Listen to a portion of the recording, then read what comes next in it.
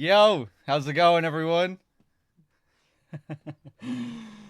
Here we go again. Time for another day of Master Collection investigation. Um, I have not seen any of MGS2 in the Master Collection up until now, so I'm completely blind. I've heard of uh, issues, obviously, and even a couple of fixes here and there from the HD collection. But yeah, I don't know. I don't know anything. So totally blind going into this first Master Collection playthrough. Hold on a second here. Let me just get my shit ready. Sorry, I need to open up Stream Elements again.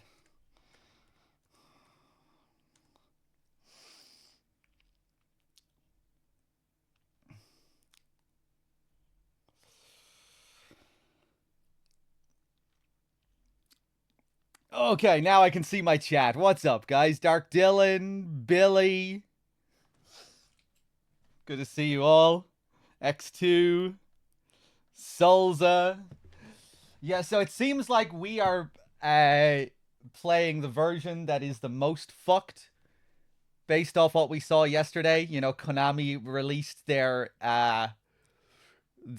patch notes with that image showing that the PS4 version is the one that has like pretty much no patches. Most of the other versions have at least a few patches, but this one is like as bare as it gets, I think. So yeah. We'll see if the PS4 version gets patched before the end of the marathon. Uh Hold on, let me switch over here. So we encountered Stillman. I'm assuming we're just after Stillman. DRK probably did a few of the extras. I don't know. Oh, those sounds are proper. I think that doesn't sound botched. Oh.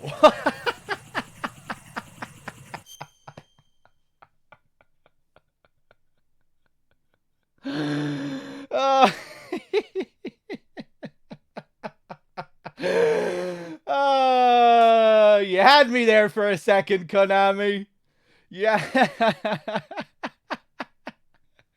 You had me there for a second.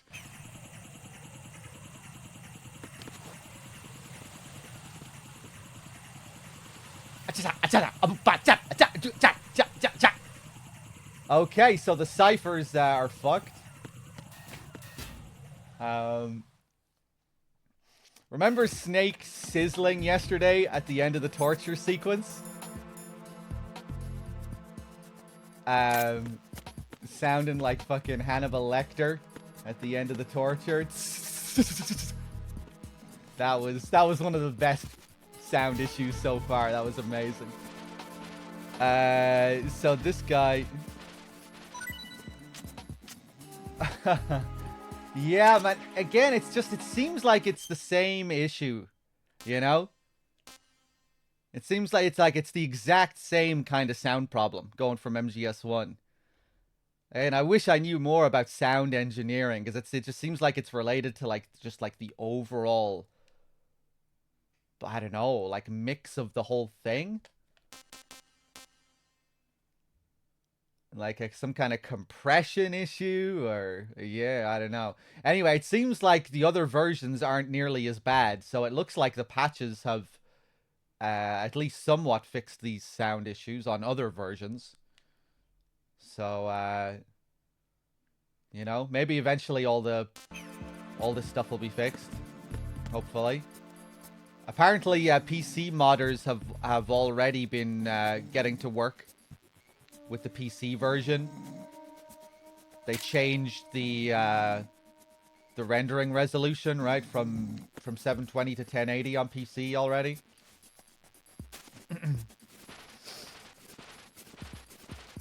Bunny, thank you for the thank you for the 2 months. Freeze. I have never played the Xbox version of MGS2. I've never played a version of the game without pressure-sensitive controls.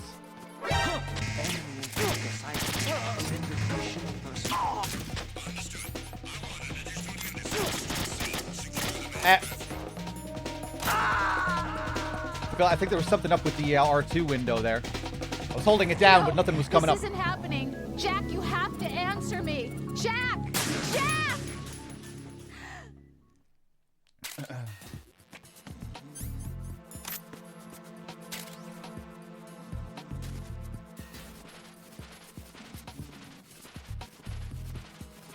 I'm in for a treat. Yeah, I mean, I'm kind of intrigued just to see how it works.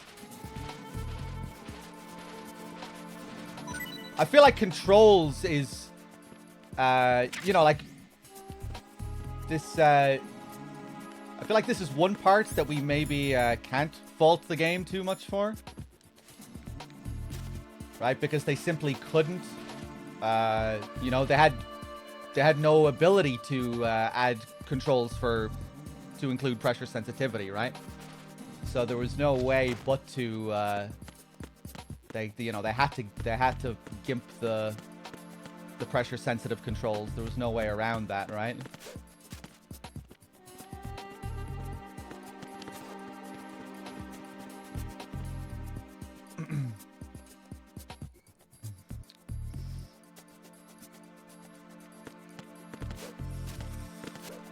Oh yeah, I'm not saying it can't be criticized at all, but you know,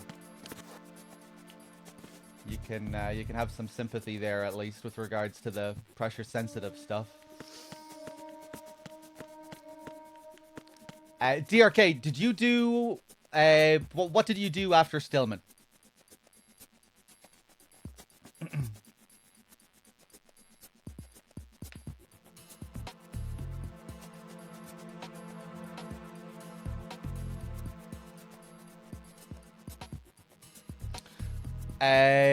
Just the clearing in the bathroom and a rose call. Okay, so we still have a lot to do here.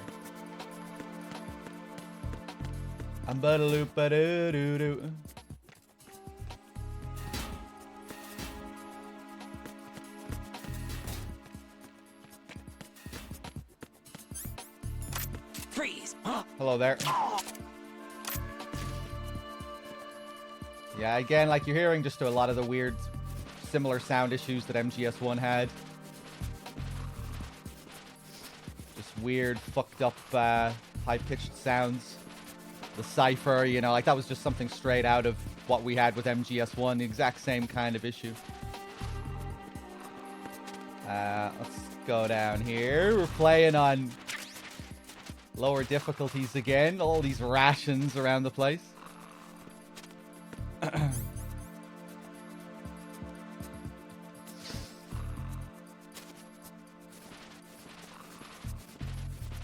You know what? Let's just execute this guy. I don't even know what I'm doing. I need to get back into the swing of things. Was that an issue in the original version of MGS2? I know that's a thing in the HD collection as well, where you can hear them snore after you execute them. Like you shoot them in the head, you see them twitch, and then you hear them snore one last time. I know that's in the HD collection as well.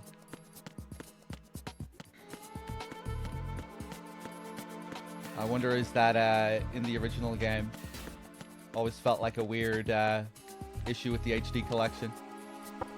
If you need to talk to me, use the codec. I'm all right. The snore is the soul leaving the body. Maybe it is. Everything's okay in here. Get to work on those bombs. No need to worry. No need to worry. I'm all right. Everything's okay in here. Get to work on those bombs. Everything's okay in here. Get to work on those bombs. You need to go and take care of the C4s now. Stop bothering me. Lay off the knocking already. Stop bothering me. Stop bothering me. Okay. Man, you really have to do it for a long time to piss him off. He is the patience of a saint. Yeah, I think the controls to account for the lack of pressure sensitivity are the exact same as the Xbox version, right? In this, that's what I've heard people say. I have, but yeah, I've never played the game without the proper controls, so this will be new. Let's see. I guess we'll see how it is now.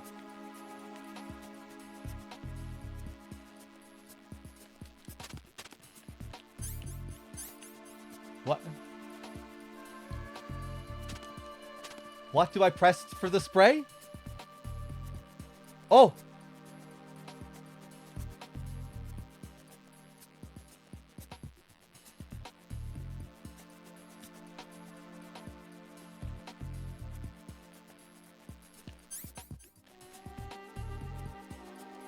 I'm trying to figure it out by myself. I'm not looking at chat. I'm holding down square. Hold triangle. R3. L3. L3 and R3 at the same time.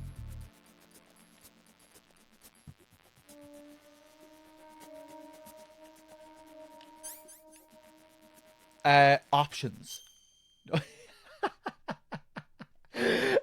Hold on.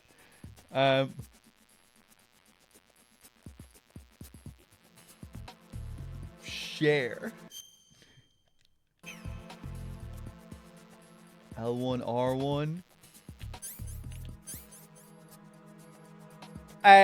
Let's look at the window, shall we? Yeah. Use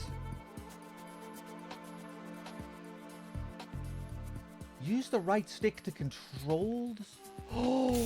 Oh shit. Okay.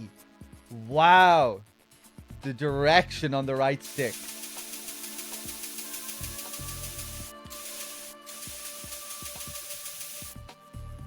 Okay. I feel like I could get used to this easily enough. You know, it kind of feels weird, but okay. Did we see Snake out here?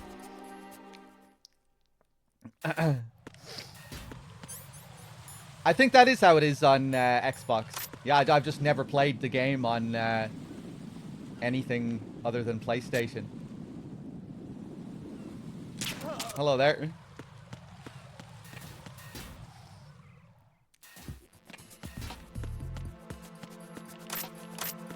Okay, let's go check out the...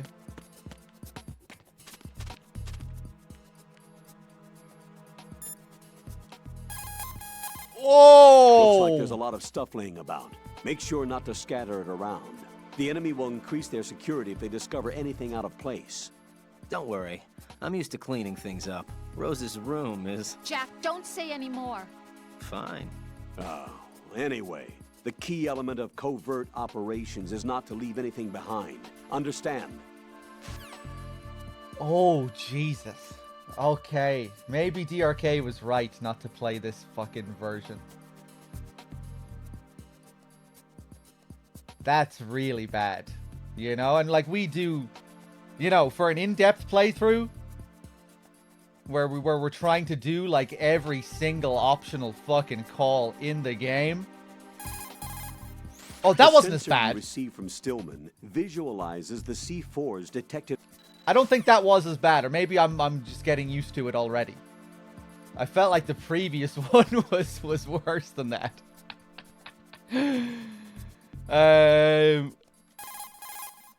Okay. Right. Stillman is a top-notch explosives technician. Follow his orders and disarm the explosives.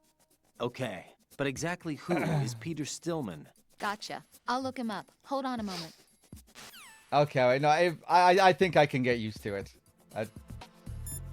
I mean, you know, it's still bad, but after the first call, I was like, oh, Jesus, are we really going to have to do all the, do every last call with this every time?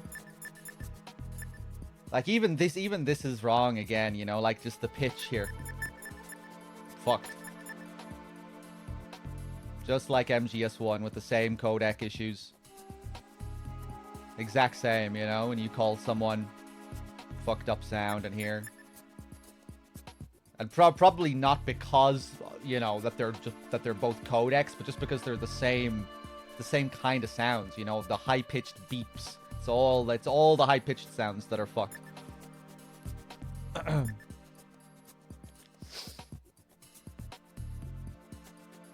Let's keep calling the Colonel.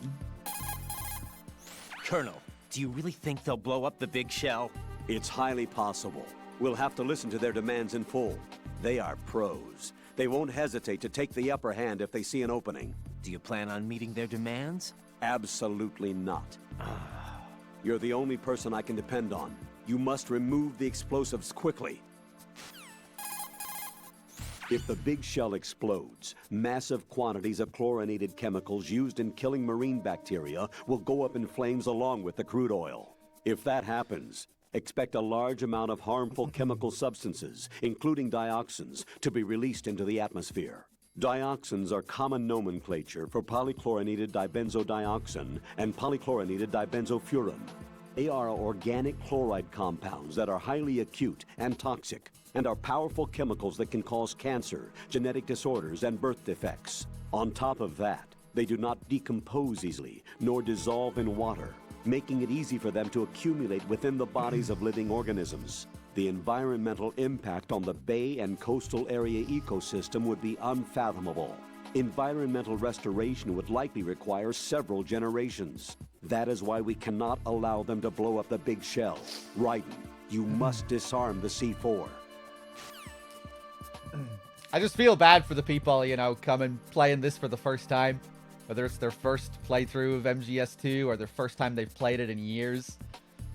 They don't deserve this. I mean, nobody deserves it, but...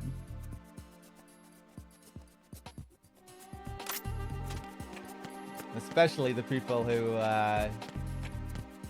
you know, haven't played the game in forever.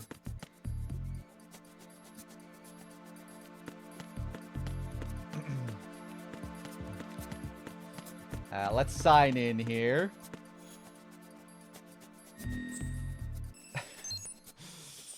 It's kind of a curse in a way being so deeply familiar with the games.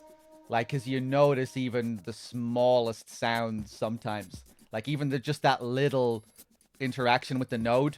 It's, you know, it's not the right sound. Barely anyone is gonna notice that. Like, you know, you have to be super familiar to pick up on shit like that, but...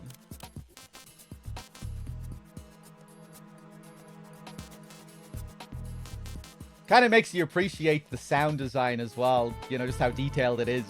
You know, stuff that you would never even think about while you're playing the original game.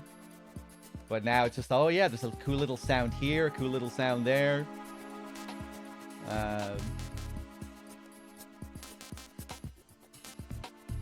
Yeah, I guess I'll go and play on previous like I usually do and see how it is. I'm battle loop doo.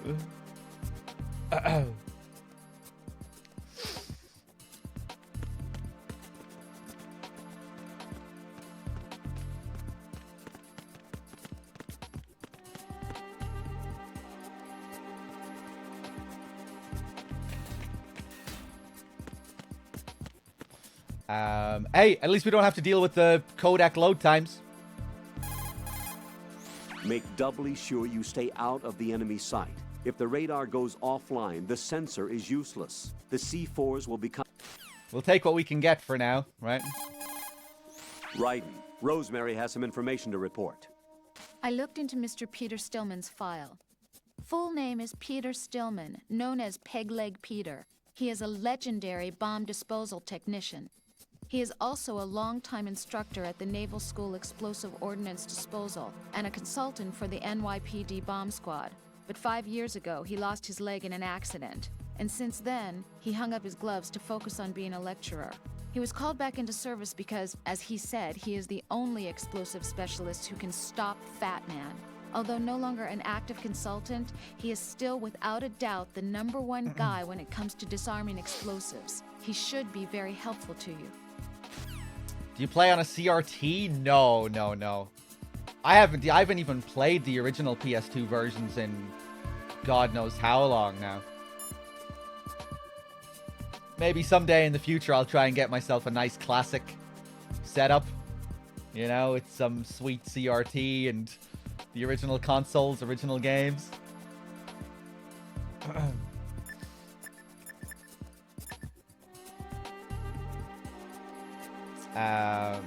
But obviously for what we do here with on the channel, you know, we need to be able to swap files.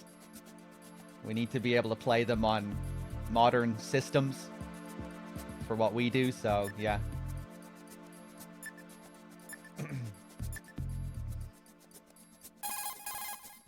Raiden, Stillman is an authority on bomb disposal. You need all the advice he can give. His frequency should be 140.25.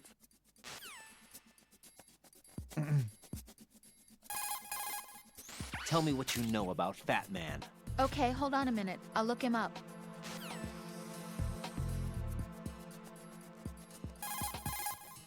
Raiden, I trust that you don't actually believe what that guy Pliskin told you, right?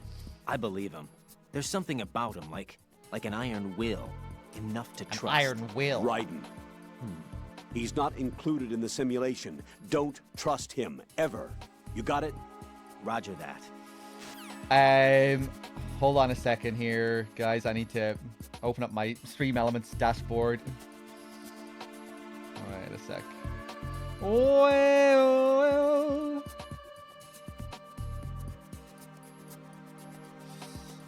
Wormace, thank you very much for the 26. How goes the collection? Happy sub-anniversary. Thank you very much, Wormace.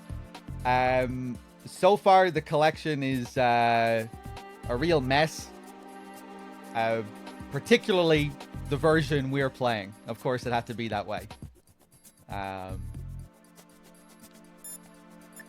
From what I hear, most of the other versions aren't in this bad a state with regards to sound and everything.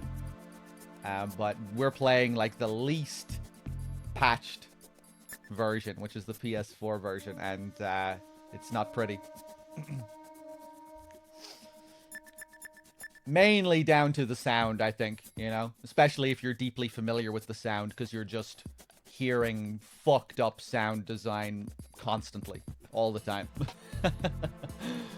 We're constantly reminding you, hey, this is fucked up, this is fucked up, this is fucked up.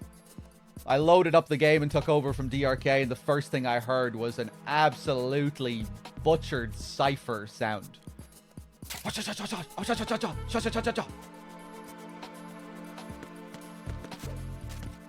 So, yeah, it's just like... It's stuff that you just can't even really ignore if you try, you know? Because you're just like... It's just there, you know? You can't help but listen to the sounds. I'd have to... You know, I'd have to mute the game.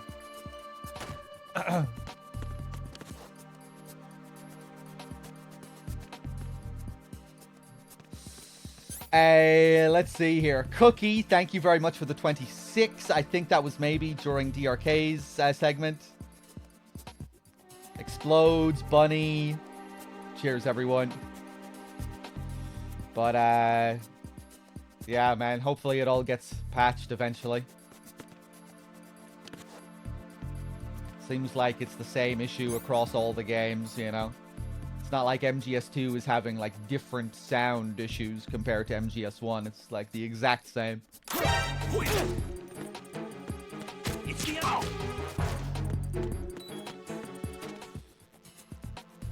What's going on? Respond.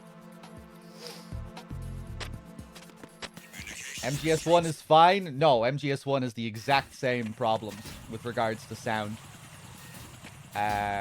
And worse controls problems.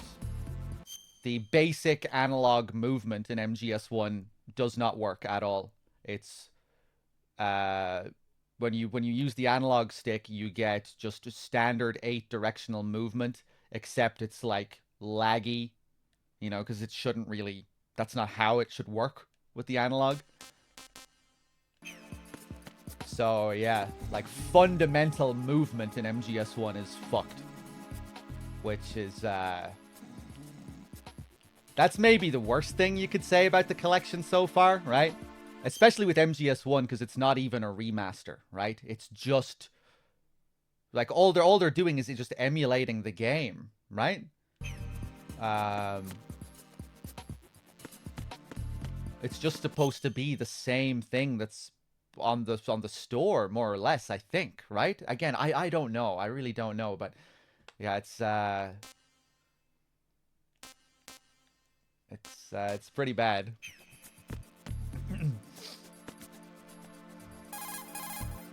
It's possible the terrorists will attempt to destroy the Big Shell in retaliation for the SEAL strike.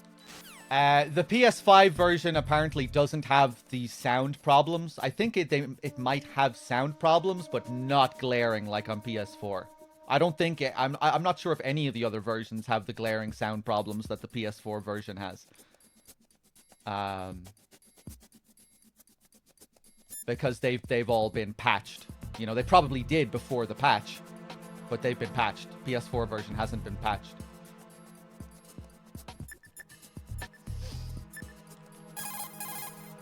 Make double.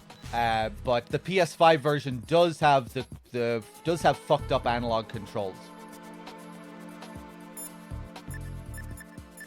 So yeah, if you're playing MGS1, use the D-pad. Rosemary has completed her data search. I looked up information on Fat Man. Fat Man, the emperor of explosives. You've already heard how he manufactured an atomic bomb at the age of 10.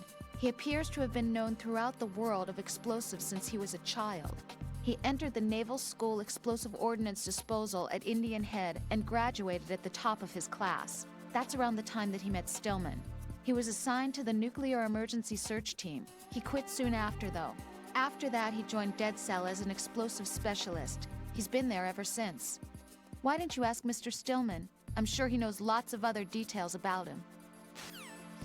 One thing I saw with regards to the Switch version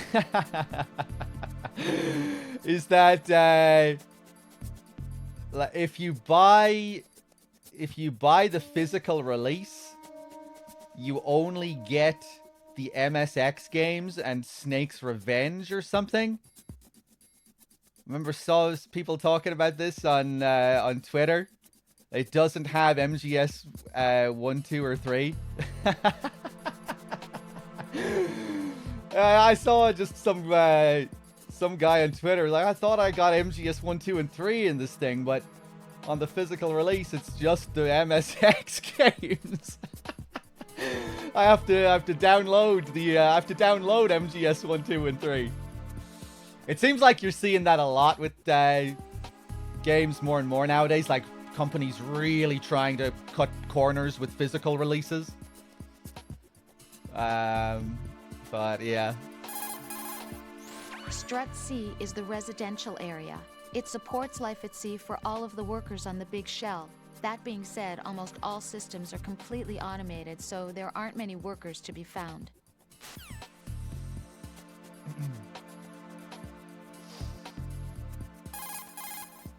Keep in mind, Raiden, that this is a covert mission. There's a lot of them and only one of you. You'll be surrounded in no time if they discover your presence. I'd be really curious to see like a deep dive into this whole collection, the differences between the versions and what these issues actually are. You know, people with the real technical know-how. Like a real comprehensive analysis on this. It's already some good videos.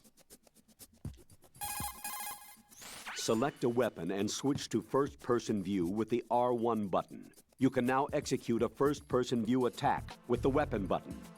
In first-person view, you'll specifically be able to target the head, feet, and other strategic areas. You can also aim your strike in directions not available from the regular point of view. Overhead, straight down, Hold and up. so on. Hold up! Does he say the R1 button in on the HD collection? Are some of these tutorial calls actually better now? You know, without the voice switches? You can straight, left, and right, even during a first-person view attack, by pushing the L2 or R2 buttons. Also, the crawl button will let you go into a crouch. Push the L2 and R2 buttons at the same time to stretch up on your toes. This is a useful move when engaging the enemy from behind cover. Explore it. Yeah, hey, isn't this more like how it is in the original version? You don't have the dialogue switches? Handguns are aimed by pushing down the weapon button, but if you click the left stick, you can lower the gun without firing. I guess that means you can hold up someone without shooting them.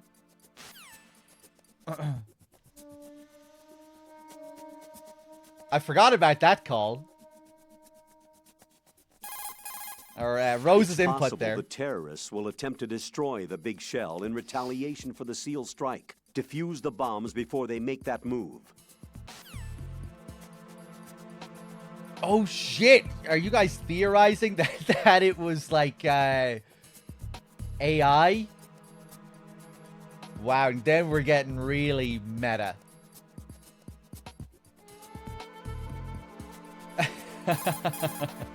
Right.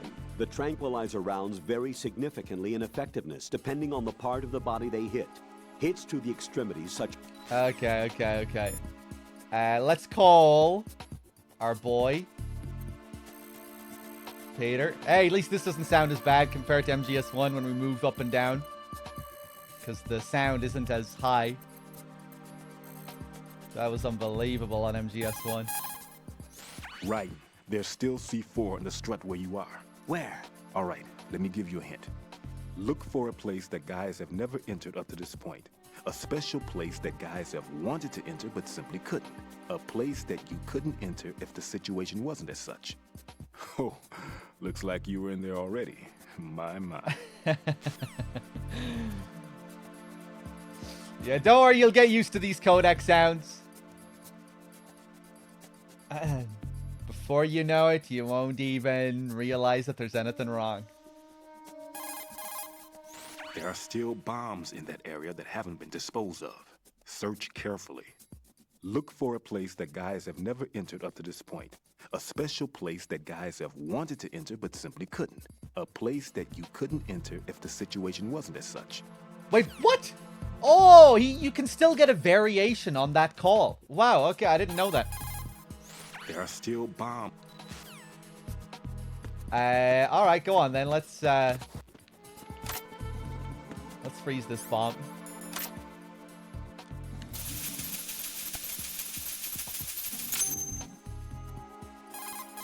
Raiden here. I took care of the C4 in Strut C. The ceiling of the women's bathroom was set to blow. That's not like him. Anything wrong? Maybe. Pliskin's reported other locations too, and none of them are effective demolition points. What do you mean? It means that they wouldn't be the best places to choose if you wanted to destroy this place. Are you saying they don't plan on blowing the shell up? It certainly seems that way. So far, we haven't seen anything but a waste of good explosives. Unless, of course, we're missing something. A trap? He couldn't have overlooked the fact that I would be called into this. There's something going on. Couldn't enter if the situation wasn't as such. Yeah, he's talking about the woman's bathroom, of course. That, you know, if it was just an everyday... If it was just a normal day at Big Shell with everyone walking around doing their jobs, we wouldn't be able to simply walk into the woman's bathroom the way we are now, you know? You'd be going against social rules. So, that's what he's getting at.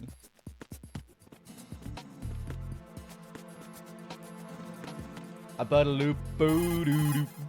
Well done. It looks like there are no more bombs in that strut. Now, head for the other struts.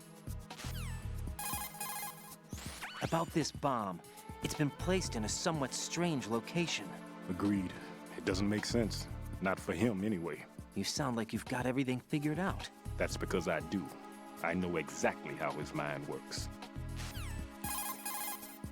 Stillman, tell me something about Fat Man. Well, to start, he was born the son of a clockmaker, neglected by his parents and without friends. It seems that he spent a lot of time by himself in his father's workshop. Maybe that was the reason, I'm not sure, but apparently he has had a tremendous fascination with clock mechanics since he was a child. It was at the age of 10 that a guidebook that he found on the internet changed his life forever. That guidebook served as a basis of his eventually piecing together an atomic bomb. It was from there that he came to be known as Fat Man. And soon enough, there was no one associated with bombs that didn't know his name. In a sense, Fat Man was a hero. Although what he did was recognized only by those in the trade, I'm sure that it served to greatly stir the ego of the teenage boy at the center of it all. But he leaves his mark nowhere else. Apparently he was hated and shunned by everyone in school. So he went on to focus all his energy on explosives. He scorned the reality that surrounded him and instead chose to embrace a world that would easily grant him recognition. Well, to be sure, it never amounted to anything more than, say, occasionally bringing a gun into school. Eventually, Fat Man came to Indian Head, the exercise training facilities of the Naval School Explosive Ordnance Disposal at which I was a lecturer. He absorbed all kinds of knowledge, as if he hungered for bombs. Close to 20% of the students at Indian Head flunked out of what is truly a hellish curriculum.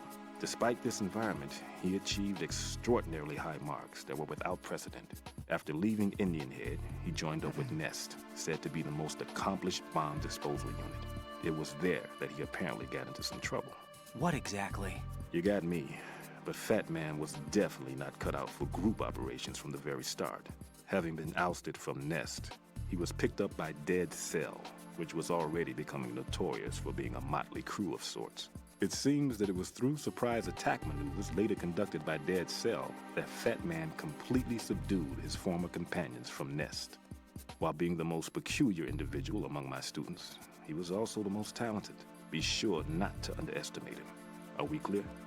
All right. All right. Let's move out of here, shall we?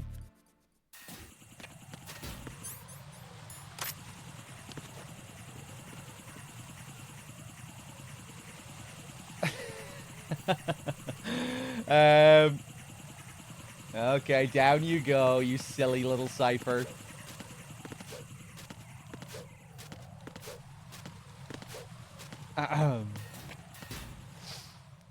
Yeah, it's like everything is like pitched higher, slightly, and just with some sounds it's more noticeable. Even the sound of the wind on Raiden's cartwheel, it's just like slightly higher, but less noticeable.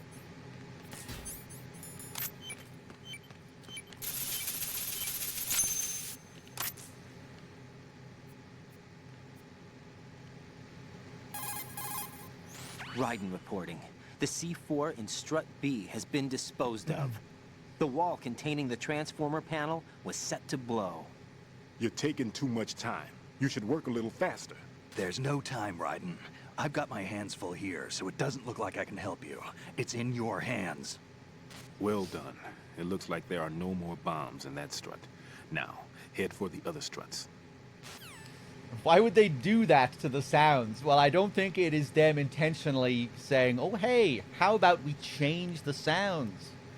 Yeah, that's good. That's better. Raise the pitch a bit here. Create some weird-ass echoing and reverberating here. And I don't think that's what's happening here.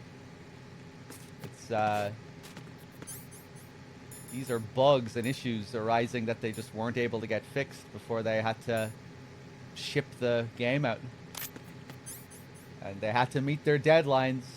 The game had to be released. There's no way they were allowed to push this back any further.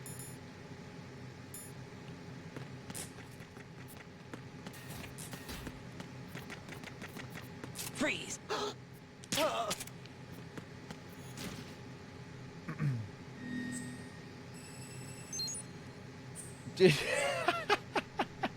Did you see how they got rid of Kojima's birthday when you input on the node?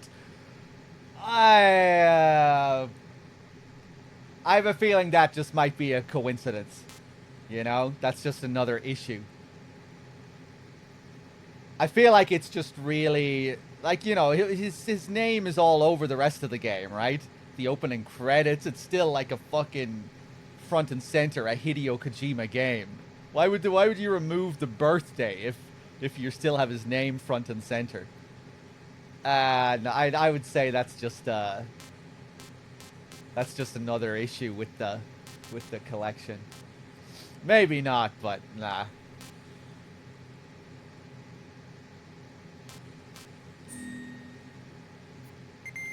Especially if they, well, I was gonna say especially if they care about restoring their reputation. You know, it would just be you know, it's like they're asking for bad PR, removing Kojima's name.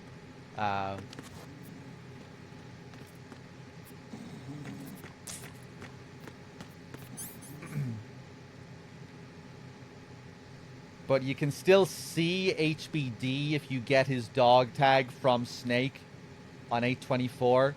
Right.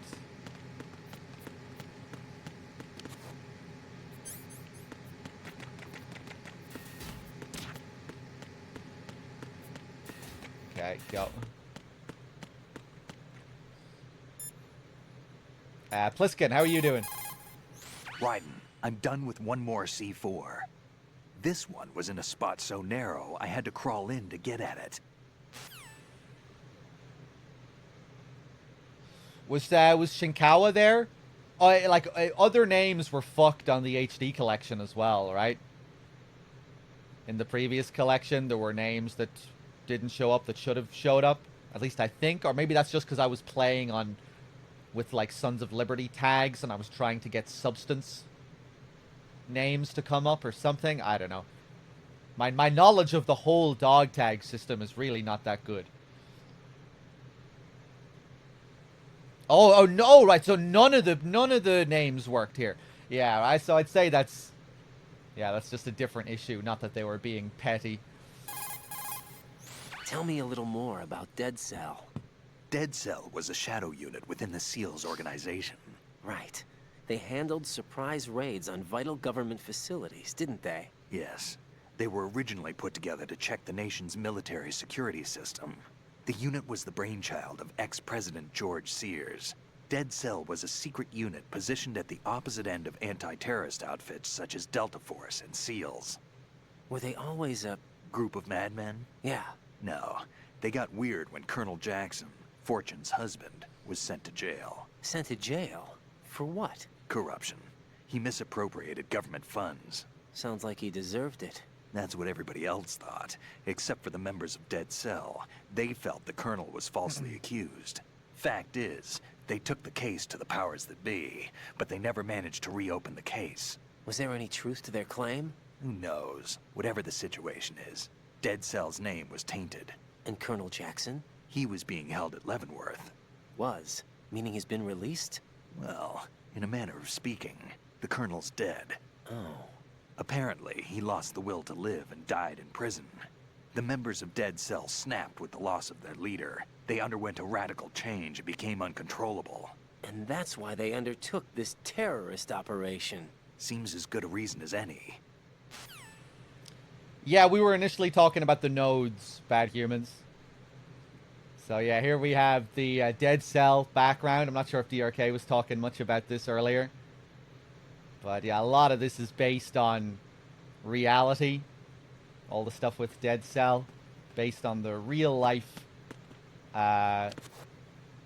group Red Cell, which had a similar function of, you know, testing the effectiveness of, testing the defense of military structures, buildings, staging kidnappings and all sorts of stuff.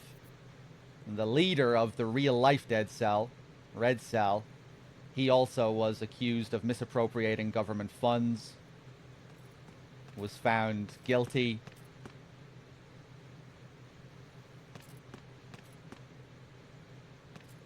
It's some pretty interesting stuff if you look into it. There was one case of them taking a guy hostage, and they ended up actually torturing him. It was supposed to be another simulation, you know, where they were just staging something, but the guy ended up getting, like, beaten badly. So you can see why Kojima was used that as inspiration for this game, you know, a game dealing with simulations and reality versus fiction and all of that. Fiction becoming reality. Yeah, he's kind of a famous guy, the leader of Red Cell, or he was, the Dick Marcinko. He even had a game made about him. Oof. That sound, man.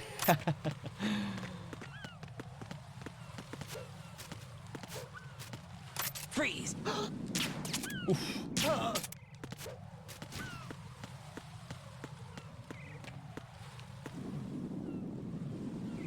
But yeah, in the story of MGS2, we learn that that was all a setup. Fortune's husband, who was accused of misappropriating government funds, that was all a ruse set up by the Patriots. Because they knew if they lost their leader, they would snap, become uncontrollable. It's kind of funny they use that word, actually. Pliskin says that, doesn't he? You know, they snapped and became uncontrollable with the loss of their leader. When the opposite is true, really. You know, the Patriots engineered that in order to control them. With the loss of their leader, they would be more, you know, they'd be more easily manipulated. You know, later we learn that, you know, that's why they were able to. You know, they knew what they could see the future. They knew what Dead Cell would do with the loss of their leader. It's especially interesting with regards to Fat Man, which we'll talk about later on. Fat Man who thinks he's doing everything, you know, he thinks he says later that he's basically doing the Patriots a favor. That's the only reason I assisted them. But it's exactly what they wanted.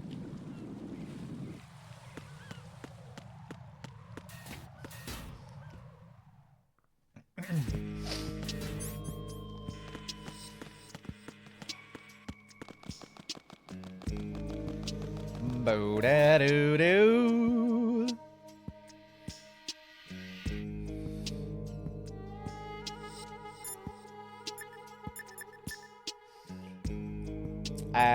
Let's keep talking to Pliskin. That's a tranquilizer gun with a sound suppressor. Hit an enemy with that, and it's good night, sleep tight. The time in which the tranquilizer takes effect depends on where you hit your target. If you want to knock somebody out with a single shot, aim carefully for vital spots like the head or heart. I think I've seen this modified gun before. Yeah, it looks like the same gun used by Solid Snake 2 years ago. Following that terrorist incident, similar models were made and sold among the fans of his exploits. I think that's one of them.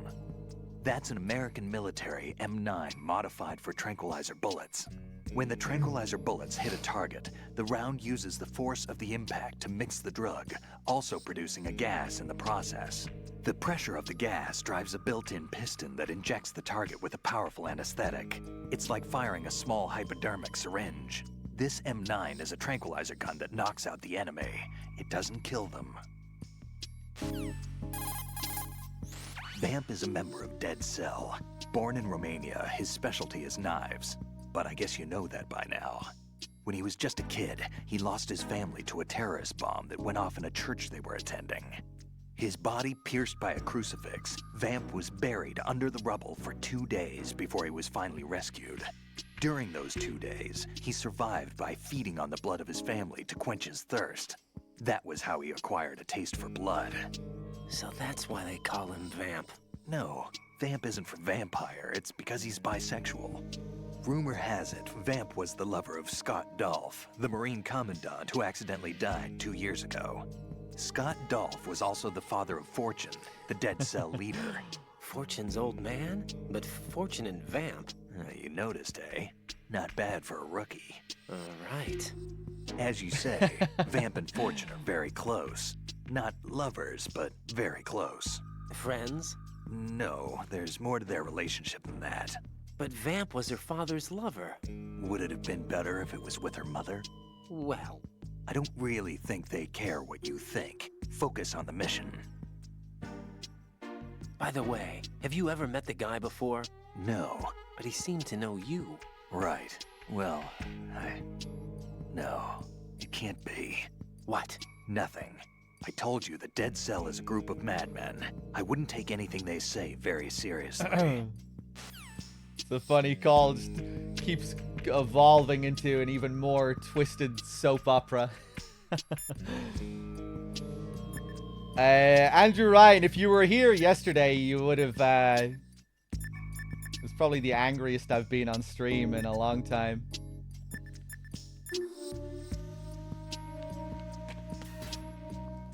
With MGS1.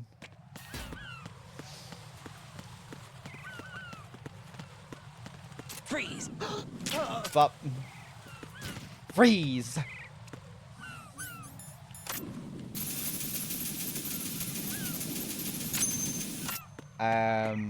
But yeah, with regards to the new controls, because we don't have pressure sensitivity, I feel like I'm kind of okay with this so far. Like it doesn't feel too awkward to me. Using the right stick with the coolant.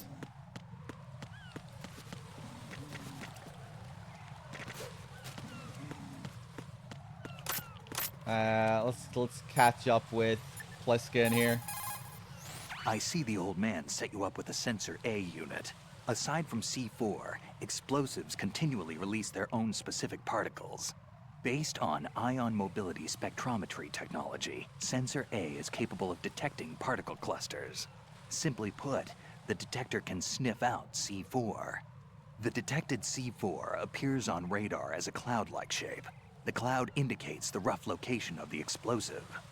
This sensor looks like it's been specially tuned. It's been specially modified to sniff out the signature odor of C4, combined with Fat Man's special perfume that he uses to identify his work. That's why it won't respond to any of the C4 that we've set up. Are Portuguese breakfasts prohibited during this? Yeah, I guess so. I guess so.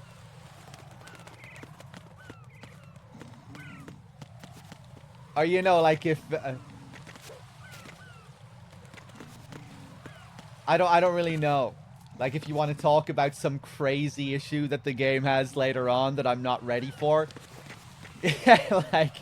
like spoilers with regards to Master Collection fuck-ups. Yeah, I guess don't spoil it. Don't spoil it. Let me get, you know, so you get the authentic reaction. Yeah, maybe you shouldn't say anything, so you get the authentic reaction. Unless it's something, you know, that's easy to miss or whatever.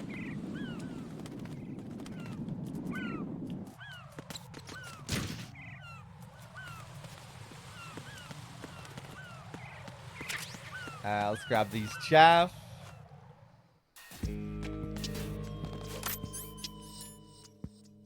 Yeah, the visuals look good, I think. It's pretty much the HD collection again, right? In terms of like the overall look of this. I remember MGS1 looked kind of funky, but this looks okay. The visuals on PC are atrocious. Yeah, I heard that they modded it already. Like fans added a 1080p patch and some other shit. What was the issue on PC? Right, I guess a lot of that was down to the fact that they had no Blue Point stuff to work with. On console, you know, we just get the Blue Point HD collection. But on PC, it was like a whole different thing, was it? Maybe something that was based on... Well, I don't know.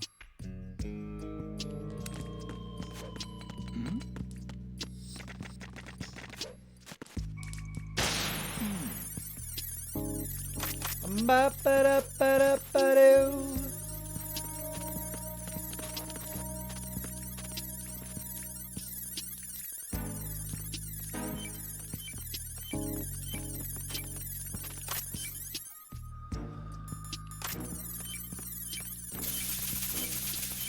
The game's run at 720p on PC, upscaled to 1080. I think modders have changed that.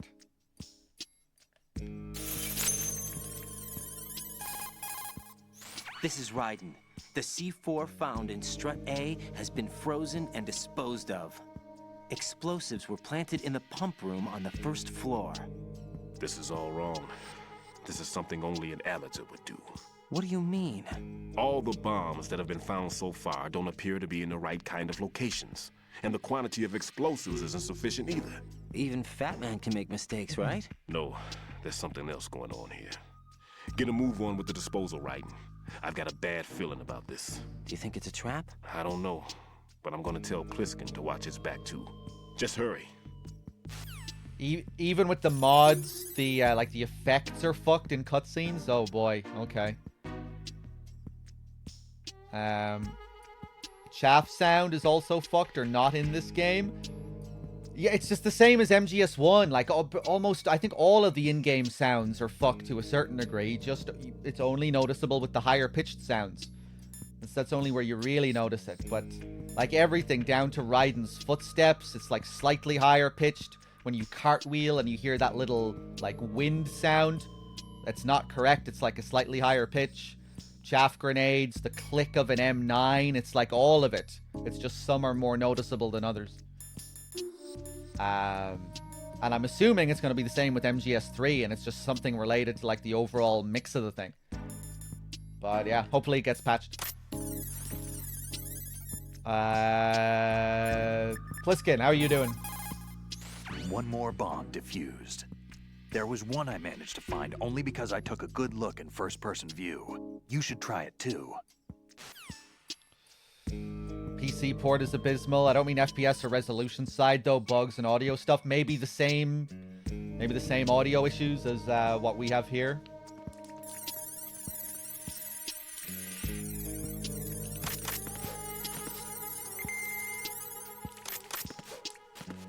Starting to get angry again. Gotta go Zen. No. Because I really don't want to fucking just be going around in circles talking about the same fucking shit on loop, you know?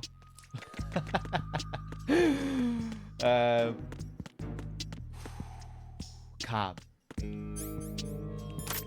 It's just, you know, it's just... Every now and then I just stop and I'm just kind of... Just mind-boggling, you know? Oh! Okay, I thought on this difficulty their hearing range wouldn't be that good.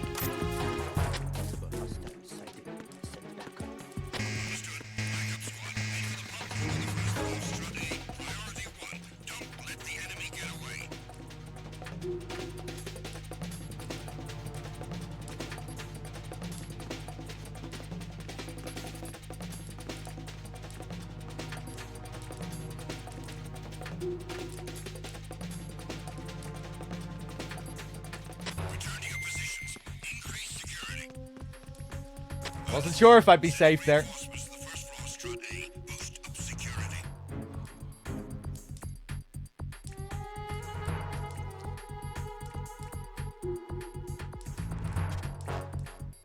My balls. Big fat balls. It's hard to reach that pitch. My balls.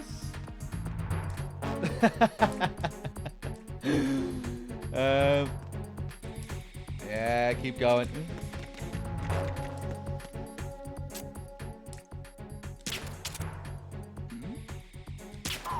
Ooh. You can see from there as well. We're playing on like very hard, right? I didn't think they had that vision on very hard. But when was the last time I fucking played on very hard? I've no idea. I'm underestimating them.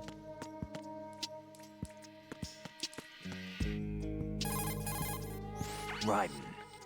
Oh, there is no very hard. Does original MGS2 not have very hard?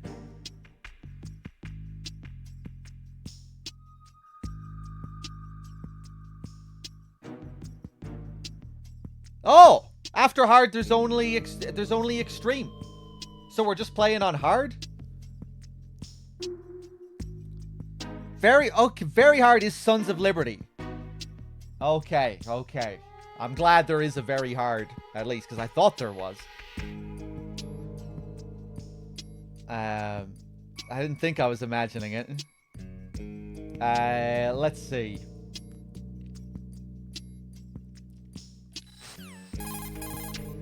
What do you know about that strange woman?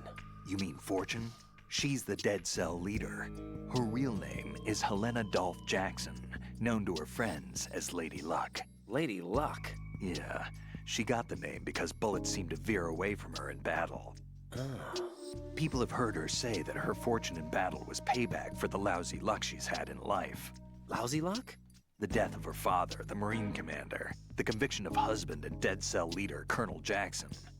These events were followed by her mother's suicide, the loss of a husband, and the idea of a convict in the family apparently took her over the edge. Fortune was 3 months pregnant at the time, and the shock of her mother's death led to the loss of her child. Add to this her husband's death in prison a few months later, and to sum it up, in the 6 months after her father's death, she lost her family and everything that mattered in her life.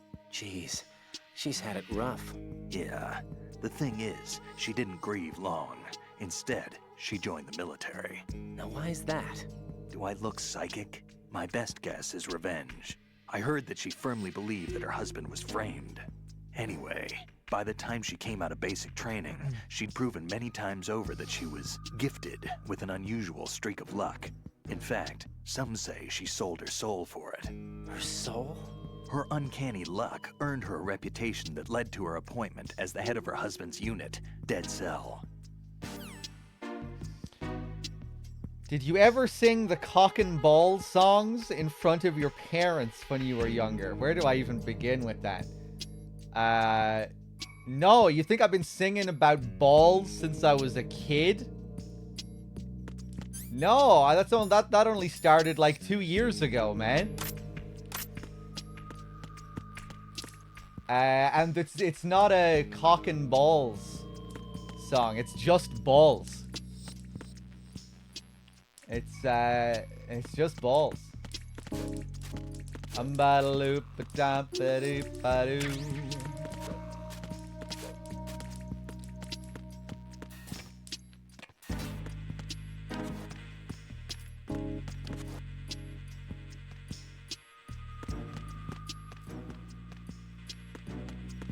You hear that sound?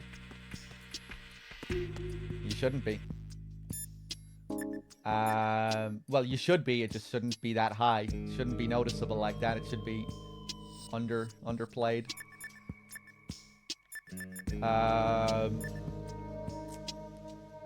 It's called Rose. Whoa! Jack, do you need to save? That's so cute, I can't bear it.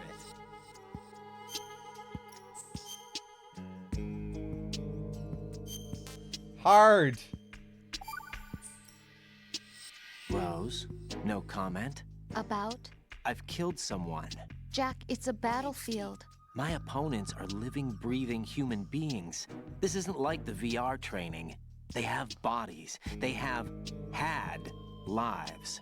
I took all that away from them. But you've got no choice if you want to survive. And yet, maybe because of the VR training, I can't help but try and block out that reality. It's the only way I can manage to fight. Jack. What? I don't care what it takes, just as long as you come back alive. Do whatever it takes, please. Just come back in one piece. Okay.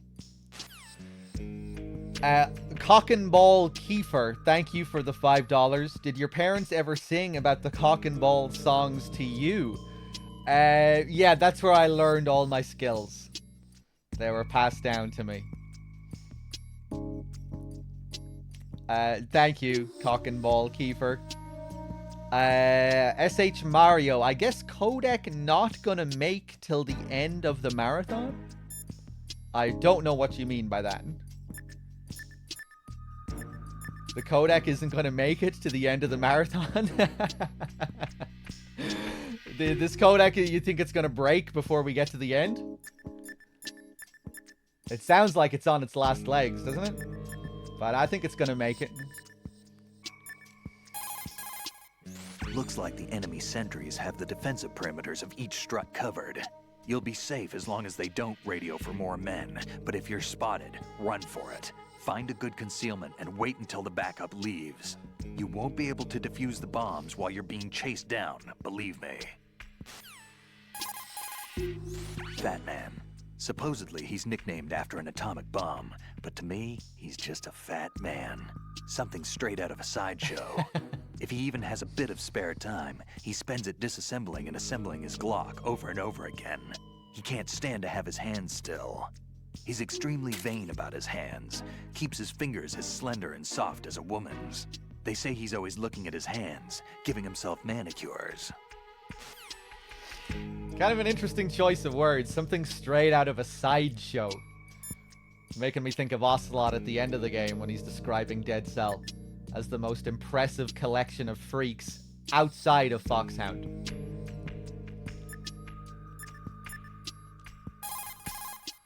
Pliskin, what do you know about Stillman? He's a bomb disposal expert, probably the best in the world. What else? What do you mean? Like why he retired? Are you here to gossip? No. Then get back to work defusing those C4s. If there's something you need to know about Stillman, go ask him yourself. Pliskin, SEAL Team 10's Bravo team's been wiped out. Is that right? Is that all you have to say? I thought they were your comrades. Yeah, too bad. Too bad. Did you know they were used as a decoy to support my infiltration? No, but it doesn't surprise me. Man, you are cold. They were your friends. What do you want me to say? That you killed them? Or do you want me to say it wasn't your fault? Oh, I just... Listen, kid, I don't have time to wet nurse you, or provide you with a shoulder to cry on. You got a problem with your conscience, you take care of it. Don't bother me. But Snake, what about this? Pliskin, you seemed pretty focused on the Navy captain. Something catch your eye? Yeah, remember the handcuffs were cut? There was something on the other end of that. Do you know what it was? Well, no, forget it. What do you mean, forget it? Just what I said. Forget it. Talk to you later, kid. Hey, Pliskin, were you really a SEAL? That's what I told you. But what? Nothing. Listen, kid, you're on a mission. Thinking about anything else can get you killed. You've got rations. Rations are military food provisions capable of life recovery. Select a ration in the menu display and press the confirmation button for life recovery. If you equip yourself with rations, you can automatically recover life the moment it hits 0. Field rations are not just emergency food. For a soldier, it's a vital factor in maintaining combat efficiency. Rations are the result of concentrated research and development efforts on the part of the U.S. military's cooking laboratory. Together with calories, meticulous attention is focused on balanced nutrition. Freeze-dried, the rations are easy to carry and keep well. It ain't home cooking, but it'll satisfy your nutritional needs. What's on your mind? Well, just between you and me, Sure. What is it? I prefer rations over Rose's home cooking. That bad, huh? It ain't home cooking. It's like some kind of product placement, except it's not.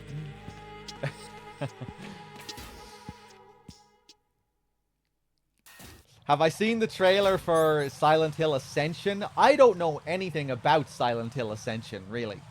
I just saw it was this weird thing that they advertised, and it's not really a game, and it's some kind of interactive TV show or something. I really just haven't paid any attention to it.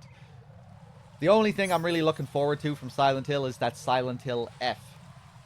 And I haven't really, you know... I haven't been keeping up with the Silent Hill news. But I don't think I even saw the trailer. But that's what it is, isn't it? Silent Hill Ascension. It's some kind of like interactive show or something. But yeah, maybe I'll take a look at it. How do you interact with it? Do you download it onto your console? Or what's the deal?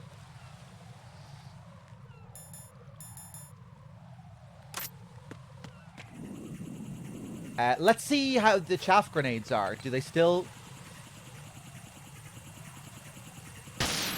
Yeah, still HD collection chaff grenades. They should go off like 2 seconds after you throw it. But now they have a really long delay since the HD collection.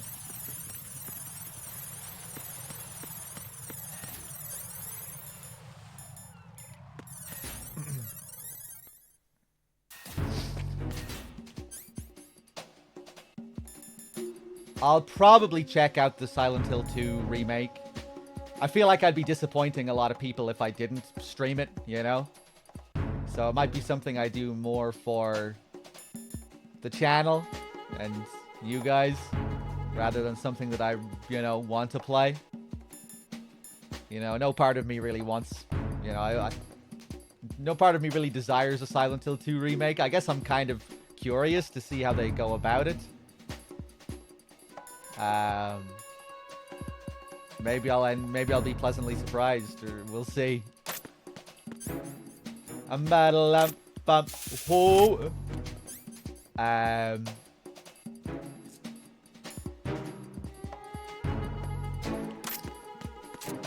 Freeze!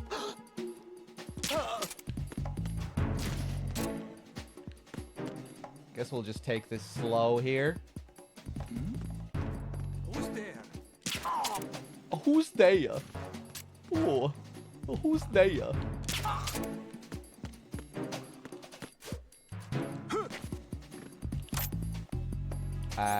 Ooh, yeah, this bomb is in a different spot. Can I?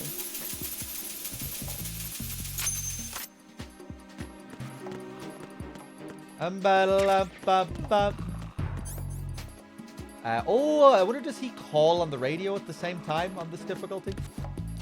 Or do his report? Bop, bop, bop. There it is. What's going on? Respond.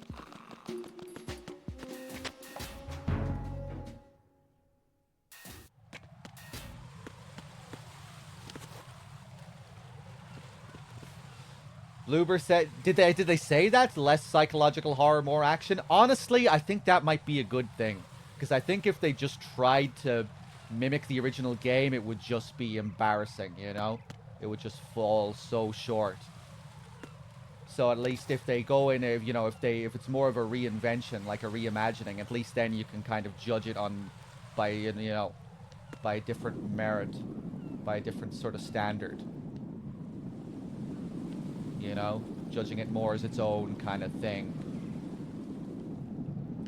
So I think I might actually prefer that, you know? Even if I don't like it, I still might end up, you know, preferring that it's at least something that's just a whole different kind of thing, rather than something that's just trying to note for note copy the original, because there's no way they'd be able to do that and have it match the original in any way, I think.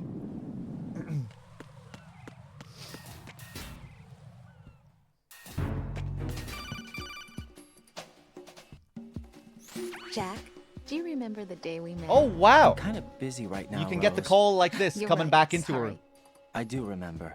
It was right after I transferred to New York. There were all these tourists around you in front of the Federal Hall. A group of middle-aged Japanese ladies came up and asked me which building it was that King Kong was climbing in the movie. I said it was probably the Chrysler Building. And then you showed up and started mouthing off. You were like, no, it's the Empire State. I said the Chrysler Building was in Godzilla. We started arguing, and I forgot all about the tourists. I was insisting that I was right, and you were doing the same. The next thing we knew, the Japanese women had gone away, and we ended up going to the Skyscraper Museum to see who had the better recall. We argued all the way to Battery Park. And for nothing. Since the museum was closed, we went our separate ways from the museum. And then I found you again by coincidence out in the base corridor. An amazing coincidence that we were actually working at the same place. Whatever. That night we went up to the top of the Empire State. It was so beautiful. I could look down on the Chrysler Building from 120 stories above ground. Whatever. I felt overwhelmed. I didn't care anymore who was right. And that was our first date. We watched King Kong in your apartment a bunch of times that night. Didn't sleep till morning. If it weren't for that coincidence, we wouldn't be together. I know. I'm sorry, Jack. I'm taking up your time again. What? Take care. Kojima's dream date? Probably. Watching King Kong a bunch of times. How many times did they watch King Kong?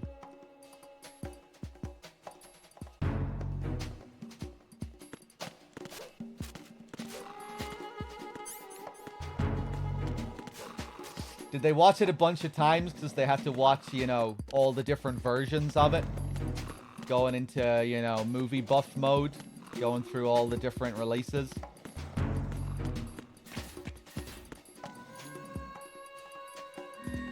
Well.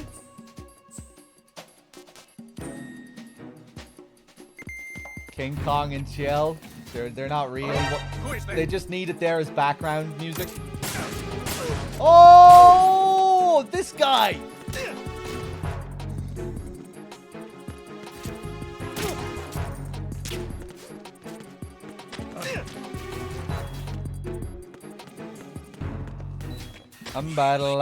Bum. Being very messy.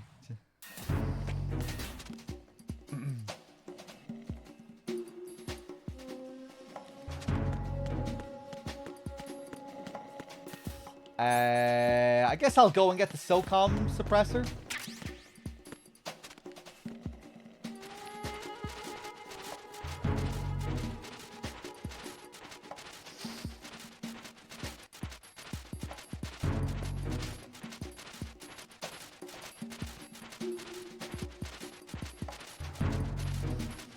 Did you always regen life? Yes, you crouch to regen health, but you can only regen up until a certain point.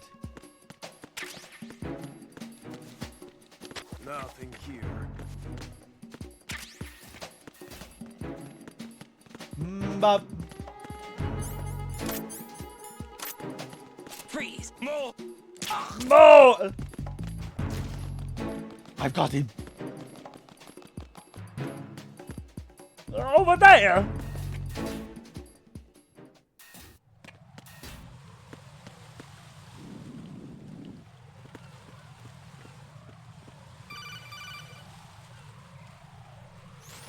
Be careful. There are Claymore mines around there. Who is this? Stealth-equipped Claymore mines, invisible to the naked eye. Use the mine detector. Identify yourself. Just call me Deep Throat. Deep Throat? You mean from Shadow Moses? Mr. X, then. Mr. X now, is it? Why would it matter if I called you Deep Throat? Never mind about that. Why did you contact me? Let's just say I'm one of your fans. Colonel, someone calling himself Mr. X just contacted me. Do you know anything about it? No.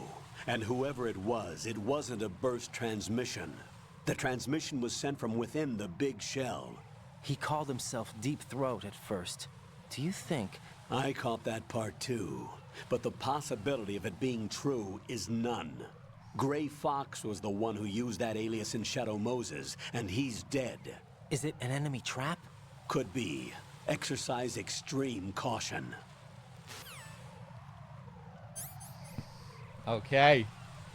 We have our first contact with Mr. X. Let's take out this guy. Oh. What's he doing? Is he looking in a slightly different direction on this difficulty, or Oh, he alternates. He goes back and forth. I think on Extreme and European Extreme, he just looks straight down, you know, straight towards your direction.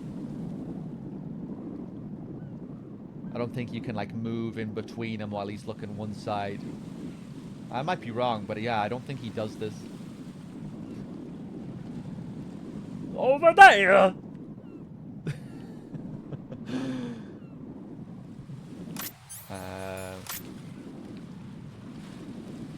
Let's take him out. Oh, now he's going back down. Oh, having a stretch.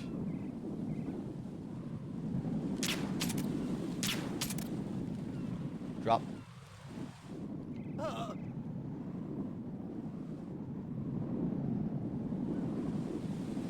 So one interesting thing about Mr. X, in Japanese, whenever you hear those lines that are like direct Gray Fox quotes from MGS1, you actually hear the audio of Gray Fox from MGS1.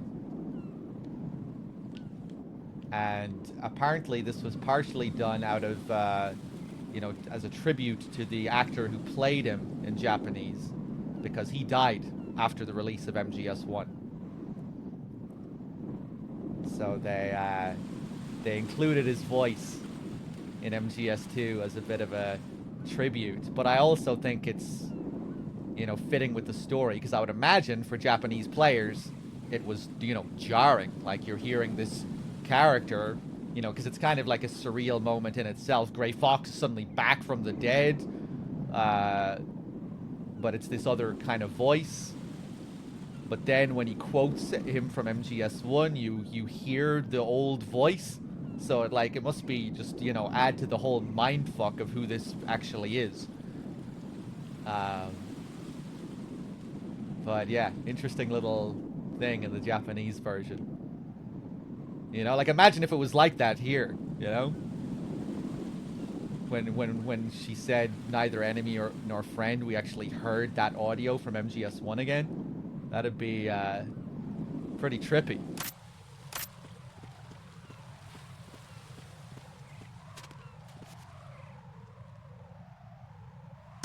Oh! I stood up at the exact wrong moment. It's okay.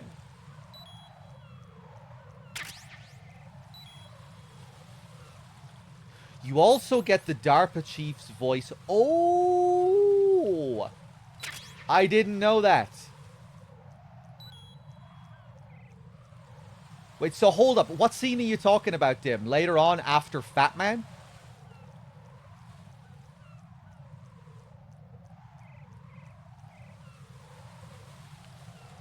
Okay, okay.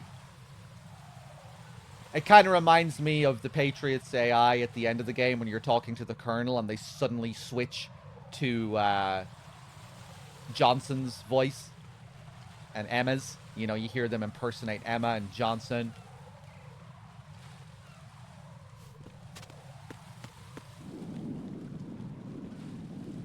So, yeah, I guess Mr. X is set up with some fancy Patriot AI tech to mirror the voices of these characters, these people. That's cool, man. I didn't know about the DARPA chief thing. Damn, yeah, that must be trippy. Like, how do I... Yeah, man, how the fuck... Hearing that on a first playthrough, like, how do you go about interpreting that? What is this thing I'm talking to?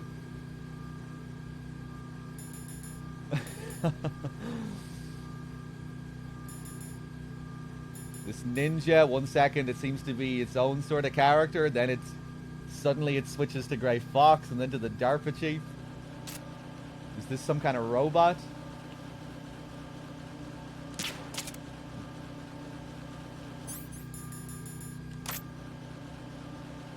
I know some people aren't the biggest fan of the Mr. X, like the design, just like the characters' design, especially compared to Gray Fox, but I kind of like that it really does look more like a costume, you know? More like some kind of suit. And again, that ties in with the whole character, you know, that this is someone just... It's not a real cyborg, it's just someone playing the role. And that goes right down to what they're wearing, you know? It's not really a cyborg, just a costume. Probably more than a costume, because it's probably still pretty fancy tech, but... You know, I like that it's just this suit instead of a proper cyborg exoskeleton.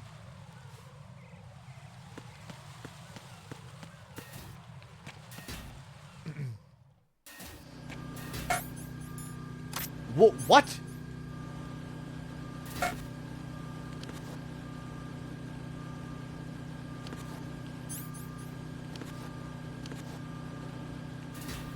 What the hell was that?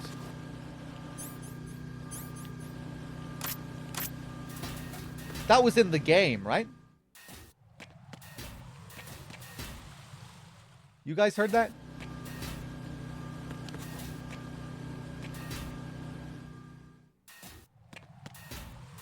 I didn't knock on anything. I thought I just moved.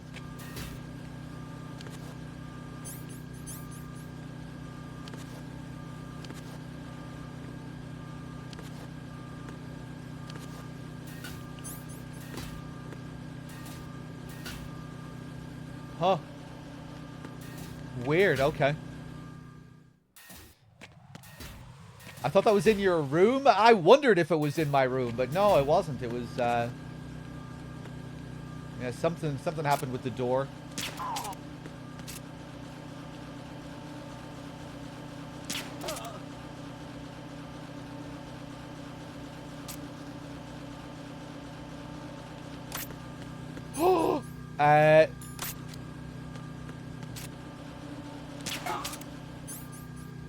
Again! Did you hear it?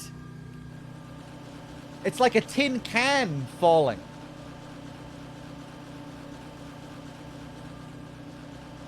I think that was a coincidence, though, that it played... You know, it sounded like it might have... that it came from the M9 there, but I don't think it did.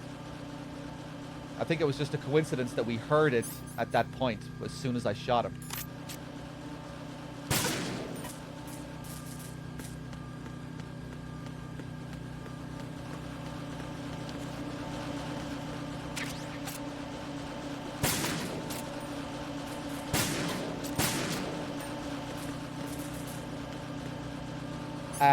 Oh, hey, on this difficulty, will we even... Oh, we...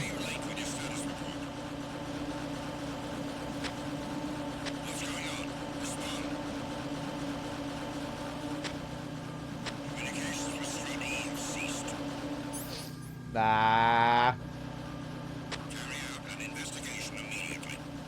I should reload the area.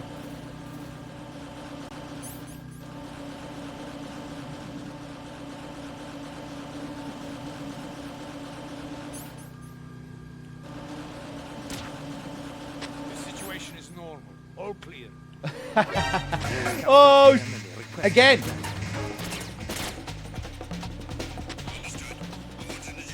Where is this sound coming from?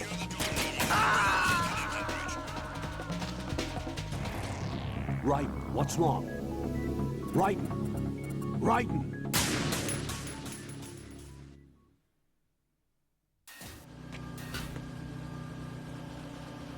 That kind of sounded like it, but it was not as intense. Who's there? Oh, who's there?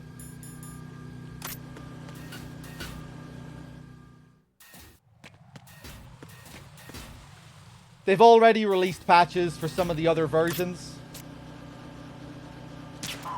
I think the PS5 version isn't as scuffed as this with regards to audio, probably because of the patch, but I don't know, like there's PC version, PS5, PS4, Switch, and you know, we're hearing all sorts of different reports from different people with different problems, and but yeah, some of them have been patched.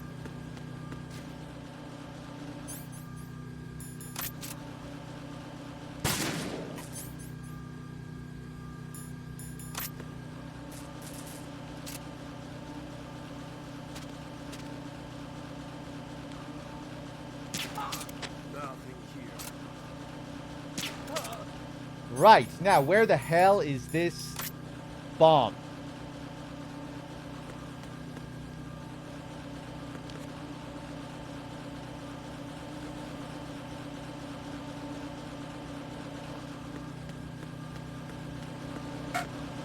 Hey! There it was again. How am I triggering this? This is the first time we've had like a mysterious sound. All of the other ones, at least we know where the sound, you know, what the sound is. What is this?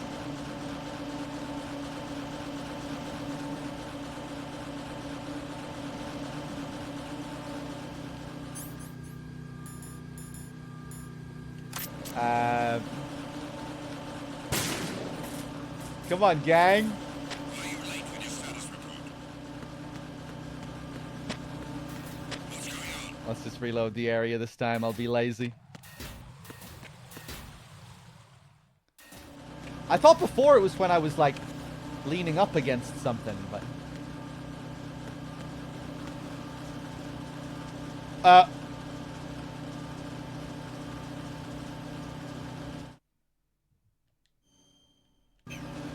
oh, I thought the game crashed there.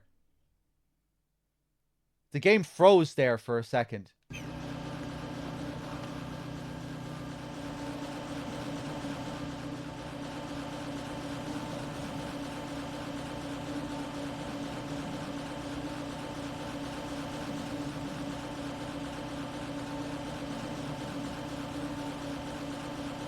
The game freezes when a guard wakes up. I don't think any of the guards are waking up. Ah, I pressed the wrong fucking button to freeze. I pressed the square button because it's what I'm used to. No!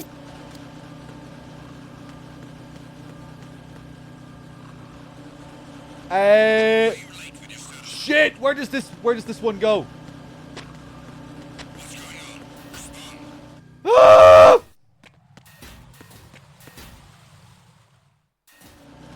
Okay, I'm just gonna wait. I'm just gonna wait patiently, and we'll get it.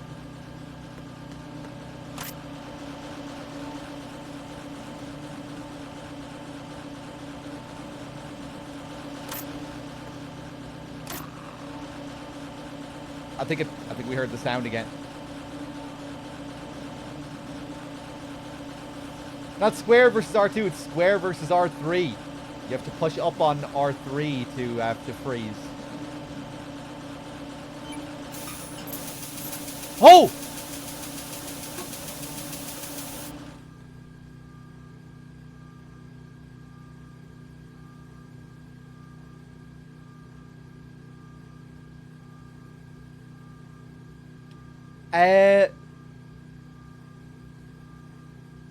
You should be able to freeze it in one go there when it goes past.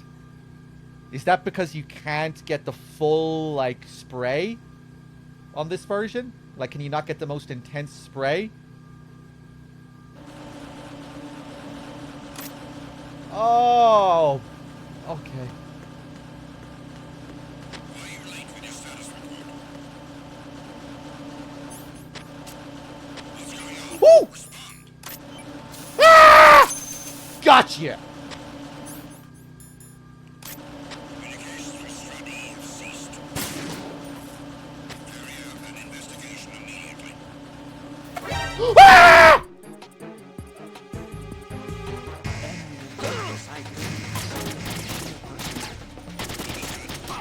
I didn't think they came from this angle.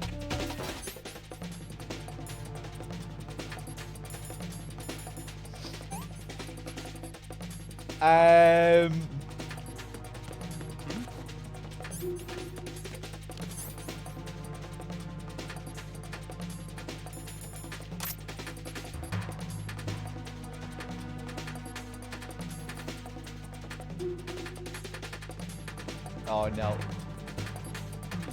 We're good.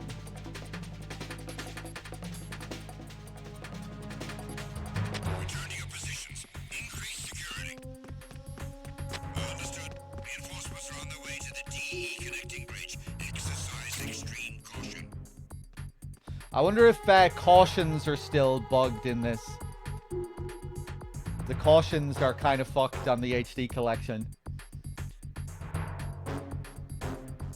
If you're in, I think this is how I think this is how it bugs in the HD collection. If you're in caution phase, and then you reset the caution while you're in caution, it'll like go over the limit. You know how you can get into those situations in this game where the caution bar is full and it just won't start depleting?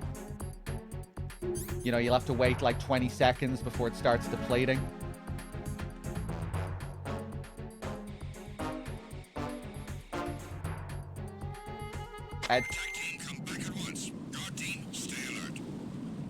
Tyler from GameStop, thank you for the 3 months. Came for the MGS content, staying for the Yelps. Thank you.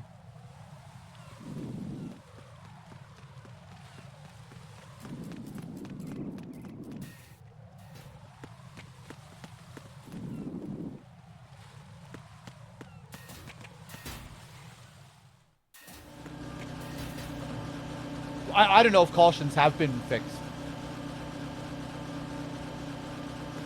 Nothing here.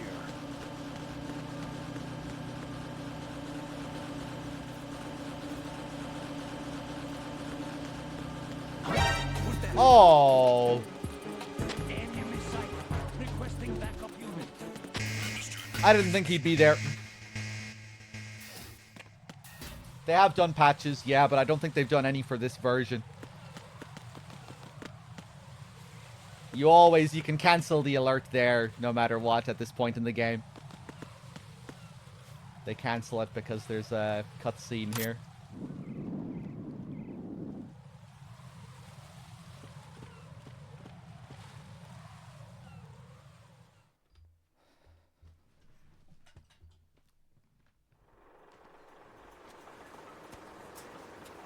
I've taken care of that annoying fly. What's the situation over there?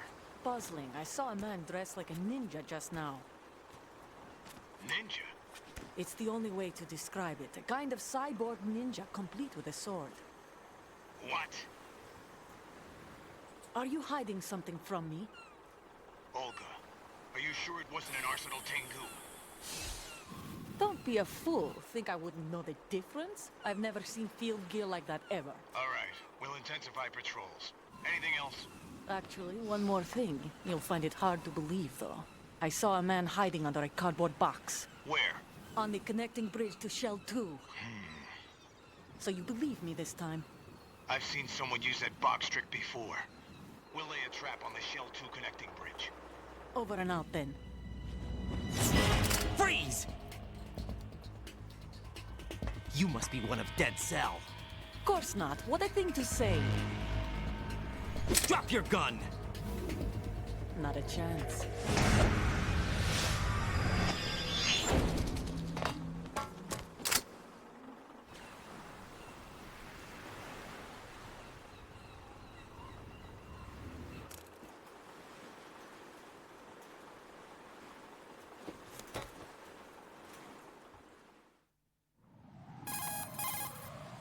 I saw a female soldier. Russian. Must be Olga Gerlukovich. How do you know? Unlike you, I've been briefed. She's not a Dead Cell? No, she commands a Russian private army. They must be the ones patrolling the big shell. That's right. She's led the group ever since her old man, Colonel Gerlukovich, died. Watch yourself with her. She's a tough one. It's funny, you know, you start to forget you're playing the Master Collection for a minute or two, and then it's like, hey, we're back. Honk honk, coming through.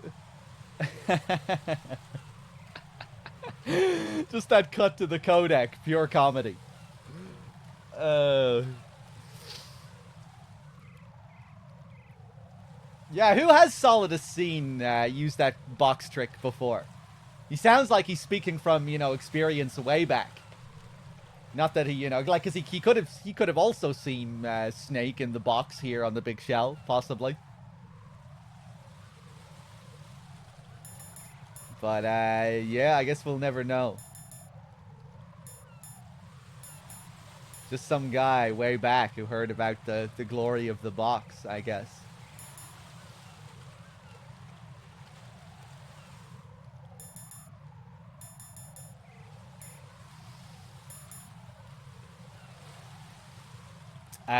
Let's see.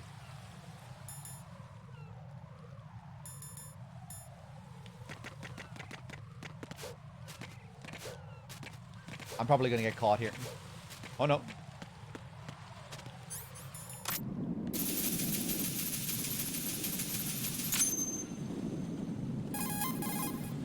Raiden here.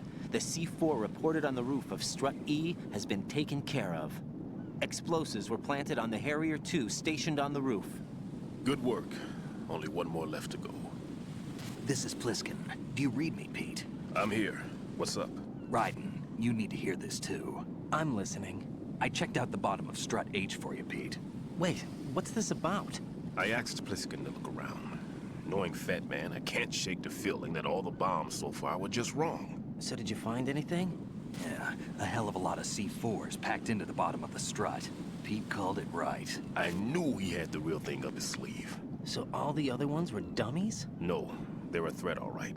But the detonation wouldn't be enough to destroy the entire shell. But the C4s Pliskin found would inflict serious structural damage. That's not the bad news either. These are sensor-proof. What? New model, I guess. The ionization sensor can't detect them. The whole thing is sealed tight to prevent vapor leak, and there's no trace of that cologne signature. Pete, looks like he fooled you. Yes.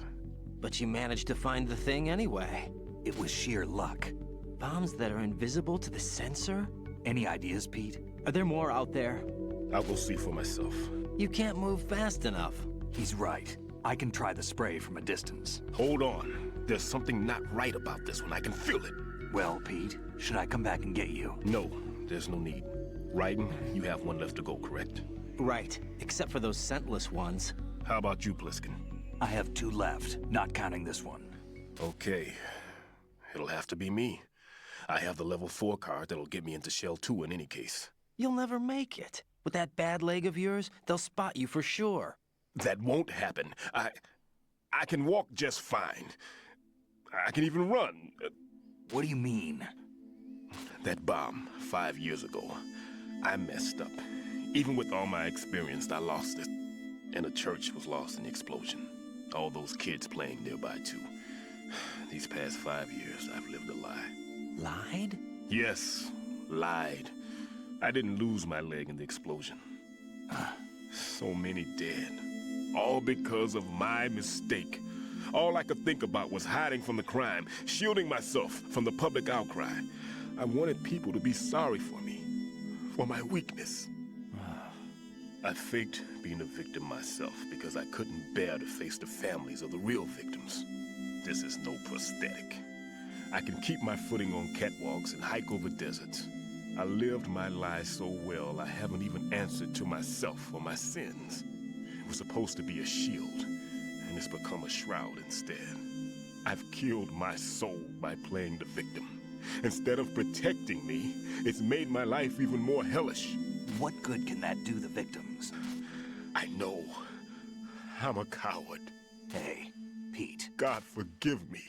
I can walk with my own 2 feet, and I need them to stop Fat Man. His crimes are also mine. One of omission and arrogance. No one should teach the skills I taught him without a clear conscience. This is the only way I can diffuse my own sins. I get you, Pete. That one's all yours. You got it, Raiden? I understand. Pete, I've taken care of guards in struts G and H of Shell 2. Get real. I wouldn't recommend you go into any of the other struts. I owe you one. I'll get back to freezing the baby bombs then. You do that too, Raiden. I'm on it. I'll have the radio with me if you need to get in touch.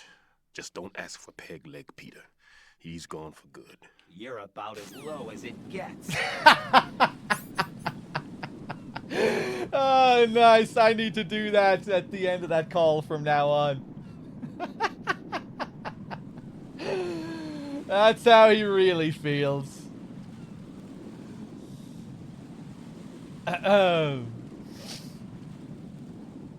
I love the detail with regards to the thoughts, the positive and negative thoughts. Like they,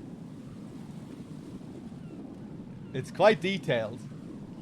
You know, if it's a call or a piece of dialogue where someone is confessing to something, or yeah, you know, you'll get like the lines that are designed specifically for that kind of dialogue or that kind of call.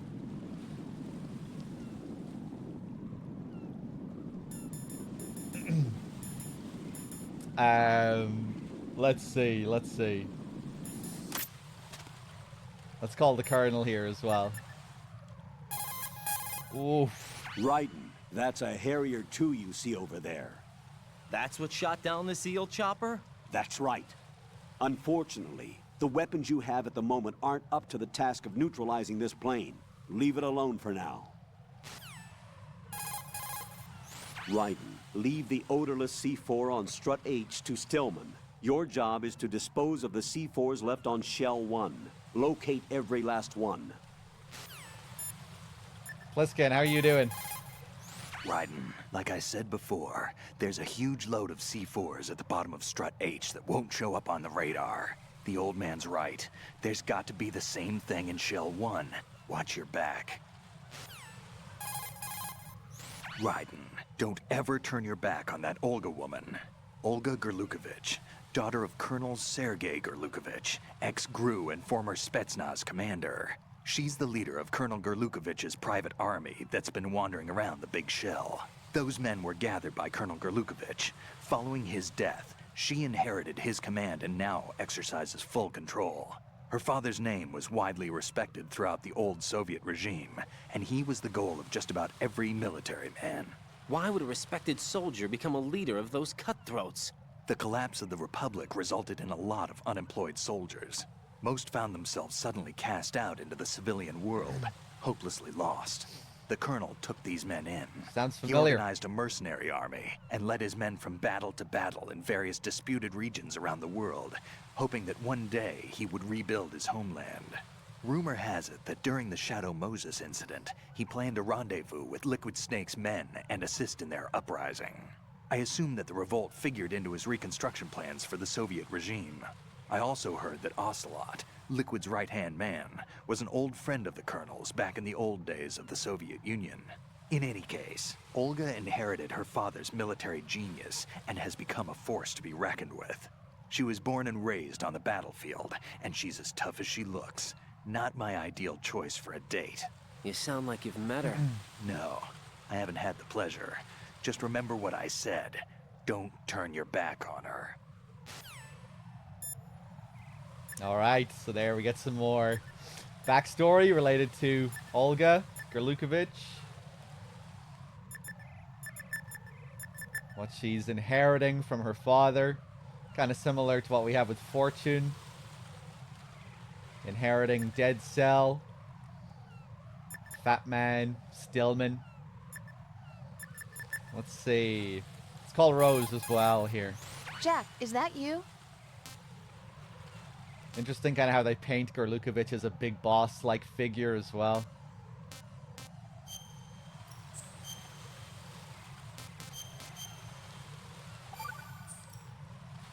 I can't believe it. Stillman's prosthetic leg was all a big lie. Don't be too hard on him, Rose. But he's got no right to go around pretending he's got a prosthetic leg. That's an insult to people who really can't walk. Everyone's got their own reasons. Sometimes you've got no choice but to lie. You're right.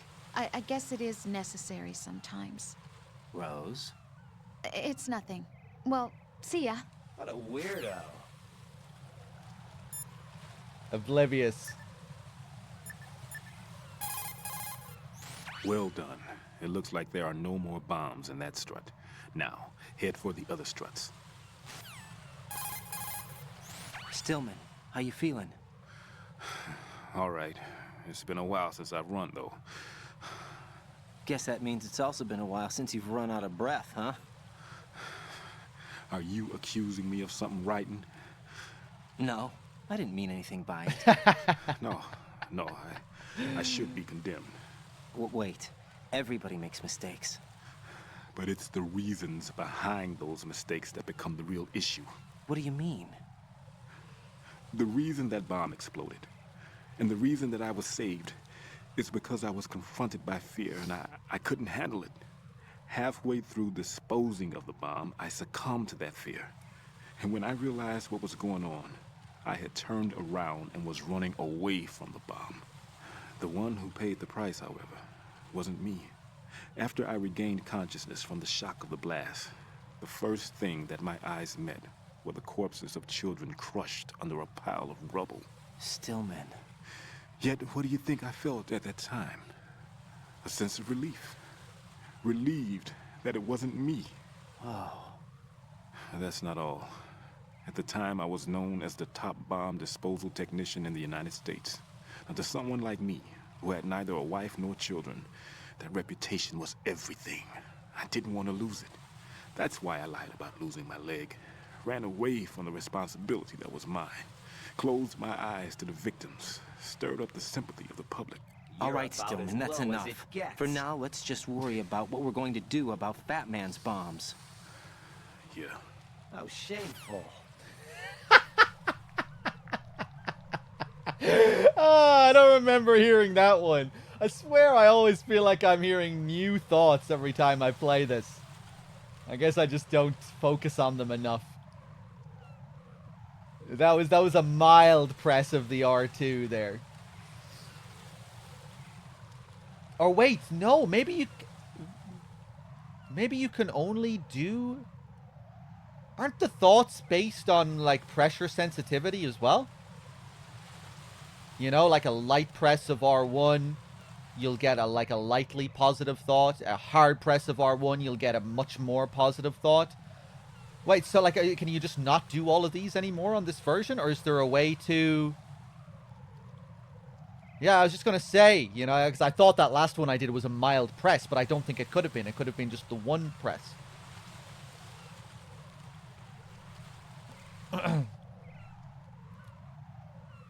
So is that just missing on this version then, yeah? And on, you know, the 360 version? Now, that is a shame. That is a shame.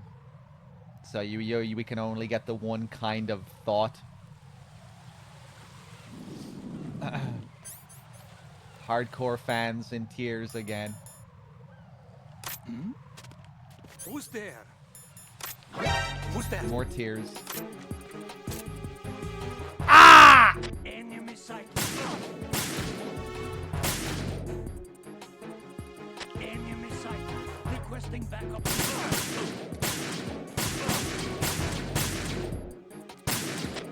What a shot that was! Oh, it's not gonna be enough! Oh, that would have been amazing!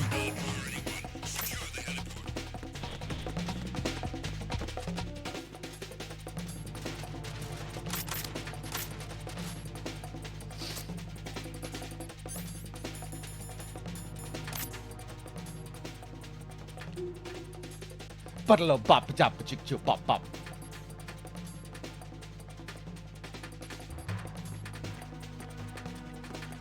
The original Xbox had responses on the triggers. That's what the workaround was, right? But and now there's no workaround for it on this version.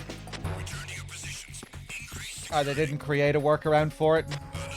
Sending reinforcements to the roof of Strut E. Exercise extreme caution around the heliport.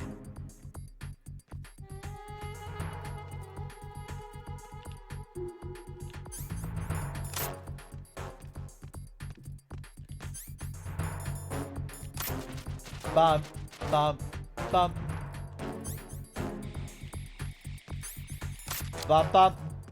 My balls. I'm just gonna let you wander around there.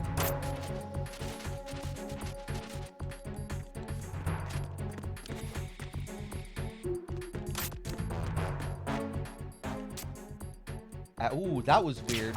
What happened with R2 there? Huh.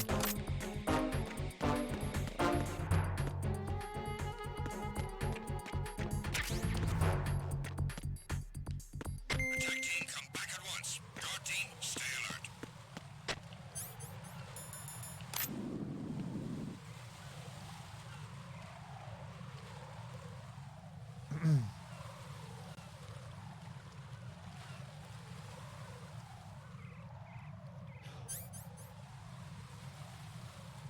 Not unless you specifically... Oh, yeah, because you can remap buttons in this.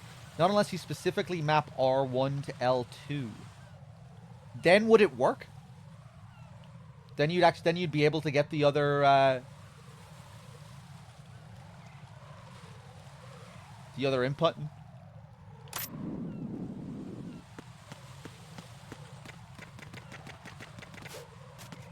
Oh wow, okay, so it'll still register.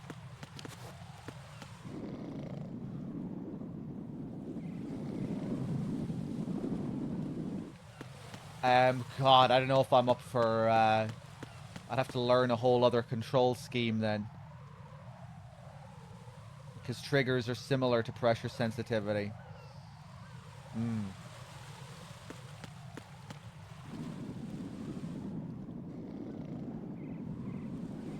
God, so then I'd have to press L2 to go into... What would I do for the fucking L2 and R2 menus then? Then lock on with L1.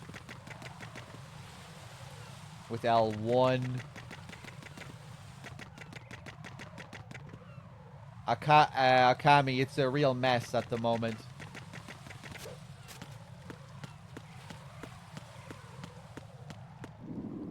You know, there are all sorts of different versions. PS4, PS5, PC, Switch, and... Yeah. It's messy across the board.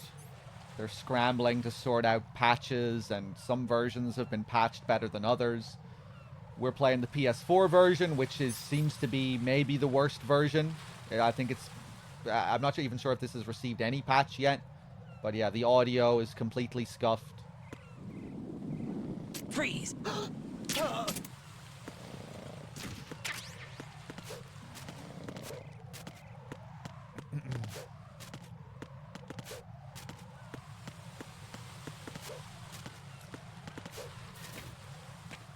Bum, bum.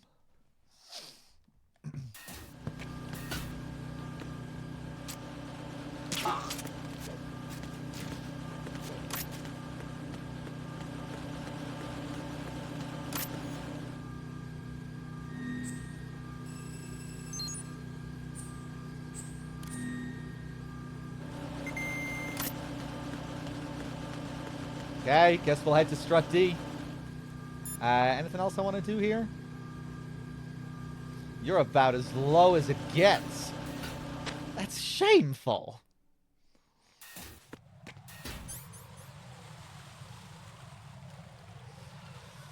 Does DRK... does Dog know about when you unequip while holding out your weapon? I think that's what that was. I think that's what was fucking with me up there at the top of Strut E. I didn't know how I... Oh! What the fuck is... I wasn't holding out the weapon there. That's what happened to me before. I just didn't know how it triggered.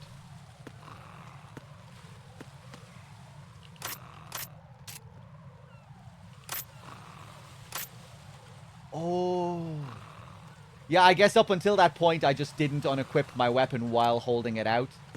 I only unequipped it after I took a shot.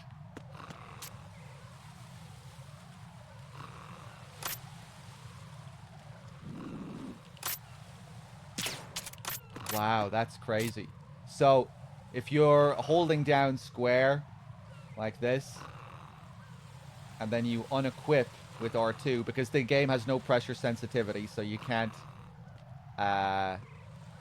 you know, you can't unequip with the pressure sensitivity. You have to unequip by clicking R2. Then, when you press R2 again to re-equip your gun, he just automatically goes into that stance. He automatically readies his weapon, whether you're pressing square or not. I'm not pressing any button right now. My hand is off the controller, and this is what's happening. Whoa.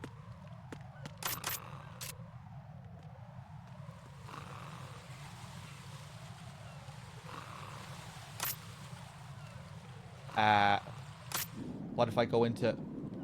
Ooh. Now I'm pressing R1 and my hand still doesn't need to be pressing square or anything to have the gun out. But then, yeah, then I can still take the shot. Okay. Weird.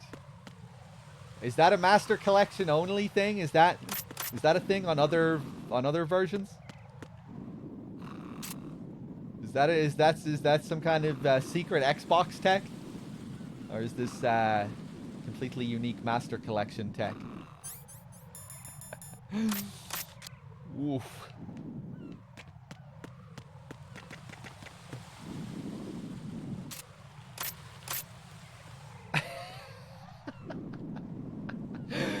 Okay.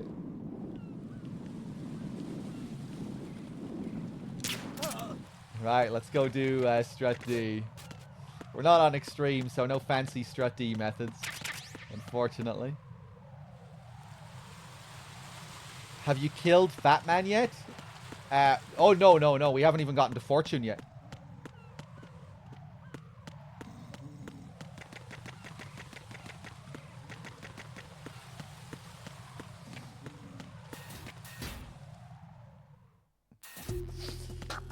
You might be able to get rid of that problem, like, by remapping controls and stuff, but that's going to just be a whole other mess. Even just thinking about how to remap controls has given me a headache.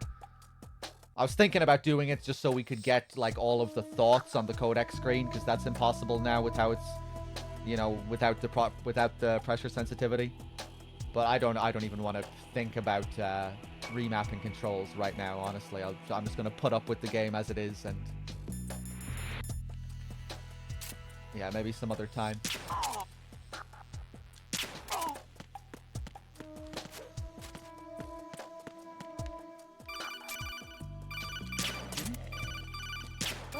Nothing here.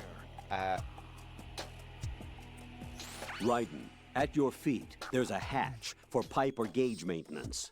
Face the hatch and push the action button to open it. There may be something you can use, so check the inside thoroughly.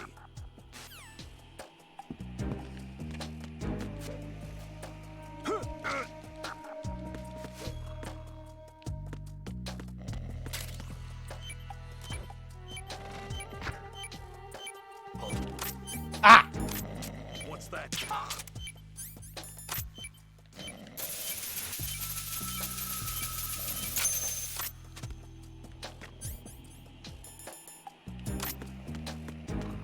Forget where the other one is on hard. Down here? Yeah.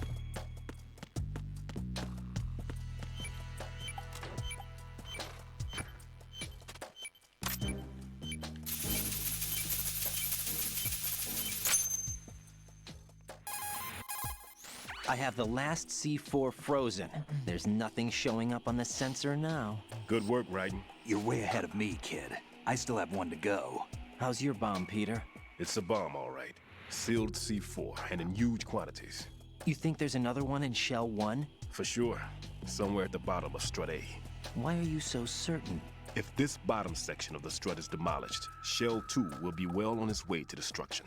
You mean that Shell 2 will actually sink? Not immediately. There'll still be 5 struts left. But if Shell 1 loses a strut at the same time, it'll be a very different story. The big shell's structural integrity depends on a very exact balance. If both shells lose a strut each, the whole structure will tear itself apart under its own weight. What do we do? I have a sensor that can locate even those scentless C4s.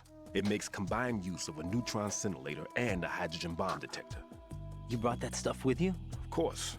I made the calibrations while I was in the pantry. Does it work? I just tested it, and it definitely responds. But the best I can do is a sound beacon, not the radar. Sound? The shorter the interval between beacons, the closer the target. I get you. There's another one in that pantry I was in. You can go back and get it. It's all yours, Raiden. I'm going to study it some more and see if the freezing process will work. Don't touch the other one until I say so. Okay. I'll stand by until you radio in. Okay, Silentium. In the Master Collection, should I play the original MGS1 or MGS1 Integral? I'm a bit confused. Is there any big difference? My advice would be to not play any version and wait for more patches. Because the game is... I'm not sure what version you have, but it's probably fucked. Like, I think the controls are fucked on every release, on every version. You know? Maybe not on PC. I don't know. Can you play with proper analog on PC? And, like, your fundamental movement is likely going to be broken on PC. Or, you know, on whatever you're playing on.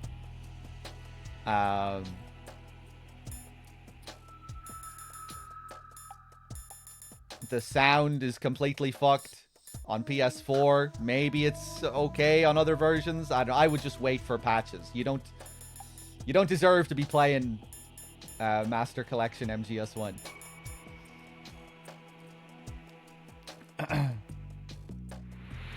PC version. Yeah, I don't know. I maybe ask someone else how it is on PC.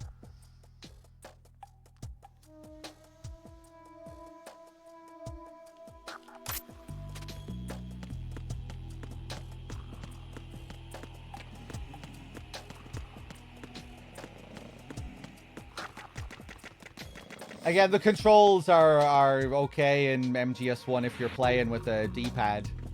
I just feel like most people play with analog. And they'll be in for a nasty surprise if they play MGS1 with analog. And they might just end up thinking, you know, that's how it's supposed to control. You know, old game. Maybe this is how it's just supposed to feel, but no.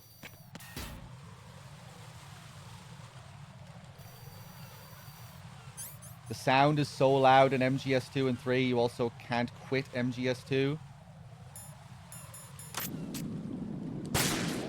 Yeah, like the... Again, it's hard for me to really comment on the other versions. But, like, the whole sound design on this version is fucked. Like, all the sound effects, some are just more noticeable than others. But, like, everything from those footstep sounds to... Raiden's cartwheel, gun clicks, and cipher sounds when you interact with a node. Everything is like at a slightly higher pitch than it should be, and some sounds are just especially warped and fucked, you know, like the codec sounds. Well, it's weird, the codec sound isn't always, you know, sometimes it really sounds more fucked than... You know, sometimes it's really fucked up, and sometimes it's not so bad. I think it's like that with some of the other sounds too.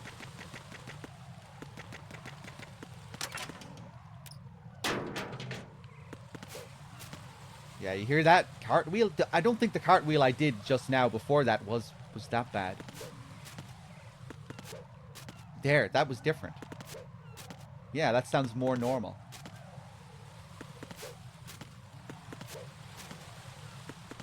That's fucked up.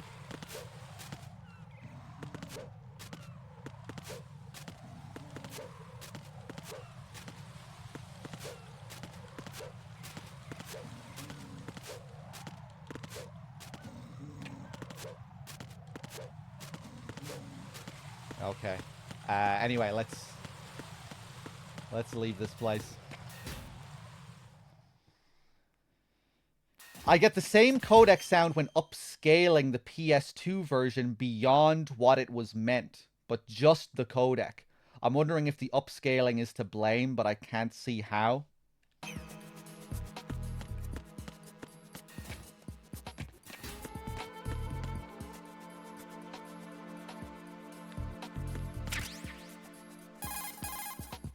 Peter, I have sensor B. Good. Head to the bottom of strut A. How's your invisible bomb? I'm looking at it, but I'm keeping my distance. How's Pliskin doing? A few more minutes. I just got to the last strut, but there are a few enemy sentries I have to take care of. Does it look bad, Peter? Maybe. It's an odd one. The detonator hasn't been activated. What? But the sensors are live, which means... This is Pliskin. I've located the last C4. Is that it? I'm about to freeze it. Then... Wait! Pliskin! Damn! That was it! What's going on? The detonator just woke up. It's counting down! What happened? The big ones were rigged to be activated when all the baby C4s went offline. Right. The one in Shell 1 should be counting down too. Hurry! What's the remaining time? 300 seconds. 300 seconds? Right. Move! Get to the bottom of strut A now! Why don't you do it? Okay, let's do it. Equip our M9. Curious about the boss music? Oh god, yell Dead Cell.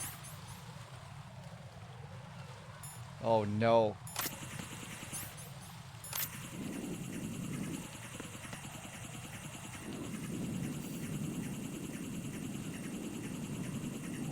This cipher has seen better days.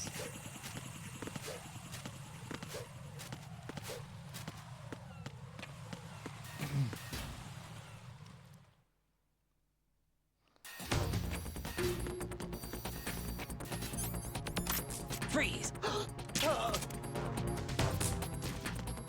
Ba-ba! Chicka chicka chicka.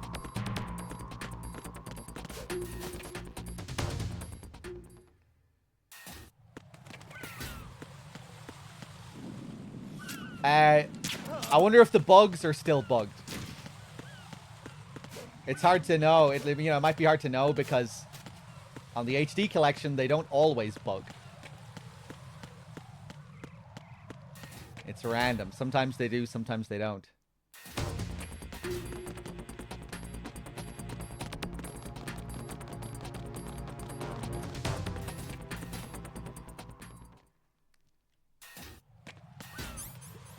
They said they fixed that. Oh wow, is that another fix? God, man. I feel so bad for the people on the team that actually cared, you know? Because it's clear they wanted to just make a better HD collection. It's so sad, you know? People fixing stuff that they didn't even need to fix, you know? Minor details that only the hardcore fans are going to give a fuck about. It's really sad. The additions of like the Mantis save editor and MGS1, you know? We didn't need that. Nobody would have been complaining if we weren't able to get all of the Psycho Mantis dialogue and the saves, but like, you know, they went out of their way to put in this fancy little system where you can individually put the saves that you want in, with the original PS1 icons, and oh man, you know, like the presentation of it all with the menus and the scenario books. It'll you know, it'll be a tragedy if they're not able to at least patch this eventually up to snuff, you know, because it really seems like with how it's all presented and everything gives the impression that this is just supposed to be better than what we've had. But then you get into the actual meat of the thing, and it's just all these glaring problems. It's crazy, man.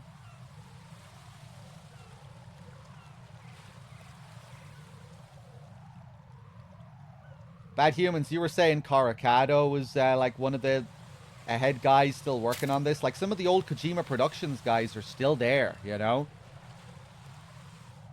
Yuji Coracado, like he's one of the lead guys who was with Kojima since Police Knots, one of the lead programmers.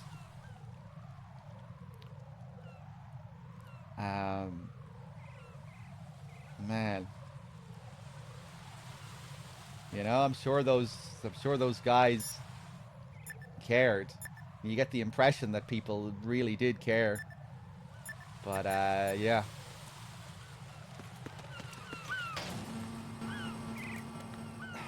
Hopefully they can sort it out eventually. That elevator sound. Right. Pliskin, listen carefully. What is it? I fell for it. Fell for what? That man has my number. A proximity trigger. Microwave. Microwave? with a 7-foot range.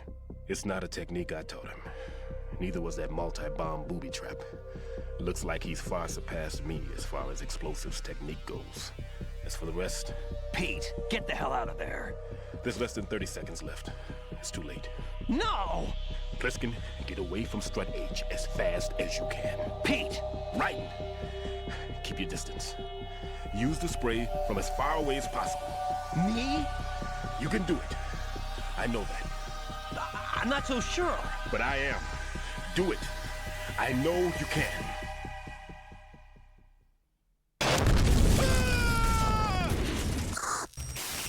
Definitely not.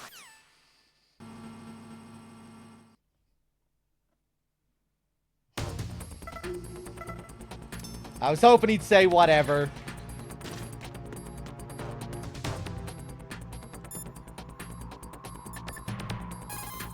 Oh.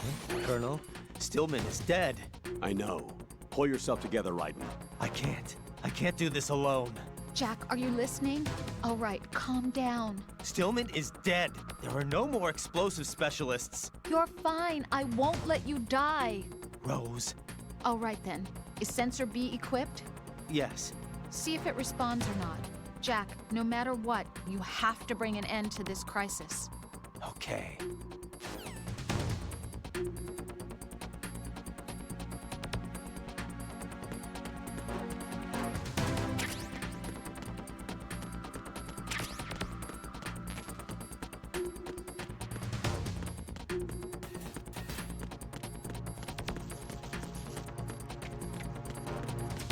Let's see. Where's the bomb gonna be? Oh, over there on hard. Okay.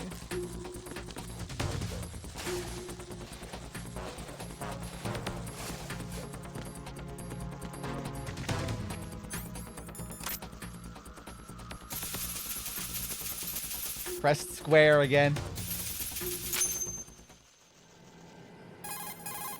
Colonel, I've neutralized the bomb. Good work, Raiden. It was a great loss for everyone. Yes, it was. Colonel, any damage report on the explosion?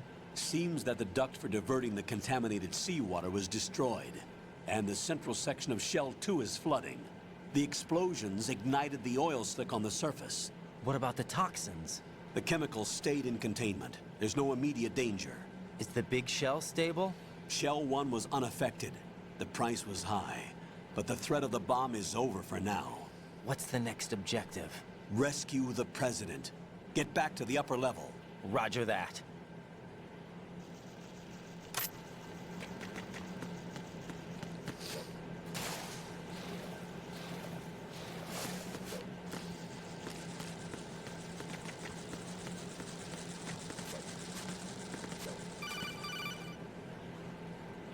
Raiden, the terrorists have retaliated for our bomb neutralization.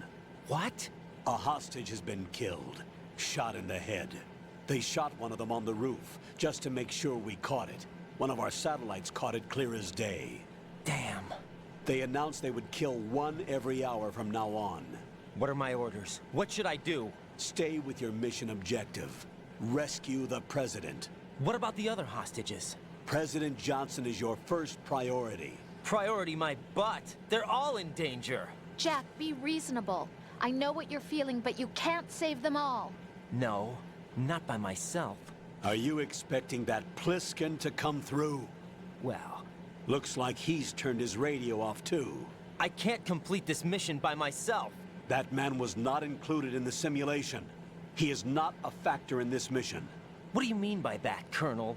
Your mission must remain a solo effort. What about the SEALs? No second attempt? They haven't even gotten to planning that. All we can do is wait. In the meantime, you're our only hope. I understand. Raiden, go and rescue the President. You can start off by getting to the upper level of Strut A. Strut A. All right, let's do it.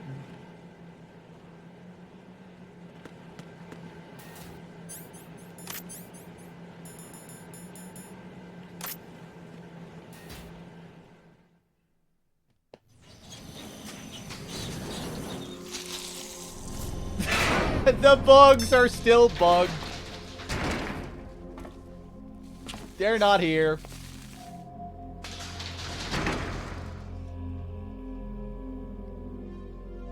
Wait! Oh, yeah. I thought maybe they got rid of the sound of the bugs. I can't tell you how happy I am that you were alive after all. No, you can hear them, but you can't see them. Oh, they're over there, but they should be in front of Fortune as well. Show yourself and finish me. Like you finished off my father. Otherwise, you'll be the one to die. Oh, crap.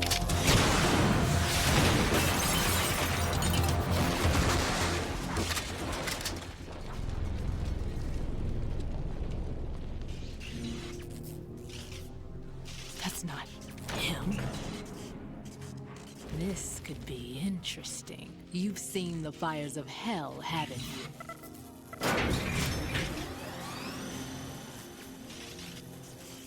Maybe you can give me death. My name is Fortune, lucky in war and nothing else. And without a death to call my own. Hurry, kill me, please. Okay. Yell dead cell time.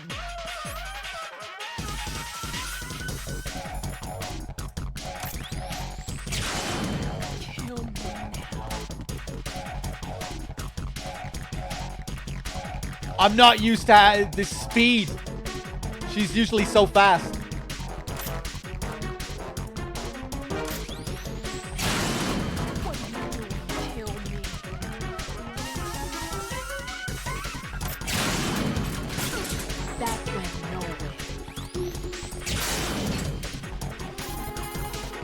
Right, it's no use. That door is jammed shut with rubble. There's no way out. You're going to have to manage. What is she, a witch? For some reason, I can't hit her. I don't understand. She's obviously impervious to attack. What are my options? Disengage her and get out. The elevator is still upstairs. My retreat's been cut off. Hang on until the elevator comes down again. Your weapons can't hurt her, and you need to stay alive. Use whatever cover you can find and invade her. You can't get up close to her, no, either. You reach an invisible wall.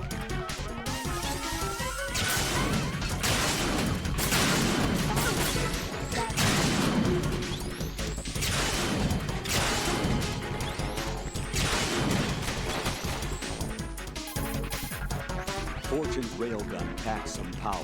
A direct hit will kill you. Do not present her with a target under any condition. Stay behind cover. Don't even think about attempting melee combat. Keep your distance and evade her attacks. Just buy some time until the elevator arrives.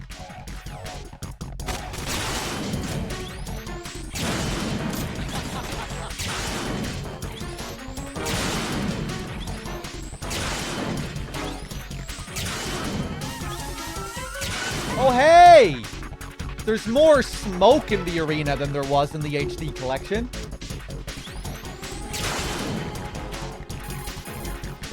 Right. Rose did a bit of research on Fortune's weapon. The big rifle that she carries appears to be a personal railgun.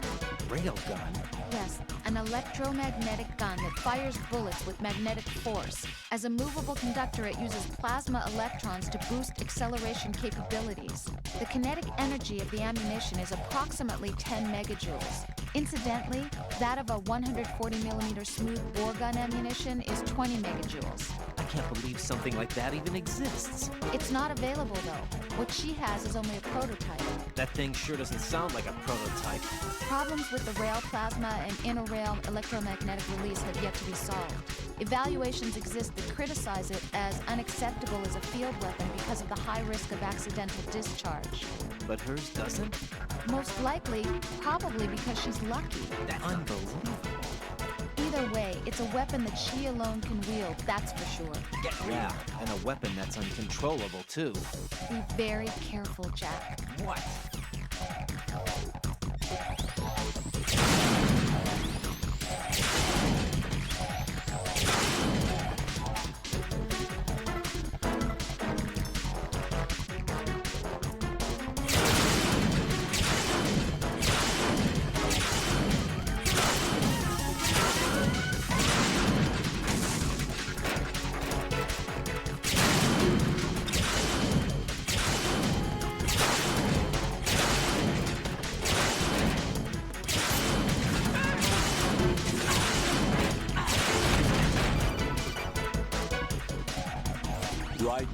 Fat Man just contacted us directly.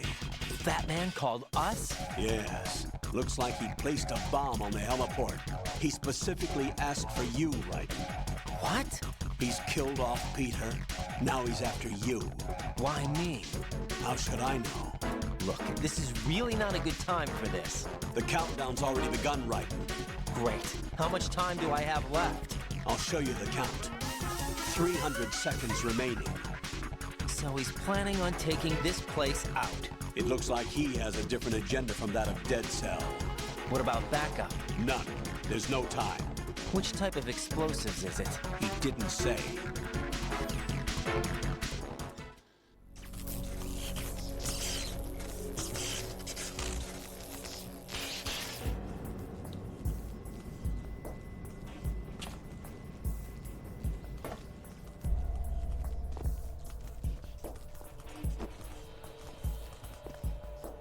I'll take over, Queen. What is it? It seems our friend Fat Man is out of control. He'll actually try to destroy this place? Yes, this could unravel everything we've planned. But why would he do such a thing? Who knows? But he's nothing more than a stereotypical mad bomber now. He's completely lost sight of our ideals. And with it, his loyalty to Commander Jackson. All right. I'll take care of the wayward soul. It wasn't him.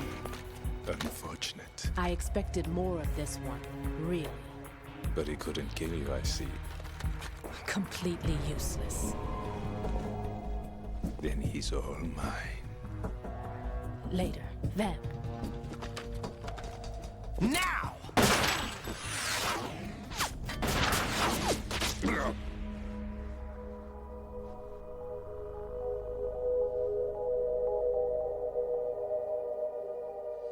Now!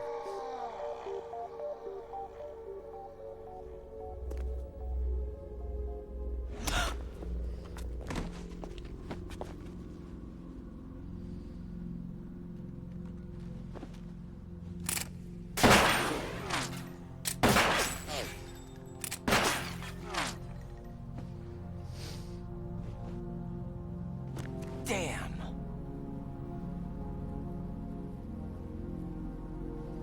Vamp. Are you gone? No. No.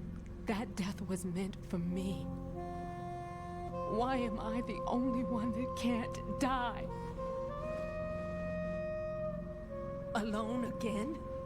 Cheated out of death again? How long will you force me to live? How much longer, Dad? You've punished me enough.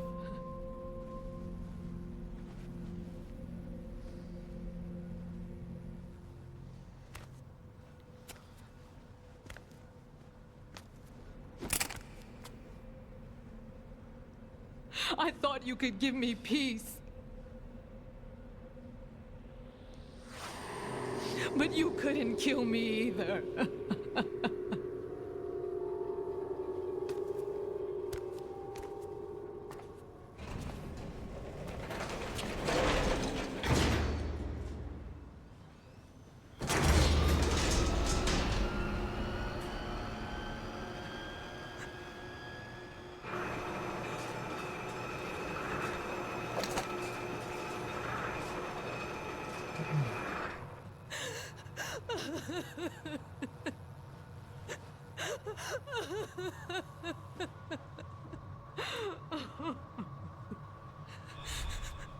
There's no need for sorrow, Queen.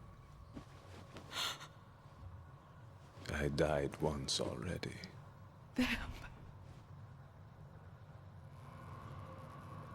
I can't die twice.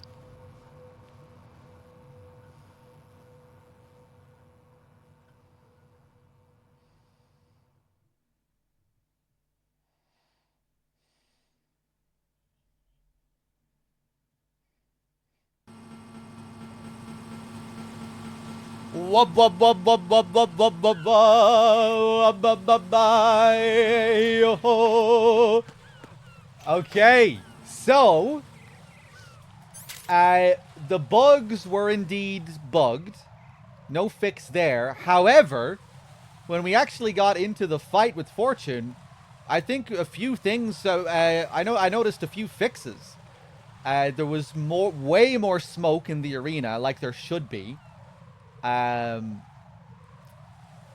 the start of the fight as well, the way the lights came down and the way she started, you saw the railgun reflect off her body. I don't remember that looking like that in the HD collection. I think that's another fix to the lighting, which was an issue in the HD collection. And I think maybe this thing related to the smoke might be like a general fix to MGS2 in this Master Collection. Because I think smoke effects like all around are kind of fucked in the HD collection. Same with MGS3. In the HD collection, the smoke effects are really bad. I always thought it was more noticeable in MGS3, but recently I was watching Bad Humans play the original PS2 MGS2, and I was noticing all these smoke effects that are completely missing from the HD collection. But there, fighting Fortune, I felt like I was seeing, you know, PS2 effects again that went missing. So that's something, at least. Shame about the bugged bugs still being a thing. I'm intrigued to see if we get the smoke effect when we shoot the Semtex panels. That's a little detail, but again, something that's missing from the HD collection. We'll see.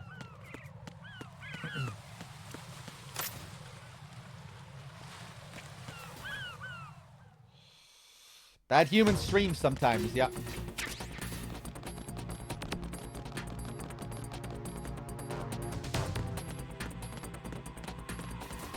He doesn't want you to watch his stream, though, so don't follow him.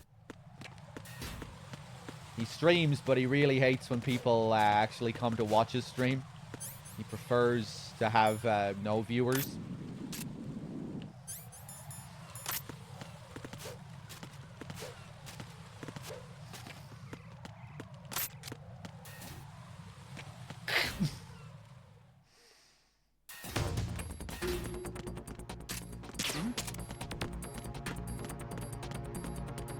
Distract that fool with a wall shot. Freeze!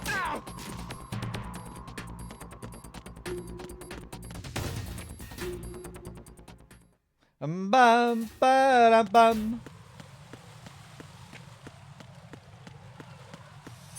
Why don't the devs have committed fans test out these releases beforehand? It's not. I don't think it's a case of them not realizing that these issues are issues. It's.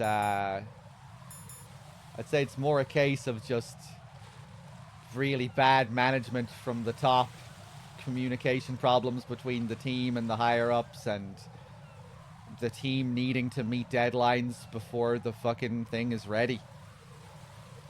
It's just development hell, I think. You know? Because we have indications that there are people there that care with additions and fixes and things that only the hardcore fans are going to give a fuck about anyway. You know? They didn't need to fix anything from the HD collection. They didn't need to add fucking Mantis save editors and screenplays, which have only been available in Japan up until now.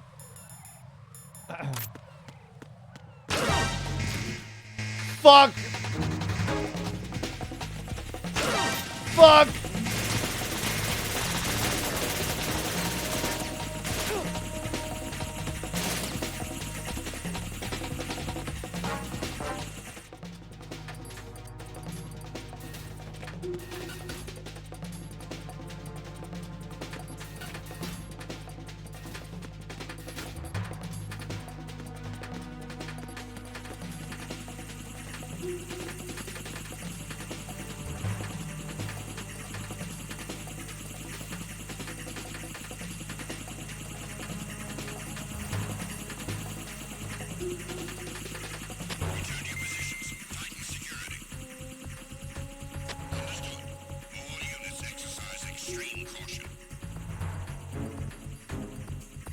My balls.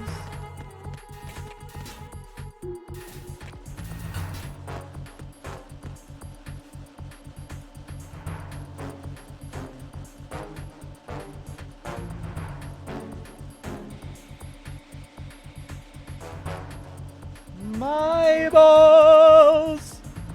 This guy does not turn around, does he not? He doesn't. Let's wait for him to turn.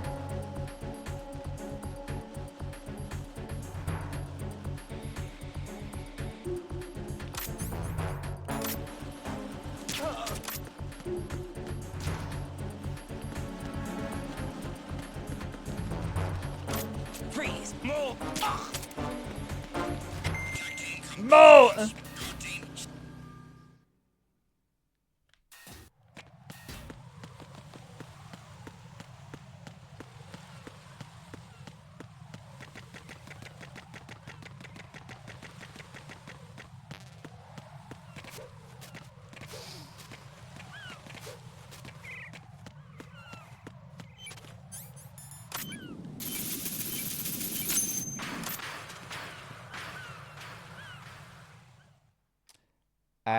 Let's see if the wine drinking has been fixed. So you're the one. You're right on time, I see. I like a punctual man. Is he Dead Cell? I am Fat Man. I am the greatest that humanity has to offer. And can you hear it? Hear this rhythm? It's the rhythm of time. And life. Don't you love this sound? I used to hang around department store clock counters.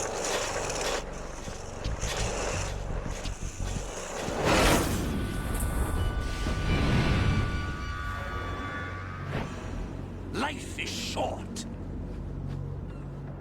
Bombs tell the time with every moment of their existence, and nothing else announces its own end with such a fanfare. Glad you could make it. The party's about to start.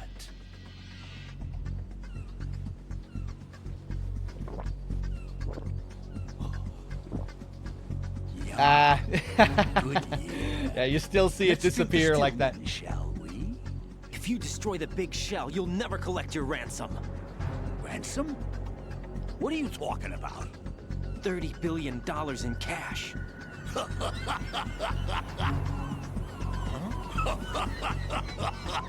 So that's what's going on, huh? What the hell are you talking about? Oh, you'll know soon enough. And I could care less what they plan to do. My ambitions are much more simple. To be the most famous bomber of them all. You're nuts! No one's gonna give a damn about you. Oh, yes, they will. I'll go down in history as the man who beat Peter Stillman. That's the only reason I assisted them. Like hell you beat Stillman. He had your number. What did you say? You have nothing of his courage. Or... What are you laughing at? That croc died a dishonorable death 6 months ago. 6 months ago. The liquidation of Dead Cell. Call it what you want. Only the right stuff survived that hell. It set me free, you know. Opened the way to a new dimension.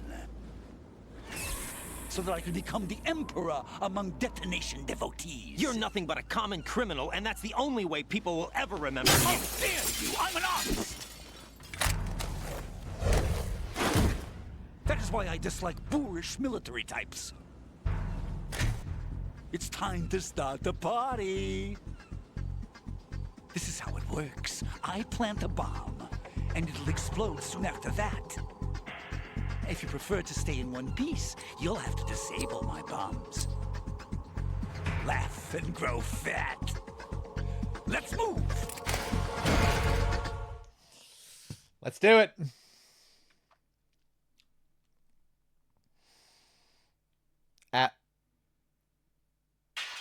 Okay. That was a long load time.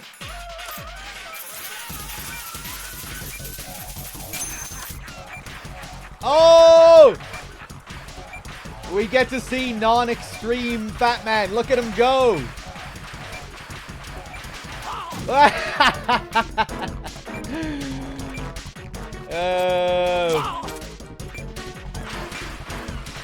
Yeah, so on extreme difficulty and higher, he doesn't fuck around at all. He doesn't give you freebies.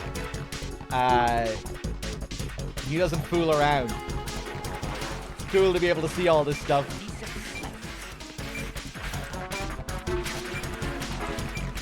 Look at his skate marks.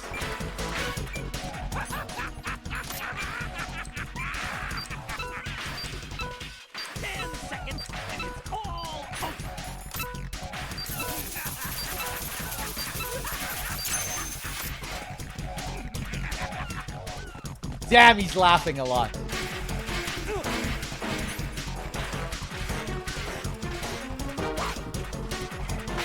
Bum, bum, bum. Take that out. Wait. What the? Okay, I had to stop holding square to equip it again.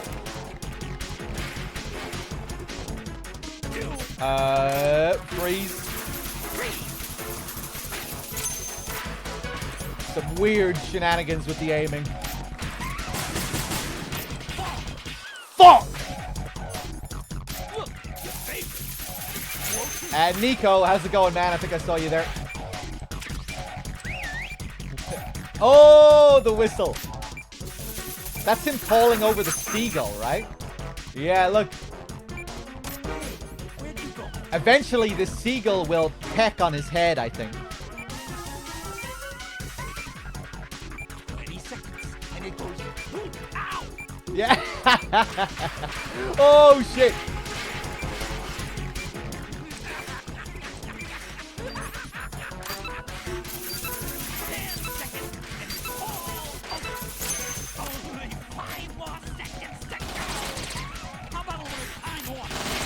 A little time off.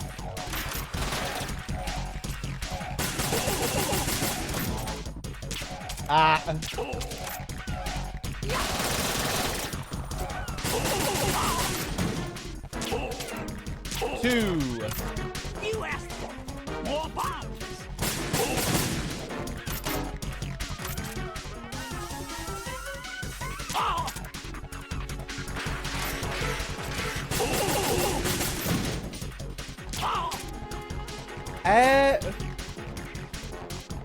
Is this another thing that was fucked in the HD collection? All of the trank darts are staying in his head.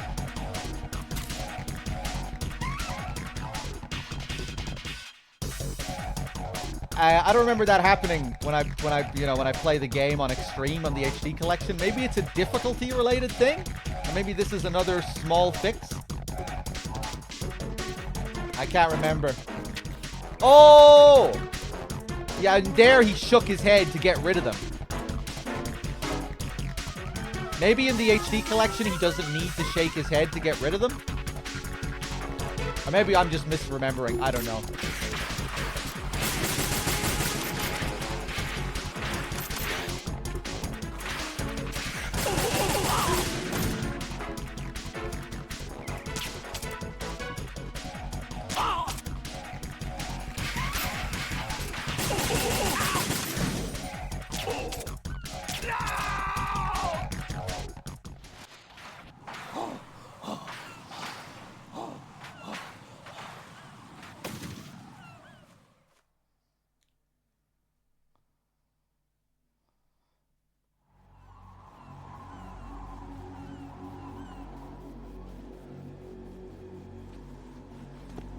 My suit. Oh, no. I've nothing to wear to the party. The party's over for you. That's what you think. What do you mean?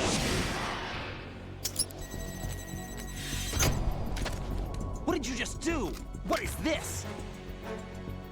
I have beautiful hands. These delicate hands can craft works of art.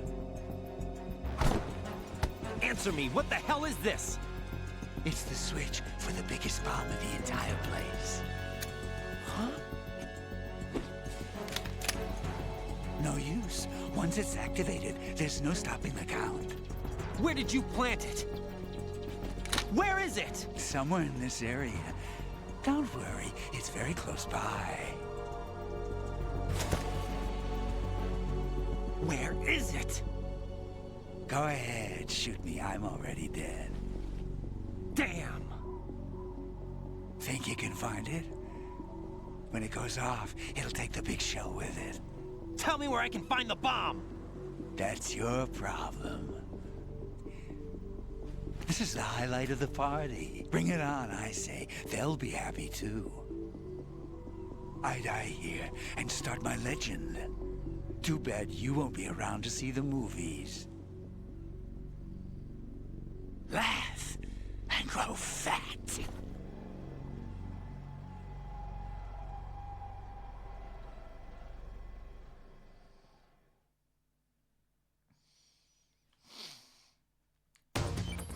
Okay, where's this bomb? I wonder, did they change it for the Master Collection? Maybe now it really is stuck up his ass.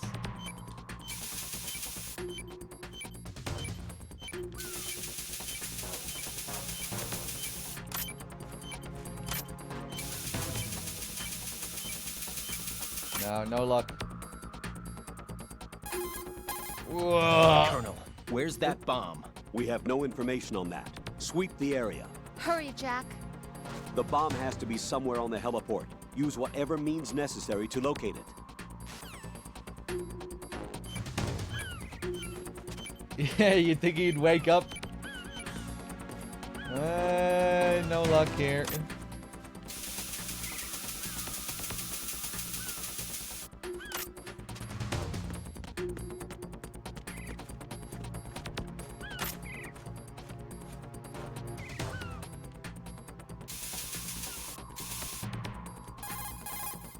Raiden, have you located the bomb yet? No, not yet. Hurry, Jack. We don't have a lot of time left. He wouldn't have had the time to find a good hiding place. It must be somewhere near him. Take a closer look. Can you leave the area here? No, no. If you try to go back to the stairs, you get an invisible wall. That'd be great if you could go back to the other struts while the timer was running down.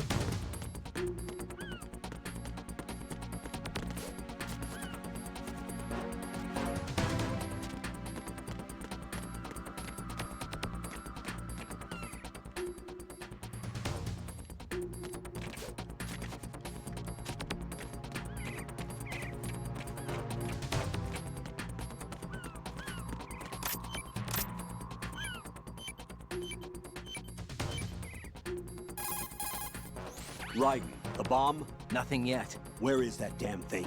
We're running out of time. Have you checked under Fat Man's body? What? Of course not. It can't be there. You don't know that. Okay, what evidence do you have that it's there? Just a hunch, all right? Look, Rose, I know what I'm doing, and this is my life on the line. You don't have any experience in this type of work, so just... Raiden, don't turn down a good suggestion when you hear one. Check it out. Okay. Let's see.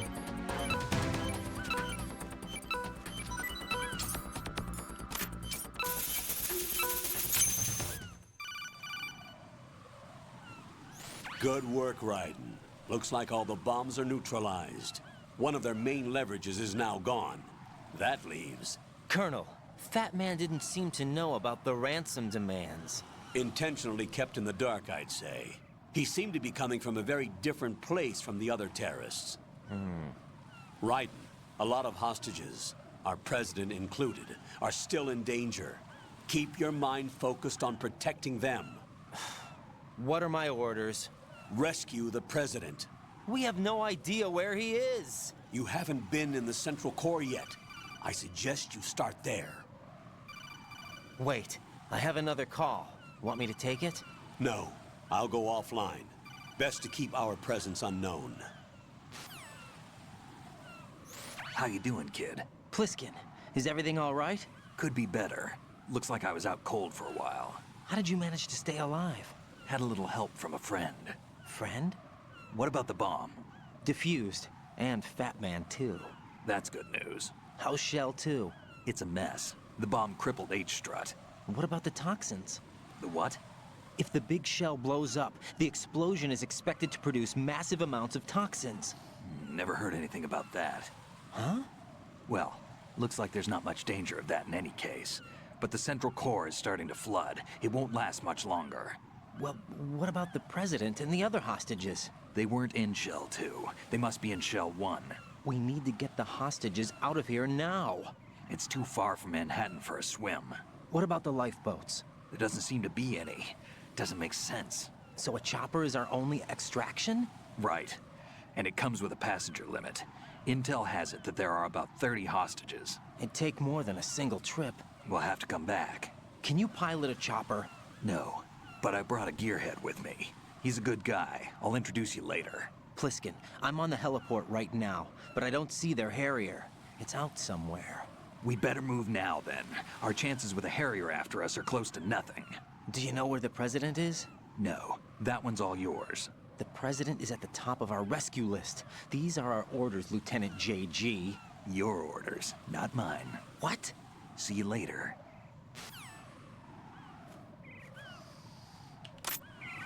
All right. Let's grab the Peter Stillman dog tag. Remember, this blew my mind as a kid. Oh my god. Who was Peter Stillman? Fat Man is actually the real Peter Stillman? Then who was Peter Stillman? Oh my god. It is kind of interesting that he has Stillman's tag, though, you know? I guess tying into the whole meme theme. Characters inheriting the legacies of other characters. Inheriting the skills, experiences.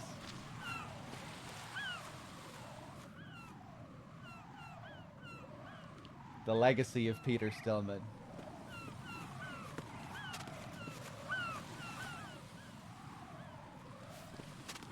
You can see as well that Snake was actually telling the truth about his manicures. Look, if you get a close-up look on his fingernails here.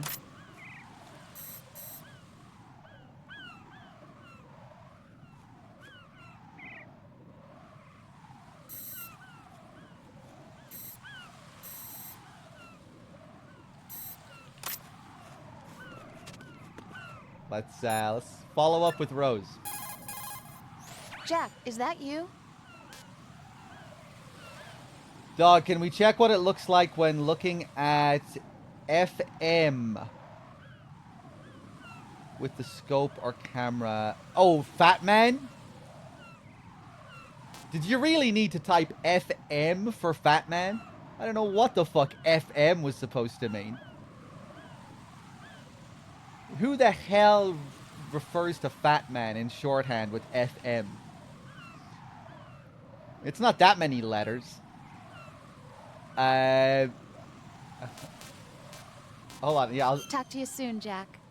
I hope I can still get the proper call with Rose now after this. Zamakor, thank you for the 40 months.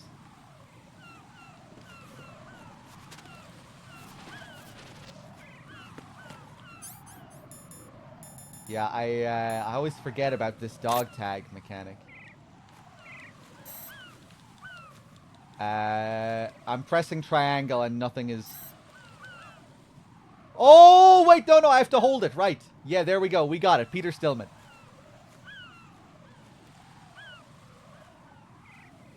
Cool. Yeah, I never utilized this dog tag mechanic. I need to play around with this more. There we go. Okay, let's call Rose. What's up, Jack? My name's Steve.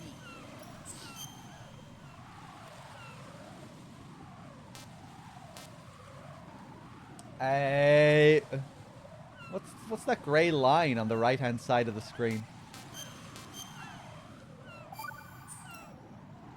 Jack. What?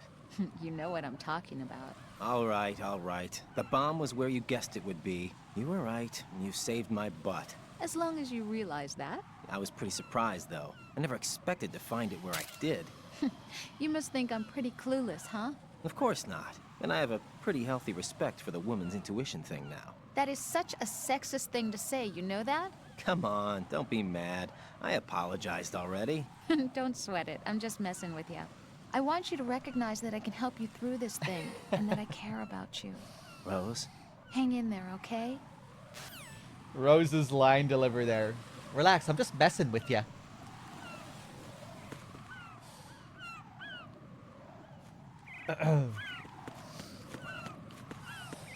How shit is the port? I'm so tired. It's bad. It's bad. It's a big old mess. It's a big old mess. All the sound design is completely fucked. So if you're deeply familiar with the games and how they sound, you're just constantly being bombarded and distracted by the sound. That's the worst thing about my experience anyway. I'm so deeply familiar with the sound design that I'm noticing like every little thing, and it's so distracting. You know, certain sounds are way worse than others, but it's like the sound design across the board is fucked. And it's the same with MGS1. MGS1's controls are in... Actually, well, the controls are pretty fucked up in this too, but... yeah, like the analog movement in MGS1 is completely busted. Which is kind of, you know, inexcusable for a re-release of a game that's over 20 years old. That's not even supposed to be a remaster. It's just supposed to be a plain re-release of the game. And an emulation of the game, and it's a mess. Again, completely butchered sounds, completely fucked up controls. Yeah, it's in bad shape. But again, remember we're playing the PS4 version, and this game has released on many different systems, and they're all different, and they have different issues. I don't think the sound is as bad on other versions, but I've still heard it has issues. I think the controls have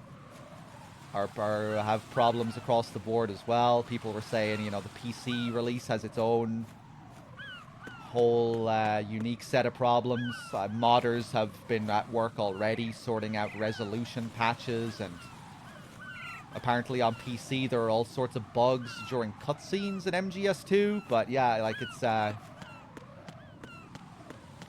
all I can really speak to is my PS4 experience, and it's pretty bad.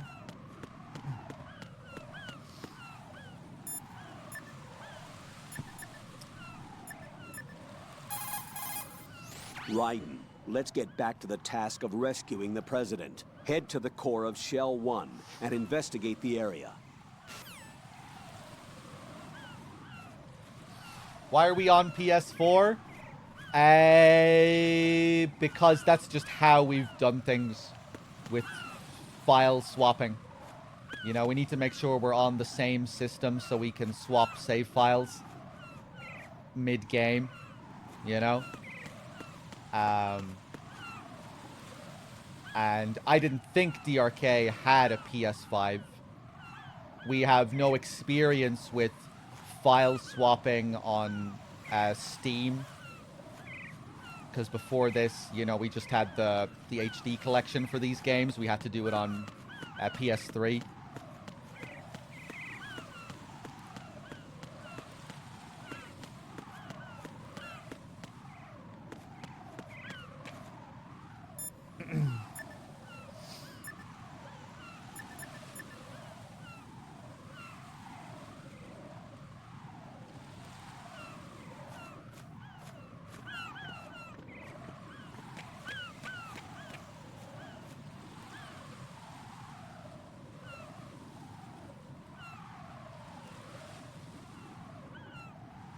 I don't have an Xbox console, no.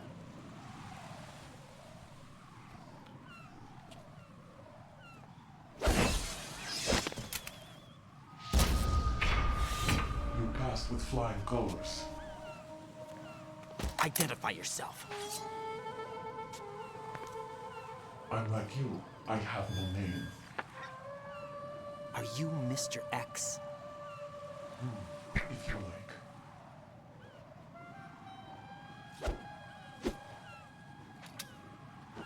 But come, let's get out of the open. Follow me.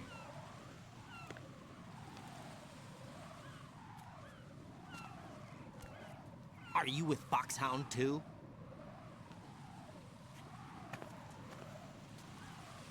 Neither enemy nor friend. Just a messenger from the Lalilulelo.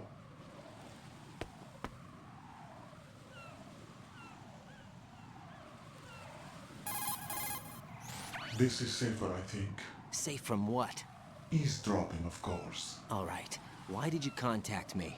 I've been ordered to give you backup, including the relaying of necessary intel. Ordered by whom? Why won't you identify yourself? There is no need for you to know. I'll decide whether I need to know. You are not yet trusted to make such decisions. I'll tell you something you do need to know instead. The current location of the president. What? Or rather, the person who knows the current location of the president. Who is it? A Secret Service agent named Ames, currently being held with other hostages. Secret Service, huh? The head of the president's security detail, Ames, has been fitted with the same type of VIP nanomachine system as the president. If you're within range, you should be able to communicate. Why are you telling me this? Do I need to repeat myself? There's no reason for me to believe any of this. You understand that? Of course, but you also have no choice but to believe. Do you have any other leads? Where are those hostages?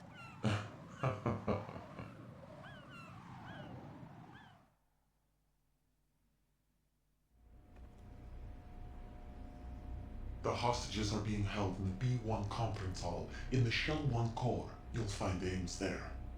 What does he look like? We don't know if it is indeed a he. I've never met this person either. How am I supposed to look for someone without even a description? Use your ears. What's that supposed to mean? Ames has a pacemaker. You'll be able to hear the machine sound in the heartbeat.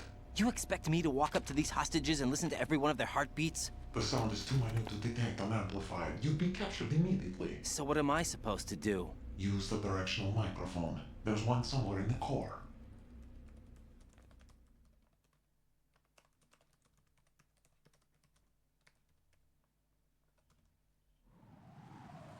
Take this. This security card will unlock all level 2 security doors, including the one into the core. It's called a PAN card. It works together with your body's own electronic field. And watch yourself. The core is more heavily guarded than any other section of the big shell. You'll get nowhere just like that. Try this instead. One of the terrorists?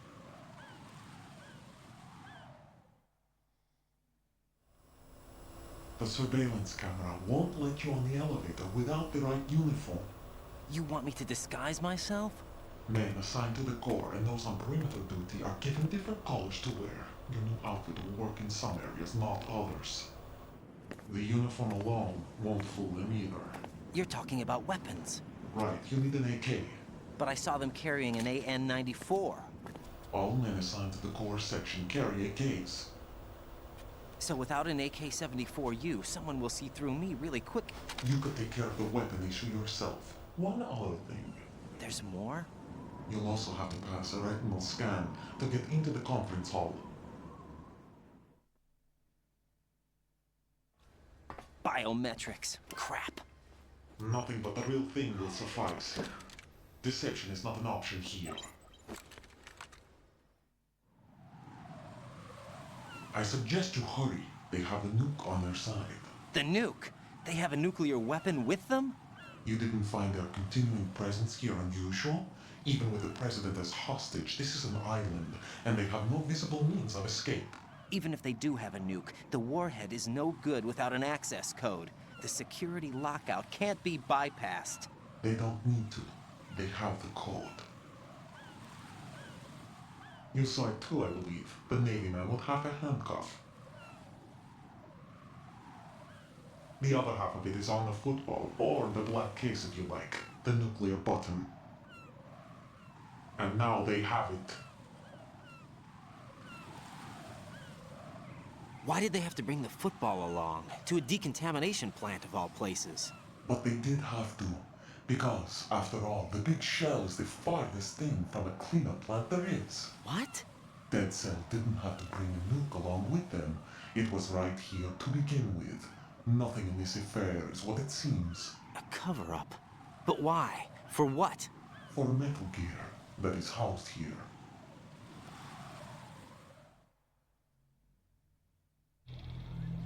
Metal Gear? The very same. Bipedal capable vehicle Shadow Moses Infamy. This place is the R&D center for its newest incarnation. What the hell is going on? Better ask Ames the rest. What's this for? You might be glad you have it. Keep the controller's vibration function on. What do I need a cell phone for?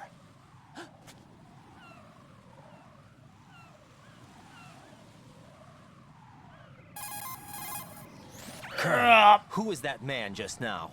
He's not one of ours. No, we have no one like that in our unit. He said that the big shell was housing a new model of Metal Gear. First I've heard of it. Colonel, what are you not telling me? I've been completely open with you, Raiden. I've told you everything. Is that everything you know? Or everything I need to know? Snap out of it, Raiden. I'll have the Metal Gear rumor looked into. You need to make contact with this Ames. So you believe that ninja? Since we have no leads on the President's current location, we have no other alternatives. Right now, collect as much data as you can, including anything on Metal Gear. Are those my orders? Yes, they are. Disguise yourself as an enemy soldier and infiltrate the Shell 1 core. Understood. Oh boy, okay. So, let me just check my stream elements.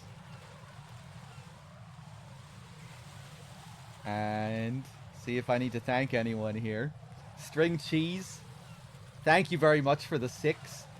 And thank you very much for the 5. I'm glad you're still doing these streams. I watch all your content on your YouTube channel also. Keep it up, dog.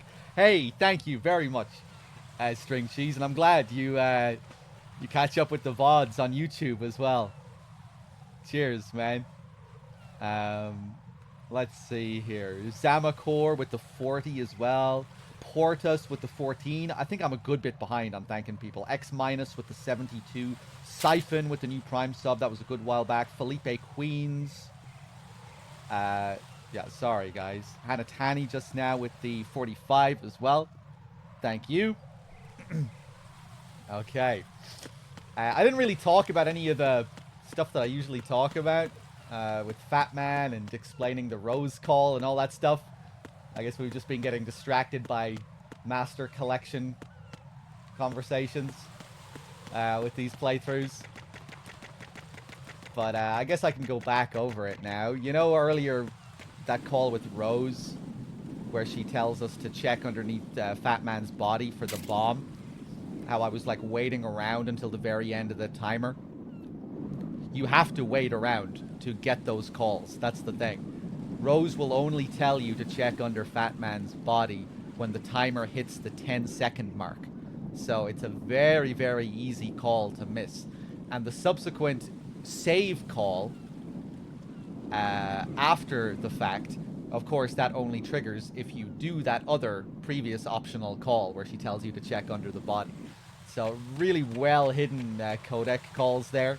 And of course, before you trigger that call at the 10-second mark, you have to do 2 other calls as well beforehand. So very, very easy to miss that little sequence. You have to wait around. I don't think any other timer sequence has anything like that, you know, where you like need to wait for the timer to run down.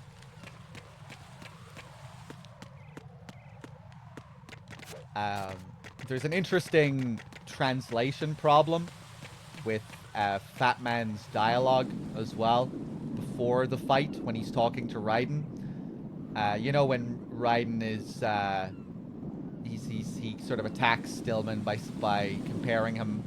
He attacks Fat Man by comparing him to Stillman. You know, you had nothing of his courage or his... And Fat Man cuts him off and laughs in his face. And he says, that croc died a dishonorable death 6 months ago. But that doesn't really make sense as a response to what Raiden has just said. You know? He's saying, oh, you're nothing compared to Stillman. You had nothing of his courage. what Fat Man should be saying there, what he should be replying with is the dialogue should be, those aspirations died 6 months ago. You know? That's like the aspiration to be someone such as Stillman. You know? That the liquidation of Dead Cell caused him to splinter off and go in this whole other direction. So yeah, that kind of gets lost in translation there. And I think when you really understand the full context of it, it turns Fat Man into like somewhat of a sympathetic character, if you really start to think about it. You know, because he goes off on this rant about how, oh, this is the only reason I assisted them. That because of what happened with Dead Cell, I was able to, you know, go off and start my legend, and this is the only reason I assisted the Patriots, you know, so he could be a part of this event. You know, he thinks that this is going to make him famous and that he's going to go down in history and they'll be making movies about him, and that's the legacy he wants to leave. But of course, you know, he thinks he claims that he made this decision of his own. You know, it's the only reason I assisted them, but the Patriots orchestrated for all of this to happen. You know, they caused the liquidation of Dead Cell, and they knew exactly what would happen, that the organization would crumble with the loss of their leader, and that they'd become unhinged and they'd become easy to manipulate. So Fat Man isn't really doing this of his own will. It's been carefully orchestrated in order for him to be a part of this.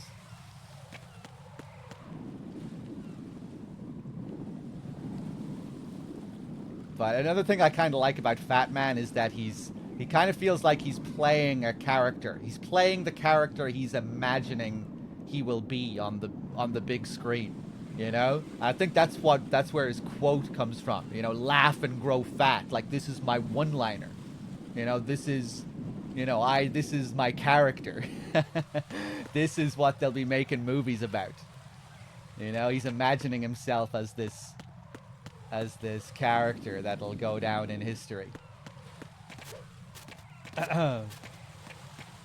But yeah, it's there's some interesting stuff going on in the background with his character there that isn't like immediately obvious, and it kind of gets muddied with the mistranslation.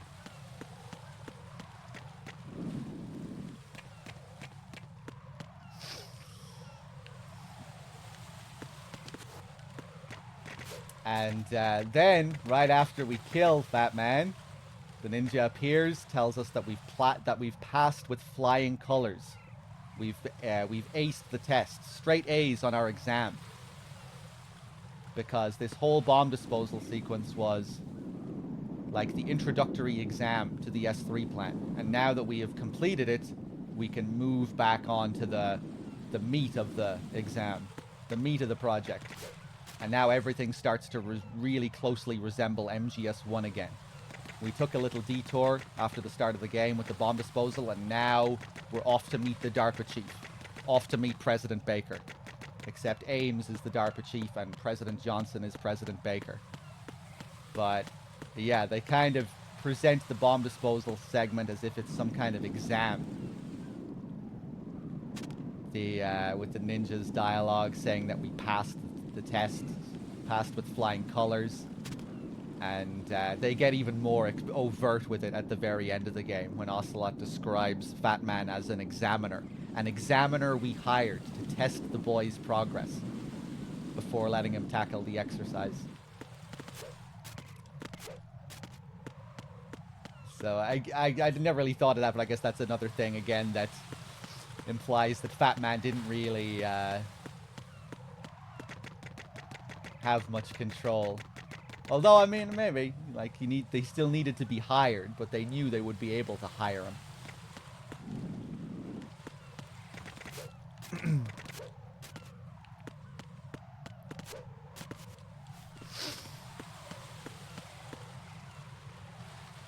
Dim was mentioning something earlier as well that I didn't know about, or if I did, it was something I forgot about. Remember earlier we were saying in the Japanese version of MGS2 that when Gray Fox or when Mr. X speaks dialogue that is word for word from MGS1, it actually plays that audio from MGS1. So in the Japanese version, when he says, I'm like neither enemy nor friend, it actually plays that audio from the game, from the original Gray Fox audio. But apparently in the Japanese version, when the ninja directly quotes the DARPA chief as well, it also plays DARPA chief audio. So it's really trippy in the Japanese version. You're hearing like all of these different voices come out of Mr. X. Not just the Olga, not just the distorted Olga voice. When she's speaking Gray Fox dialogue, you're hearing Gray Fox. When she's speaking DARPA chief dialogue, you're hearing the DARPA chief. So you're really gonna be like, what the fuck? What am I even talking to here? Is this even a real person?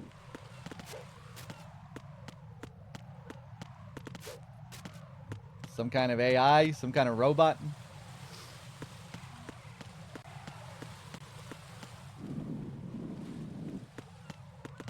Another neat little detail after that scene as well, when Raiden talks to the Colonel. And the Colonel says that line again, that's word for word from MGS1. No, we have no one like that in our unit. It's again the AI kind of fucking up and saying things that don't make sense. Because unlike MGS1, Raiden isn't really questioning him about the ninja being a part of the unit. You know, Raiden doesn't say anything about the ninja being a part of Foxhound, being a part of the unit in any way. But the Colonel still denies it, even though he wasn't questioned about it. Which isn't a fuck up in the script. It's intentional. It's the AI messing up. Another little hint that the Colonel is not real. Anyway, let's keep going here. I've been babbling on for too long.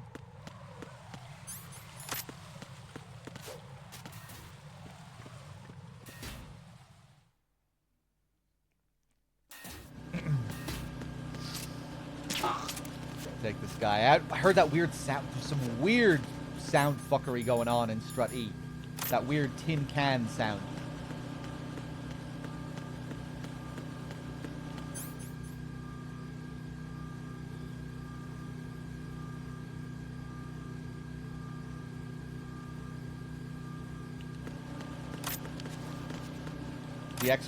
The exercise proper, yeah.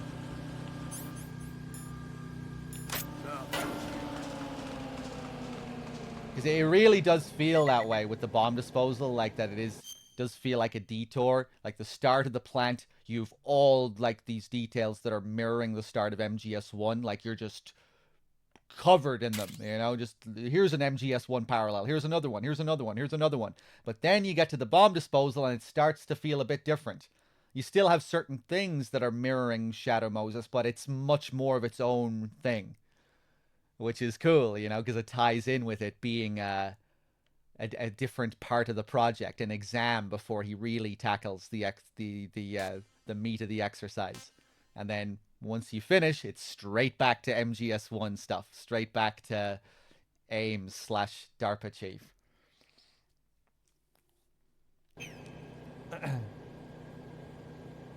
You know, if it was mirroring MGS1 right from the beginning, we'd be meeting Ames shortly after arriving.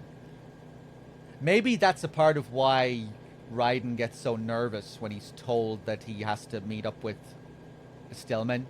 You know, is this according to simulation too? You know, he's like, oh, this isn't going according to simulation anymore. I'm starting to get fucked up. You know, he's expecting, subconsciously, he's expecting to meet Ames at that point, but no, right? Because that's how it would be if it was mirroring MGS1 to the note, because you meet the DARPA chief as soon as you enter the facility, but that's not what happens. Kind of ironic in a way, though, because, you know, the DARPA chief being a black character, Stillman being a black character, the first character that you meet, both of them being voiced by the same person, but Stillman isn't the stand-in for the DARPA chief. You might think he is in a way, That's another interesting thing to consider. Where like on the surface, it seems like, oh, it's the DARPA chief. It's mirroring the DARPA chief, but no, not really. Here. Anyway, just random thoughts.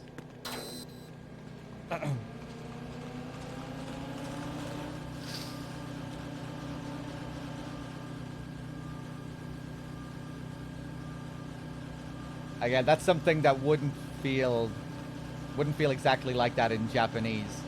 Because they don't, Stillman and the DARPA chief don't have the same voice actors in Japanese. In Japanese, Ames does have the DARPA chief's voice actor though, but obviously that would sound a bit strange in English. Imagine the DARPA chief's voice coming out of Ames's mouth. But yeah, in the Japanese version, they really follow through with those parallels. With those character stand-ins right down to the voice actor. Ames has the DARPA chief's voice, and President Baker has, or rather President Johnson has President Baker's voice. Here we're going to get the digital camera. And...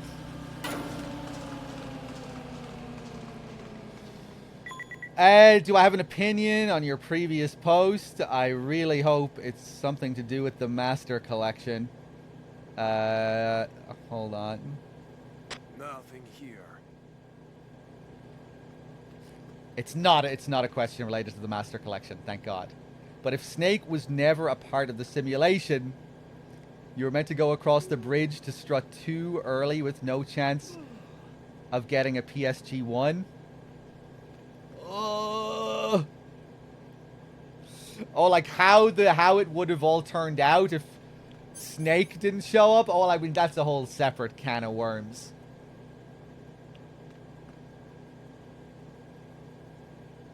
You know, if Snake was actually an intended part of the simulation, but we're being told that he isn't. This is one of my favorite theories that I came up with. That Snake not being a part of the simulation is just him being a part of the simulation. Being told he isn't a part of the simulation is a part of the simulation. To mirror Gray Fox not being a part of the simulation in MGS1.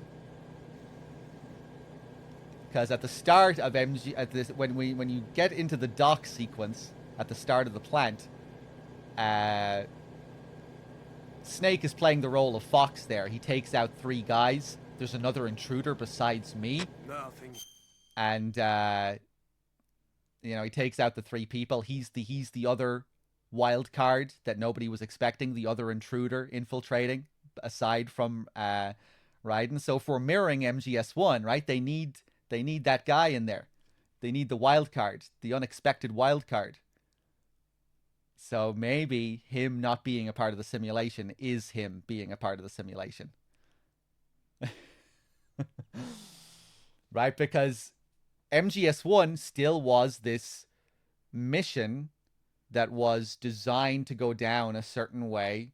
All the higher-ups knew that all these players were there and that Snake was to go in with Fox Die and everything, but nobody expected Gray Fox to be there. So you could still look at MGS1 maybe as being a simulation of sorts. You know, they had this script that they were hoping everything was going to go according to a script. It didn't go exactly as planned. Nobody expected Gray Fox. Here.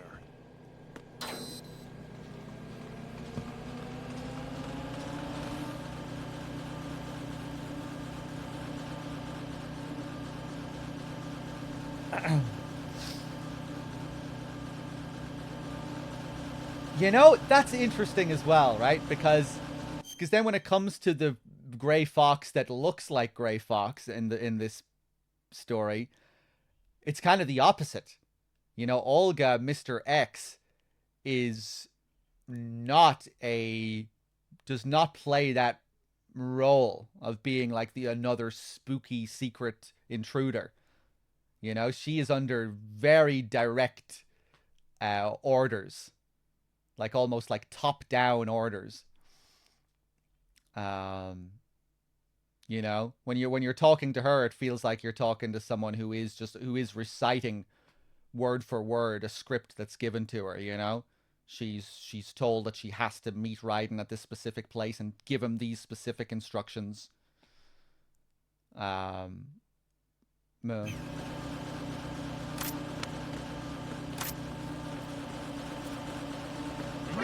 No! I did it again.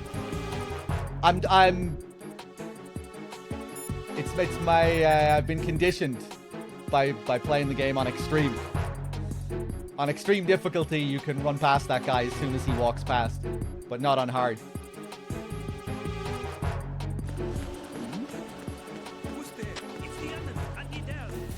Ah! Ooh, I think I might have made it before the alert actually triggered.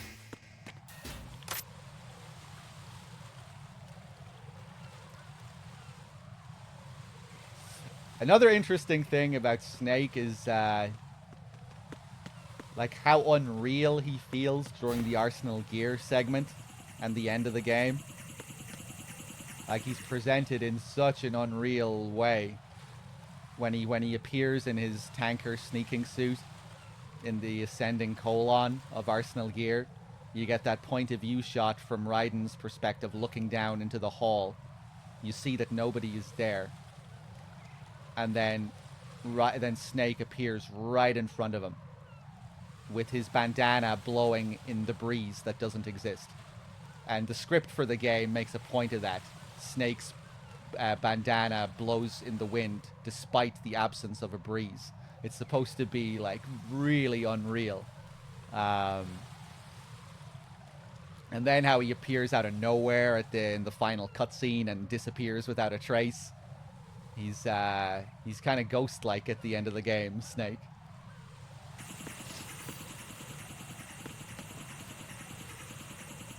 And kind of fitting with the whole Arsenal Gear sequence, you know, where Raiden is losing his mind and the reality of the game starts to break down bit by bit, and Snake kind of feels like he's a part of that.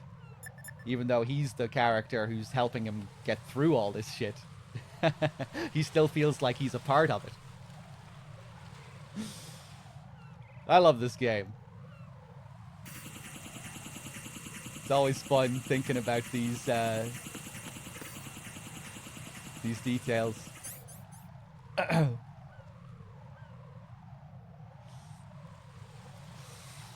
Eddie Obscure with the 40. I don't think I thanked you earlier. I love this country. Hitman Absolution. That was a fun playthrough. That game might not be a good Hitman game, but that was still a really fun playthrough. That game has its charms.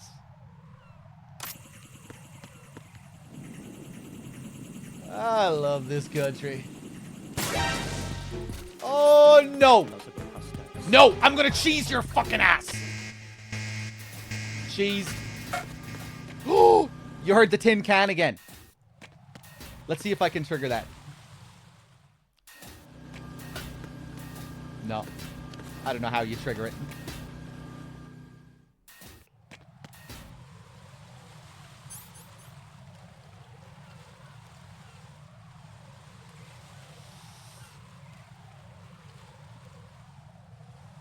How's MGS2 been compared to the MGS1 port for the MC? Hey, Pajama Party, good to see you again, man. It's the same. It just feels like the audio issues are the same. It's like all the sound effects are fucked. It's like the whole audio design is fucked, and just some sounds are more noticeable than others. And just like MGS1, it's the high-pitched sounds that are really noticeable. Like the sharp sounds, the high-end stuff, the way ciphers flicker. Like the ciphers are really noticeable. Sometimes it's not consistent. Like sometimes you'll aim with the M9 and yeah, there it's noticeable. But yeah, like it's across the board. Even, you know, like Raiden's cartwheel. It's not always fucked, but sometimes it'll be fucked. That cipher. you're hearing now. That's not how the ciphers should sound. Everything feels like it's higher than it should be, but it's not just that. I don't know. I wish I knew more about sound engineering to like speak on it technically, but yeah, it feels like it has the same sound problems. So maybe something just related to like the overall mix of the collection. I don't know. The compression. We've had other people theorize about it.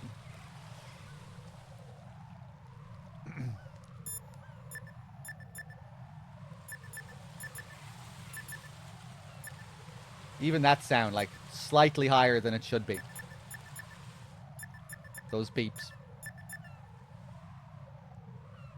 Some things you barely notice, only if you're, like, super, super familiar with the games. And things that don't really jump out as being too bad. And then there are other ones that just come in and they're glaring. Oh! Right. Like Make that one. contact with Ames and find out where the president is. Our information indicates that Ames is being held in the B1 level of Shell 1's core. Head for the core of Shell 1. Shell 1's core has extremely tight security. Impersonate an enemy personnel to infiltrate the section. For a proper disguise, select the enemy field uniform you receive from the ninja. This will allow you to blend in. But you still need one more thing. It will look suspicious if you're not carrying the standard equipment. All personnel in the Corps are equipped with AK-74Us. Select your own AK when you're in disguise. Find yourself an AK. You have a level 2 card in your possession. Go and search the warehouse in Strut... Exactly. Yeah. The codec sound isn't always that fucked. That's it when it's really bad. Let's call him again and see if we get the same sound. It'll still be fucked up, but it might not be as fucked up. Yeah, see? A bit smoother. Make contact with Ames. Colonel, should I really believe what he says? The fact is that there is no other option, unfortunately for us. I'll understand once I go to see him then, right? Yeah, it just kind of feels like a laggy loading, Nico. But aside from that, laggy loading with the combination of the fucked up pitch that's just with, you know, like you have with all the other sound effects. Shell 1's core has extremely tight security. Impersonate an enemy personnel to infiltrate the section. For a proper disguise, select the enemy field uniform you receive from the ninja. This will allow you to blend in. But you still need one more thing. It will look suspicious if you're not carrying the standard equipment. All personnel in the Corps are equipped with AK-74Us. Select your own AK when you're in disguise. Find yourself an AK. Suck my balls. Even the most successful disguise can't protect you if you decide to blow your own cover by attacking the enemy. Do not engage the enemy while you are in disguise. Raiden, don't act in any way that will excite the enemy's suspicion. A perfect disguise can be ruined by a single odd behavior. Be careful. If you make physical contact with the enemy while in disguise, the disguise will be deselected. Keep that in mind. Colonel, Pliskin wasn't killed. You look happy, Jack. Yeah. Raiden, don't trust him. What? Don't you think it's suspicious that he alone came out unscathed? Things don't add up. Raiden, don't put any faith in that guy. You will carry out your mission alone. Do you understand? We have no experience swapping files on PS5, Brand. You know how we swap saves when we do these marathons, myself and DRK? And I didn't even think DRK had a PS5, but apparently he does. So yeah, maybe we should have went for PS5, assuming you can swap files on PS5 the same way.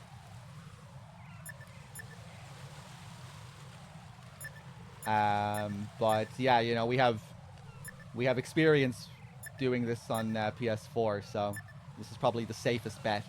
Oh, you can't on PS5. Okay, well, there you go. There you go.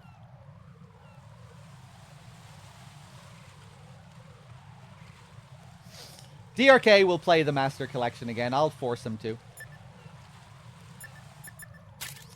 He says he didn't want to play. He didn't want to do any of this marathon. He was done after his first. Well, no, he didn't even do a session with MGS1 for the marathon. But wait, hold on one sec, guys.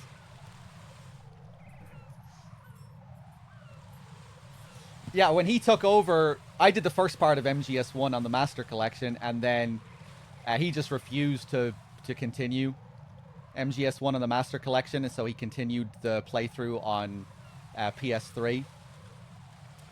And he planned on just continuing to do MGS2 on PS3, but I convinced him to go back to the Master Collection. I posted some crying faces on Discord, and I softened him up a bit. And I got him back on the Master Collection. I just thought it would be more interesting for the marathon, you know, instead of just doing what we usually always do. I didn't. Yeah, I'm joking around here. I didn't fucking force DRK. I just said. I told him that I understood if it was just too much salt. You know, that I'd be okay with doing the other versions if he just really didn't want to do them, if it was just too infuriating, you know, like I get it.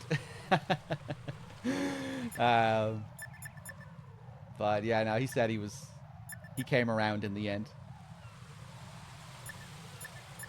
But who knows what the future holds? He might be right.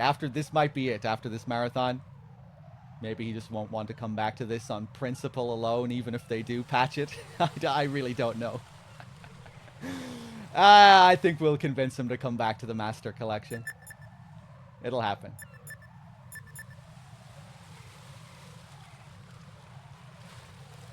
I have faith that a lot of this stuff will be patched eventually. But it'll just be a case of how the game is when it is fully patched. You know, what issues are remaining and what issues will then stay forever. When will they stop patching? But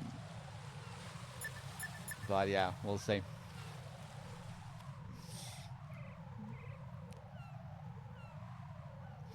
Sounded like he hated the new controls the most. Yeah, well, like certain control problems will just be unavoidable, right? Because you just don't have the pressure sensitivity.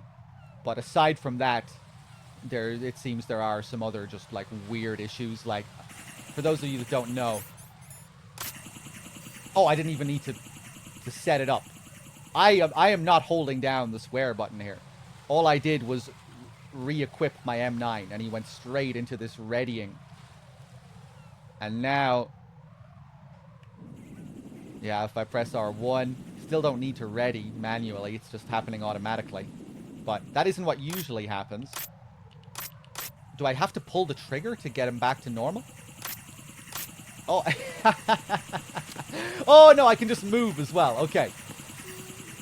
Yeah, so now when I re-equip, it's fine. See, we're back to default. But if you aim and then unequip like that, when you re-equip, he'll automatically go back into this, which is just kind of weird. So yeah, the game just has like weird fucked up controls issues that you just have to get used to. I'm not even sure what's intended here and what's going to be patched. Like, is this supposed to be like this? I don't really see why this should be like this. You know, this automatic readying when you re-equip. Surely that's not supposed to be like that, right? That would be kind of weird.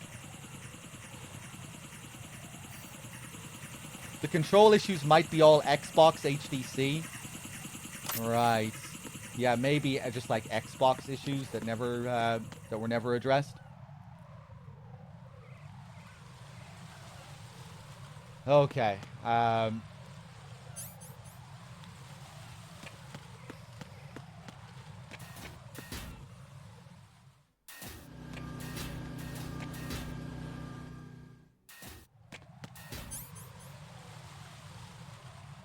Viking, thank you for the 41 months. Cheers. Hold on, let me reload here.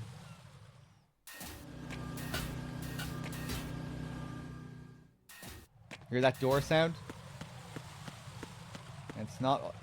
Seems like the sounds are more inconsistent in MGS2. Like, they have the same issues as MGS1. It's like the same kind of issue, but inconsistent. The sounds won't always fuck up in the same way.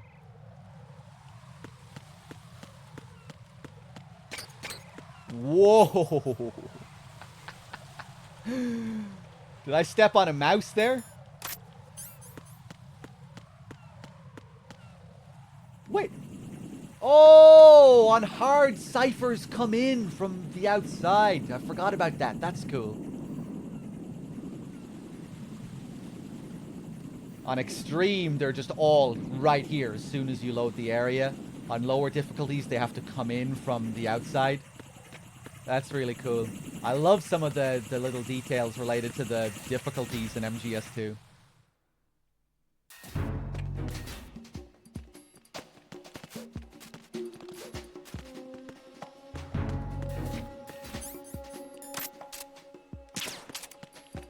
Oh, there's no guard there. I'm playing on extreme. Looks like you've got an AK. If you wear an enemy's field outfit and carry an AK, you can pass for one of them. Listen up, kid, and don't forget this. Only the guards in Shell 1's core are armed with AK rifles. The others are armed with the AN-94, the official rifle of the Russian army. If you hope to disguise yourself as the enemy, you don't want to be carrying an AK outside of Shell 1's core. Bum, bum. Nothing here.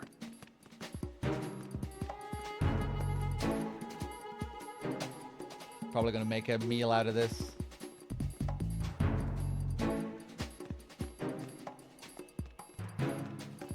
Where are you going? Go.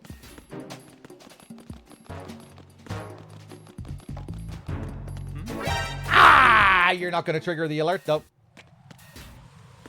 Playing so messy. Nothing is clean. Okay, I need to run on this floor here.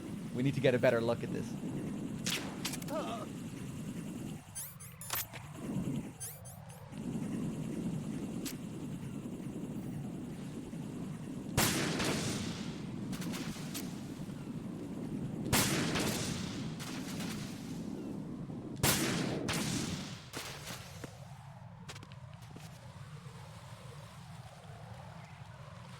I feel like the ripples are more pronounced.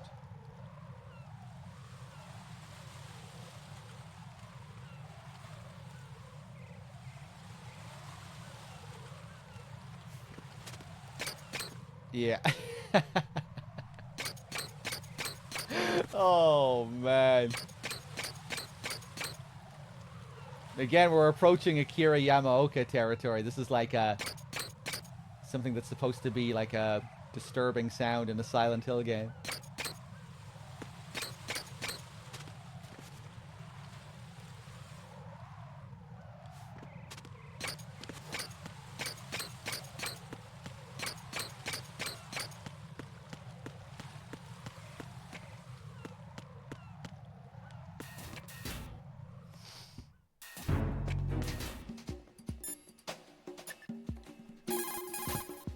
Pliskin, do you read me? What's up, Raiden? I just ran into a guy decked out like a ninja. A ninja? Yeah. Do you know anything about this? No. Can you trust that costumed freak? I don't know. But the colonel told me to follow the guy's instructions. And like a good soldier, you'll do it, right? I'll let you in on a little secret, kid. The ninja that was publicized in the Shadow Moses incident no longer exists. The guy you met has no connection whatsoever with the incident. And how do you know that? Because I do. Huh? Just be careful who you trust, okay? Bum, bum. Pliskin, do you know anything about a Secret Service agent named Ames? Ames? You've heard of him? No. Listen, if you know anything... No. I got the name mixed up with someone else. Forget it. That pistol you have is a SOCOM. It's a .45 caliber offensive handgun designed for the American Special Ops Command. With 12 rounds of .45 ACPs, it has outstanding stopping power. The SOCOM has a minimum service life, averaging over 6,000 rounds, and has a 5-round group capacity that extends within a 1.4-inch radius. It's a bit large, but the SOCOM is a gun you can trust. It also comes equipped with a laser aiming module. A suppressor can be attached to the SOCOM to silence gunshots. You should try to find one. Shoot a fire extinguisher and the contents will spew out. It's probably a good way to distract the enemy. If you ever find yourself under pursuit, give it a try. Necessity is the mother of invention. If you shoot those pipes along the ceiling or the floor, jets of steam will escape. Use it to distract or burn the enemy. Remember, always use the surroundings to your advantage. Did they release a new MGS3 trailer or something? New Delta trailer? To throw something, such as a grenade or a magazine, press the weapon button to cock your arm and release the weapon button to throw the object. Remember, the distance thrown varies depending on... Looks a lot like MGS5 gameplay. Level design looks identical. Yeah, I figured it would be pretty identical in terms of level design based off the images they saw. They released. I didn't get a good sleep last night, so my brain is foggy.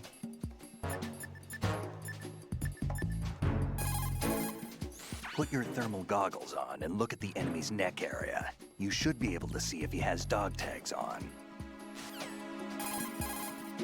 Raiden, look at the enemy you knocked out. See the stars revolving over his head? When the stars disappear, the enemy will regain consciousness. Keep an eye on the spot. Why am I even talking to you, Pliskin? Raiden, make contact. Let me put on my BDU. Let me equip my AK. So I'm getting distracted by the chat. So you've got an AKS-74U. If you wear an enemy's field outfit and carry an AK, you can pass for one of them. The AK is an outstanding rifle in terms of precision and reliability, as evidenced by widespread licensed manufacturing, not to mention large quantities of illegal reproductions. The AK is in high demand around the world. It is often used as reference for the design of new rifle models. Designs for Israel's Galil, Finland's Valmet, and other rifles are based on the basic structure of the AK. You have a smaller model of the AKS-74 that was designed for use by Special Forces personnel. The stock will only extend to a maximum length of 726 millimeters, a feature that makes the rifle easier to handle in small spaces. The AK can be fitted with a suppressor. With a suppressor, you won't have to worry about your gunshots being heard. Listen up, kid, and don't forget this. Only the guards in Shell 1's Corps are armed with AK rifles. The others are armed with the AN-94, the official rifle of the Russian army.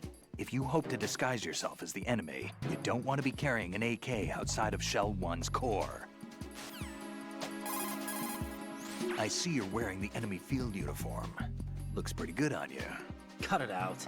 It's bad enough that I'm dripping with sweat, wondering when somebody's gonna see through my disguise. Don't worry, and quit being so sensitive. At least your walk won't give you away. My walk? What do you mean, my walk? Nothing. Forget I said it. I'd worry more about the fact that the uniform's a little small for your size. It just might come off when you bump into an enemy. Normally, a proper fitting uniform is issued to a soldier. You're just going to have to fit your movement to the uniform. Such a dirty tactic. Let's steer negative press from our collection with new Delta footage. That's a cynical take, bad humans. You think that's what they're doing? They just threw some fucking trailer together. They had no plans for this.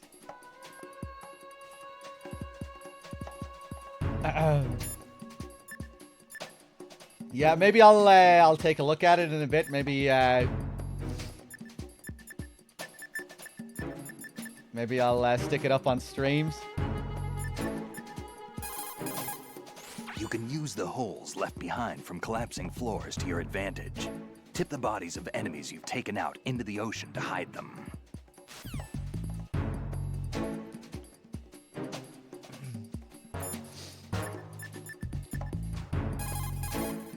Raiden, a full life gauge will slow down the consumption of the grip gauge. Be smart about using your ration.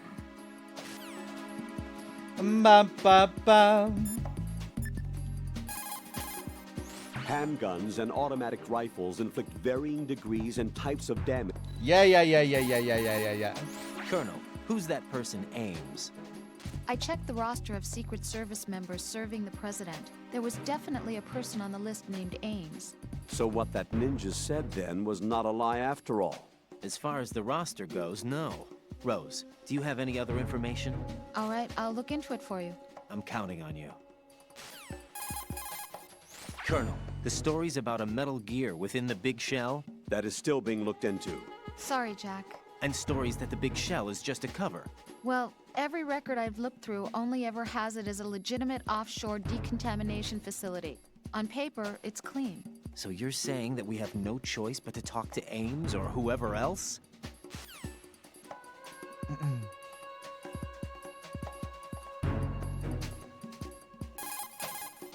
Strut F is the storage center. I think a variety of materials for maintenance of the Big Shell are stored there.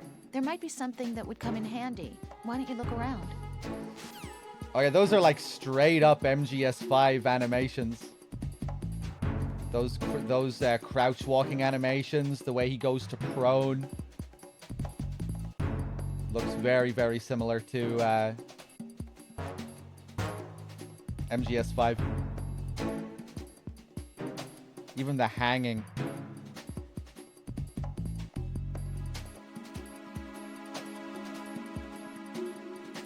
Really curious to see how the game will play out with more like modern conventional controls. Like the boss fights and the combat and the feel of that. Like so much of it revolves around in the original game you have the tactical reloading and all that stuff. It's probably not going to be a thing in this Delta, in this remake.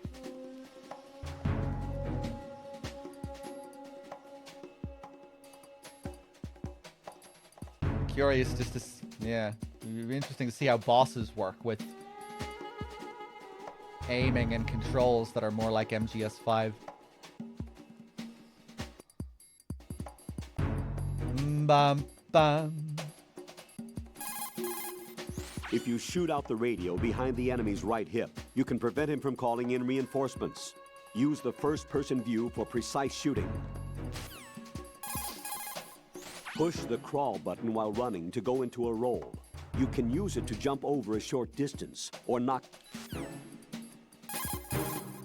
Lean the left stick only. Lean the left stick.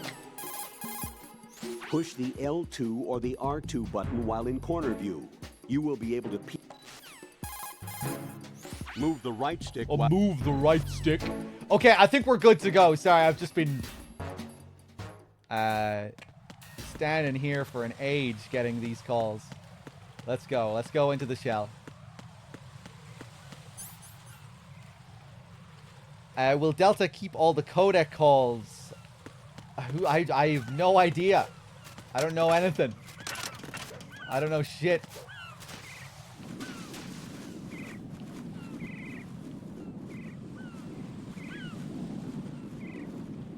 That seagull looked kind of funky there. But maybe I'm seeing things.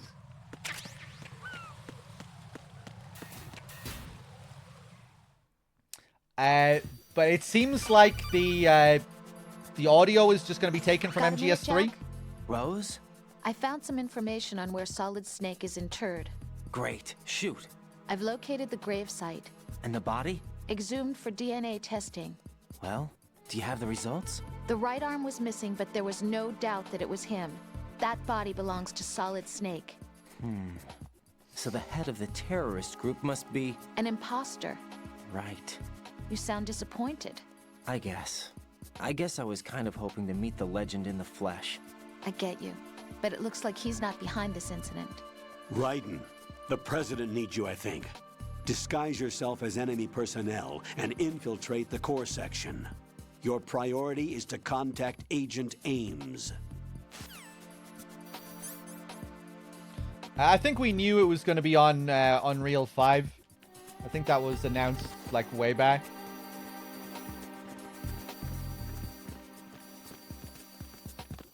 Didn't the initial trailer have the Unreal logo on it or something? I think it did.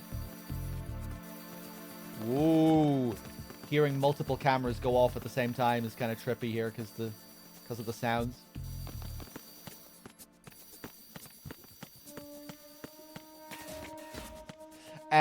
Someone asked me to press L.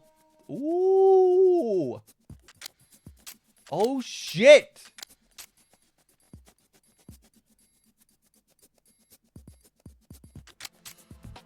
Right, so with L3 you can unequip and re-equip. Can you do that with other stuff? Oh, you can. Okay, I did not know. Try running and doing it. Oh. Well, if I press L1, I'll be able to run and do it, right? No, I can't.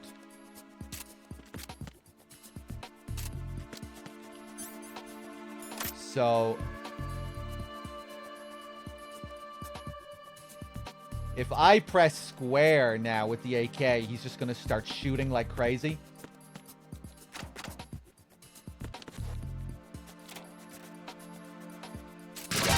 Yeah. Oh, yeah. How do I lean?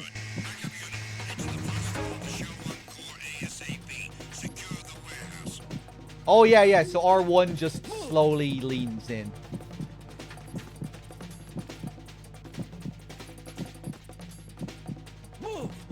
I'm not used to seeing this clearing phase, so this is cool to see. Please don't open the locker. Clear!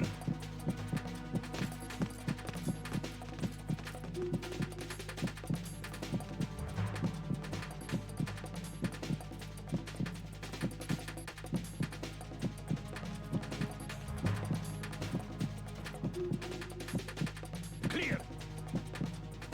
Return to your positions. Increase security. Understood. Sending reinforcements to the first floor of the Shell 1 core. Secure the front of the elevator. Yeah, so is it impossible to smack your head against the door of a locker in this version?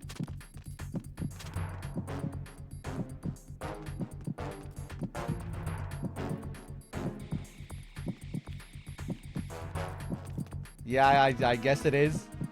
That's a shame. It's one of my favorite little pressure sensitivity things in MGS2. If you press too hard, too fast on R1, you'll smack your head against the locker and make a sound. And then the enemy will be able to tell and check the locker.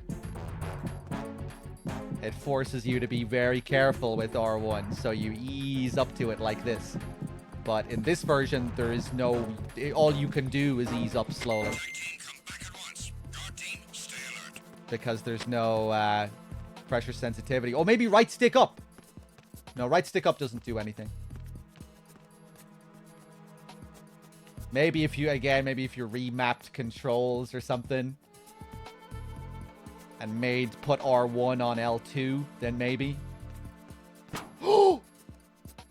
You can do it with the right stick. Okay.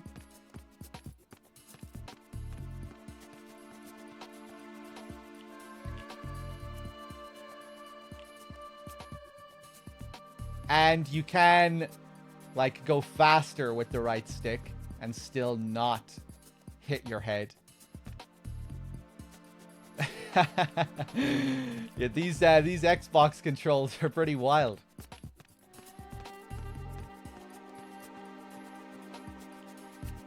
Okay.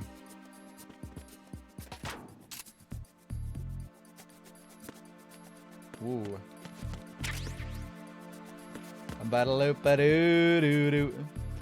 You can try L3 plus aim walking.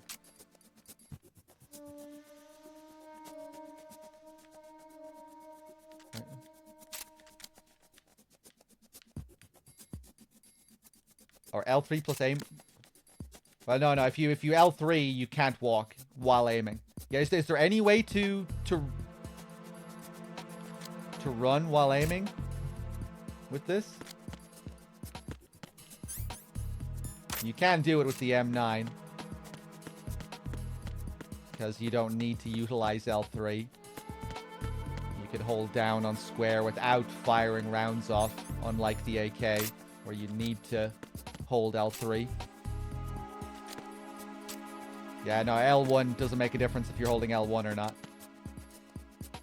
I'm holding L1 now, and now I'm running, and he just unequips it. Or rather, unreadies it.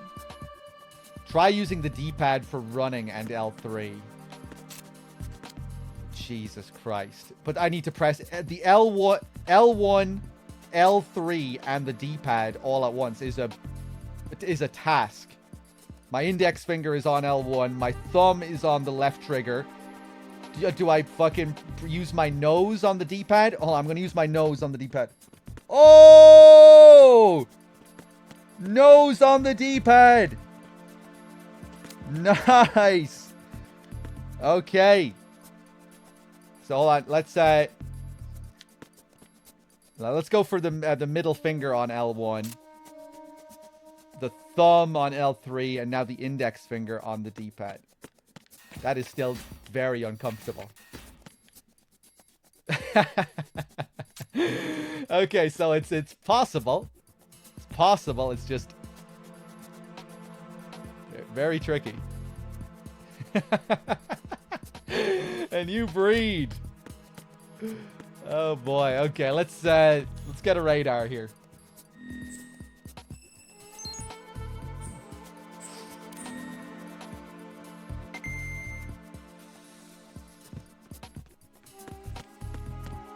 Damn, I really utilize those running AK shots as well. After I pick it up on the bridge, it's really handy taking down the ciphers there quickly. And just generally in alert sequences, dealing with guards. It's nice being able to run through and spray.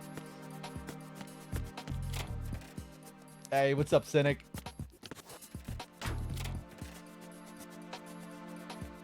Do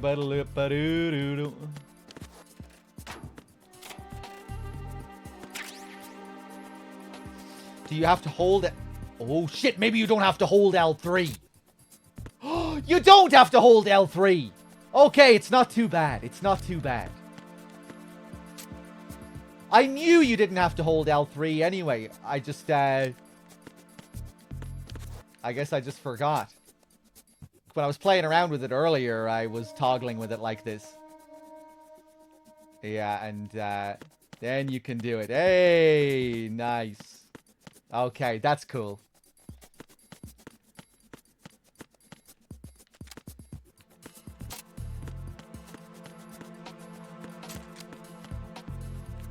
Going smoothly into the animation is a bit rough, like, but yeah, you'll take what we can get.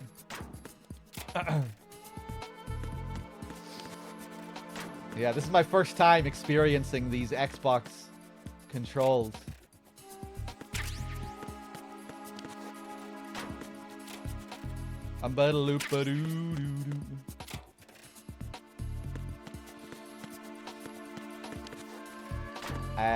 I saw the gameplay footage. I didn't see all of it, but I just had a glance at it. It looks kind of MGS5-esque with Snake's movement. Movement looks very MGS5, very similar crouch walking animations, climbing, hanging animations.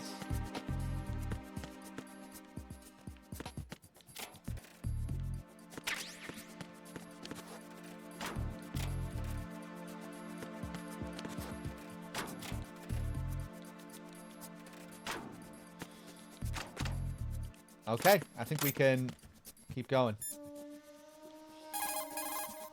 Raiden, make contact with Ames and obtain information about the president. You're in the Shell 1 core now. Ames is being held on B1. Head for B1.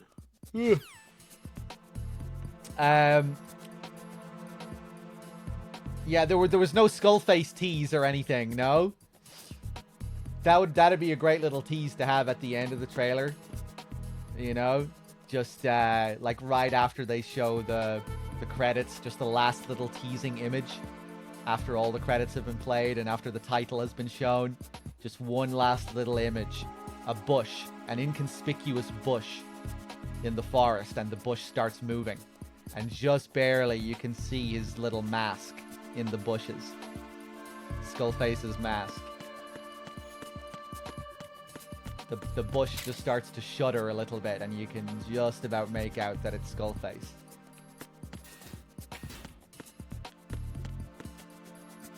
Or maybe a plastic bag full of shit on the ground outside of the bush. And you're like, oh, what's that plastic bag? Why is this bush in the frame? And then out of nowhere, a hand comes out of the bush, grabs the bag and pulls it back in. And you frame it like a horror scene. Play some like shrill sound effect. And then it cuts to black after he grabs the bag and pulls it back into the bush. Whichever one you prefer. Oh, what's that bag? I wonder how that's going to play into it. And then you'll get your theory videos. Oh shit, it's Skullface. He's cleaning up Snake's shit. That's what's in the plastic bag. Game of the year.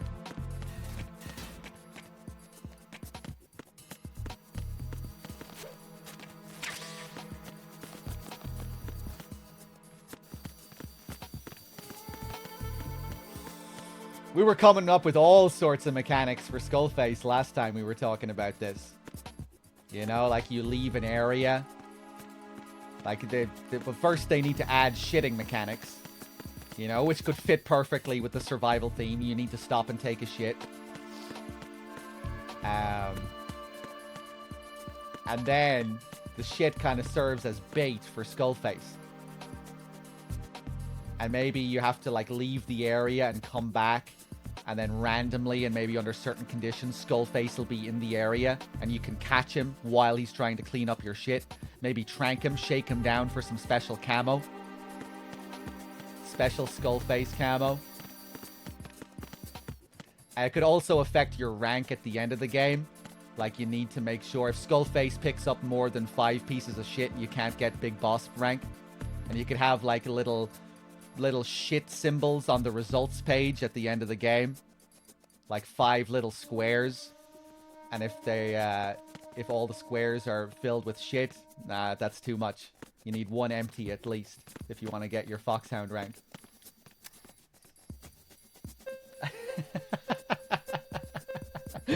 Hey, what's up, Lowlife? But they're probably not going to include any of this stuff. They really need me there as a designer.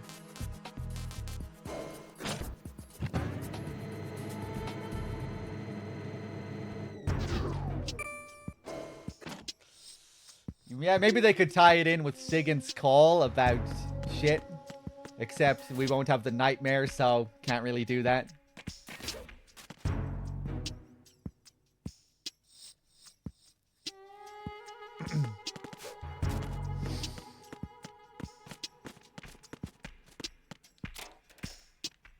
Bum, bum.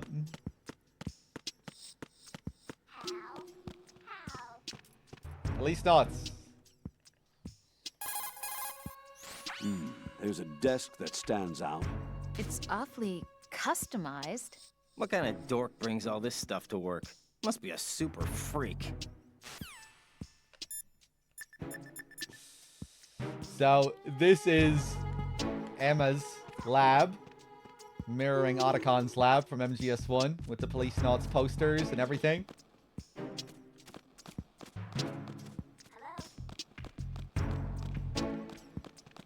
We got our parrot over there. Time for a treat. Time for a Some Ghost Babel posters.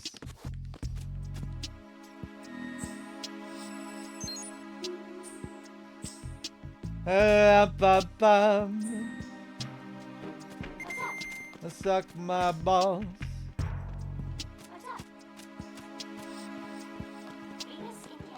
Big fat balls. Time for a treat. Suck my balls. Let's follow this guy around for a bit.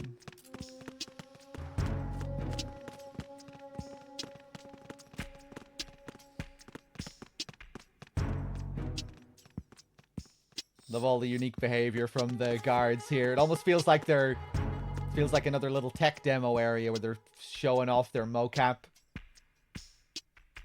All these fancy new animations and things the guards can do.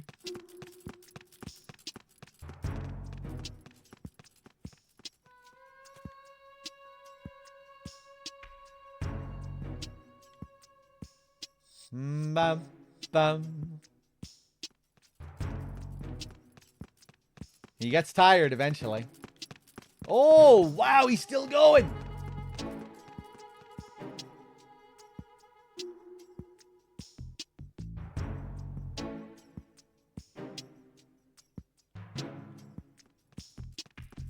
Okay, surely now he's gonna get tired. Yeah.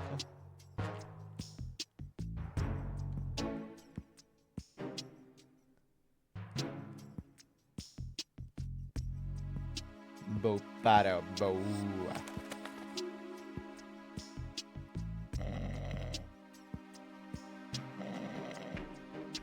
Ga-ba-da-la-ba-ba.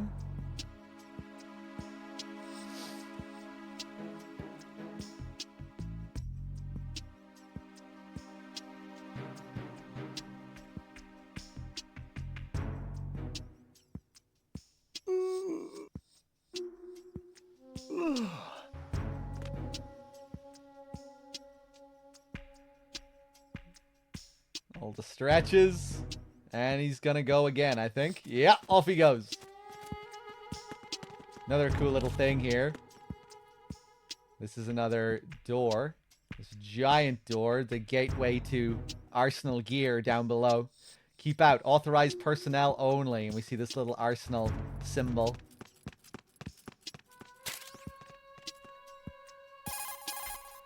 Colonel, what's this door? I don't know. It's huge. What the hell is it? It's not in our intel. Raiden, we have no way at the moment to open that door. Leave it alone and proceed with the mission. Understood?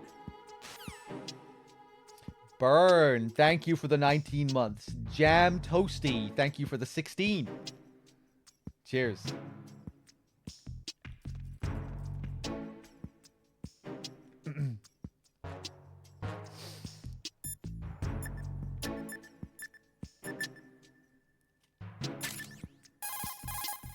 Raiden, we have no way at the moment to open that door.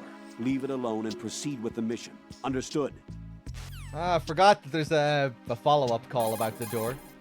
Ames is most likely being held with other hostages. Sure, but I don't even know what Ames looks like.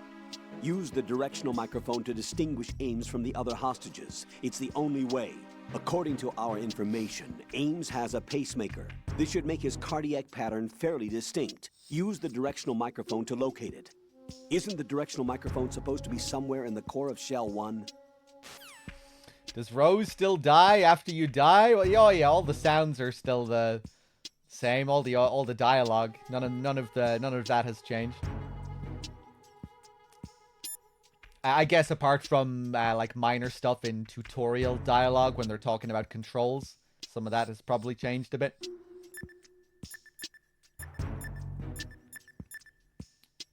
Bum, bum. If you make physical contact with the enemy while in disguise, the disguise will be deselected. Keep that in mind. That uniform's probably not even close to your size. Yeah, to tell you the truth, it feels pretty tight. It's probably a better fit for Rosemary here than you. Excuse me? Colonel? Just an observation. Let's get back to the mission, shall we? That was inappropriate. There it is. I was trying to get that one earlier. Bum, bum. Raiden, Rosemary has a report for you on Ames. Jack, it's about Ames. Did you find anything? Yeah, only that there's nothing to find. What? There is not a single record, let alone his social security number, address, or background. I couldn't even find Ames' gender, age, or full name. What does that mean? All I found out was Ames. Just that one word. Even still, Ames is our way to the president. We'll have to make contact. Head for floor B1 in the core of Shell 1. This is a release order marathon, yes. The Shell 1 core is what its name implies, the center of the big shell. The first basement floor is a capacious meeting hall. I'm sure that's where they held the welcome reception for the president and the Environmental Protection Inspection Team. But its core function is concentrated in the second basement floor computer room. This computer room is where the flow of polluted water and the status of filtration is observed, in addition to being where all tasks for other facilities are carried out. I can understand why security is so tight. Okay, let's go grab that mic. Man. I'm feeling tired. I'm gonna go grab a can of Red Bull, I think, when I get to the Ames scene. Grab some more ammo. Bum. Let's lock this guy up as well. Freeze!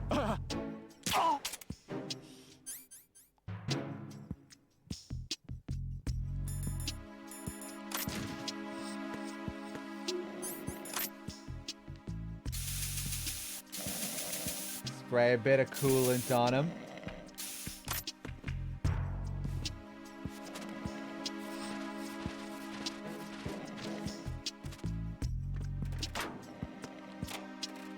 Bum, bum, bum. Grab some of those caffeine noodles, yeah. Oh, I didn't.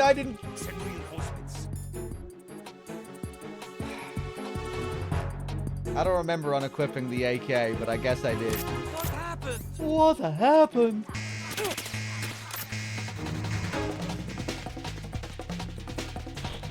Open it! Ah, they saw me. Yeah.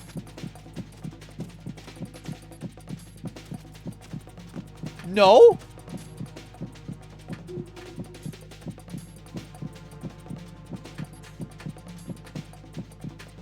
Return to your positions. Increase security. Oh, man. Understood. Reinforcements are on their way to the front of the elevator on B2 of the Shell 1 core. I need to try and get a better sleep tonight, man. The last 2 marathons we did, I was fresh for the whole thing. It was great. I got good sleep throughout the whole marathon.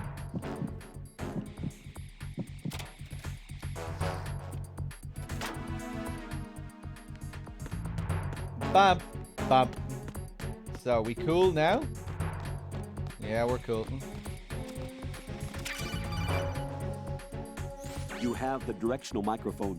According to our information, Ames has a pacemaker.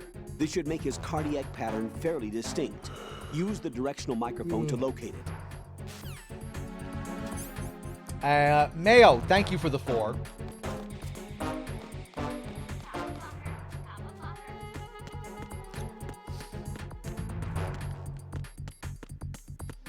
Ba-da-lum, bum, bum, bum, bum.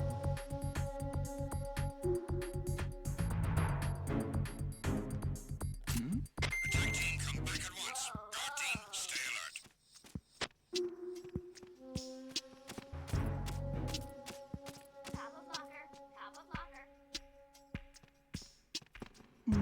Huh. What happens if I point my gun at him, like, right up in his face? Surely that'll just trigger an alert, right? I kind of want to test it. Although, I don't really want to wait for the fucking caution to die down again.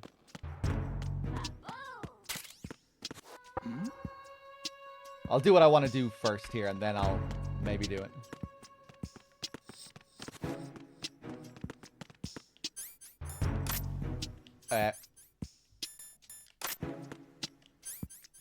Freeze!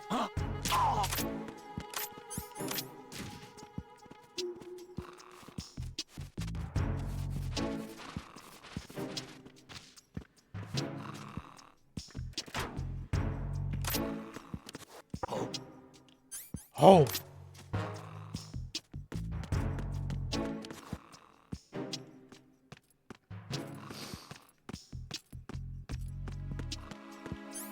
Yeah, people have been talking about the Delta trailer. I saw a little snippet of it.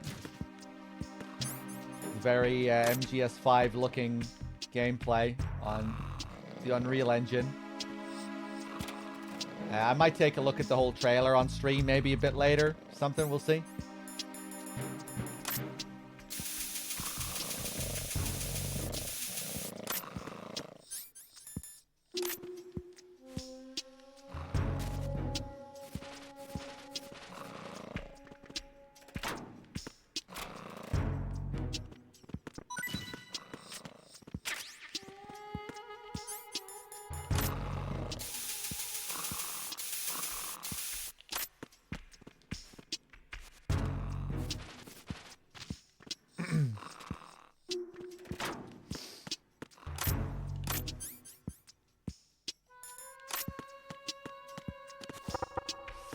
Yeah, it'll be really interesting to see, Nico.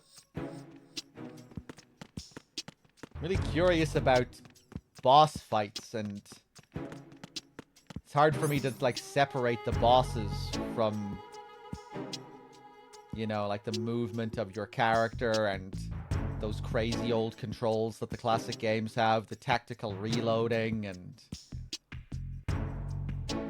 the L2, R2 menus. Freeze!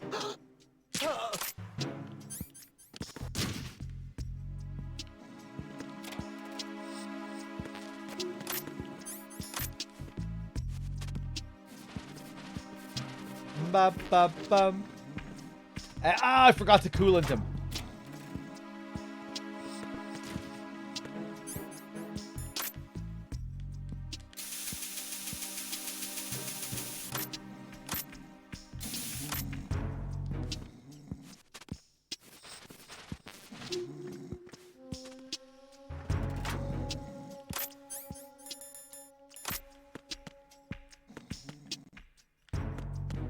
It'll be interesting to see what they do with the camo and obviously all the survival mechanics, what they change, what they add.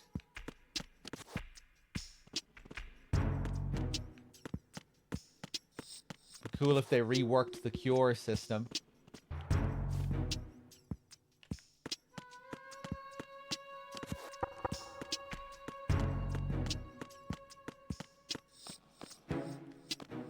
Kind of hard for me to care right now, just with all these Master Collection problems, you know. It's hard to like think, it's hard to think even remotely positively about another Konami project with this fucking mess, you know.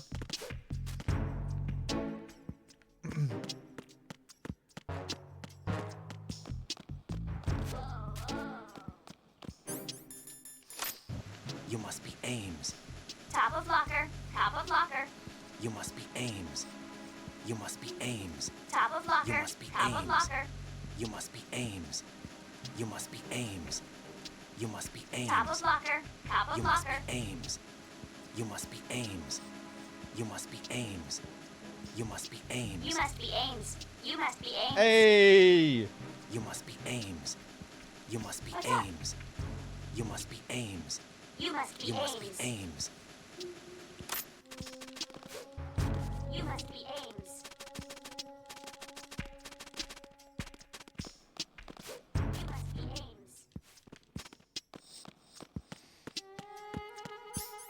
Let's place down some magazines for these boys. That's what she's talking about on the top of the locker, by the way.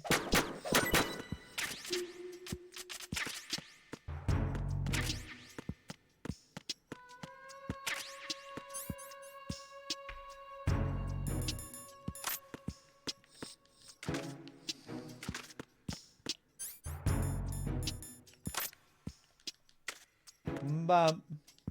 Bum.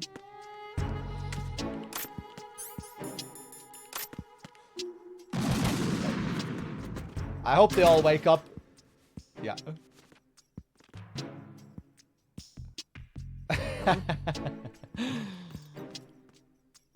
Hey.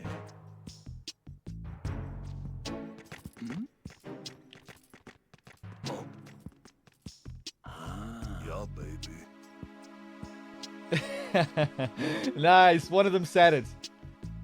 They have a few different lines and they're random, so you won't always get the "yeah, baby." Ma-ba-ba. Hey, what's up, Pew?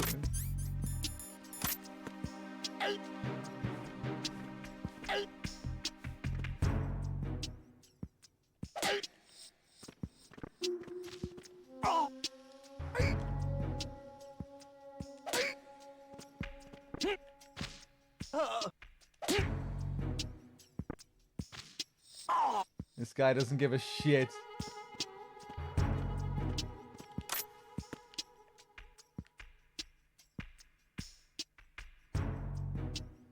Ugh, the shiver.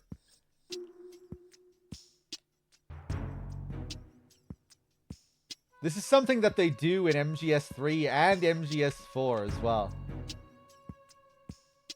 I think it's particularly Security breach in the area. General alert to all personnel. I think it's particularly disturbing in MGS4. Understood.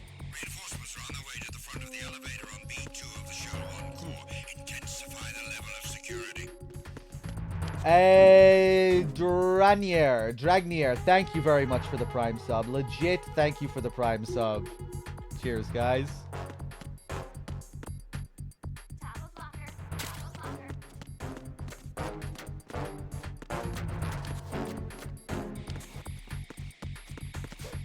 Bum, bum.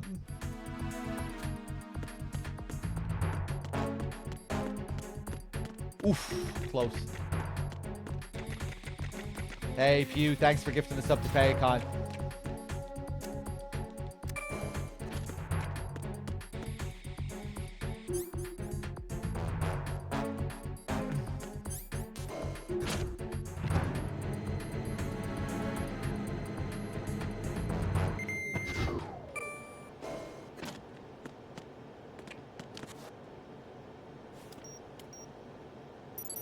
Retinol pattern recognized.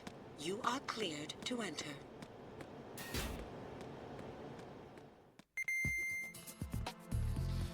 This doesn't look any different from the HD collection. Are you sure you're playing the Master Collection, dog? Yes, because it sounds very different.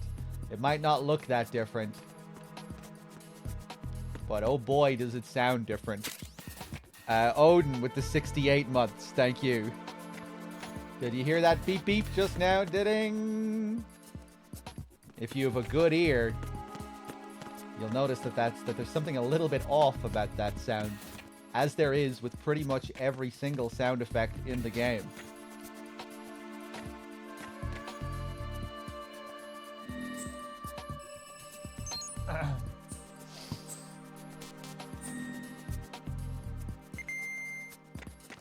Ga-bum-bum-bum. We do the clearing segment here.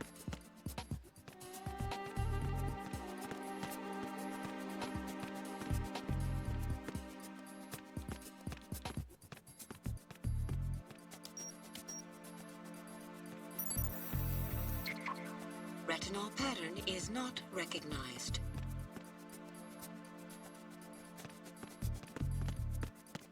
All clear. Kind of an interesting setup with these guys. They all take turns going out on patrol. Now it's this guy's turn. It's a pretty relaxed setup they have here. Their little lounge area.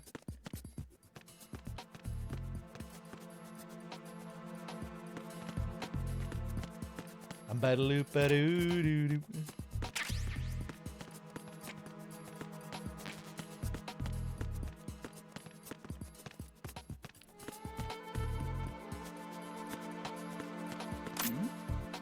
Hey, you! Just wait a minute. Who's that? Enemy sight. Requesting backup unit.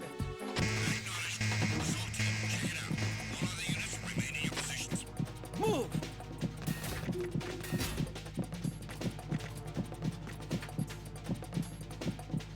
Clear!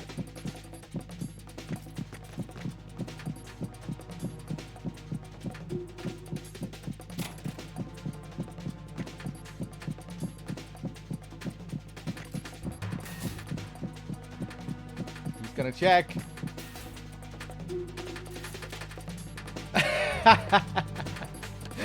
Whoop! Move!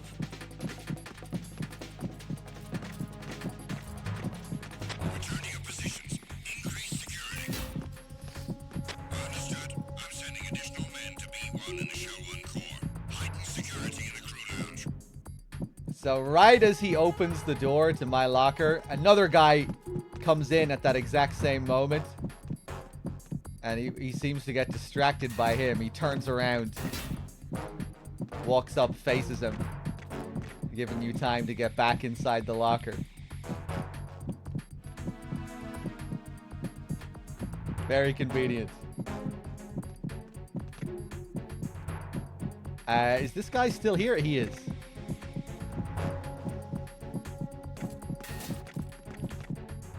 Bum, bum, ba-dum, bum, bum.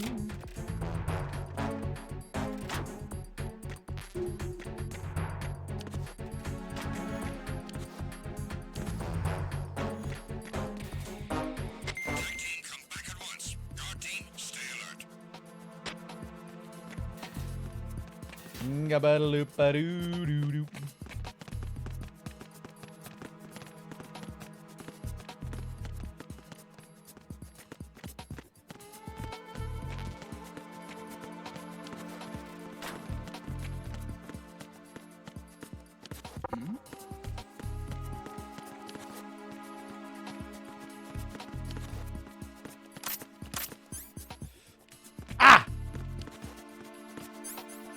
Freeze!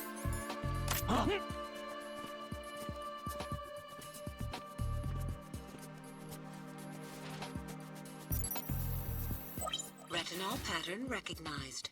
You are cleared to enter.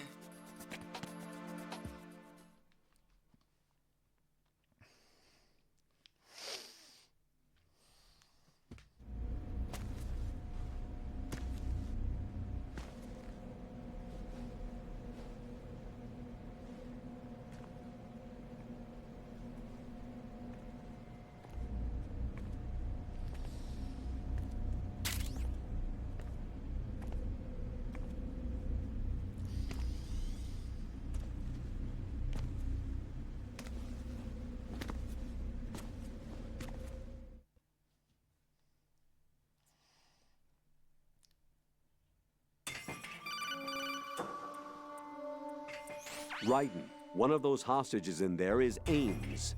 The only thing we know is that Ames wears a pacemaker. His heartbeat should sound different from other people's, so use the directional microphone to locate him. Once you recognize Ames by his heartbeat, keep the microphone pointed toward him. Then push the action button and call out to him. If it really is Ames, he should respond in some way. What if it's the wrong person? The guards may get suspicious and come running instead. Security could get tighter, too. Try to be sure before you take the risk.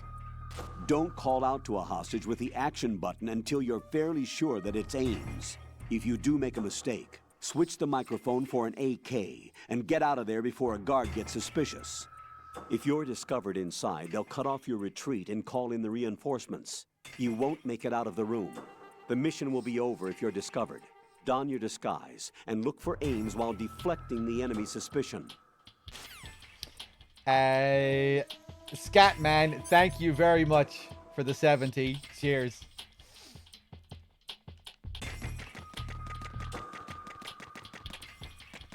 Reporting no problems in the hall on B1 in the Shell 1 core. Okay.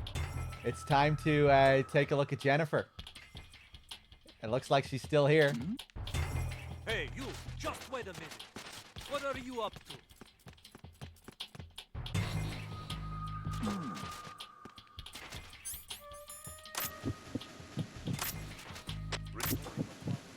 You're Ames, aren't you? My name's Jennifer. Yeah, she still has her gray triangle. You're Jennifer. 35. Stay away from me. 25. 37. You're Jennifer. 35. Stop! Don't touch me. 25. 37. Oh boy. See how it's even written behind her on the table? I forgot that was a thing a while back.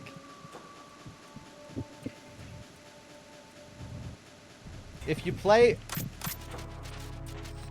Reporting no problems in the hall on Yeah, B1 we in have the Shell 1 core. we have other ones over there as well. You're Jennifer. You're Jennifer. Stay away from You're me. Jennifer.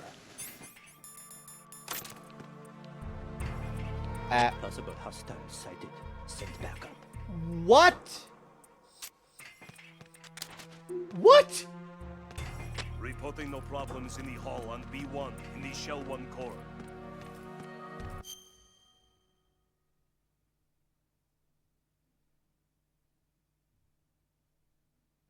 Isn't that what usually happens here when you trigger a game over?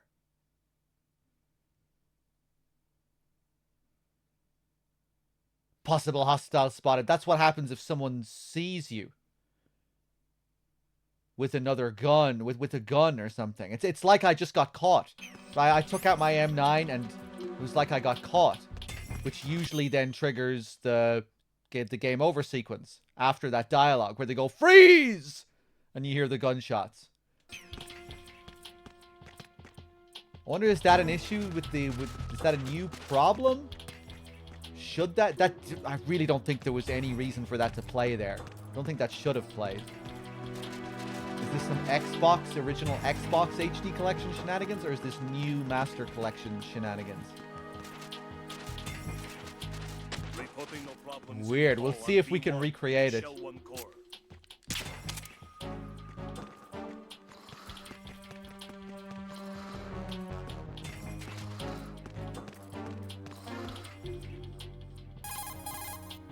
Raiden, what are you doing?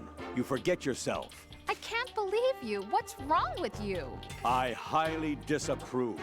I'm just... What do you mean, I'm just? Rosemary, you're right. One shouldn't stoop to vulgar levels just because they've set foot on the battlefield. But I can sympathize with you there. You what?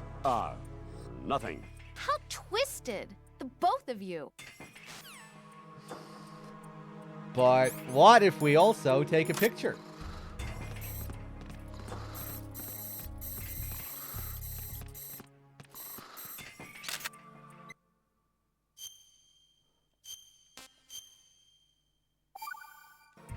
Surely they wouldn't create a call for something as perverse as this. Jack, what the hell are you doing? You are sick, you know? Rosemary. Colonel, was I wrong in what I did? Perhaps. There are certain things that a person can and can't do. Yeah, maybe you're right. Do you understand? Yes. Come out of this thing alive, both for yourself and so as not to waste your training. No need to tell me that, Colonel. Right. And I recommend you not throw away that picture. Colonel? What? You're not joking. Huh. Are you? Continue your duties. Understood? Yes, sir. Are you? Okay, we see how Rose is holding up after all this. So, Jack, what do you want? What do I want? Well, I'd like to save, if that's okay. Then go ahead. This is a joke, right? Rose. What now? What do you mean, what now? Save my data, please. Fine. Don't you have something you want to say before that? Like what? Ugh. All right, I get it. I'm sorry. There. You satisfied? Close enough. You selfish. What was that? Nothing. Just talking to myself. Evil Dave, thank you for the 7. Thanks for playing the whole collection so I know not to buy it until it's fixed. That is what I really recommend, I think. Yeah. Because it's, you know, it needs patches. Seems like every version needs a few patches. So I would definitely hold off if you haven't bought it already. Especially if you're not sure what you'll be playing it on, what version.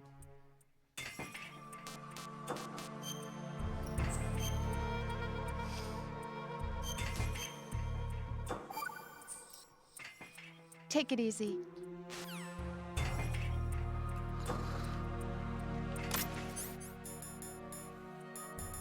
Okay, let's see if we can recreate this weird issue. Who's that? Freeze! Oh! I didn't realize I had my uniform off. No. No! Jack, please answer me! Jack! Jennifer's triangle is still there.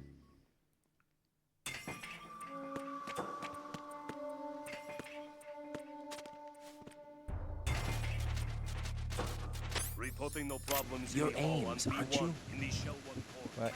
Jennifer. But yeah, it was like they were able to see through the table earlier. Let's get this guy's attention. Except, yeah. Reporting no problems in the hall on B1 in the shell 1 core. Hmm? Hey, you! Just wait a minute. What are you up to? You're Jennifer. Then perhaps you're Ames, right? Then perhaps you're Ames, right? Then perhaps you're Ames, right? In the It'd hall be a on huge B1 help if in you the shell happen to 1 be Ames. You're Jennifer. It'd be a huge help if you happen to be Ames. You're Jennifer.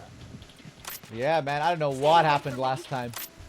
It'd be a huge help if you happen to be Ames.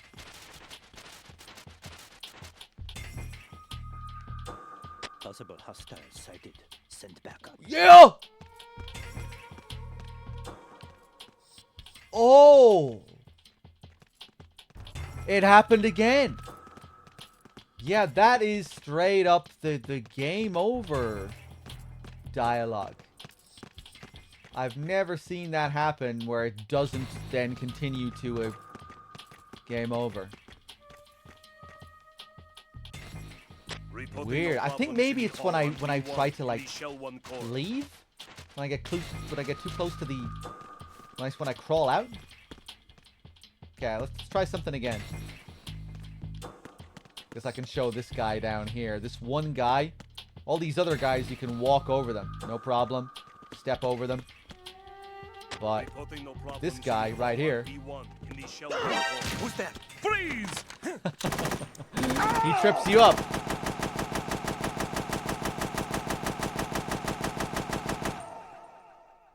Holy Mother of God. Right, come in. Right. Right. Oh dear Jesus. Okay, what is going on in this room?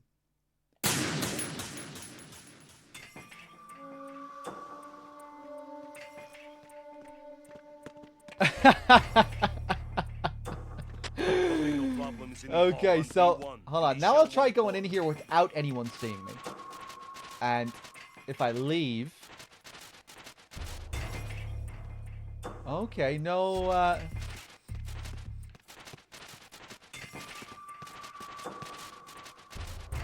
Reporting no problems in the hall on B1 in the shell 1 core.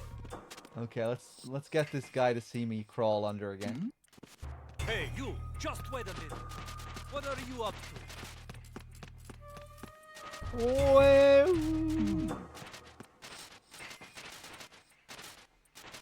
Reporting no problems in the hall on B1 in the shell 1 core. Okay, I bet just after a certain amount of time now, it'll trigger the game over thing.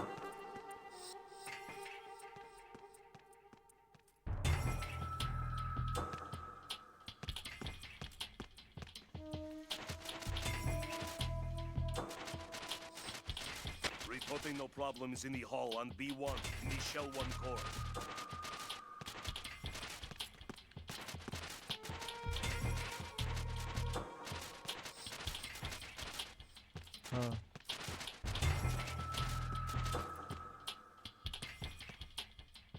Reporting no problems in the hall on B1 in the Shell 1 core. Okay, so maybe it is dependent on using the microphone. It'd be a huge help if you happen to be Ames. My name's It'd be Jennifer. a huge help if you happen to be Ames. It'd be a huge help if you happen to be Ames. You're Jennifer. It'd be a huge help if you happen to be Ames. It'd be a huge help if you happen to be Ames. Okay, looks like we're just not getting it this time. Freeze!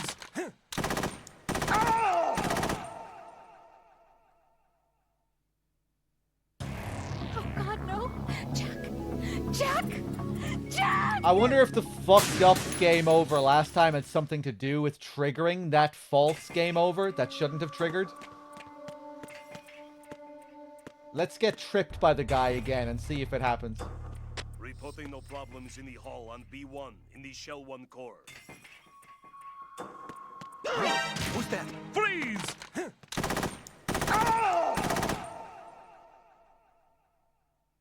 It was the audio there that fucked up, What the right? hell When he went, happened? oh! Raiden! Okay, one more attempt at trying to recreate the fake out game over.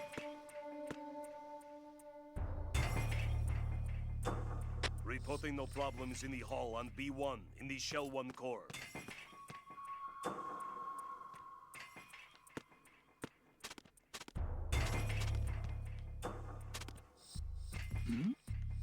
Hey, you! Just wait a minute. What are you up to? It'd be a huge help if you happen to be Ames. My name's Jennifer. It'd be a huge help if you happen to be Ames. It'd be a huge help if you happen to be Ames. I bet you're not Ames either. I Stay bet away you're from not me. Ames either. I bet you're not Ames either. You're Jennifer. I bet you're not Ames Stop! either. Don't touch me! Possible hostiles sighted. Send backup. Yeah! We got it again. Reporting no Okay. problems in the hall on B1 in the Shell 1 core. Now let's see if the game over fucks up when we get an actual game over. Because that... what we just heard should only play when it is a game over. So now maybe that has just fucked up the eventual game over.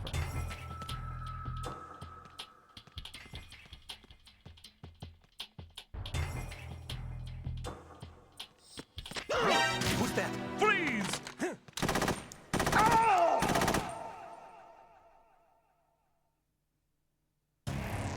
Raiden, Oh, no, is everything okay. all right?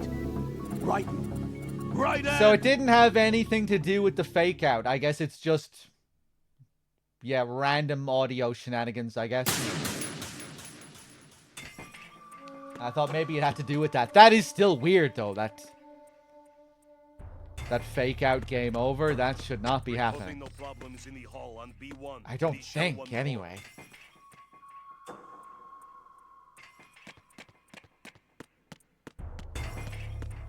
I'm just thinking now, like, is it because of hard modes? Because I'm not used to playing on hard? Something that only happens on lower difficulties? But I don't think so. Reporting no problems in the hall on B1 in the Shell 1 core.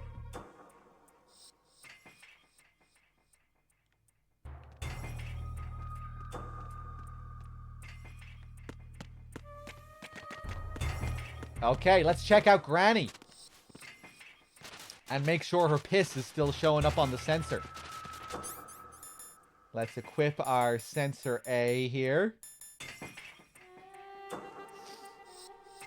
Ion mobility spectrometer explosive detector. Activates when equipped, displays Fat Man's scented C4 on radar. Hold up! They call an extra guard in. There's only 2 now after that.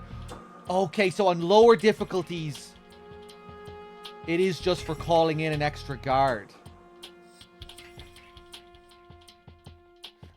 on extreme, it's only max guards. Yeah, okay. So it is actually a difficulty issue.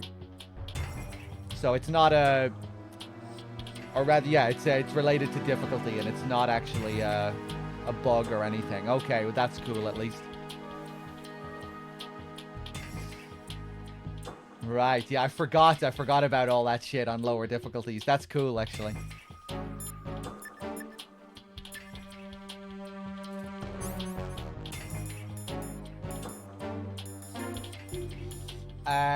Now let's check Granny here.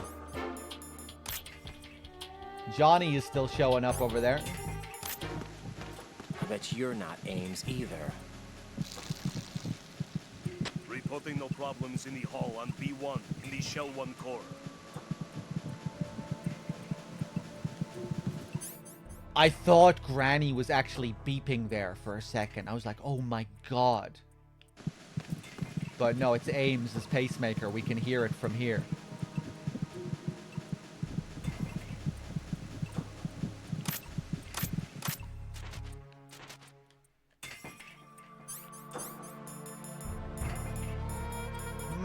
Hello.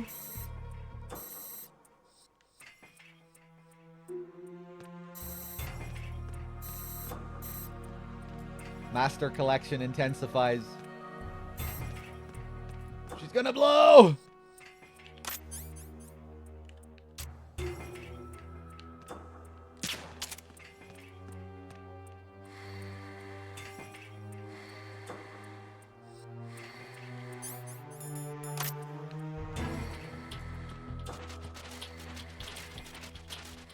Reporting no problems in the hall on B1 in the Shell 1 core.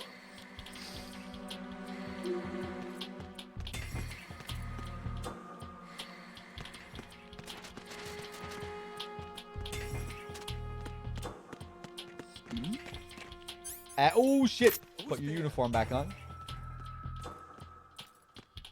Reporting no problems in the hall on B1 in the Shell 1 core.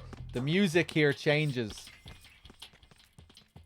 depending on whether you have your uniform equipped or not. If you have your uniform on, the sound kind of reflects it. It's more subdued.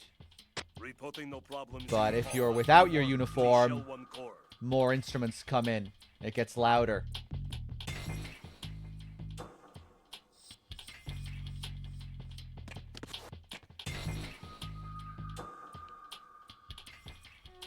And this is where Johnny is. In the next cutscene, we'll be able to use our microphone and listen in on Johnny here. But even here, you can see that there's someone in there. You can see the red dot flashing on the other side of the wall. And again, if we equip our sensor... Reporting no problems in the hall on B1 in the Shell 1 core.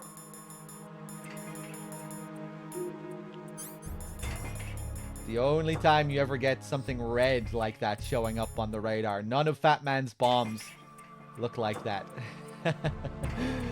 This is unique to Johnny. This is Johnny's unique scent.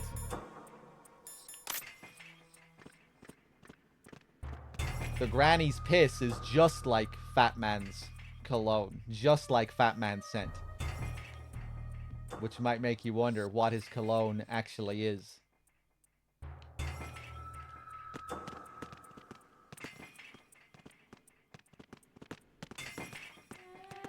Now we can beat up some hostages.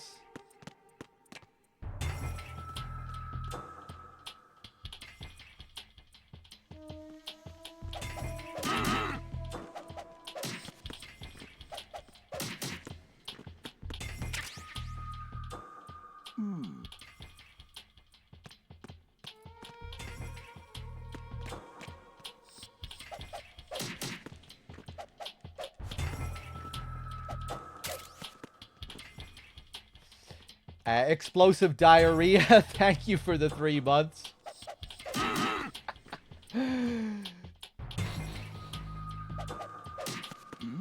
Perfect timing. Hey, just wait a minute.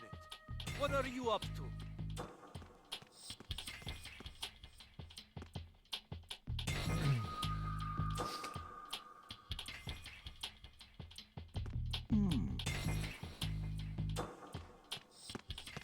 Honestly, that would have been perfect timing at any point during MGS2 or MGS1. Reporting no problems in the hall on B1 in the Shell 1 core. Hey, you! Just wait a minute. What are you up to? Are we not getting the fucking call here?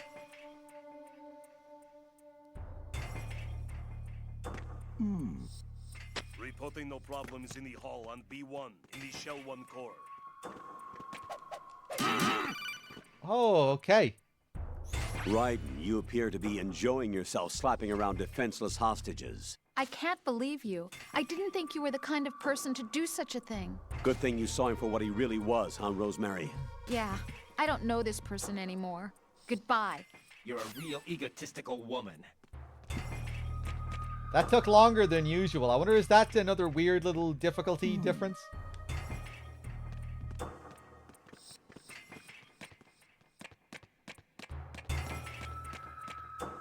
Okay, next we will carefully take out the guards here.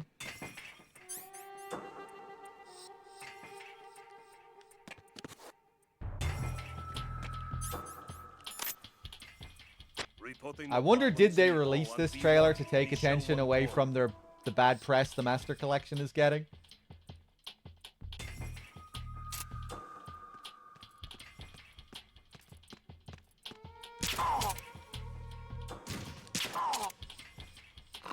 $100%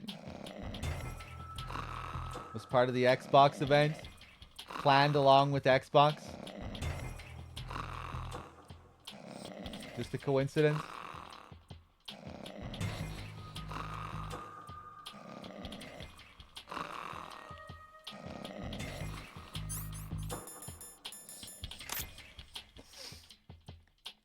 I was gonna watch it on stream, or I was thinking about like maybe watching it on stream, but I don't know. I didn't. With all this shit going on with the Master Collection, I feel like I'd be doing Konami a fucking service by showing their trailer. I don't know if I really want to do that right now. You know, I feel like I'd be showing them like respect almost inherently by going over the trailer and be like, oh, look at this and that. Oh, I'm not really in the mood for complimenting Konami right now, you know? In any way, or like even like taking them seriously in any way.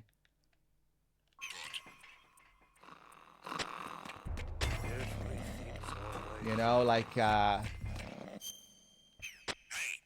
seriously, like, yeah, not even complimenting, but you know, like just like seriously analyzing the trailer. I don't know if yeah. You're sleeping. Get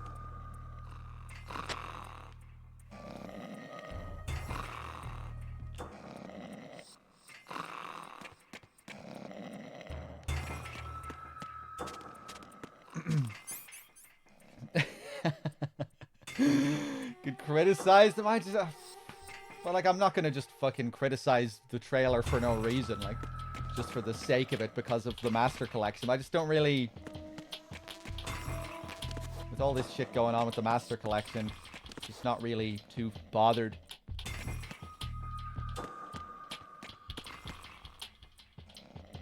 Don't really care about whatever shit they're trying to sell me, you know? Maybe that has something to do with it, you know?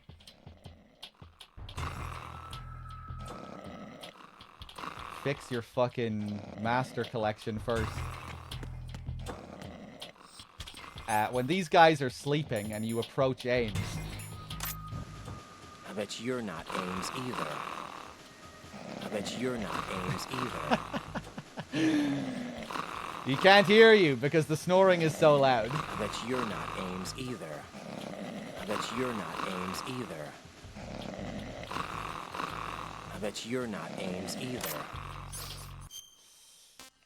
Do you just have an unhealthy obsession with being miserable? Do you think I'm always a miserable person on stream?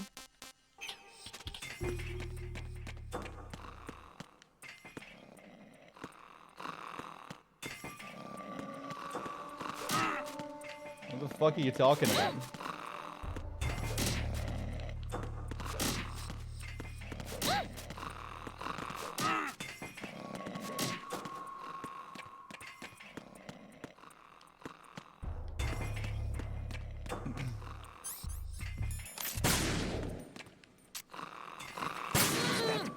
Send a cavalry now. Hey, you're asleep.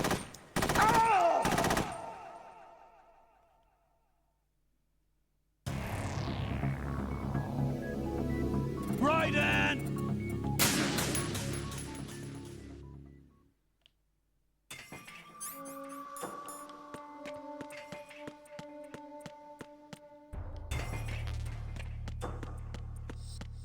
Reporting no problems in the hall on B1. I bet you're not Ames either.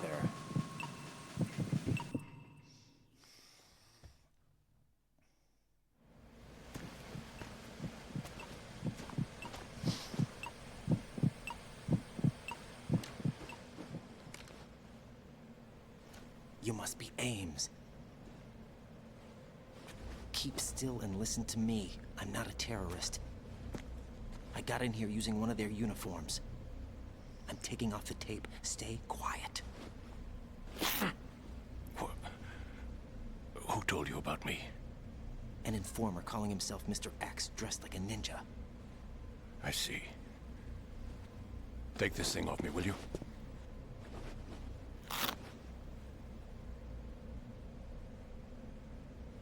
I'm Richard Ames. Secret Service? No, I was sent in by the Lali Lule Lo, just like you. What? You're here to find out where the president is. We have little time, so I'll be brief. How about switching to nanocommunications first? Nanocommunications? Right, silence beats talk when it comes to safety.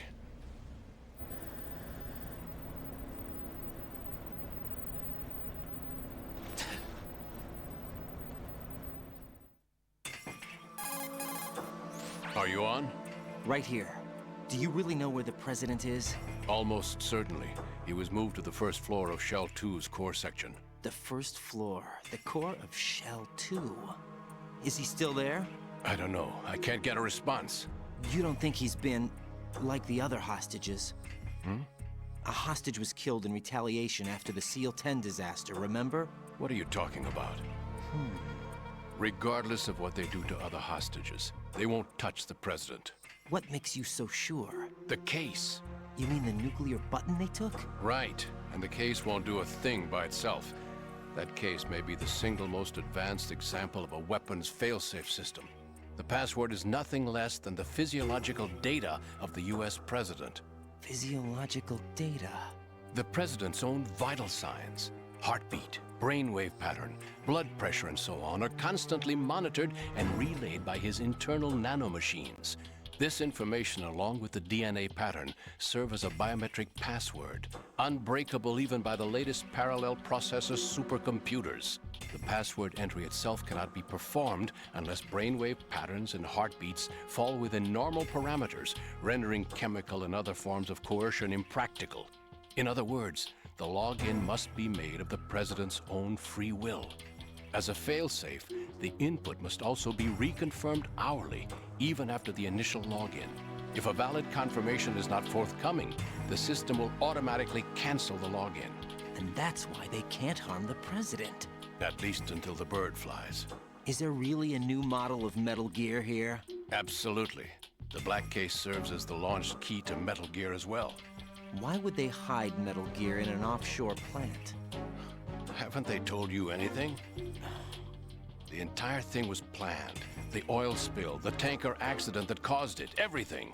The big shell was built specifically for the development of a new Metal Gear model. The inspection tour was to check its progress. What's going on around here? Wait.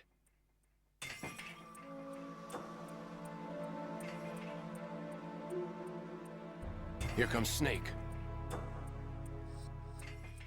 That's him? Use the microphone to listen in.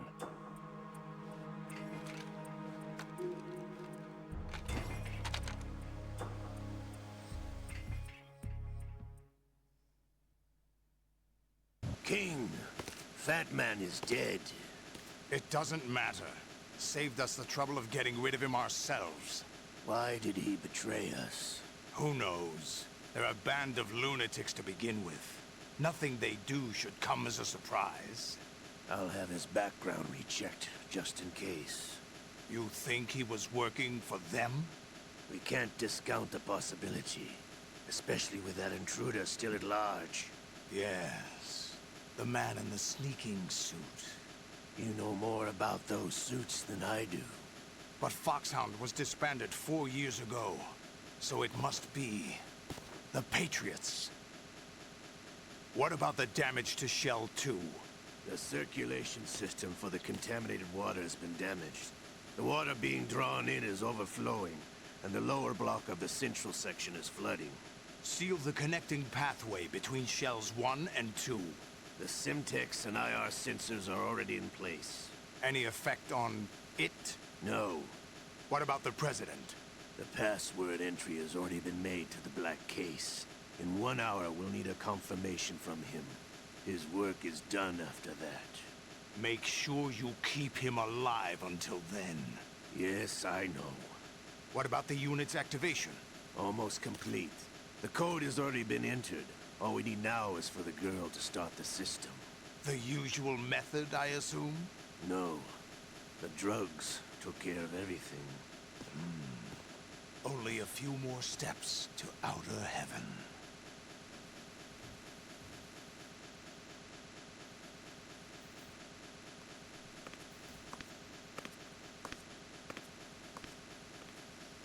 Who is that cyborg ninja, Shalashaska? I cannot even guess. What about you? I'm having the matter looked into. Olga, don't cast suspicion where it isn't due. Where it isn't due? When you watched my father die and did nothing. It's been 2 years ago, Olga. Let it go. I read the case file for Shadow Moses, by the way. Olga, how could you suspect me? I know that the ninja is not one of my men. How meaningful you make that sound. If Sergei were still alive... If the old man were still alive, I wouldn't need to take orders from you. Olga, Sergei was my best friend. If you sell us out, I'll kill you myself. Listen, daughter of Sergei. Don't ever let me see your gun pointed at me again. If you wish, I'll put a bullet in your back instead. Stop this infighting. I took you both in when no one else would. You think any government would have you as irregulars in this political climate? The worst kind of wet works, maybe. But even that's doubtful. I recommend against switching camps. You've nowhere left to go.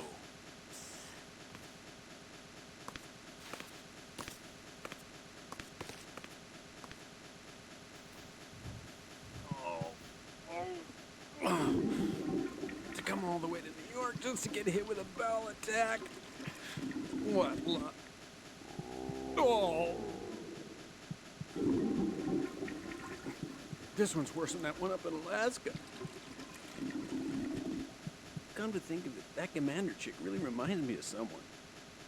Who is she like again? Oh yeah, she's like her. Now that's a time I'd like to forget. Ridiculous that I had to get jacked for everything that was on me. When I think about it, that's when everything started to hit the skids. It's a shame. Up to that point, I was steady cruising on the elite course. Oh, here we go again. Oh. Still, that Russian crew is a pretty decent bunch. The president's escort guys get on my nerves, though. Oh, whatever. For now, just gotta hang in there. Oh, there's no paper. Huh? It's happening again. This damn right arm. Liquid! It's almost as if it's having its revenge. How much do you think we spent on that arm in Lyon? The best transplant surgery team in the world. I never trust a Frenchman.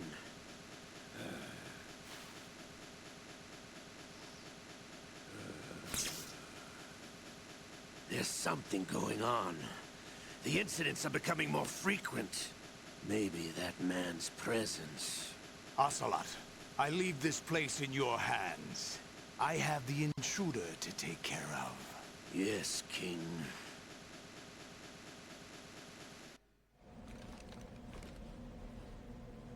Is that really Solid Snake?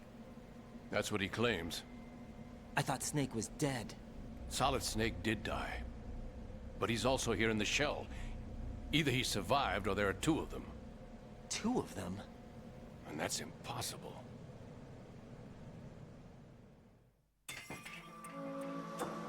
Anyway, what did you manage to catch?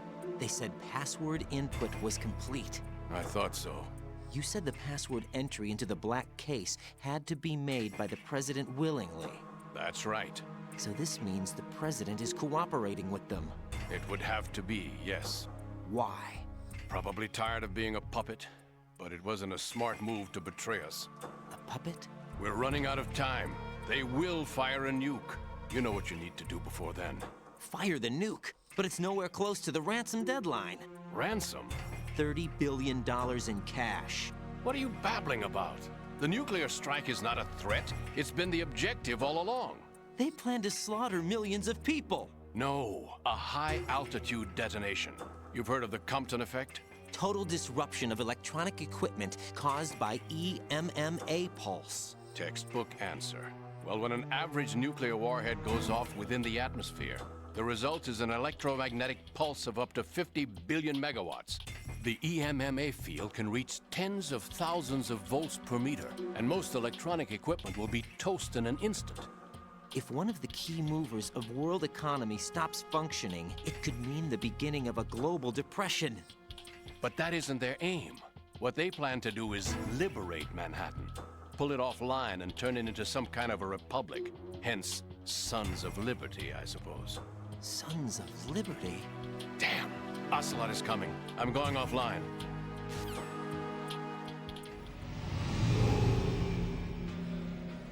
Search my pocket. Hurry! It's a security card. You'll be able to unlock doors of up to level 3 security. Use it to get to Shell 2.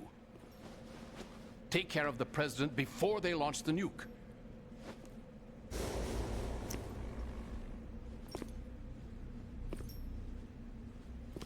He's coming here. Pick up your AK.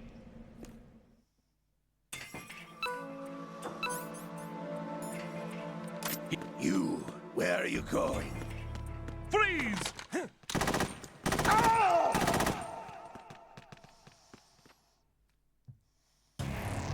Right, what's wrong? Damn. Right. I tried. There's a funny thing with the box here. If you try and escape in the box, you can make it pretty far. Look what happens when I try and escape outside the box. You, where are you going? Freeze! I can only take like one step. Right, what's wrong? Right. Right.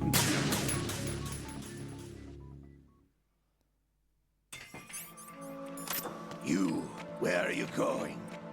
Freeze!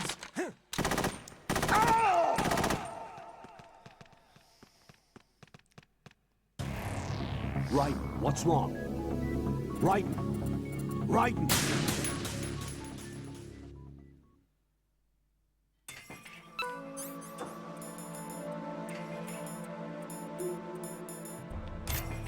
He's coming here. Pick up your AK.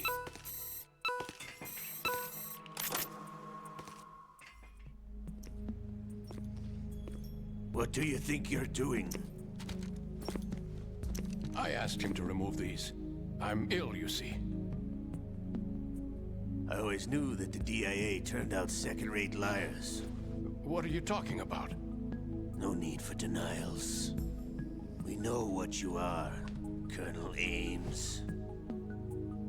They knew that the President was planning to betray them. So they sent you in to keep tabs on him. Am I right? You. Sorry, Colonel. You failed to carry out your duties. You'll never escape the Lali-Lu-Le-Lo. Is that so? What the? You tricked me. I understand now. Ocelot. You...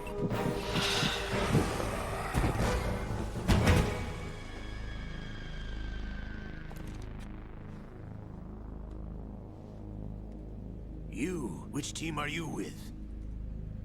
Show me your face. You know who he is. No, he is not one of mine. Identify yourself. We meet at last.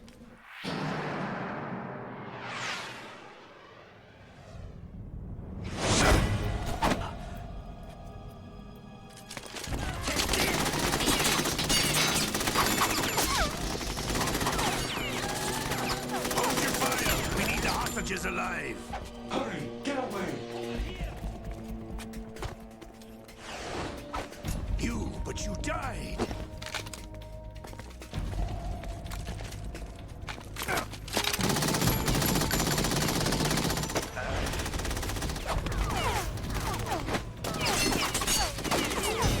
Leave this to me.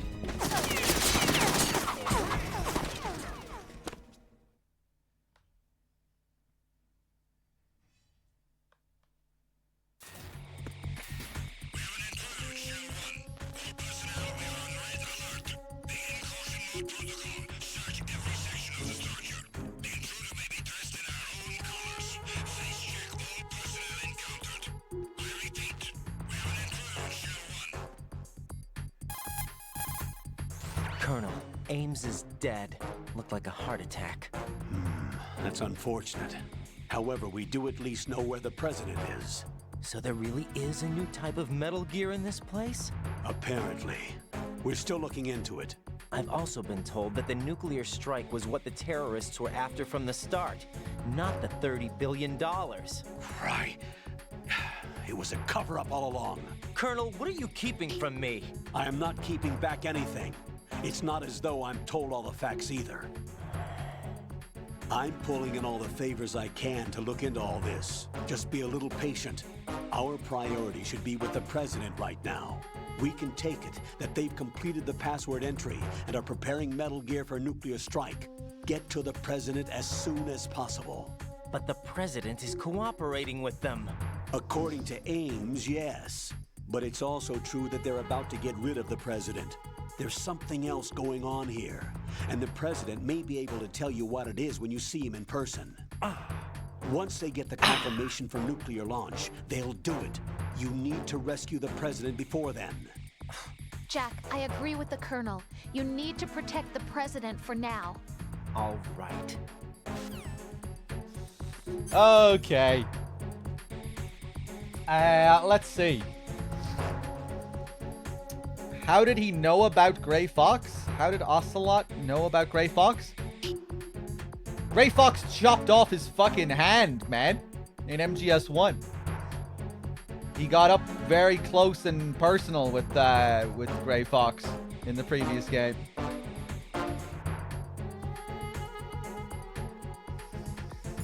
They had a mild encounter. Let's see. Freeze! Take him out. The cool little detail here, if we go back to look at the retinal scanner, we can see that it's been destroyed. And I get caught. There's someone else here. Send backup ASAP. Nope. We should get away with that, I think.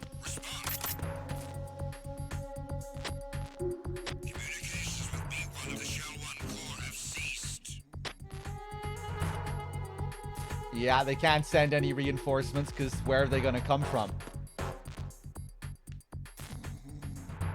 They can't use elevators. They can't go through here. Anyway, what was I talking about? The retinal scanner. Yeah, just a neat little detail. When we come back out, we can see that it's been destroyed. Who destroyed it? The ninja, you would think, right?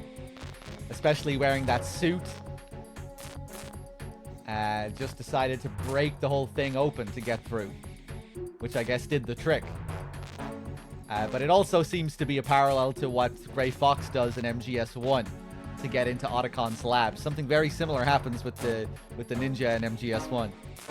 Fox busts through the door to break into Otacon's lab, busts through the little panel at the side of the door.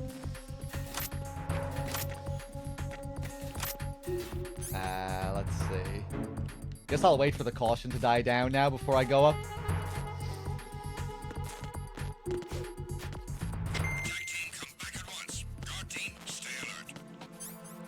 I'm battle up a doo doo doo.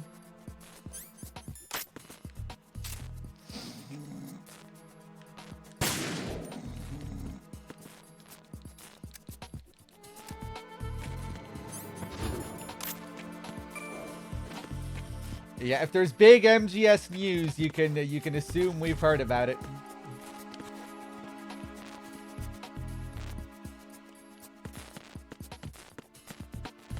But my relationship with Konami isn't at the best right now, so I don't really want to. I'm not that interested in watching the trailer, you know, or watching it on stream at the very least. That'd be showing them too much respect, I think, right now in the middle of this Master Collection fiasco. Just not really up to it.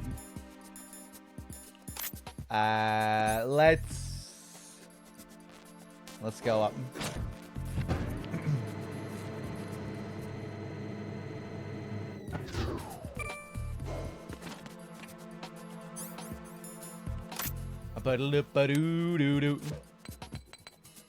We'll talk about that aim scene in a sec.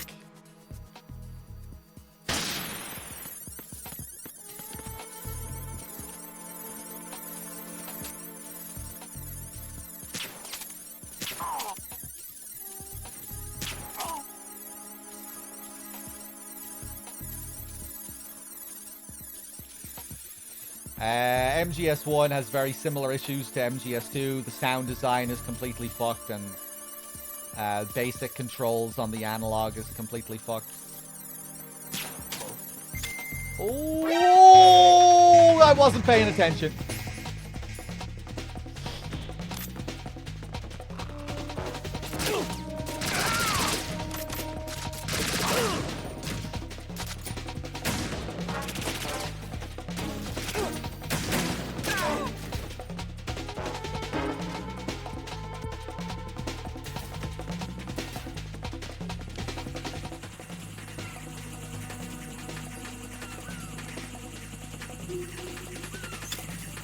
Oh, you can see me from there. Okay, I wasn't sure if he could.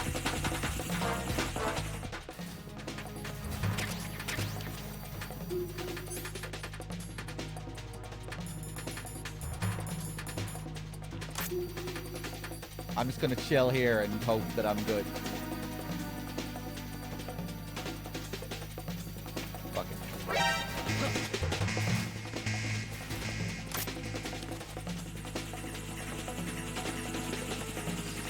Is there no choice for 2001 or 2002 tags? I don't know. I don't know.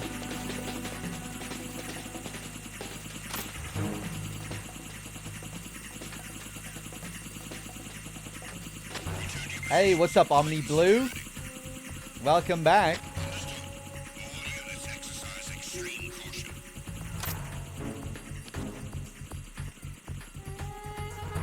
Yeah, it seems like the cautions are still funky where they won't deplete properly at times. Bum, bum, bum. Oh yeah, I forgot I need to do the L3 thing. Ooh, that feels weird. Oh no, it's because it's okay. I can let go of L3. I forgot.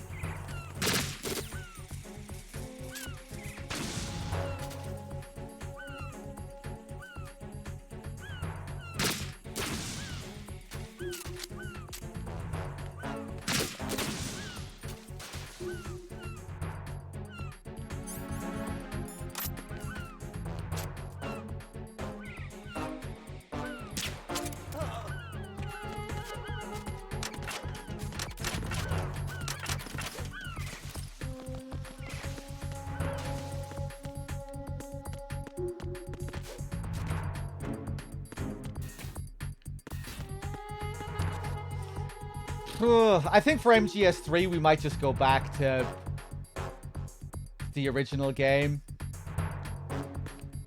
Maybe DRK was right and we should have just fucking ignored the Master Collection at least until it gets patched.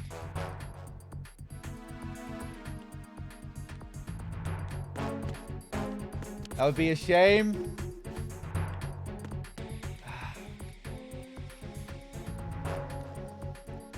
Fuck it, yeah, I mean, I guess people would prefer to see the Master Collection. There are just at times it gets to a point where it just gets tiresome.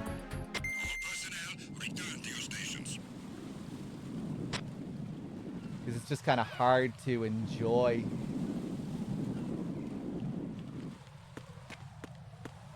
Or, you know, it's kind of, you know, we're trying to do a mix and match here, you know? We're doing like Master Collection coverage and first impressions of the Master Collection.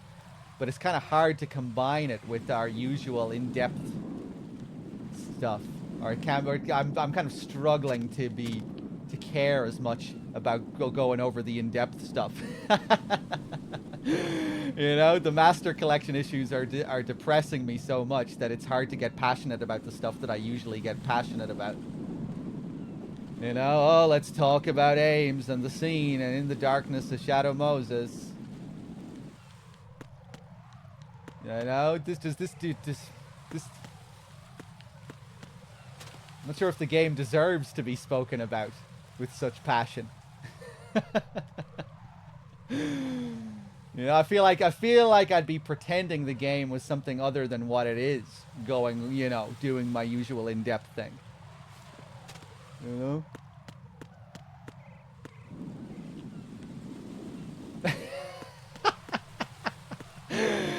Okay, anyway, let me go into Strut F and grab this PSG1. Everyone is distracted by, yeah, I'm just kind of, and it's just the worst for us, right? When you're noticing all the little sound things, because you're always getting reminded of it. Like, oh yeah, that's wrong. That's in the back of my head. No, that sound shouldn't be like that. That's kind of funky. The fucking fan during the Ames scene just now, when we're listening in on the microphone. Jesus Christ. Horrendous. But subtle enough that new-time players will just think it's normal and it's just a part of the sound design. So frustrating. But it's mixed terribly, you know? And even worse than that. It's hard to know what's wrong exactly. Unless maybe you're some kind of sound engineer. But... oh, you! Don't even think about it.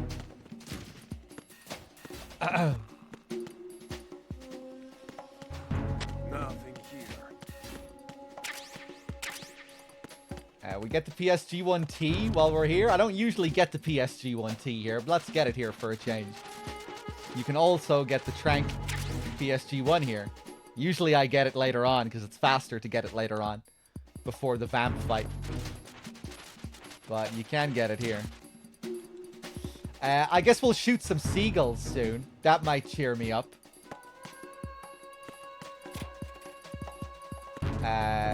We'll see if the seagulls are still working correctly. The weapon menu sound? No, it's there. It's there.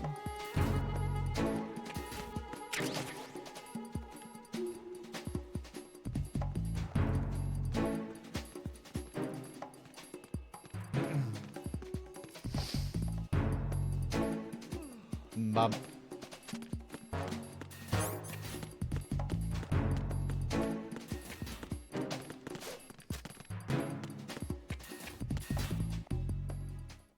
Have they acknowledged the sound issues? I think they've just acknowledged issues in a broad sense. You know, they, the official Metal Gear Twitter posted showing all of the versions of the game and showing which patches have been done for which version and stuff, so yeah, like there have already been patches to several versions. I don't think this PS4 version has received any patches yet, but yeah, like they're in the process of patching this shit already.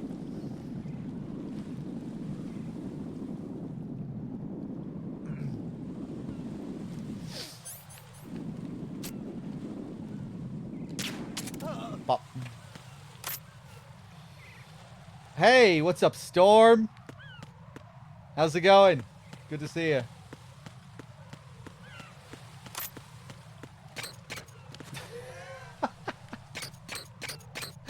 Oh. Ugh. Oh, yeah, I guess that's just how that sounds in this old game. Yeah, yeah. A little bit sharp on the ears, but I mean, it's just a normal enough sound. Just highlighting that this is noisy floor, different to the other floor, I guess. Just to reinforce that it's really loud and sharp, grating on the ears. It makes... let's see. Hardware Doc with the 7. Thank you very much.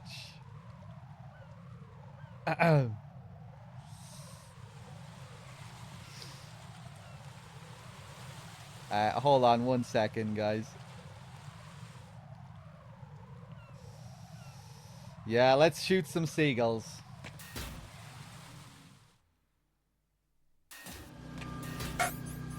Hey, there's the tin can again.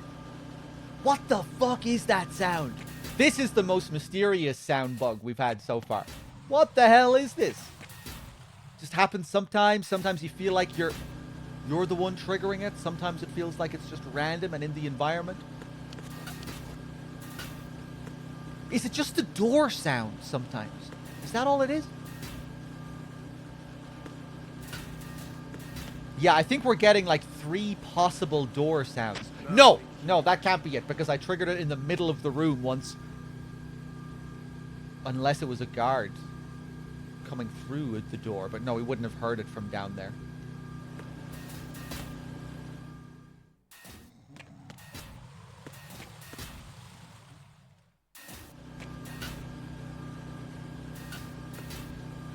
Alright, whatever. Who's there? Oh, who's there? Oh, who's there? Who is that?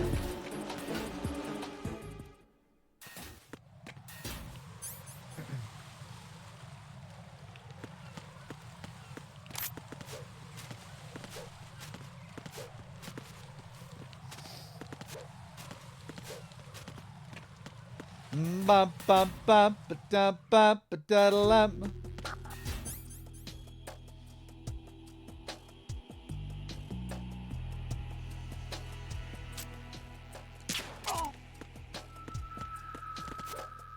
Let's do some calls.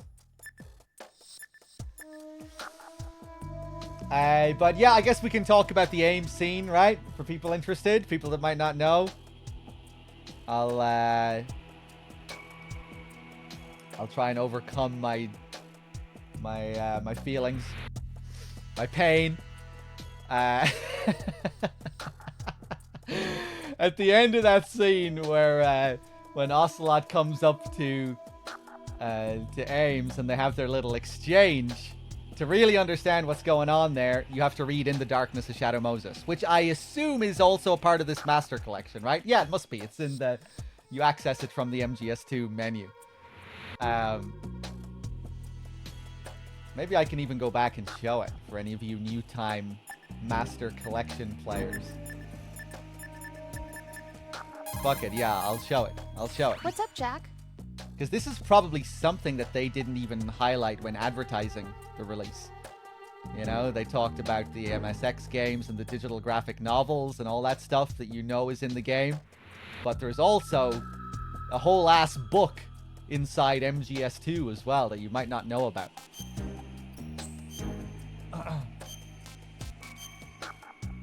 We'll save first. Jack, how's the mission going? Fine. Fine? Is that it? Look, I really don't feel like talking about the mission. At least with you. I want to talk about something else. Okay, then. Let's talk about you. Me? Yeah, your least favorite subject. That's not... Oh, yeah? Then go ahead and say something. Like what? Anything. Tell me something about yourself. I can't think of anything interesting to say. Why do you want to talk about me so badly? Because I'm curious. But why? Is it really that strange to want to know more about someone you love? No, it's not strange, but... You know, sometimes I...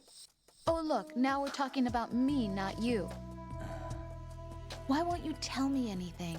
About what you were like as a child? What kind of things you liked to do? What kind of people your parents were? I've never heard you talk about any of that. Why? Don't you think it's just a little bit unusual that I don't know anything about my own boyfriend's past? Rose, when I get back, I'll tell you everything. Is that a promise? Yes, it's a promise. A little unusual that you're also sticking with him, Rose, given that he isn't telling you a single thing about his past. Isn't that also a little bit suspicious?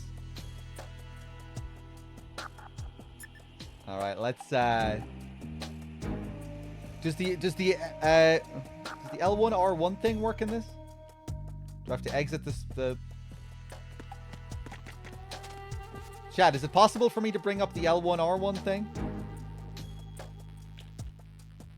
Nothing here.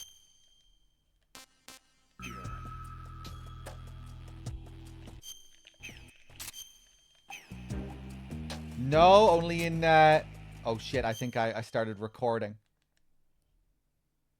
Let me turn that off.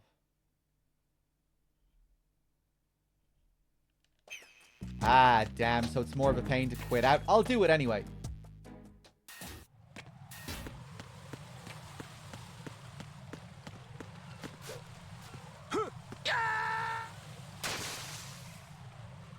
Jack, what's going on? Answer me! Jack? Jack!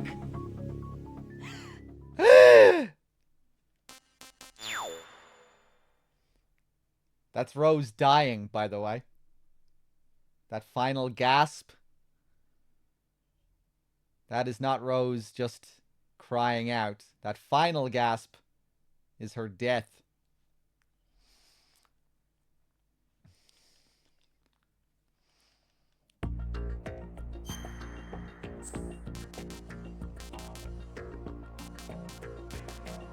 So here, if we go to special, you have this whole previous story section. And if we take a look, it starts off with the New York Mirror. It's kind of deceptive even when you go into this section at first. Because the first thing here is just this 10-page thing. And if you exit without reading through it, you might think that's all there is. But if you read to the end, you unlock something new. And this thing here is actually a review of In the Darkness of Shadow Moses. A review of Nastasia Romanenko's book, In the Darkness of Shadow Moses. And then you unlock, after reading that, this thing here, the shocking conspiracy behind Shadow Moses, which is much longer. This is another book written by Gary McGolden, again, a fictional authors. The shocking conspiracy behind Shadow Moses. This one is way longer. It's 129 pages. Very small pages with very big text, but, you know, still a pretty beefy thing here. And this centers around a guy trying to uncover the truth about what happened during the events of MGS1. I think he talks about Nastasia and being like a fan of her book at one point. And it's from the perspective of this guy, Gary McGolden. And throughout the book, he's an unreliable narrator. He's this sort of wild conspiracy theorist, and you kind of have to figure out what he's actually doing and what he's making up He tells us in this story that he travels to Shadow Moses Island inside the body of a tuna fish.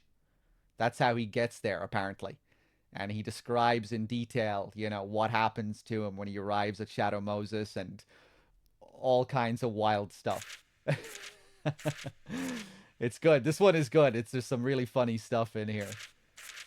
And then when you get to the end of this, you unlock the main attraction in the darkness of Shadow Moses. The Unofficial Truth. And this is written by Nastasha Romanenko. In reality, it was written by Shuyo Murata, one of Kojima's longtime co-writers, co-directors. But yeah, in the game, we're told this is... Within the context of the game, this is a book written by Nastasha. It's funnily enough, even in the credits for the game, Nastasha Romanenko is credited as the writer. They kept it a secret who the actual writer of the book was. I dedicate this book to the casualties of Shadow Moses as well as to all who suffered the tyranny of the nuclear weapons, and to Richard Ames. So, to really understand what's going on with Ames in this game, you have to read this. Because it all ties in with what Ocelot says to Ames right before he dies. To really understand what Ocelot is getting at there in that scene we just watched, you have to read this to get the full context. When you read this, you discover that Ames is Nastasha's ex-husband, and it was Ames who was responsible for getting Nastasha set up as a member of Snake's support team during the events of MGS1. Remember how in the briefing in MGS1, the Colonel tells you that Nastasha is working from her home in Los Angeles, unlike the rest of the team? Well, Ames and all his DIA boys rolled up to Nastasha's house unannounced one day and got her set up on the spot to be a member of Snake's support team. Like she was taken by surprise. Ames and all his cronies rolling up, dealing with all her security and basically more or less forcing her to be a part of this operation. And when it was all over, Ames was under orders to have Nastasha killed. But he didn't kill Nastasha like he was ordered to. And so he was used in the S3 plan. You know, a part of the Patriots project. He was just set up to be one of their pawns and to be eventually killed as a part of the project. When Ocelot says to Ames, "Sorry, Colonel, you failed to carry out your duties," that's what he's getting at. You failed to kill Nastasha like you were ordered to, and now you're paying the price. Ames realizes at the last second when Ocelot says that, oh shit, like his Ames knows what he means. And he's like, oh fuck, I now know who you're allied with. You know, up until that point, he thought Ocelot was just one of the terrorists allied with Solidus. But now he's like, oh shit, no, he's one of them. He's a patriot, more or less, or, you know, he's on that side. One of the Patriots' high-ranking agents. And Ames thought he was also one of the Patriots' top dogs. I guess. Oh, yeah, and of course he did. Because remember, during the scene with Raiden, he has that line, but it wasn't a smart move to betray us. Us. When he's talking about the president, when he's talking about Johnson. So Ames kind of considers himself untouchable, I think.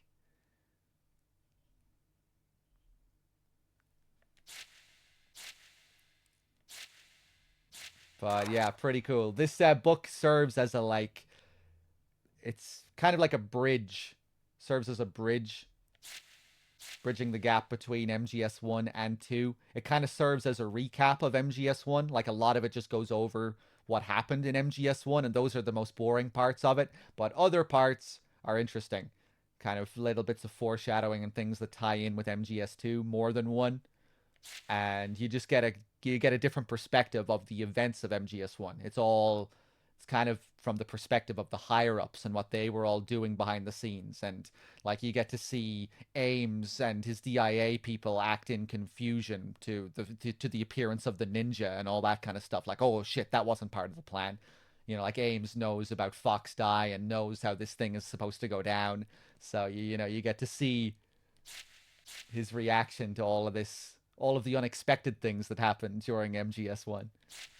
And it's kind of cool seeing the perspective of a more normal person as well, because a lot of it is from Nastasha's perspective. Obviously, she wrote it, so you get to see MGS1 from her perspective, from a more normal person, not this sort of superhero like Snake. We're used to seeing things from his perspective.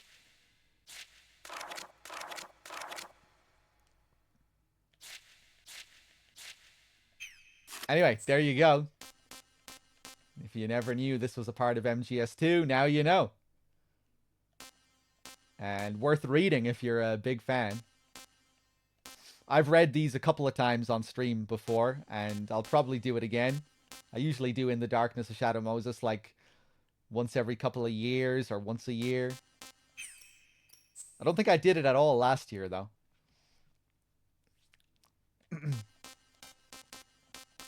Anyway, we'll go back to the game.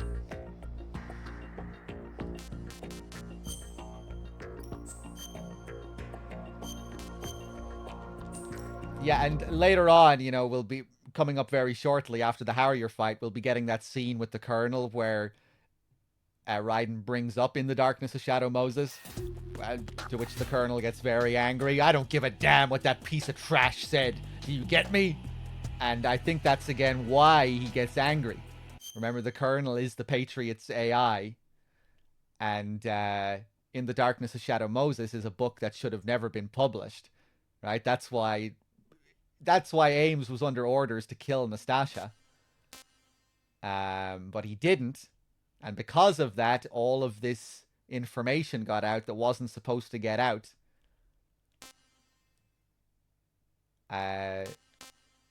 Some uncontrolled information that slipped through the cracks that the Patriots weren't able to control.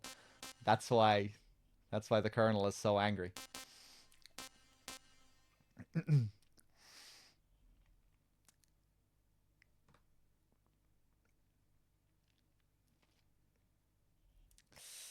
That's another thing. Why was Ames given that order to have Nastasha killed, being her ex-husband?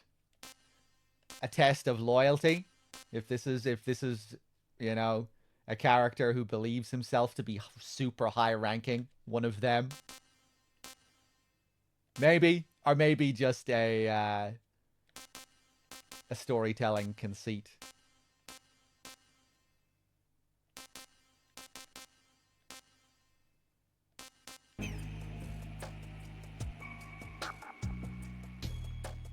Nothing here. I'm just catching up with the chat here.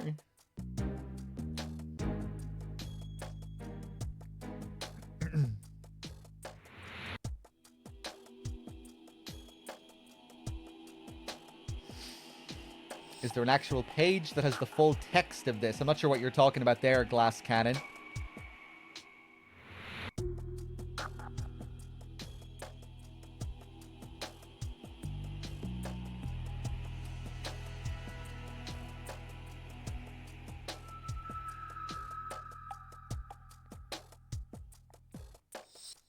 All right, let's continue.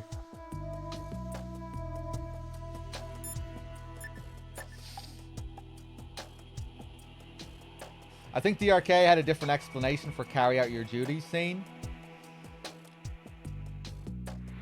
I wonder how he interprets it. I don't think DRK has read In the Darkness of Shadow Moses. I think he's listened to me go through it, but I don't think he's ever done it himself. But yeah, again, that is just my interpretation. I just figured that that's what it was. Figured that's what it had to be. Not sure what else it could be.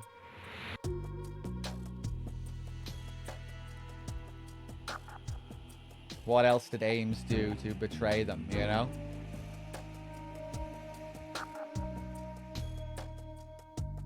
It's the big point at the end of In the Darkness of Shadow Moses. That Ames goes against his orders. So it really makes a lot of sense that that's why he's killed off.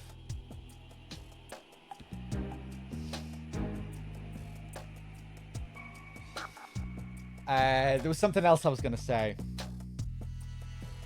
Another interesting detail with regards to Ames is when you ask for information on Ames and Rose comes back that there is no information. And the only thing she has is just that one word, Ames. Not even a full name. And yeah, she says that as well, like no address, no full name, just that one word, Ames. That's it, right?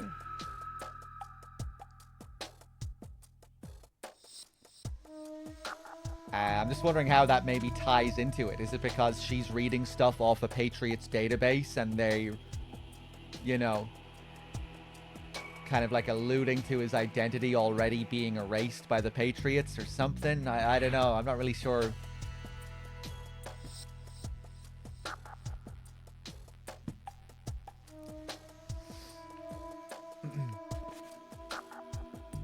Or yeah, maybe because he's so high ranking, there's just no info on him. I don't know.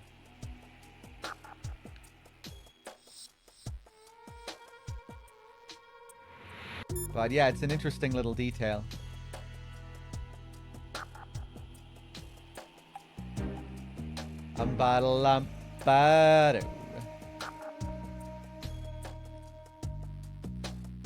I see they installed Christmas lights on the middle railing. Hey, DRK. Nothing here. Oh, yeah. You mean the anti-aliasing? Is that what you're talking about? I noticed that earlier from one angle. I don't think we're seeing it now. Is that what you, is that what you mean by Christmas lights? I noticed that with a couple of textures earlier. Flashing dithering. Anyway, let's do a few calls here. Get out of Shell 1. According to Ames, the president is on the first floor of Shell 2's core. Cross the connecting bridge from the north side of Strut D to get to Shell 2. That's where you need to go. Yeah, the codec sounds like it's in a lot of pain there. I'm really glad it doesn't sound like that for every single codec, though, because then I think maybe I would have wanted to switch over to play the HD collection version. DRK, check my Twitter, by the way, if you haven't seen. We ran into a hilarious sound bug earlier during the Ames sequence.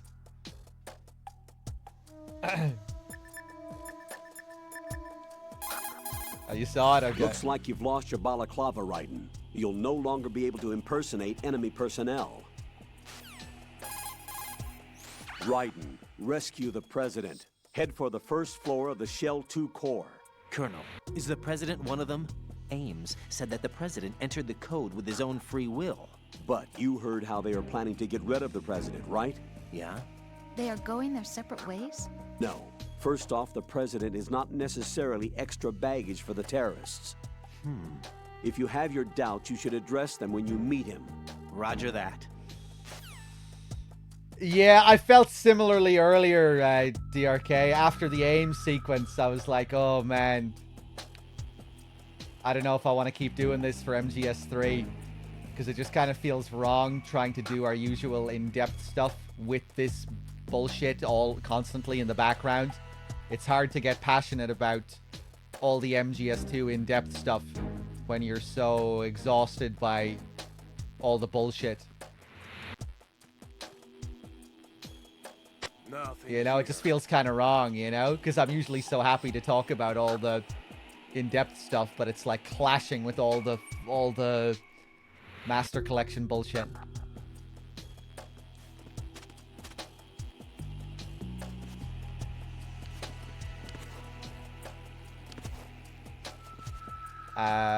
So yeah, I don't know. Chat seemed upset though when I suggested that maybe we would switch to HD Collection MGS3 for MGS3 after this. I think people want us to suffer. And I think they also just, you know, want to see the Master Collection, which makes sense. And not just see the same playthrough that we do all the time. It is painful, though. It is painful.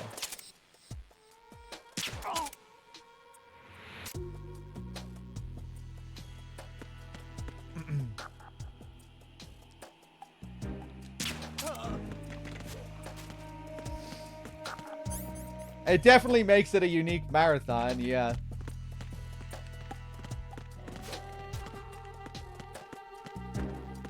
I think maybe I'm just kind of... With MGS1 yesterday, it was at least fresh, but now I'm kind of getting exhausted by it. Especially because the issues are basically the exact same, you know? Same kind of sound problem. You know, there's nothing new to say, really. It's just... same kind of bullshit. Although, I mean, every now and then we get something new and weird like that particularly crazy sound issue in the AIM section. Nothing here. We were gonna shoot seagulls to feel better. We still will. We're gonna shoot some seagulls now.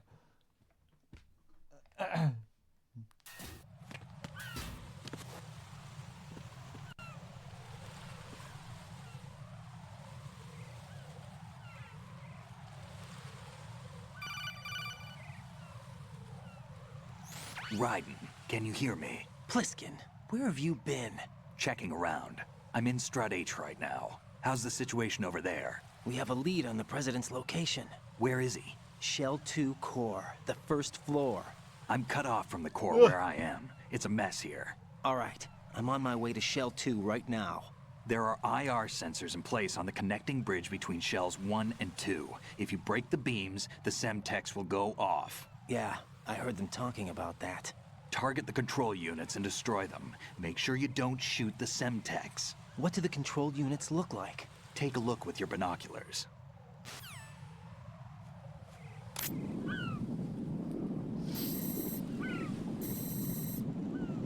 That's the Semtex. And that must be the control unit.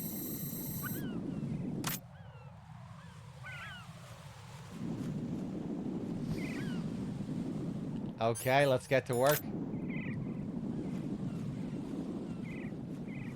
We'll see if Steve shows up. He doesn't always show up.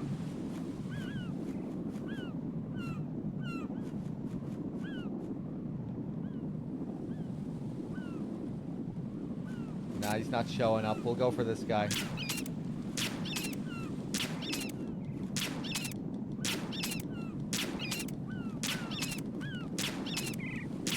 I was thinking about the flag there. Oh, hey, Steve showed up. There he is.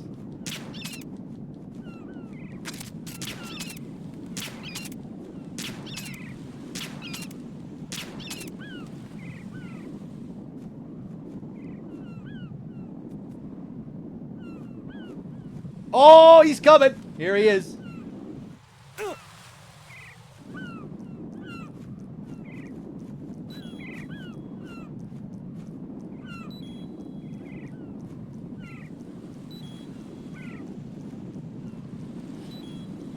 For future playthroughs, I should come in here with 1 HP so we can let the seagull kill me.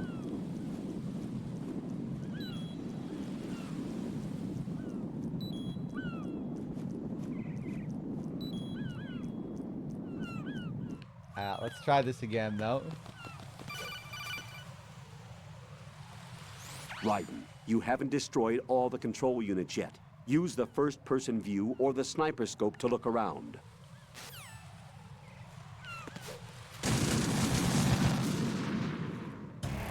Raiden, are you all right?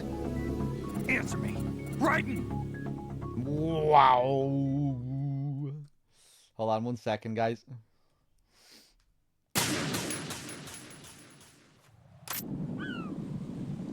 So that's what happens when you shoot a seagull 20 times.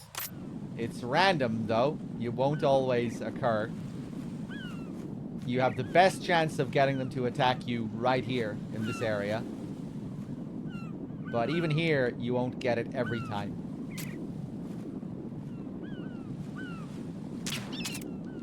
But now we're going to do it again.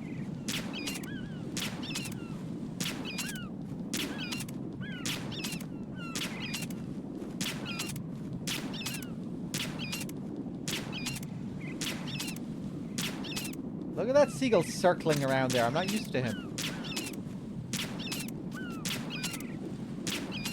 So now, let's see if another one tries to attack us. Ah! Jesus, I didn't even see him! Sometimes you'll get double teamed. Where the hell did he come from?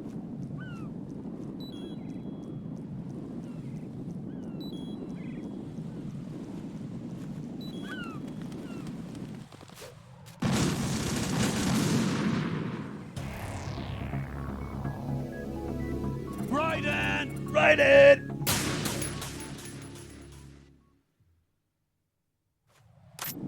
MGS4 on the Switch.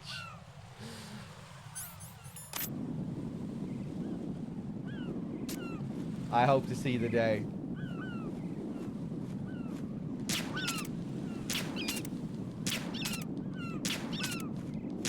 Okay, can we get it 3 times in a row?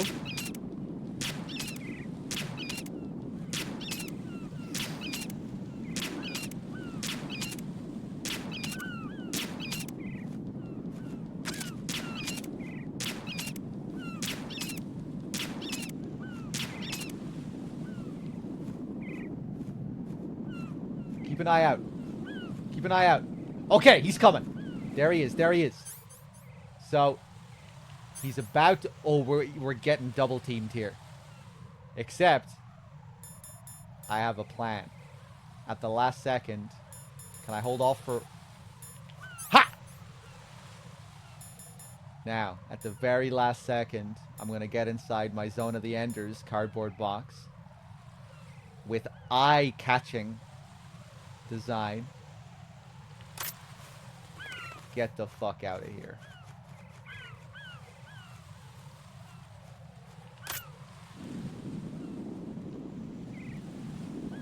They will not attack you if you wear the Zone of the Enders box. Because the Zone of the Enders box has a big, scary image of an eye on it. A predator. They see that eye, they see a predator. They get scared, they fly away.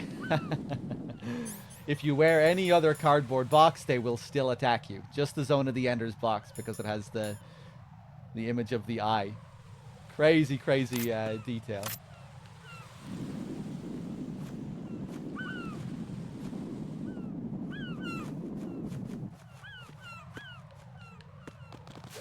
I'll try and do it one more time. Raiden!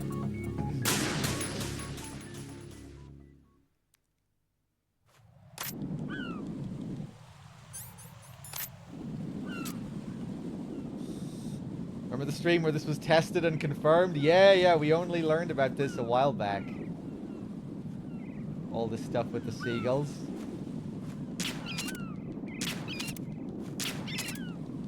I spent a bit of time going through all the different areas, seeing which area was the best, which area had the best RNG, and it was this one by far. I had a really hard time at the top of Strut A.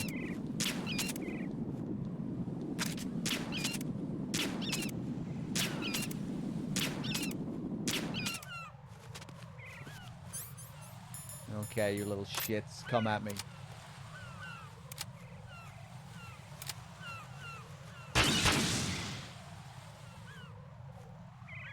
Oh!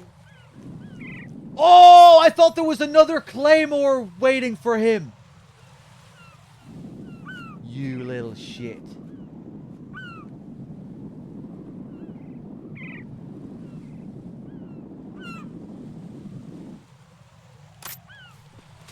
Okay, I guess that'll do.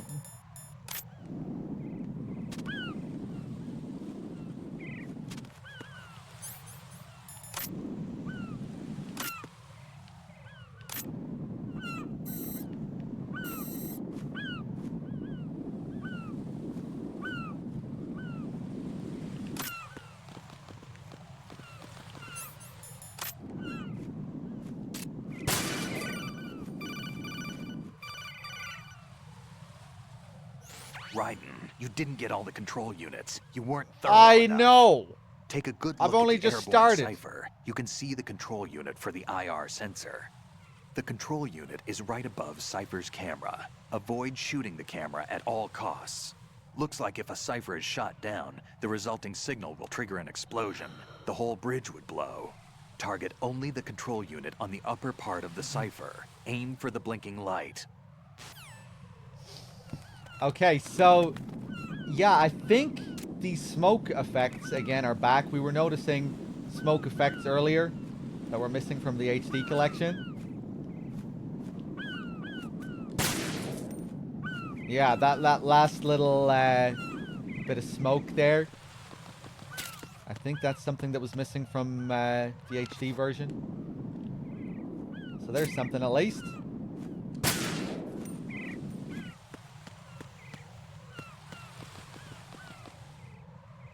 A fish with the 50 months and the 10 in a row as well. Thank you.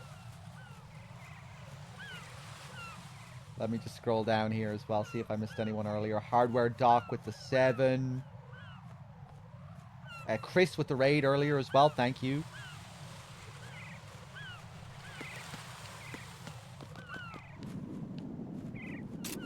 Oh, right. We'll try the flag.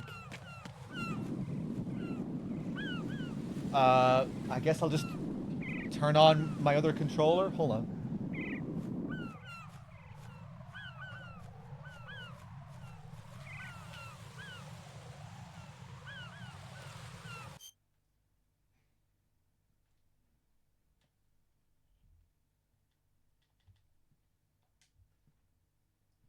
Yeah, I don't know. Is there a way to have both controllers turned on at the same time? I don't think you can do it, right? Not while playing this game, at least. Don't think you can have both of them active and registered. I turn this one on, the other one turns automatically off. Hold on, let's see. We'll try plugging it in.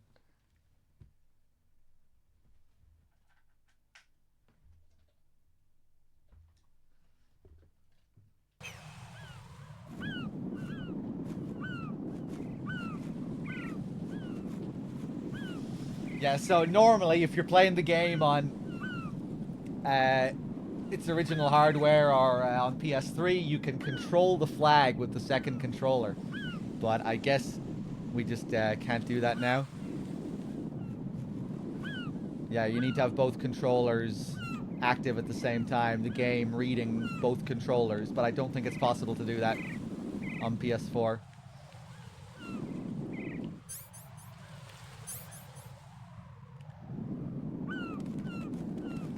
Were the railings flickering like that on the HD collection? I'm only just noticing that now. I don't think so.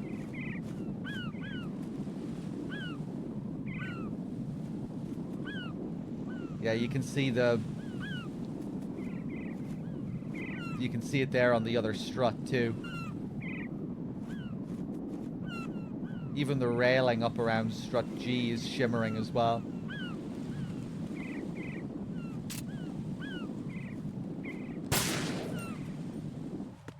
But hey, at least we have our smoke effect back.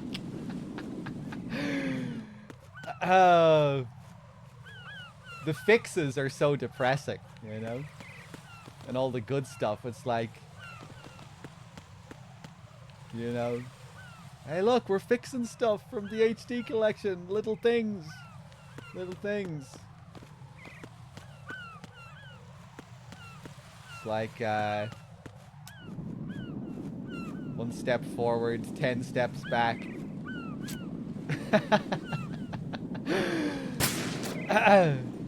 Yeah, that smoke is definitely fixed from the HD collection.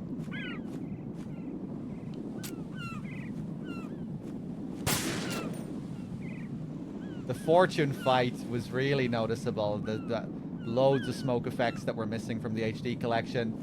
Lighting fixes as well. But don't worry, chat. It's all going to get patched eventually. More intel will be coming. Stay locked to Metal Gear Twitter.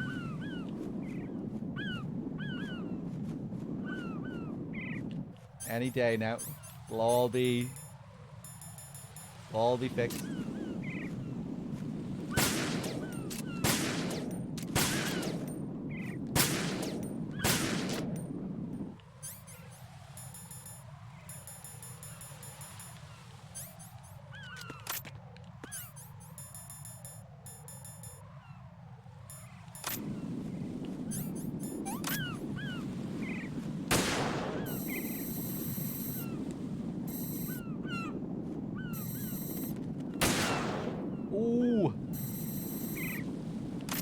Okay, what's left?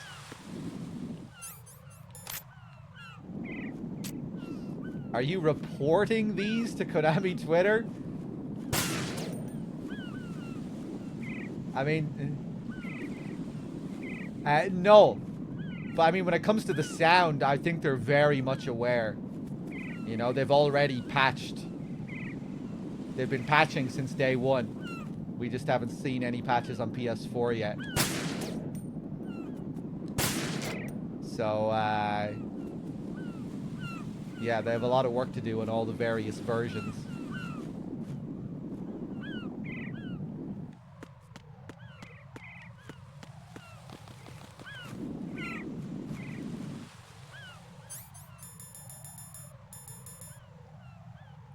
What was I gonna say?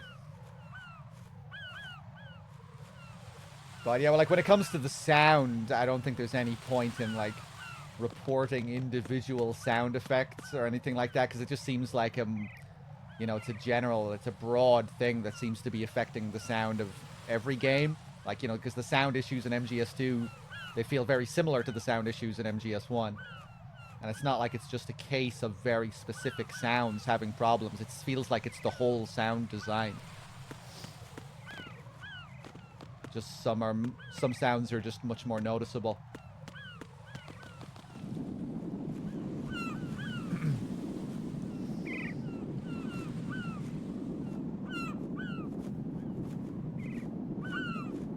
I saw someone analyze the sound wave patterns. They bumped up the volume as a whole, and it causes serious clipping. Right, the pitch seems to be an issue as well. Like, everything seems to be at a higher pitch. You know, like right down to stuff like this.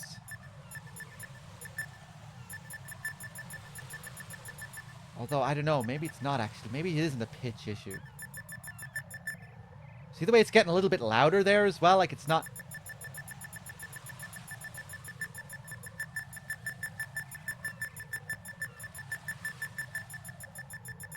It's not consistent. It's like it's lagging or something. I don't know. It's weird.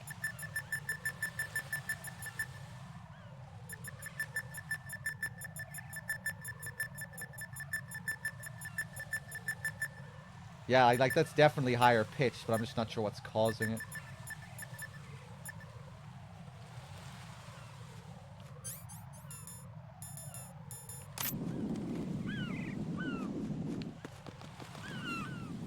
Ooh, we still have this one.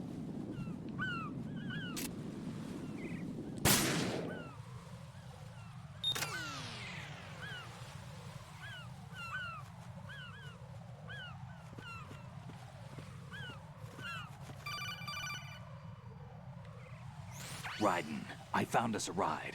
I'm all ears. One of the enemy's Kasatkas. Is it in good shape? Full tank. I'm heading for Shell 1 now. What about that Harrier? It's not on the heliport here. Good. I'll set this one down there, then. Can you cover the hostages? They're being held on level B1 in the core. Pliskin, you didn't happen to find any other places where hostages were being held, did you? No, nothing like that. Okay. How many hostages are there? There's a few short of 30. 1 dead and several wounded. The Kasatka's cargo area will hold 13 max. What about the other Kasatka? I sabotaged it. It can't come after us if it can't get off the ground. We'll have to make 2 trips. Can you fly a Kasatka? I have a pilot who's flown the civilian model, the KA-62 in VR. There's not a whole lot of difference between the military KA-60 and the civilian model. Cleared for takeoff. Raiden, let me introduce you to my partner, Otacon. Otacon? Hey, Raiden. Nice to meet you. Intruders! Over here! Damn! Raiden, I'll talk to you later. Colonel, I need some answers from you. Who exactly is Pliskin and his partner? I know what you're thinking. It keeps coming back to Shadow Moses. And now this Otacon. AKA Hal Emmerich, PhD, a Shadow Moses survivor. Rose? Snake and Otacon both became fugitives after Shadow Moses, wanted for acts of terrorism. An anti-Metal Gear organization. They sabotaged and destroyed countless Metal Gear units throughout the world. And were responsible for the incident 2 years ago that necessitated the construction of the Big Shell. Snake and his partner aren't terrorists. Jack, why are you defending them? I look back on what I've done here so far, and things like training and sense of duty alone won't get you through a sneaking mission like this. Jack, are you okay? You need something higher. I can't think of the right word, but it has to be pure will, backed up by courage, or ideals, or something like that. I'd stake my life on it. The solid Snake that saved Shadow Moses couldn't turn into a terrorist. Maybe that's true, but they went down with that tanker 2 years ago. We even recovered Snake's body. And the DNA test results on the body say it's him. Jack, I know what you're saying, but Snake is dead. He can't be here, not even as this Dr. Hal Emmerich. But that also means that he can't be the terrorist leader behind this thing.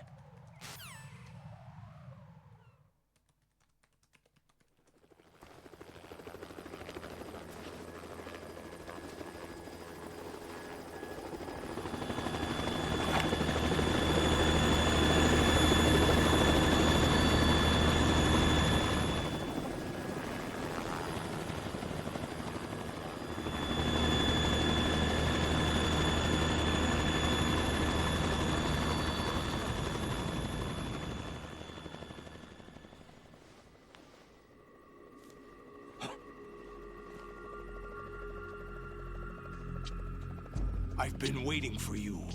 A messenger from the Patriots. Where do I know him from? So you're the boss around here? No, not just around here. I'm the boss to surpass Big Boss himself. Solid Snake. No! That is not Solid Snake!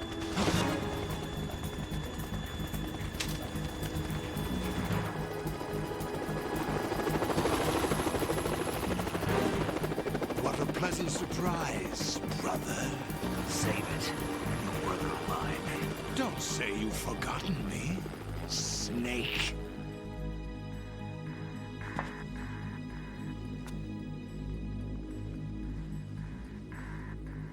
Snake? Right, take cover.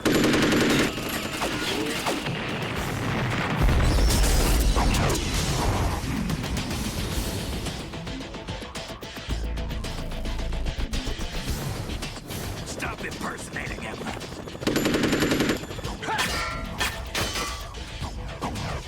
Brother, I'm a whole different game from Liquid.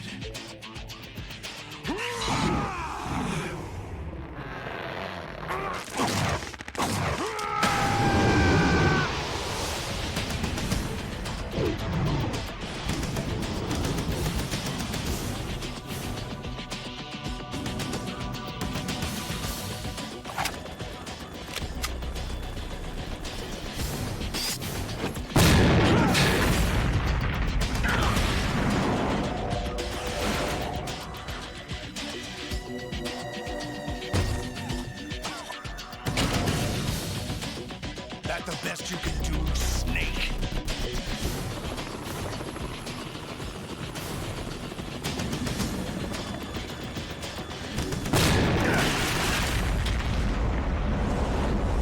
Did I get it?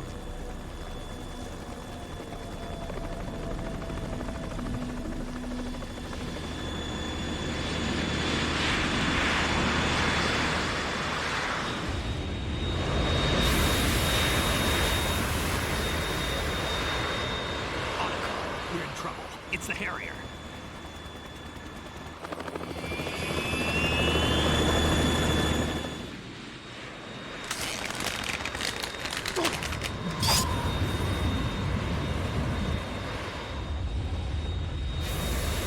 The world needs only one big boss.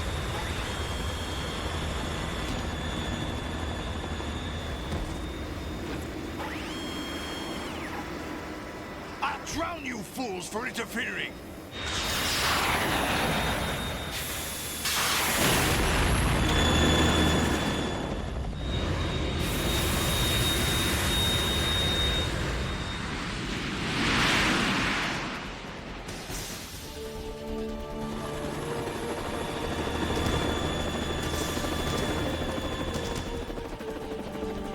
Right. This is the Stinger missile launcher. The Kasaka can't stand up to the Harrier. You have to shoot the Harrier down. Snake, we got company. I'm counting on you.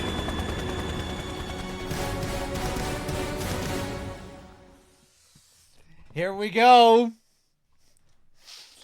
So I've heard tales about this Stinger. Let's see what it's like. Or rumors. Whoa! It's certainly fast. Is this fixed frame rate? Am I losing my mind? I can't tell if I'm playing something fixed or broken.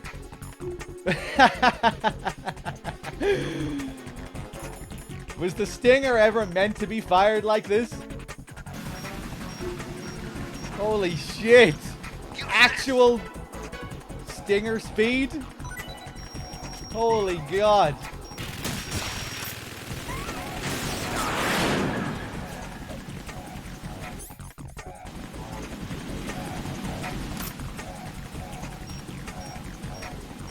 Damn, that's crazy.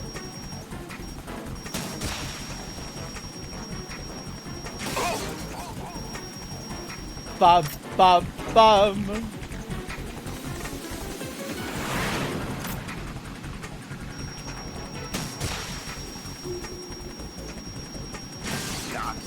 Even just moving it around like this, it feels weird to be able to move it this quickly.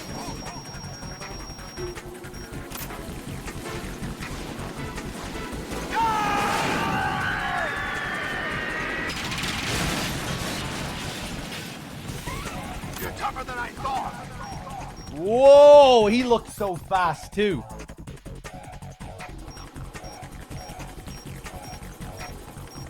I'll let you go out in style.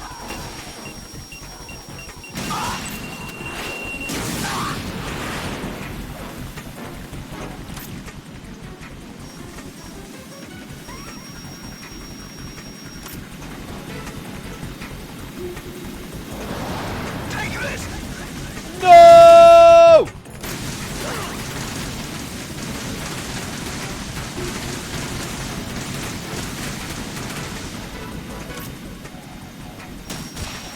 What the?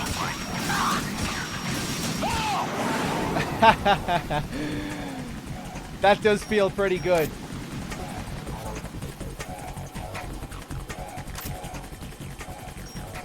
The shame it has to be so bittersweet. Oh!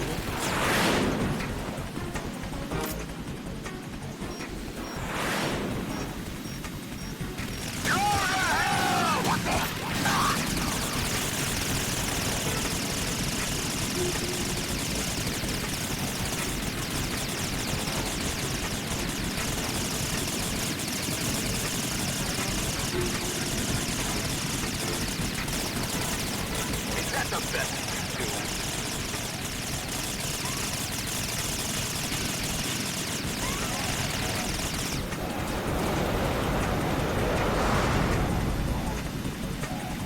Any calls to test the sound levels? It's always kind of nasty here. At least in the HD collection, it's pretty rough doing calls during this fight. I'll let you go out in style! Right. Handguns and machine guns can't stand up to fighter jets. Use the Stinger missiles instead. But it depends how close he is as well.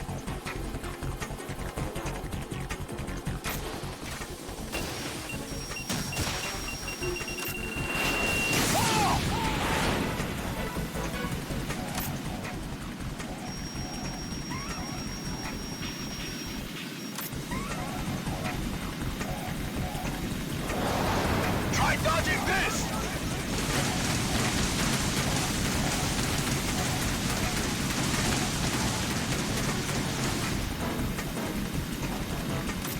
More ammo. Catch! What the? Ah!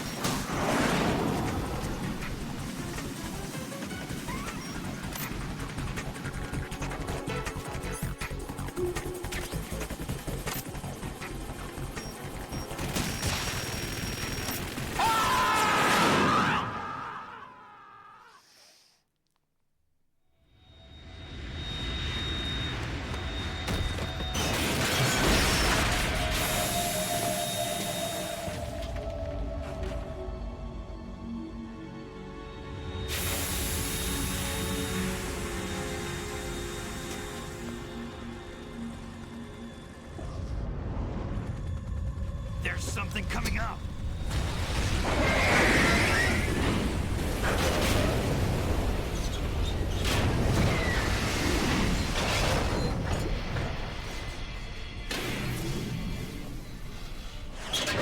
That's Metal Gear! It's already active!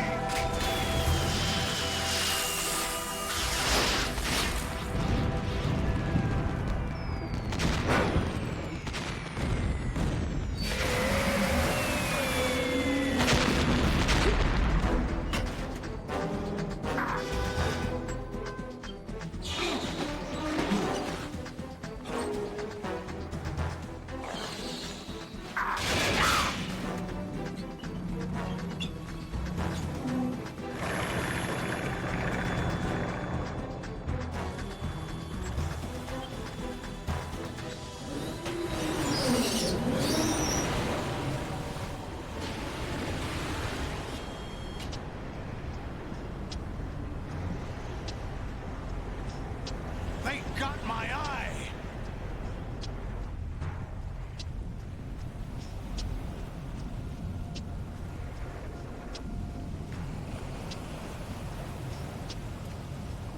Fab! Go!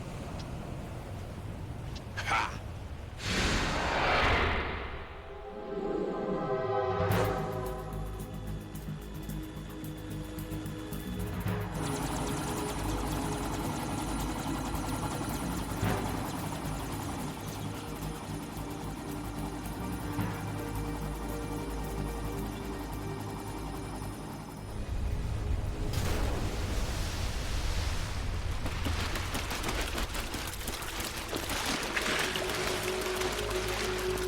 Hey, what's that? It's running on water.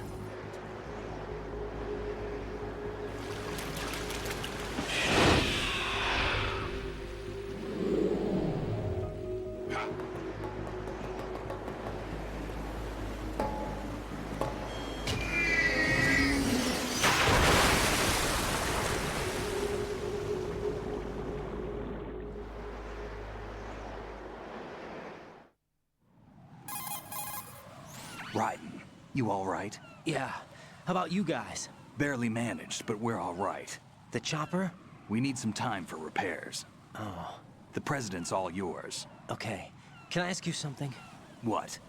Are you the Snake? They said you were dead. No, not me. There are still too many things I need to do. Snake, you're a legend, and that's why I need to ask you this. Legend? A legend is nothing but fiction. Someone tells it, someone else remembers. Everybody passes it on. I'm here because I was assigned to this mission, not because I want to. If I could, I'd be out of here in a second. How could you come back to all this? Why keep fighting? There's something my best friend said to me once. What? We're not tools of the government or anyone else. Fighting was the only thing I was good at, but at least I always fought for what I believed in. What about the DNA results from that body? That was Liquid's body. He and Snake are identical on the genetic level. Liquid? A deception, for our own protection. We stole his frozen body from some organization. Kind of a hassle, though. That's all there is to it. Are you two really an NGO? Insofar as we're a non-profit organization of civilians advocating a cause, yes. The cause happens to be the eradication of Metal Gear. We work on our own, but it's a cause worth fighting for. Why would you stick your neck out for something this risky? That's the way I used to look at it, 4 years ago. I was holed up in the middle of nowhere in Alaska, drinking too much. We have a responsibility to the coming generations, to the world. What responsibility? To keep track of the mistakes we've made as a species. We need to remember, to spread the word, to fight for change, and that's what keeps me alive. You think you can change the future? Nah, I'm not as arrogant as that. What you do isn't grassroots activism. It's more like terrorism. I admit that. But our group, Philanthropy, received some information. A new Metal Gear prototype was being developed here, and terrorists were planning to raid the facility. The information came from a very reliable source. So you're here to... We're here to stop all that. But I also have a personal motive. Looks like the terrorists have his sister in the big shell. We're here on our own, not under anyone's orders. We have our own battles. Otacon's here for someone. I'm not. This is a military mission. Jack, are you all right? Just barely. You almost gave me a heart attack. Sorry, it wasn't intentional. I know that, and I know I need to stay stronger. Say a prayer for me, Rose, so I can come back. You will make it back. I'm with you all the way, remember? That means a lot to me, you know. I'm going to save the data, okay, Jack? Colonel, Metal Gear's already gone active. It's not too late. You can still prevent a nuclear strike by securing the President and preventing password confirmation from taking place. Get to the President. He's in the core section of Shell 2. I'm checking the satellite images. Looks like you can get to the core from the other side of Strut L. The core hasn't gone under yet from what we can tell. Follow the railings down, then jump onto the pipes. The only viable strut in the outer perimeter is the L. That attack just now doesn't make any sense. It's like they have no more use for this place. Colonel, you were monitoring the codec calls. That man was the real Snake all along. Maybe. Maybe? Don't let your guard down with him. Why do you say that? Because they were never a part of the simulation. They're an unknown factor. You can take your simulation and... We're out here, we bleed, we die. Calm down.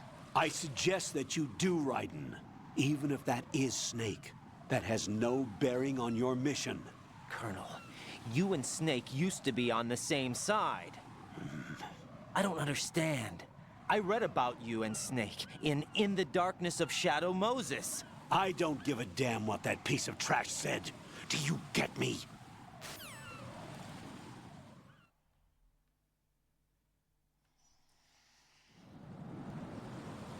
Oh boy, we're back. Let me see. So that's what we were talking about before. Look at these smoke effects. I wasn't sure if I was noticing fixed smoke effects during the Harrier. I think I was. The smoke definitely wasn't this pronounced on the HD collection. This is another fix. It seems like all the smoke issues have been fixed. Where all the smoke was missing, there is now smoke once again. So that's cool. Whoa, what is with this border? Hey, the Konami here. You like that fix, do ya? Well, take a look at this. What do you think of this? Use the coolant spray to put out the fire. Oh boy. I'm trying to compliment you, Master Collection. I'm like, you know, when I'm seeing fixes, I'm trying to point out that there are fixes. And this is good. But, you know, they're really trying to weigh us down with all these, with all the sound and random borders. I think there's a similar thing on the save page as well. Noticed that earlier? There's like a border where there shouldn't be a border.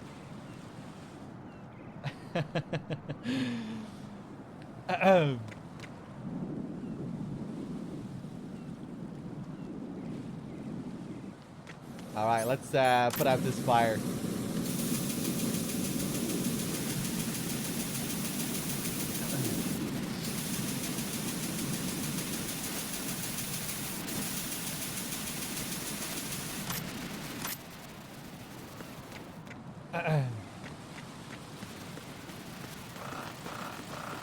No! I didn't have time!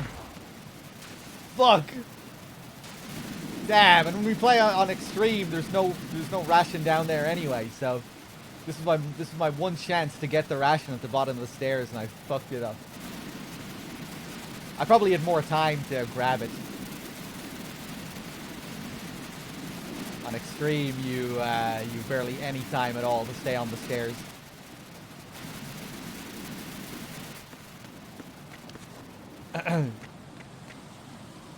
Create a list of bugs. I mean, with the sound, it's just, there's no point even creating a list. It's just the entire sound design, really.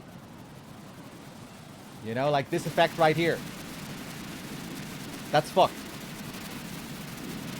In the same way, pretty much all the other sound effects are fucked. You know, it's like a broad issue. You know, it feels like it doesn't feel like they have to go in and modify every individual sound effect. It seems like it's a broad thing. They just need to they just need to find the switch somewhere to fix it all in one go.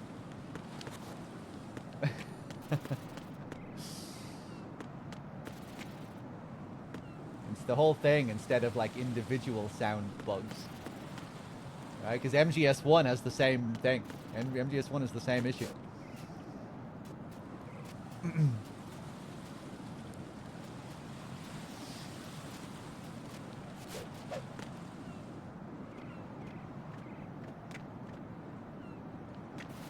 I wasn't noticing the flickering tiles.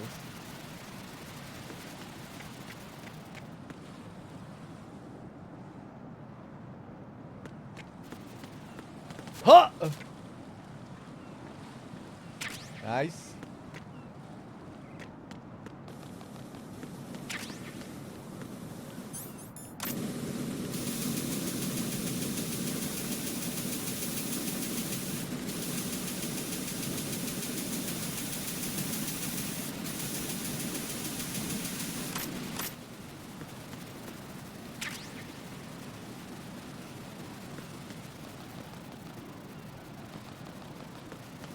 The piss sound better be right. I don't think it will be, but it might be so slight that you just don't really notice it.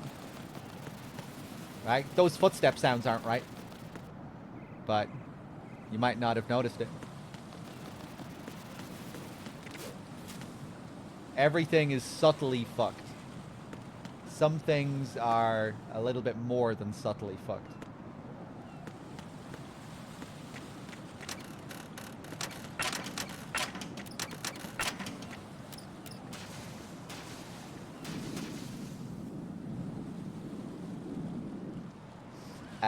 Hold on 1 second.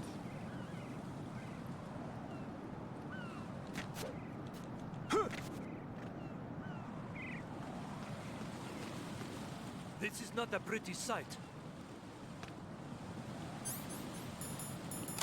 Hurry up and check the situation.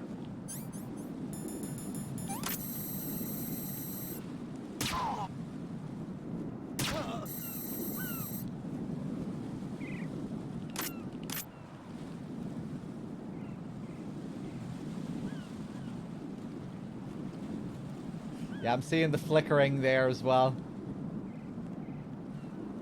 Wonder, is that in the HD collection as well? I don't think it is, right? It was very noticeable before the Harrier fight. If it is a HD collection issue, maybe an Xbox specific issue.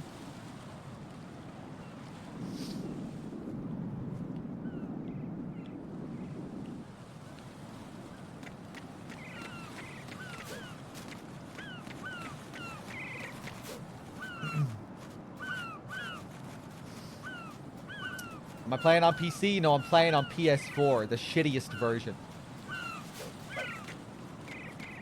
From what I hear. Although, I think some people on PC have been having a pretty rough time as well. I guess on PC, you'll have even more varying experiences.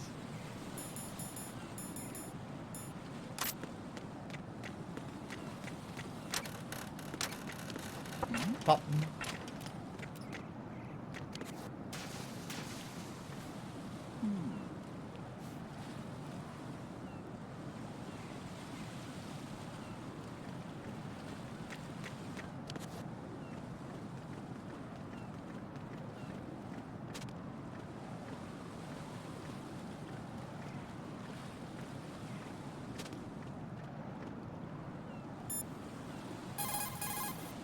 The enemy has already entered the nuclear launch code. Secure the President before they can confirm and finalize the code input. The President is on the first floor of Shell 2's core. Alright, it's time. Oh, I'm going to go in my pants. Nobody's looking, right?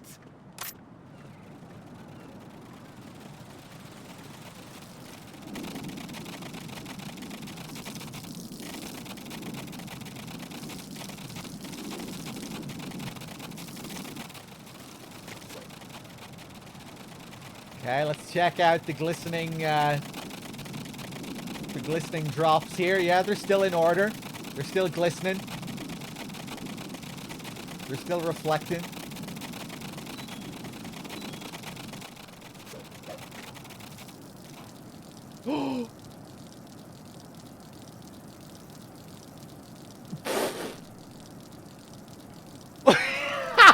What?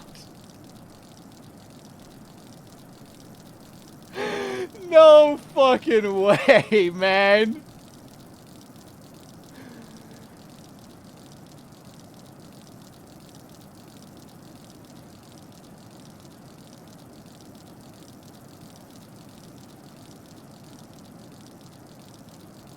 You couldn't have written a better script.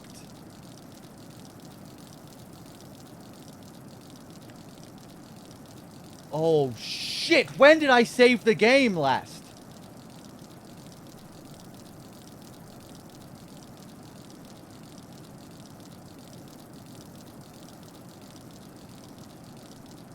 And just we're just left with the sound. Because it's always been about the sound. And now we're just left with the sound of piss.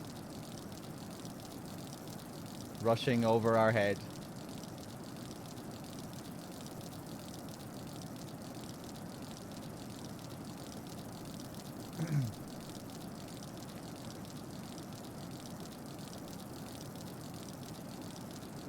Wow.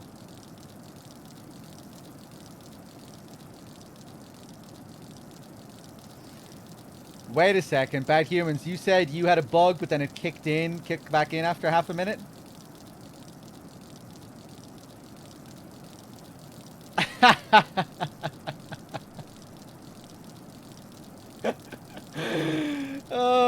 Oh, shit.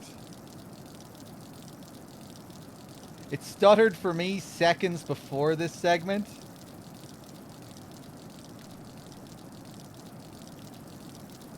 I was pressing buttons. Yeah, I'm still pressing buttons. I'm not getting anything.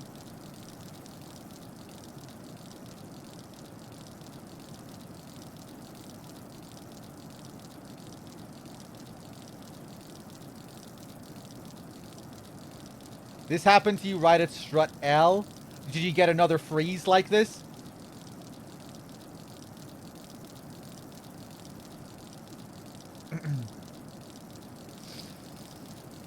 Well, you know, we know they are they are patching all the other versions at the same time. I think this is the only version that they haven't tended to yet. But I'd imagine they'll get to it eventually. Oh!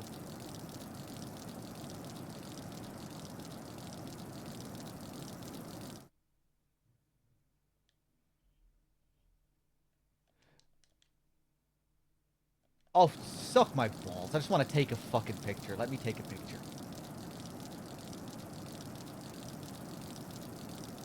Right, well, I guess we'll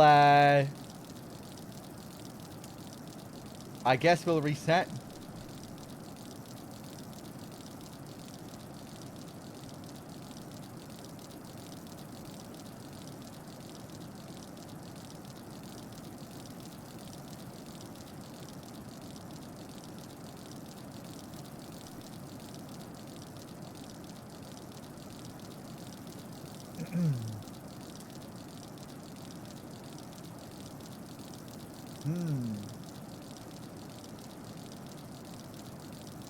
Am I ready to leave this screen? We might never see this again.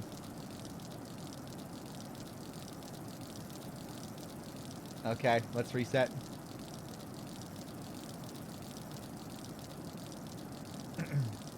I'm almost finished. Stay a while. Yeah, I almost feel like we should stay here. I don't know. This is such a special moment. For all the wrong reasons, but, you know, it feels like, almost feels wrong to leave now.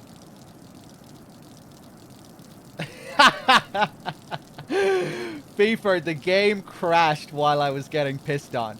And we're just left with the constant sound of piss.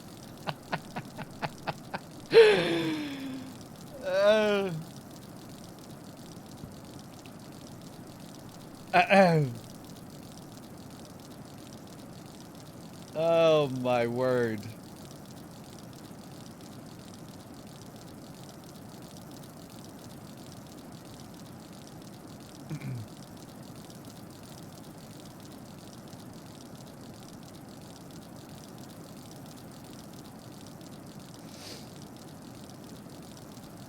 Play the best is yet to come. Nah, let's close. We'll restart. 10, 9, 8, 7, 6, 5, 4, 3, 2, 1.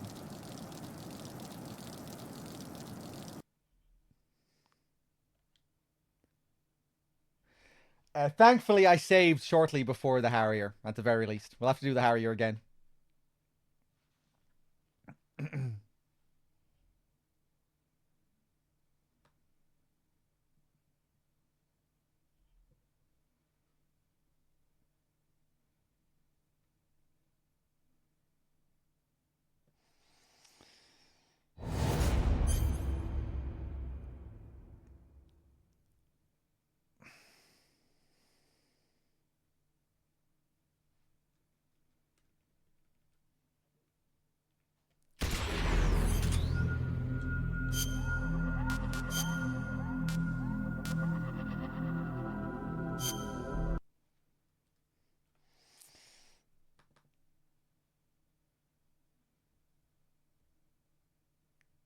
Hold on a second.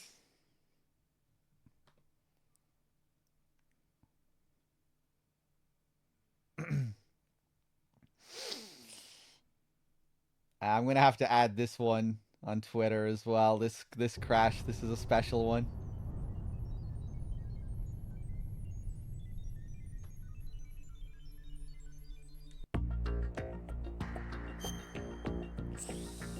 Okay, so Strut D, I think it should be right. Yeah.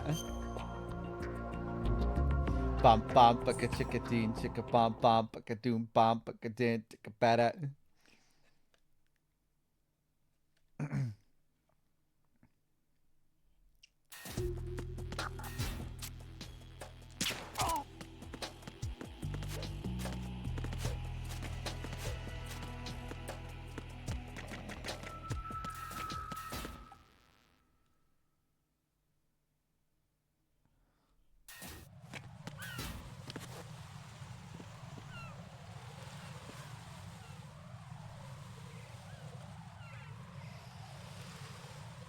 Hey, how's it going, Spartacus? How's MGS2 of Master Collection going so far?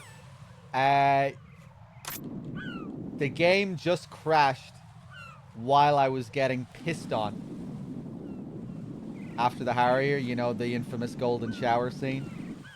It crashed while I was getting pissed on, and we were just left with the image of Raiden getting pissed on while the sound effect played infinitely. The sound of piss played forever until I decided to close the game. And that's probably the best metaphor I could use to describe the experience. And now we're just trying to catch up to where we were.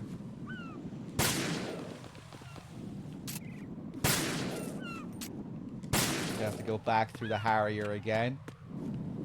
Fighting unlaggy Harrier was a pretty wild experience though, right?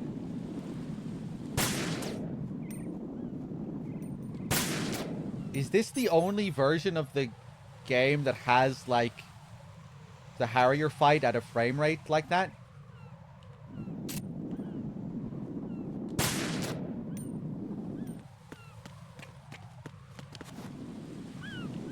It felt crazy, like, I think even on PS2, I don't think it's completely smooth like that, is it?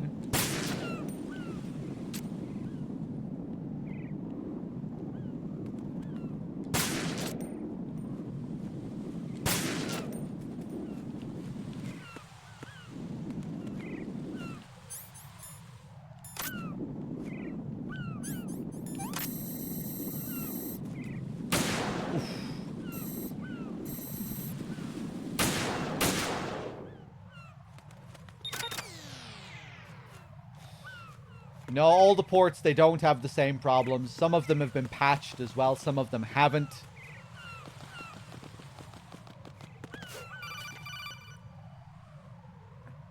Raiden, I found us a ride.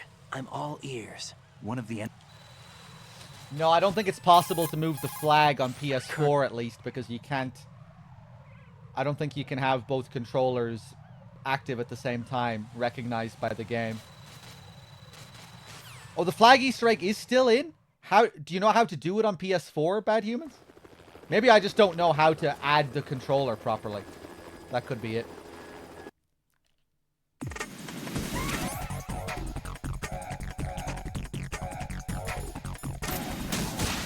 Fuck!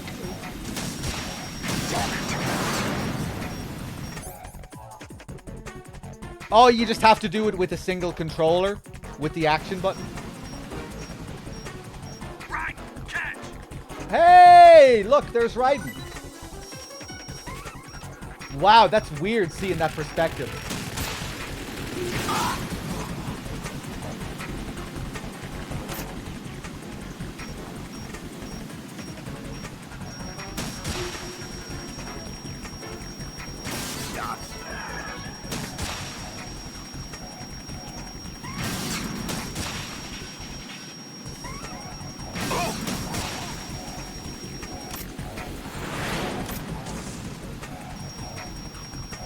How is the sound for you, Bad Humans, on PS5?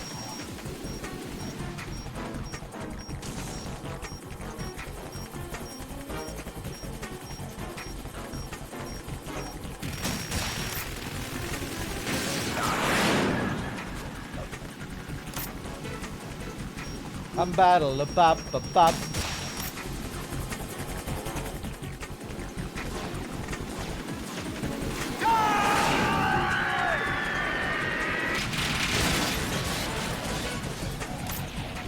Tougher than I thought.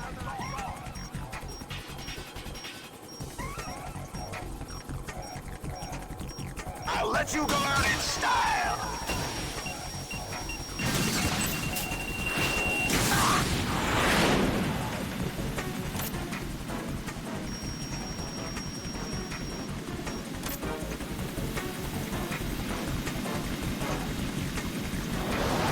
Try dodging this.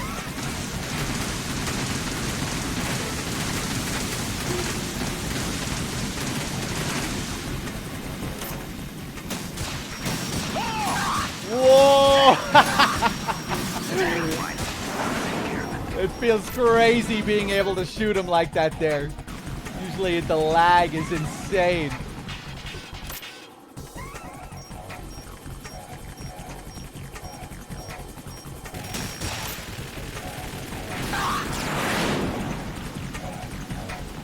Right, catch! I'll shred you to pieces! Oh!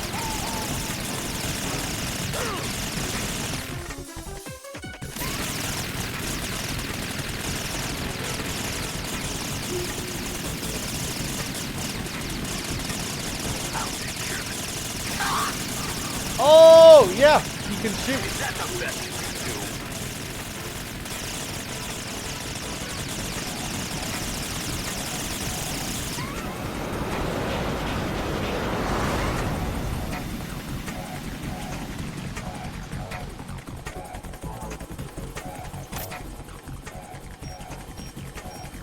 I'll let you learn in style!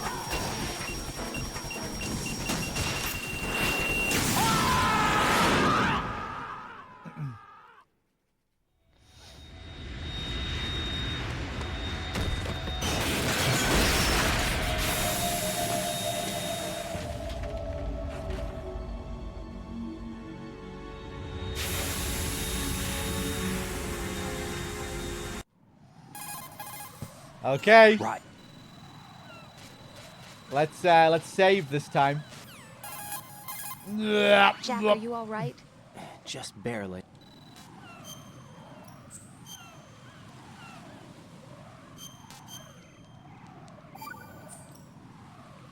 Colonel, Metal Gear's already gone active. It's not too late. You...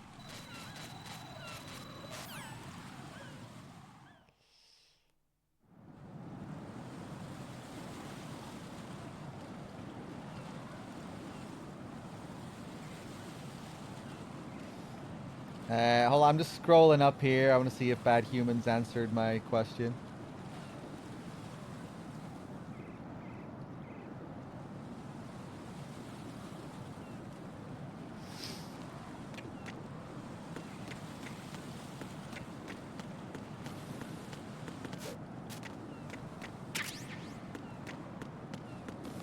Just curious how his PS5 experience is going now.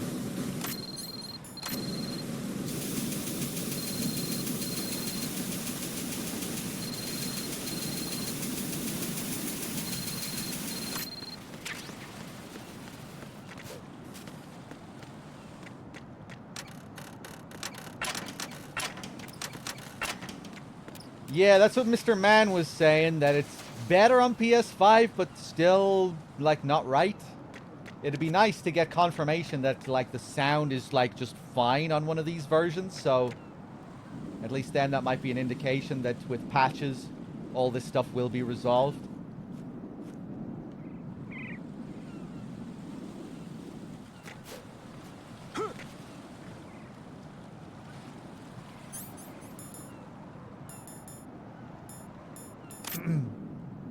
This is not a pretty sight.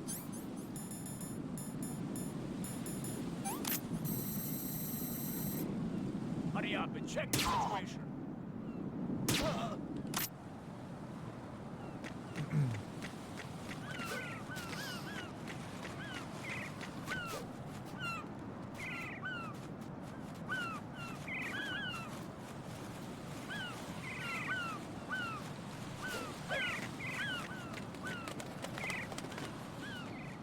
Hey, Mr. Man, I just mentioned you. How is MGS2? Yeah, it's fucked in the exact same way, with the exact same issues, really. But we just had, like, the most poetic of moments. For the first time, the game crashed. And where did it crash? When I was getting pissed on. And we were just left with the frozen image of Raiden getting pissed on with the sound of an endless stream of piss. It was, couldn't have been any more perfect. And I think the only time I've ever seen the game crash at the piss sequence. Obviously, well, like, you know, the original game is super polished. You never really see it crash. Only under crazy circumstances.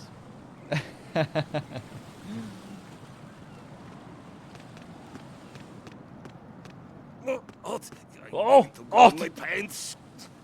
Nobody's looking, right? Will we see if it crashes again?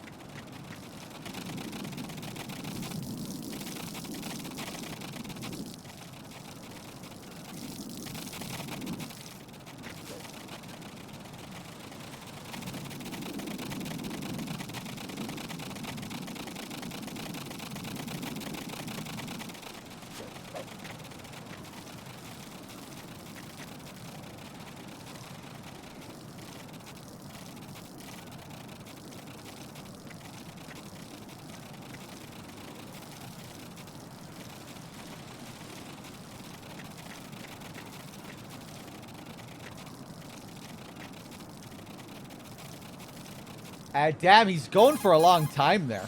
The enemy has already entered the nuclear... Raiden, my sympathies. Sneaking missions are called wet works for a reason after all.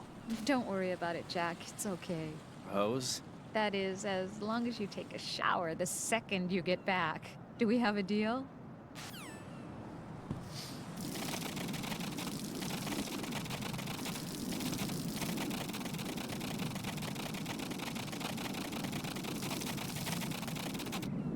Oh yeah, there should be more piss droplets, right? That's another instance where there should be more splashes on the camera.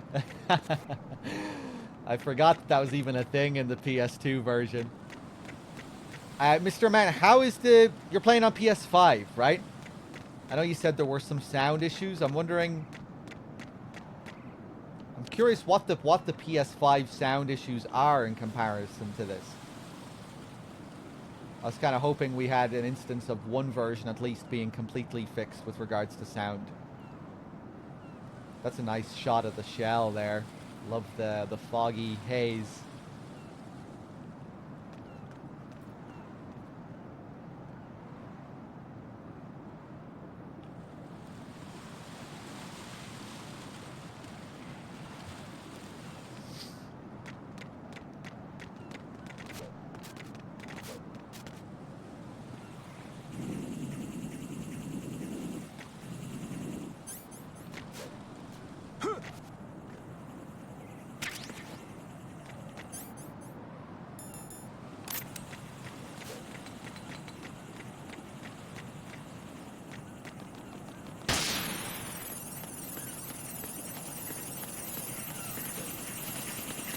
Same issues, but just not as pronounced. Right.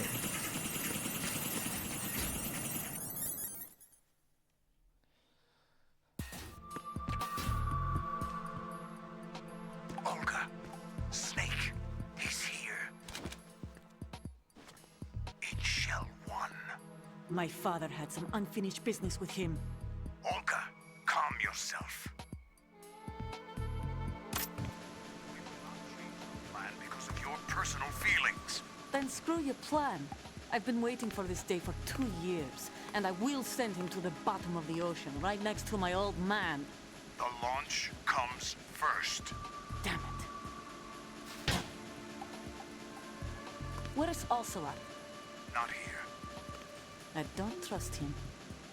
Don't talk that way about one of your own. He's not one of my own. He left my father to die, remember? Olga, we'll talk later. We need to get started on the final checks for the unit.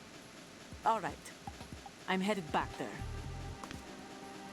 The upper connecting bridge to Shell 1 is down. What about the chopper? The cam-off is out of action. Take the oil fence from strut L. I'll tell my men to start pulling out.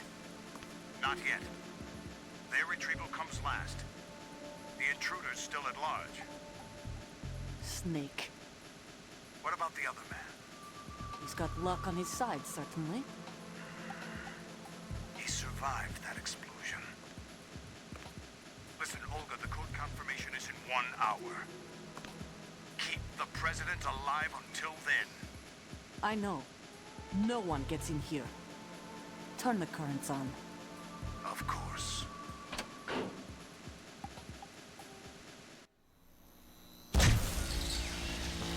High voltage currents on. The door stays shut unless the President manages to take out that circuit panel from inside the room. And it's no job for bare hands. All right. Come back immediately. One more thing. What? We leave for Russia when this business is done. I want half the money for that. Of course. That was part of the agreement. We start living for ourselves after this. If there's anyone who wants to stay here, I want you to take good care of them. Gladly. Gerlukovich soldiers are the cream of the crop. It's time they went free. What happened to rebuilding Mother Russia? The old man is dead. The world is a different place now. It's your life. Just as a reminder, I'm going to say this again, one last time. Don't try anything on us. The feeling is mutual.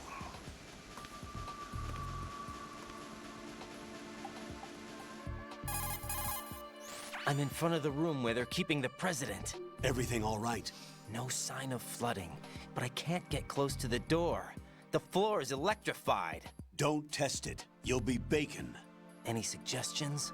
Remember the Shadow Moses VR training. Take out the circuit panel? Right. But there's no way into the room. Try ventilation ducts. Yeah, I think I see one. Look for a remote control missile launcher. You can guide it through the duct into the room. Then target the circuit panel. Got it. Right, but make sure you don't hit the president. The president is wired with nanomachines. If we know the frequency, I can raise him. We've tried that repeatedly, but there's no response. It looks like the walls have a built-in radio shield. So that's why Ames lost contact with him. If you need to confirm his position, you can log into the node. Understood. Locate a remote control missile launcher first. Oh boy! Hey, how's it going, Music Box?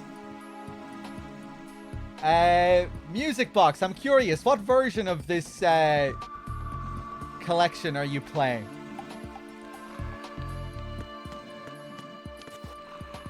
And how has your experience been so far?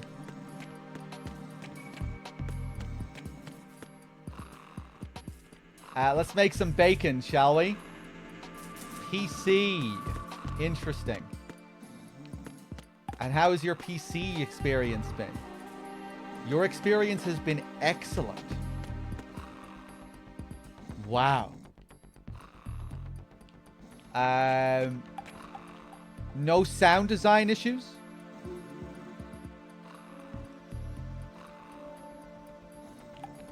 No sound problems? I've been looking for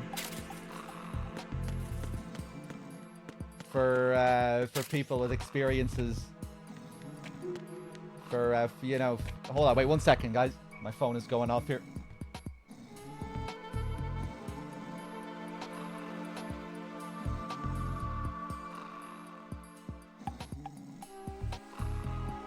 Okay. Right, so maybe your experience is an indication that all of this stuff will eventually reach your experience. That all these other versions will eventually match up to the version that you're playing.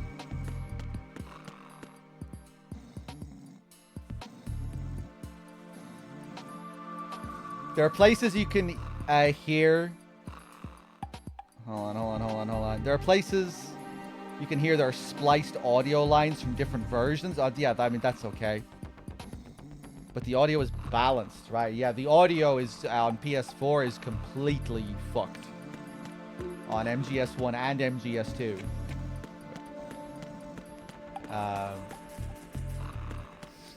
And just now, we had our first crash while we were during the golden shower scene. Which was just, you couldn't have really written a better script. Freeze frame on Raiden getting pissed on with the sound of an endless stream of piss. Until I decided to close the game. Anyway, let's see, let's make some box bacon.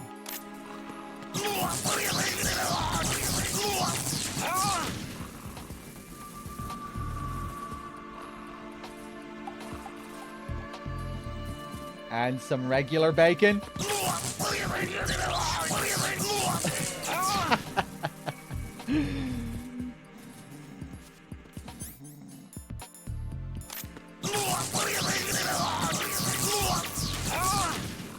It's the close-up of the face inside the box that always gets me. Oh yeah, the flip bacon.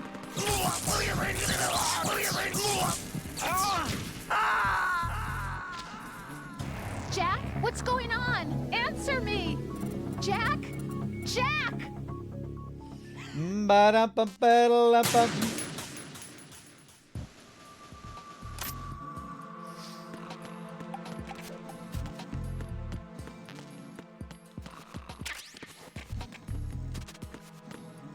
Let's see. Let's call up Snake here. Snake, do you know where I can find some remote-controlled missiles? Remote-controlled missiles? I saw something on B1 in the core of Shell 2. But be careful. Contaminated seawater's broken out of the tanks thanks to that explosion. Most of B1 is probably flooded by now. Have you ever heard of Outer Heaven? Outer Heaven? Yeah. Know anything? No. What about it? The terrorist leader mentioned it. Something about being close to reviving Outer Heaven. Is that right? Well, do you know anything? No. But whatever their goal is, they're probably up to no good. We've got to stop them. Yeah, right. You know, I thought I heard of AIM somewhere before. DIA would mean we're talking about Nastasha's ex-husband. Nastasha? Nastasha Romanenko? Isn't she the one who wrote In the Darkness of Shadow Moses? Yeah, she helped me out during the Shadow Moses incident. She was also actively involved in the philanthropy organization following the incident. Where is she now? Your guess is as good as mine, but she's probably still a heavy smoker.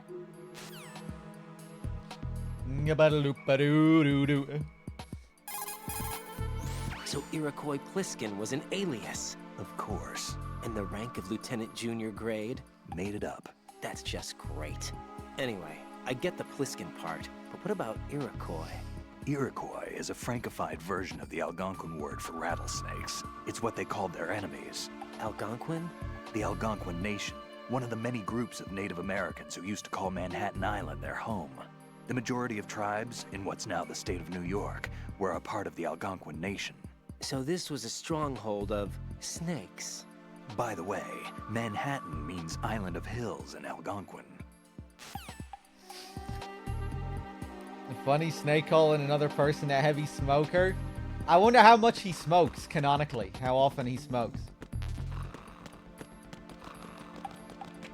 How many a day? In MGS4, he's definitely a heavy smoker. It's a big part of his character in that game. He's smoking in every scene. Because he's close to death, he has nothing to lose, so fuck it.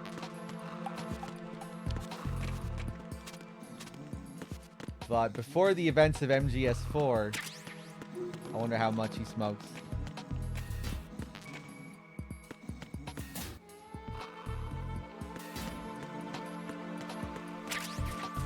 He goes through a whole pack in 4? I don't know, I never really counted.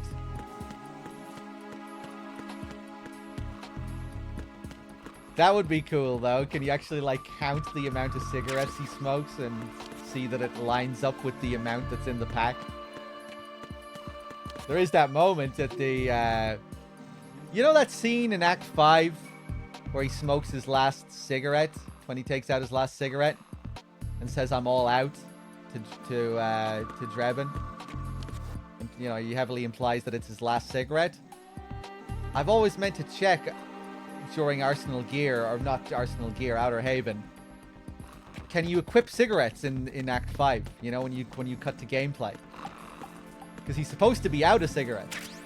But the game probably still lets you smoke. Be cool if you didn't actually have the cigarettes in Outer Haven.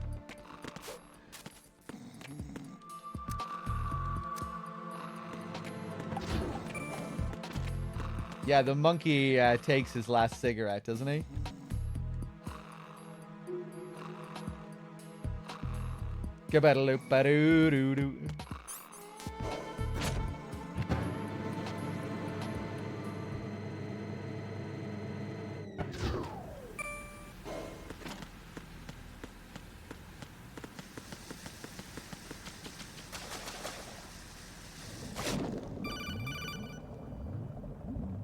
Colonel, B1 is completely flooded from what I can see. You'll have to swim through. Swimming isn't my strong point. It wasn't a part of the VR training either. Stroke the water and move forward by pushing the punch button.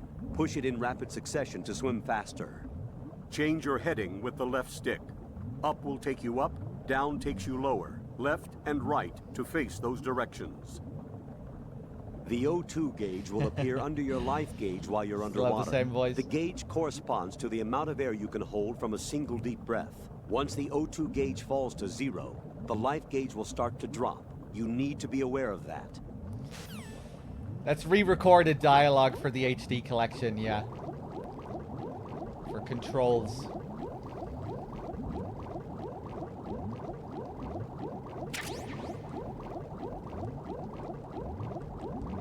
They should really make this section darker as well, right? This is one thing.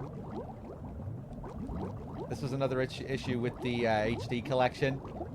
They really brightened up this section where it should have been darker. I always remember playing this as a kid originally, you know, on PS2. I have this memory of this area being incredibly dark, like it was really hard to see your way through. I think that's why you get the night vision goggles drop here. But if you use the night vision now, here, in the HD collection, this is what happens. It's way too bright to be using night vision. Yeah, you had a reason for the NVGs.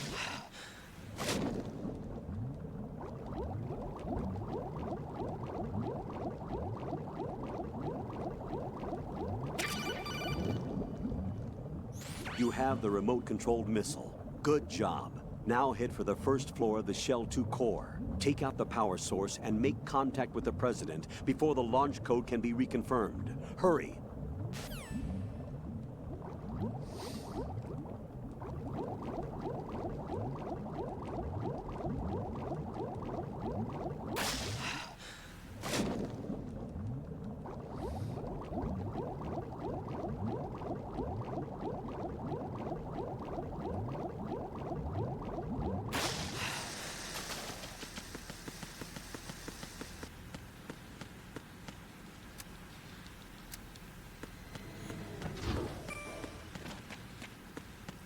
I'm playing this on PS4, Red Dead. Unfortunately, because it seems to be the worst release. Seems to be the worst version to play on as it stands.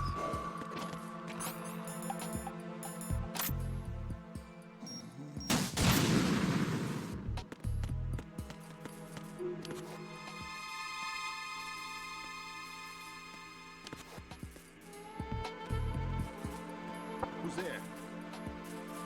Yeah, how is the Switch version?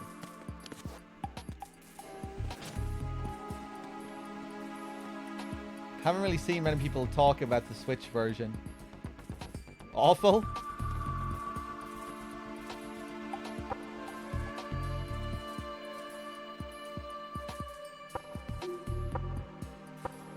Aside from FPS though, like, are there bugs? Huh? It does have the laser, yeah. It does have that laser.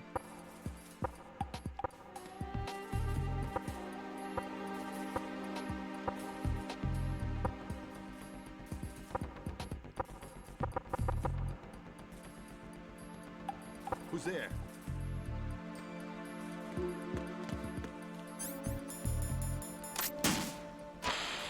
What are you doing?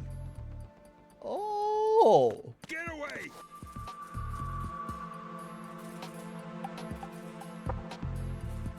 Can you not kill him on hard mode?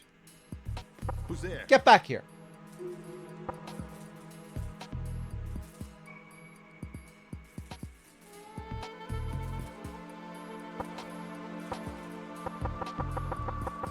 What was that?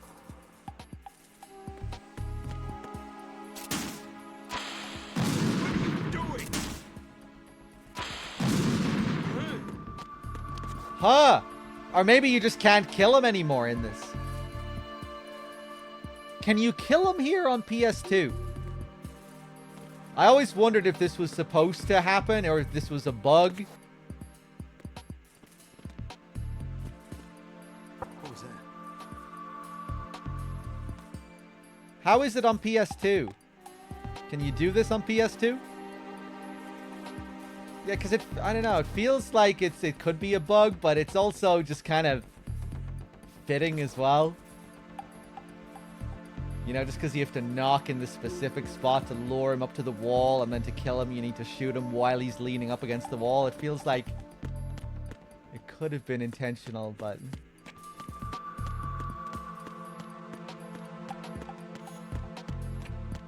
yeah, I don't know.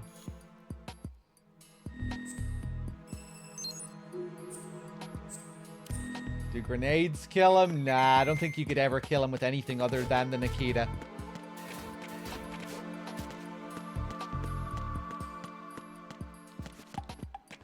Ga-ba-da-la-ba-doo-doo-doo.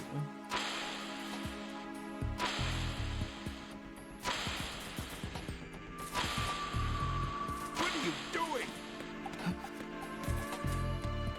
What is that?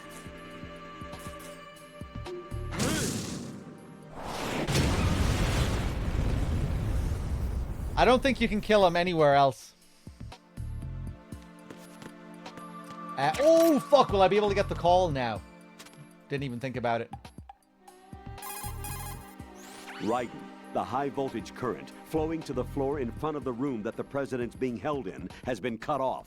Head for the first floor of the Shell 2 core. Hurry. Get in touch with the president before the nuclear launch code is reconfirmed.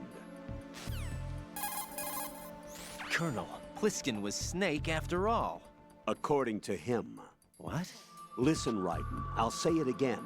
He is not in the simulation. There you go about the simulation again. Don't put your faith in him. Don't trust him. Do you understand? The totem in the vents.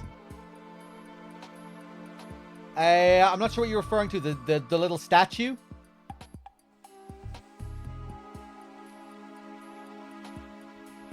I forgot that there even was one of those statues in there. No, you can't do anything with it.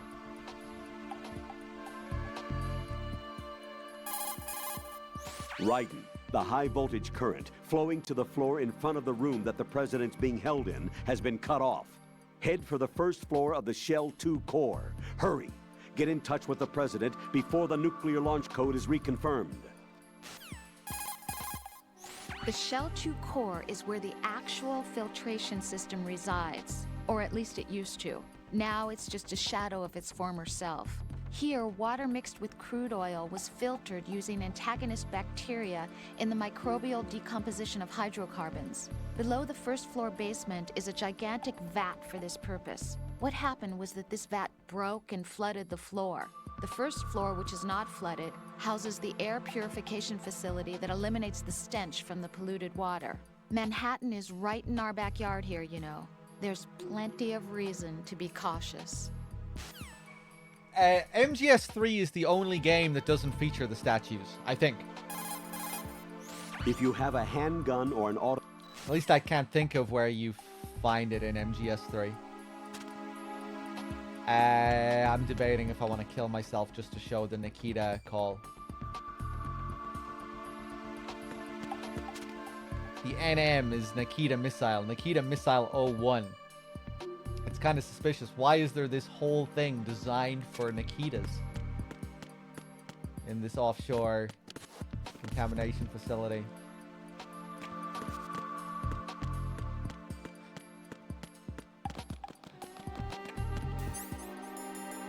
I'm gonna do it.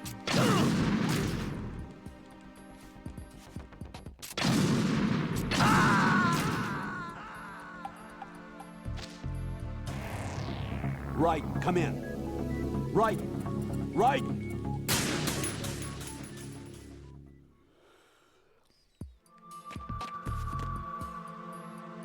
Oh! You get it. You get a checkpoint here. Right here. What?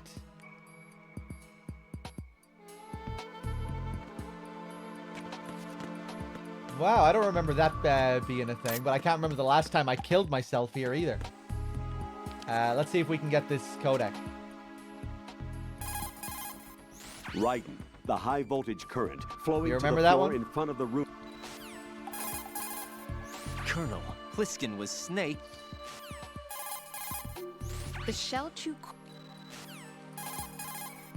If you have a Huh, maybe you can only do this after you get the Nikita.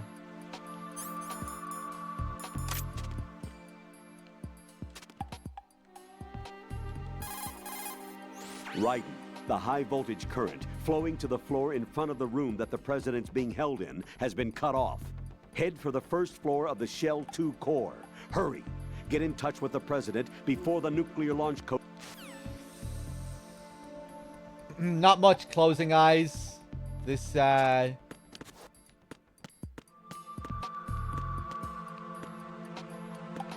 particularly this PS4 version that we've been playing is pretty busted. The sound design is super wonky for MGS 1 and 2.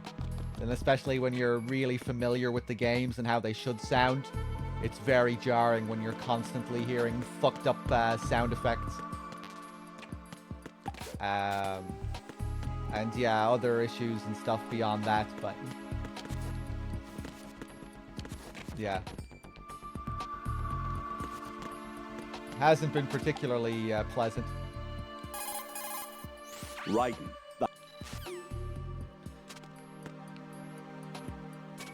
But it seems like some people on PC have been having good experiences. Music Box was saying she had a great experience on PC with no sound issues. So hopefully all these other versions can get up to that standard.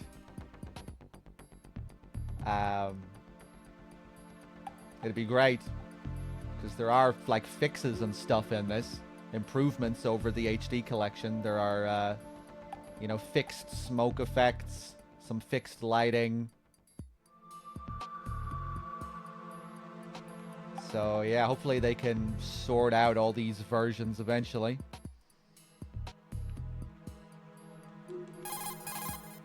Raiden, the high voltage current flowing. Yeah, fuck, I don't think I can get this anymore. I think I have to do it. If you have the grenade, I think I have to do it before getting the Nikita. Keep an eye on. Oh wait, no, it's because it's still. Yeah, the save came after the fucking scene. I don't know why I thought it was before the scene. That's why, right? Because we've already used the thing. He doesn't need to teach me anymore.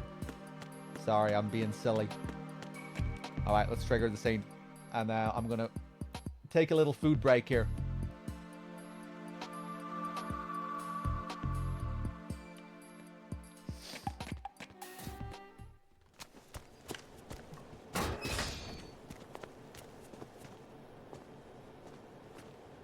President Johnson. Huh? So you're finally here. You've been expecting me? Your equipment, that skull suit, isn't exactly standard military issue. Are you all right, sir? Is this some kind of sick joke? I thought you came to kill me. What? I'm prepared to face the consequences of my betrayal. What are you... What the... You're a man? Well, who are you? Foxhound, sir. Foxhound? I see. Now things are starting to make a little sense.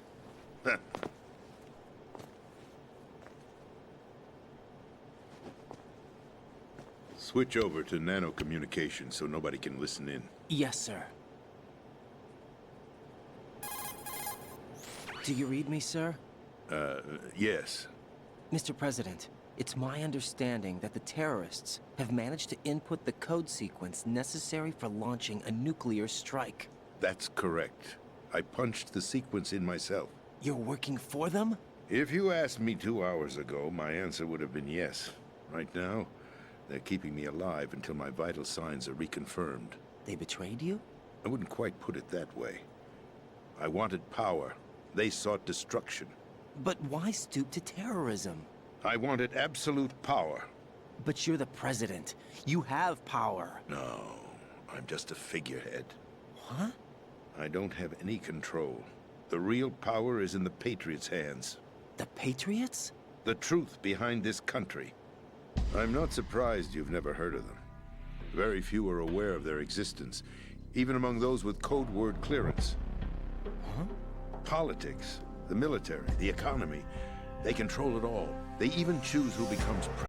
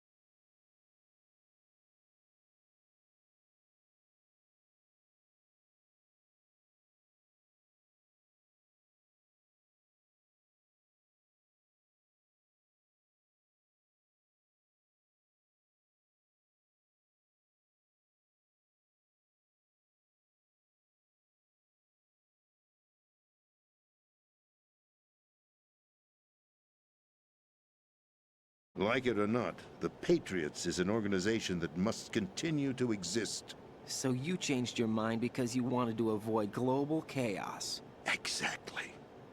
When I told Solidus that I wished to prevent disaster, he replied that pawns can never become players. And who is this Solidus? My predecessor, George Sears. That was the name the public came to know him by. I knew him by his code name, Solidus Snake. He was the third Snake, preceded by Solid and Liquid, a survivor of the Les Enfants Terribles project. Neither solid nor liquid, he was a well-balanced masterpiece that the Patriots saw fit to entrust with the presidency. However, he fell out of grace with the organization 4 years ago. When acting on his own, he started an incident. 4 years ago? Shadow Moses. That's right. At the time, the DARPA chief, Donald Anderson, together with certain influential parties, initiated the development of Metal Gear Rex and an advanced nuclear warhead. However, this did not fall in line with the Patriots' plans. What's more, Solidus decided on his own to send his most trusted man, Ocelot, to provoke Liquid Snake, bringing about the said incident. As a result, he succeeded in obtaining Rex and the data on the warhead. But in doing so, he ended up revealing the existence of both Rex and the Genome Army, a blunder that earned him the wrath of the Patriots. Shortly thereafter, Solidus was removed from the presidential office. I thought he resigned. That's the story given to the general public. Following his resignation, the Patriots selected me, their new pawn, for the presidency.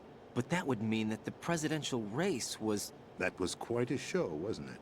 It was a well-scripted drama staged by the Patriots for the benefit of the public.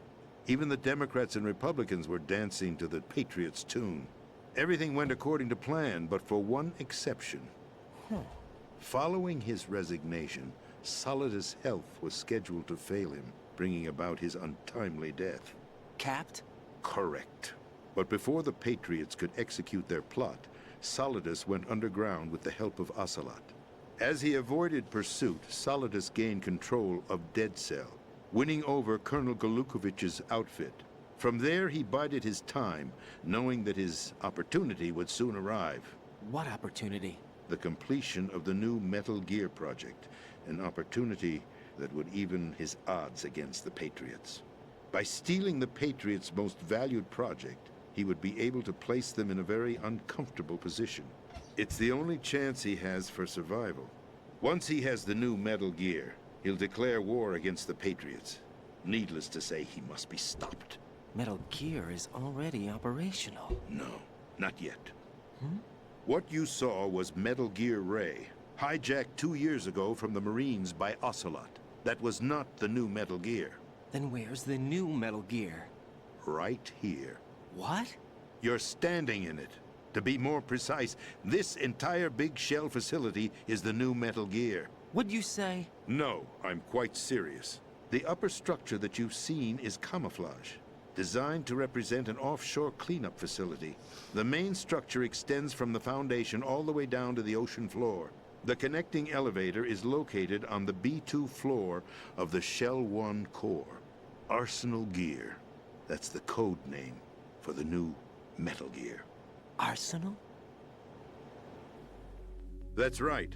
Arsenal. We're talking about an impregnable fortress carrying a load of over a couple of thousand missiles, including nuclear warheads, all protected by a horde of mass-produced Metal Gear Ray units. Mass-produced? The Ray unit was originally designed for the Marines to be used as a countermeasure against the Metal Gear variations throughout the world. The Patriots had Ray redesigned to protect the new Arsenal Gear. So now anti-Metal Gears are guarding a Metal Gear. Ironic, isn't it? That's not all. Arsenal Gear has full access to the military's tactical network, giving it the ability to exercise absolute control over our nation's armed forces, not to mention our nuclear armament. In short, Arsenal was created to be the core of our country. What kind of idiotic weapon? Weapon? No. You're not seeing the full picture. Arsenal Gear is more than just a military tool. It is a means to preserve the world as it is. It will establish a new form of control. The Patriots will use it to keep their place as the country's true rulers. Right now, they feel pressured and threatened. By what? They fear an overabundance of digital information. The world will drown in the coming flood of information, and they along with it. The Arsenal plans include a system to digitally manage the flow of information, making it possible to shape the truth for their own purposes. In short, the Arsenal system is the key to their supremacy. The key? Yes. The GW system is the Patriots' trump card. Arsenal Gear will be fully operational when GW is successfully integrated. Once operational, it will be a completely new form of power for the Patriots to wield. I had hoped to seize the project from them, so that I would be in a strong bargaining position. Bargain for what?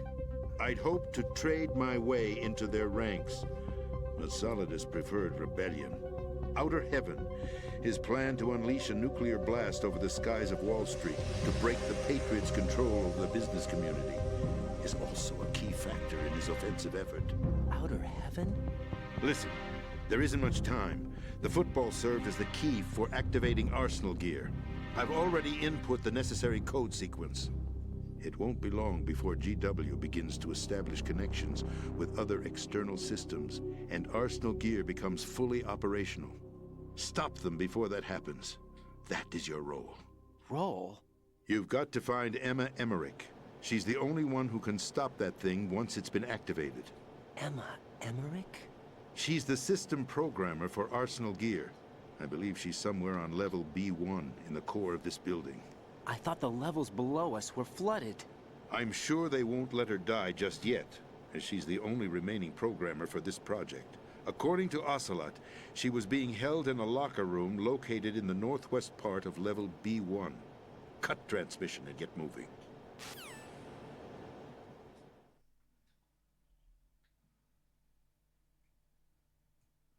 This is card 4. It'll give you access all the way to Emma's location.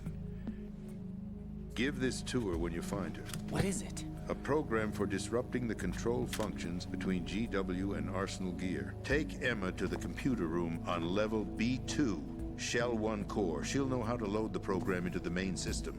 A virus? That's right, modeled after Foxdie. A biological weapon designed to selectively eliminate personnel with a specific genetic code. But why do you have it? The Patriots had it engineered as a failsafe. And Ocelot forgot to search me. You've got to hurry. That disk is the only way you're going to stop Arsenal.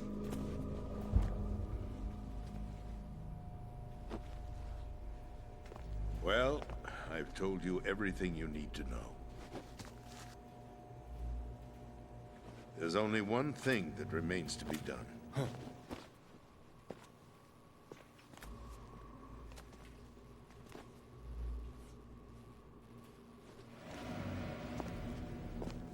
Now, kill me. What the? There's no time to argue. The final check for my vital ID will start any second. If you kill me now, you'll at least prevent the nuclear strike. Cut it out! Do it! That's her role! Pull! No! Good!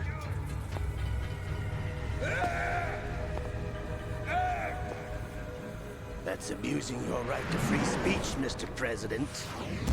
Or is it ex-president? The president! Why did you... Alas, my finger must have slipped. I'll see you around, carrier boy. Forget him. He did us a favor. Without free will, there is no difference between submission and rebellion. My only real choice is to put an end to this charade. Let me at least have the freedom to end it myself. What are you... Find Emma. Stop Arsenal. This is my last order as your commander-in-chief. I'm counting on you.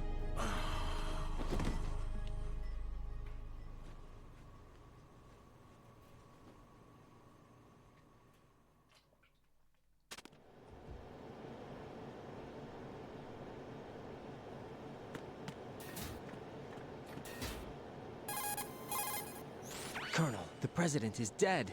I see. I'm sorry to hear that. Where do we go from here? Your mission was to rescue the president and eliminate the terrorist threat.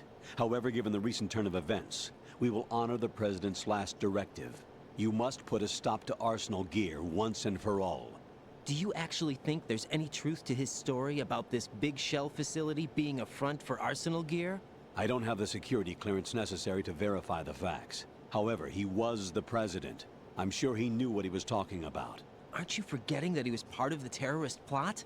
All the more reason why I believe his information is reliable. Huh?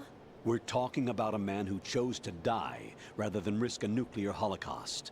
Thanks to his sacrifice, the Nuclear Launch Authority has shifted to the Vice President, effectively eliminating the terrorist threat. Colonel, when you put it like that, it almost sounds like I should have assassinated the President to eliminate the threat. That was not my intention. I was trying to point out that there is certainly some credibility to the words of a man who chose death to protect the innocent. The Colonel has a point, Jack. What about the information he gave me on the Patriots? That's a new one on me. I'll see what I can find out. Raiden, we're running out of time. Find Emma. She's supposed to be located on level B1, in the core of that building you're in, right? You've got to find her before Arsenal becomes fully operational. Hurry, Jack. It's up to you to make sure that the President didn't sacrifice his life in vain. Understood. Raiden out. What's your status, Raiden? Snake, the President, he's been assassinated. What? There was nothing I could do. What about the nuclear strike code sequence? He died before his vital ID could be reconfirmed. Then the enemy's lost their nuclear strike capability. But that Ocelot guy obviously killed the President on purpose. Why? It doesn't make any sense. They had to know that they couldn't launch the nuke if they killed the President. Maybe there's a way to launch without reconfirming the vital ID. Or maybe they found a more effective weapon within Arsenal gear. You knew about Arsenal gear? Yeah. Why didn't you tell me about it? You never asked. Am I correct in assuming you also know that the Big Shell's a front for the project? You mean, did I know that the Big Shell, a fully functional environmental cleanup facility, was designed to camouflage Arsenal gear? Yeah, I did. It's exactly what the President and Ames described, a massive cover story. The good news is that it hasn't really done much in terms of cleaning up the environment, so we won't have to worry about any toxic gas being released if we have to blow the house down. Right. And when did you find out about all of this?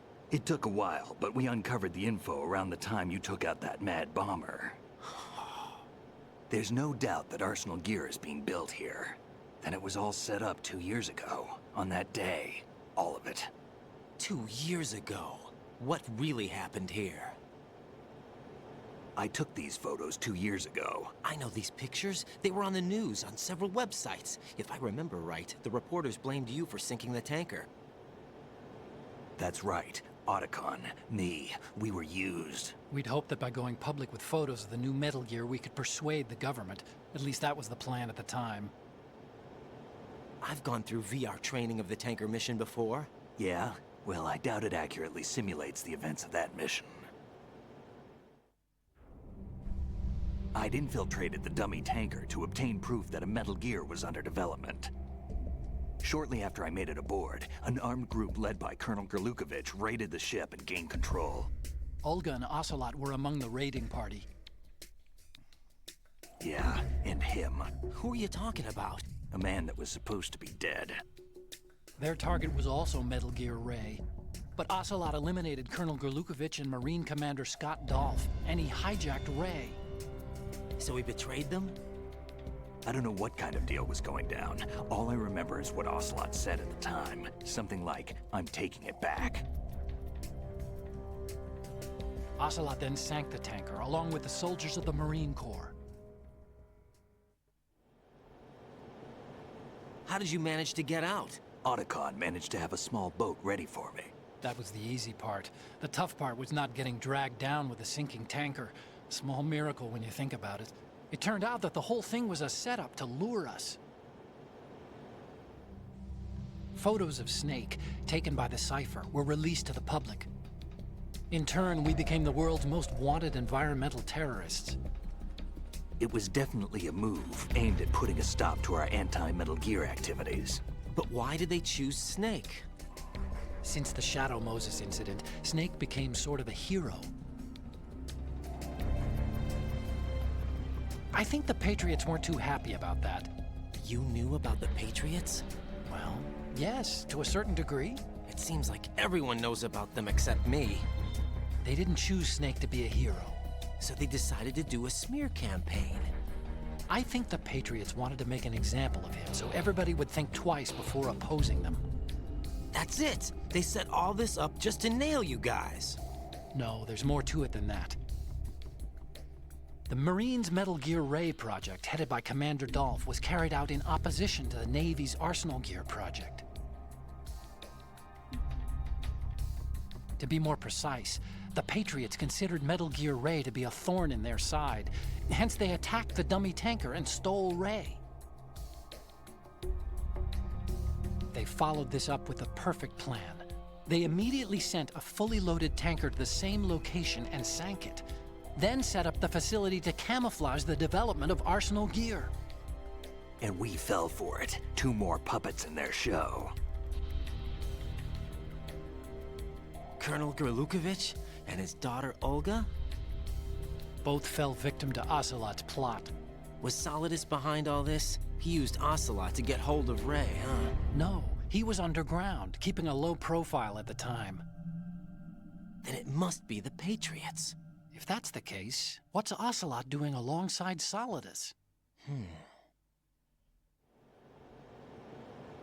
Forget it. We're wasting time. We can figure this out later. The nuclear strike's been prevented, but Arsenal still has a massive payload of missiles to deal with. Right.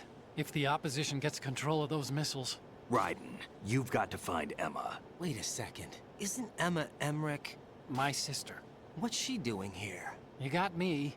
She's a computer whiz who specializes in neural AI and ultra-variable volume data analysis using complex logic. How she got involved in weapons development is beyond me. Whatever her reasons, we need her in order to stop Arsenal. Raiden, find her. I'm on my way.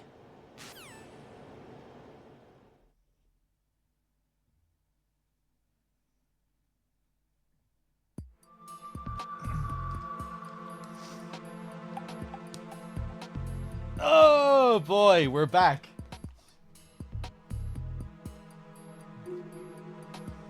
Hold on a second. I managed to get a little food break in there. Hold on.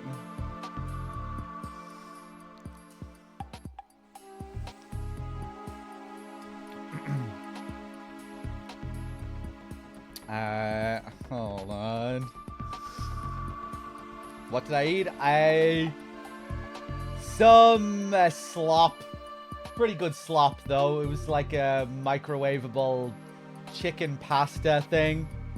But it was pretty good. Pretty good for, you know, something to quickly heat up and have in a few minutes. That's also what you're currently eating? Microwavable pasta thing? Yeah, this one was pretty decent.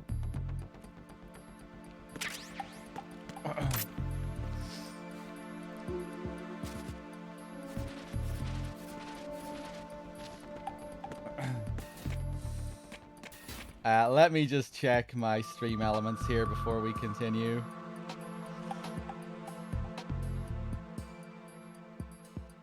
I guess DRK didn't do much fucking around outside the tanker. During that scene where Snake is showing you the photographs online, you should be seeing the things that you did on the tanker there. If you spent time outside the tanker, fucking with the guards and stuff, kicking them off rails, those photographs will appear. So I guess DRK didn't do that. Or maybe it's scuffed. I know originally that was scuffed on the HD collection. But DRK probably just didn't fuck around much outside the tanker. Music box with the 20-pack. Thank you.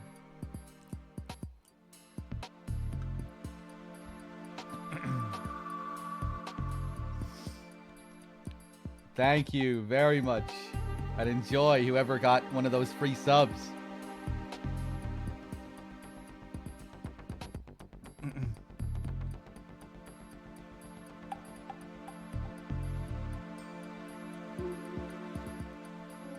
Oh, weird. On Stream Elements, it doesn't actually show me all the individual... Oh, I see. I have to go into the little drop-down box. I'm still getting used to this new Stream Elements shit. I'm so used to Streamlabs. Editing ideas. Came in just now with the Prime sub as well. Thank you.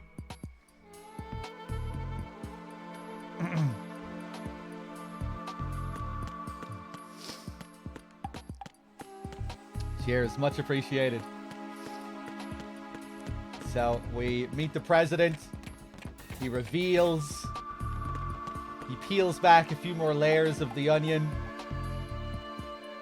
We get our Arsenal gear reveal, our Arsenal gear explanation. And now we have to go and meet up with Emma. I always love Ocelot's last line using the carrier boy line again. Remember in MGS1 he uses that to describe Snake, alluding to him being the carrier of the Foxdie virus, and now he's saying the same thing to us. Because, of course, we did just pick up the Foxdie virus, or this game's version of the Foxdie virus. The digital Foxdie. Designed to eliminate people on the database with a specific genetic code. So they still tie it in with the genetic code thing. Let's take a look over here.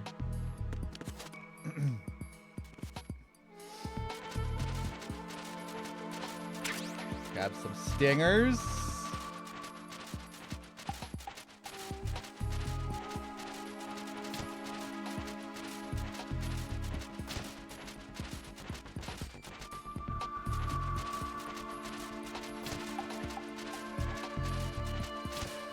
How's the Master Collection holding up? The version I'm playing right now is in really bad shape as it stands. The audio design is just completely fucked.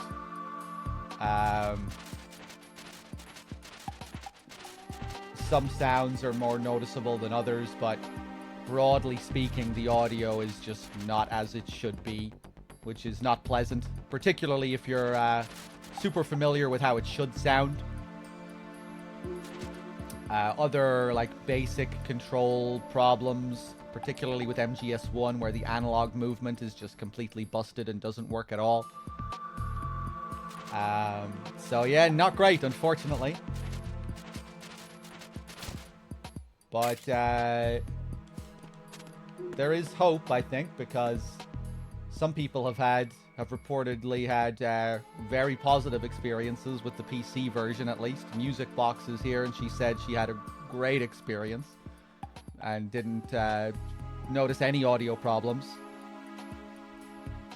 So, yeah, hopefully the games really shouldn't have been released like this when they weren't ready, especially when you're re-releasing classics that are over 20 fucking years old. Yeah. But hopefully, with a few patches, they'll all they'll be up to snuff. Hopefully.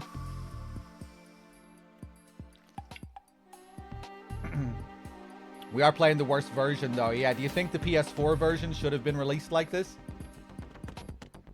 You think that's okay?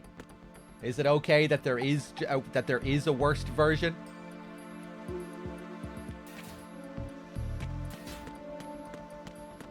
That there is a version that's just completely fucked?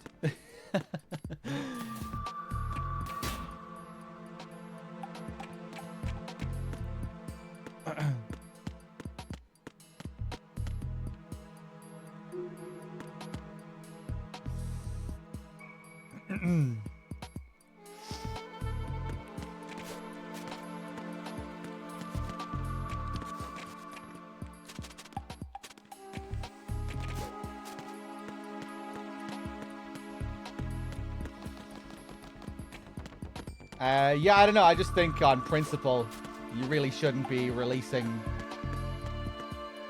games that are considered classics. You shouldn't be re-releasing classics which are polished to hell on their original consoles. You shouldn't be releasing games like that 20 years later and having them be as, you know, in such a state. Re-releasing your flagship titles that are over 20 years old and just having them be riddled with issues, scrambling for day one patches to fix your problems.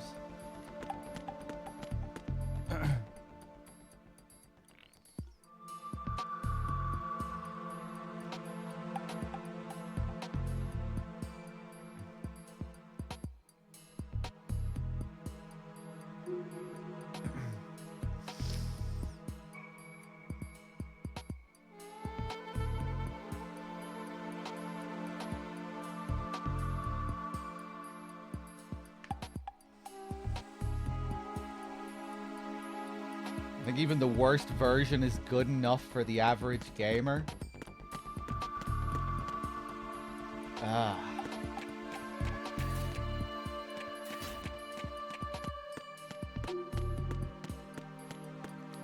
You have a low opinion of the average gamer. Damn, that's a hardcore slam on the average gamer. It's okay. They can eat up this slop. They'll be fine.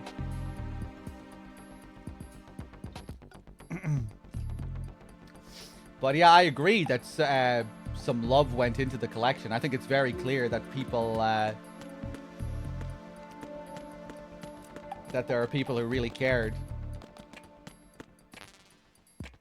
Why else would they be fixing stuff from the HD collection? Things that only the hardcore fans are going to give a fuck about in the first place. Why would they be adding Mantis save editors? You know? Nobody would have said a word if that wasn't a part of the collection. There'd be no outcry that, oh, I can't get all my Mantis saves. You know? So they went out of their way with a lot of stuff. Scenario books. It's just the game. It's just it needed more time, which it didn't get. They were happy releasing stuffed versions that they would patch later.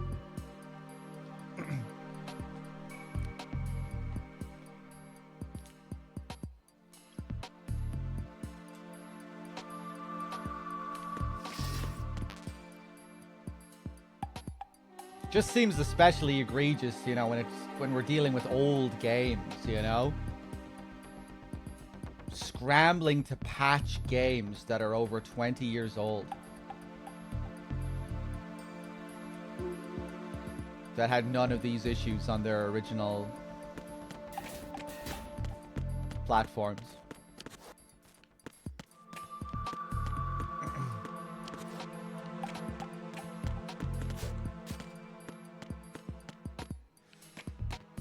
Yeah, I just think there should be just a much higher standard for what's acceptable when it comes to releasing these things.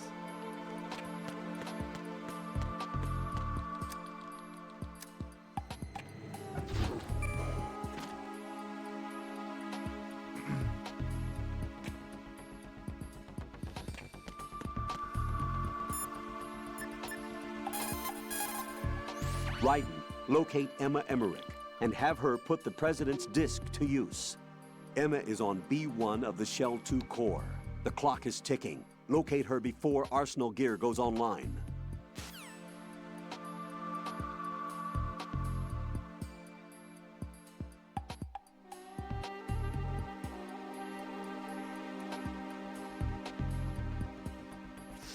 Should the game crash at the Golden Shower? No, yeah, but should the game have completely busted sound effects for the whole game? Completely fucked mixing? Or whatever the problem even is?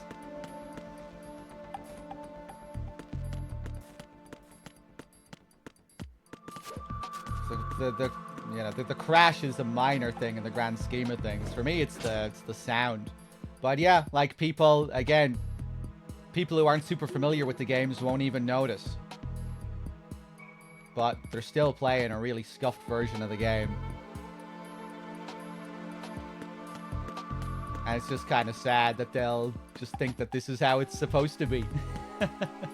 At least the first timers, anyway.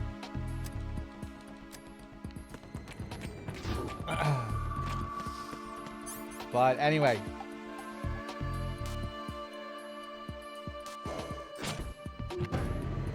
Hopefully it all gets patched.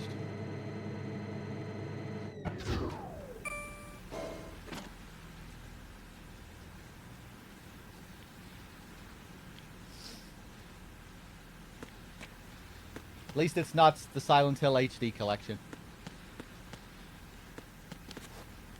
But that's a very low bar.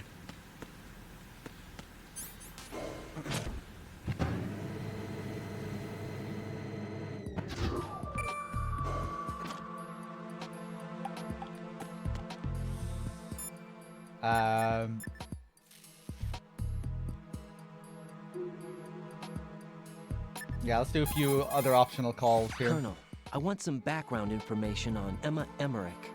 I've got it right here, direct from the National Security Agency's personnel files. Apparently, she was involved in some sort of high-level project, but there's no details on that. Her record shows that she resigned from the agency 2 years ago. Emma Emmerich, full name Emma Emmerich Danziger. Members of her family call her EE. After divorcing Hal Emmerich's father, her mother took Emma to England and raised her there. Danziger is her mother's maiden name, but she prefers Emmerich. After returning home to England, her mother married Robinson, a businessman. The following details are from a report filed with the NSA when she joined the agency. Just before graduating from high school, Emma injured Robinson in self-defense during an alleged assault on her person. As a result of this incident, she followed in the footsteps of her stepbrother, Hal Emmerich, and left home to enroll in Oxford. It is believed that at this particular point in her life, she was extremely angered by the fact that her brother failed to protect her. Consequently, she lost all family connections and is very resentful. She seems to believe that her brother is to blame for everything. While attending Oxford, she was noted for her success in a deciphering event sponsored by British GCHQ. They may not be blood related, but she sure sounds like Otacon's sister. There's more. Raiden, do you recall a certain situation that's more or less become a legend among hackers? To refresh your memory, at the time, just about all of our nation's communications and information resources were concentrated at NSA in Fort Meade. In fact, NSA's basement facility operated round the clock to amass data obtained not only from public communications, but everything from satellite to wiretap operations as well. I don't think I'm exaggerating when I say that whoever controlled the NSA facility could move the world. On January 24th, in the year 2000, the facility suffered a total system shutdown for a 73-hour period. Did they ever figure out the cause? It's believed that a small group within the government had arranged the incident with the assistance of a notorious group of crackers. The result was a full review of NSA's safety measures, which in turn led to the decision to shift the data-gathering operations to an isolated location that would be safe from physical attack, as well as cyber terrorism. And where might that be? My security clearance couldn't get me that information, but I did find out that one of the key members of the hacker group was none other than Emma Emmerich. Although she started off as a specialist in artificial intelligence and complex logic, Emma is now regarded as a computer genius. That would make her a prime candidate for recruitment in the intelligence community, wouldn't it? And knowing most of the intelligence agencies, I doubt fair play was a major concern in their recruiting efforts. Your assumption's correct. The government played on her weakness, her strong hate for Hal Emmerich, the brother who left her when she was 6 years old. She hates him that much? When she was 6 years old, Emma and her father were involved in a pool accident. She survived, but her father drowned. What did the police have to say about that? The report states it was an accidental death. Isn't that about the time that Otacon left his home and family? Exactly. But I don't have any idea why he chose to do so. Does Emma blame Otacon for her father's death? I don't think so. Her hate seems to stem from the fact that she believes Otacon abandoned her. You see, although the two weren't directly related, they were said to be very close. It's rumored that sibling rivalry was what launched her career as a hacker. 4 years ago, the government leaked her the details of the Shadow Moses incident. In doing so, they were able to recruit her for the NSA. I also have little doubt that they also used the NSA hacking affair as a means to convince her to cooperate. You think that her hate drove her to frame Snake and Otacon? That, I don't know.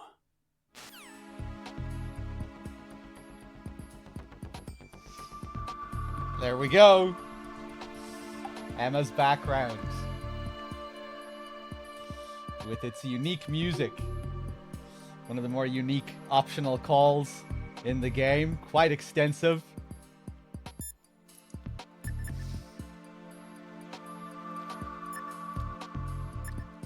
Always love the beginning of the call where they sort of allude to her role in the S3 plan.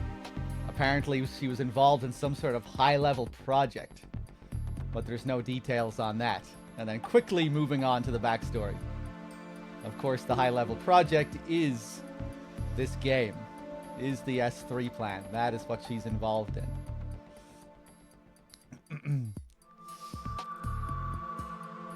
And then going on into her history with the NSA. That thing that the Colonel discusses related to the NSA was an actual event that happened. You know, the system shut down and the relocation. That was actually a thing that happened. You can look into it. I don't think I'm exaggerating when I say whoever controlled the NSA facility could move the world.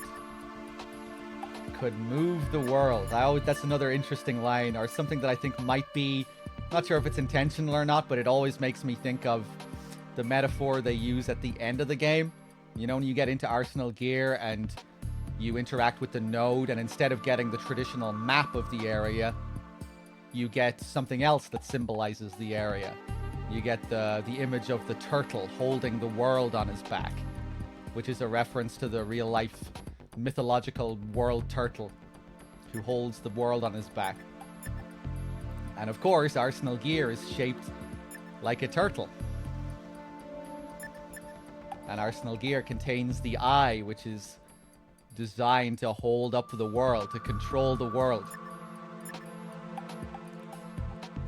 To shape history, to control information, the flow of information. So I just thought I always thought that was an interesting way to describe the NSA in that call. You know, it's moving the world. You can maybe look at the NSA as being some kind of real world counterpart for the Patriots here. Or maybe they're supposed to be alluding there that in the world of MGS, the Patriots would be controlling the NSA.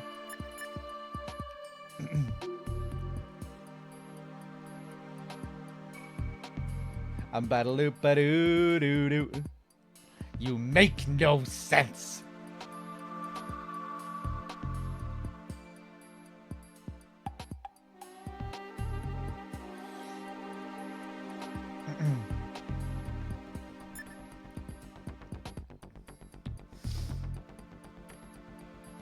Well, I'm just catching up here.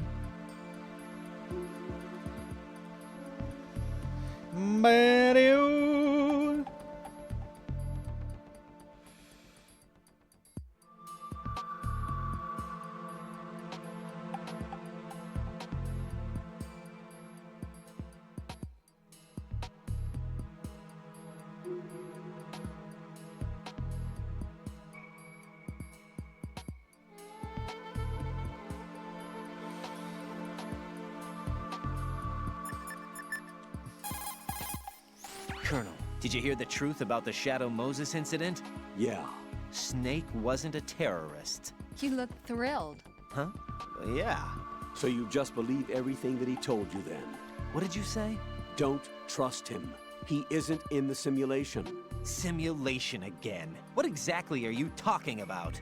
Don't put your trust in him. Just carry out your duties to the best of your abilities. Do you understand, Raiden?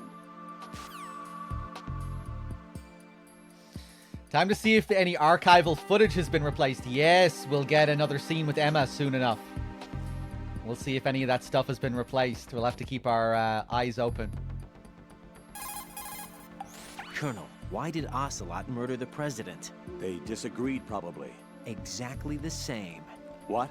As the Shadow Moses incident. Don't be foolish. Are you sure about that? Aim's death, appearance of the ninja, the president's death, and now the virus. You're reading too much into things. That's right, Jack. You're tired. Raiden, don't waste your time thinking unnecessary thoughts. Invest all your energy instead in carrying out your duties. Colonel, did you find anything about the Patriots? No, not yet.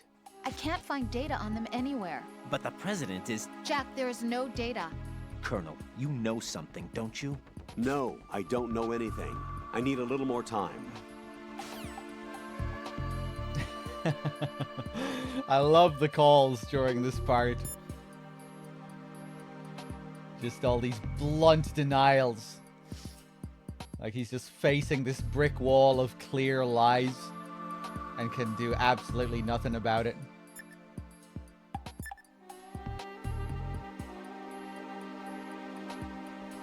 You really start to feel like a complete pawn here with absolutely no power at all.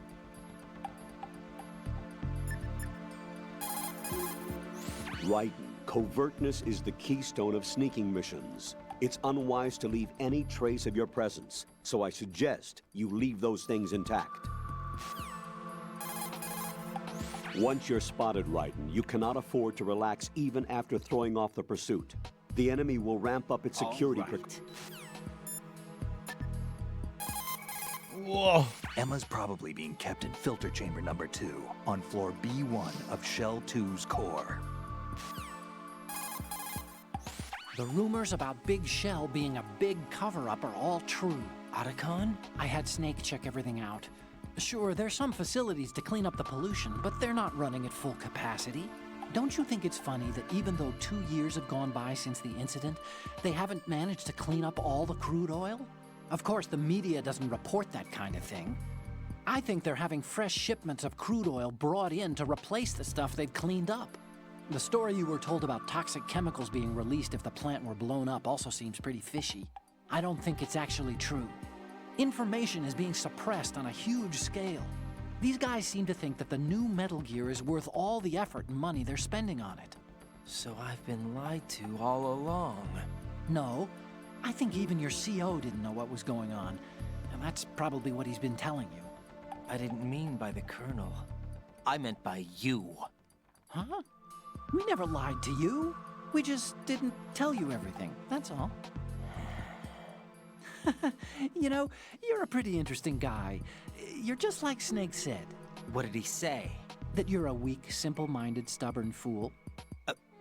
A weak, simple-minded... Ah, don't worry. He didn't mean anything bad by it. Nothing bad? Well, what could possibly be worse than that? That lying, useless, backstabbing, mincing son of a... Raiden, I'm his friend. I know him better than anyone else. I know he's not that kind of guy. Yeah, so what? And, by the way, there's one more thing you should probably know about Snake. What? He's right here. Next to you? Yup. Did he hear... every word? I'm just gonna get back to the mission now.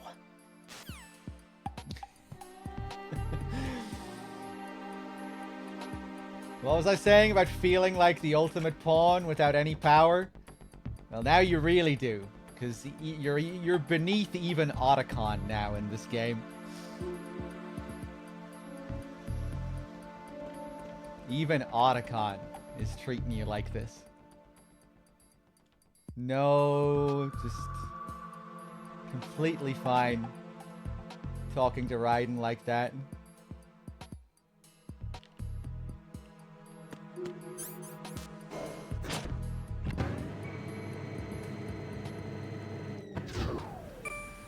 But maybe he shouldn't be talking to us like that, because his sister's life is in our hands. Not sure if that was the smartest move.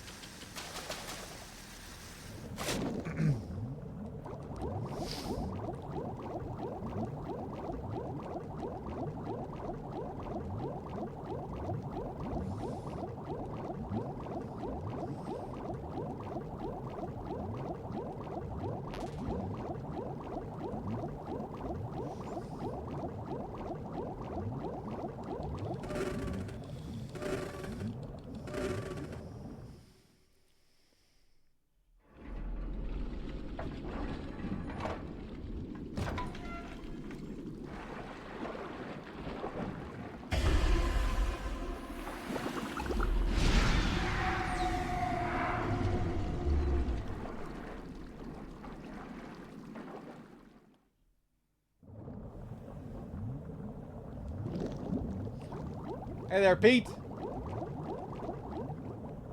How's it going?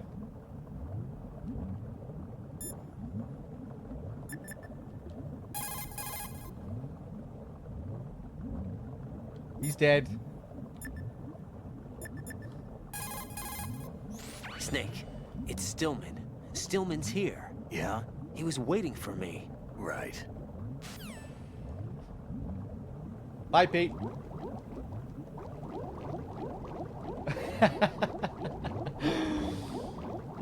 So it's kind of an interesting little call there.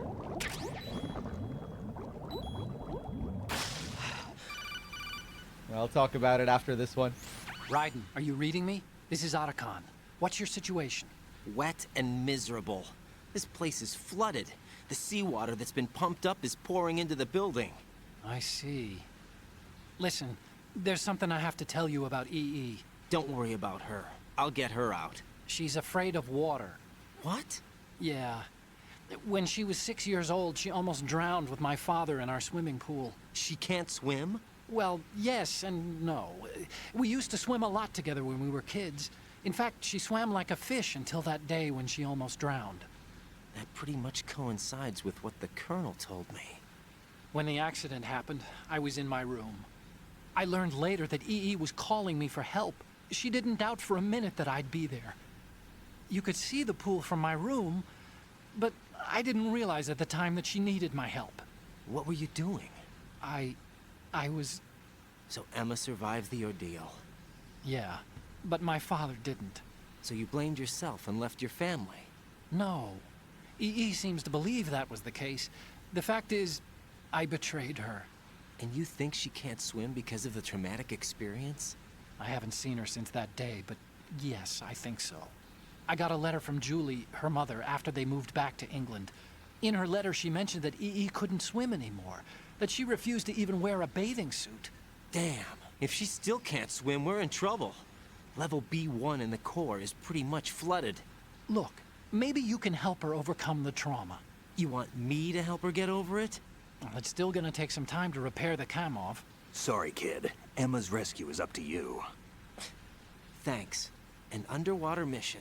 Well, this is a first. Look, I'll see what I can do. I suggest that you drum the map of the building into your head, because you won't have time to look at it when you try to bring Emma out. I'm counting on you, Raiden. I covered most of the core when I had to take out the C4s. If there's anything you need to ask me, call me on the Kodak. I'll do that.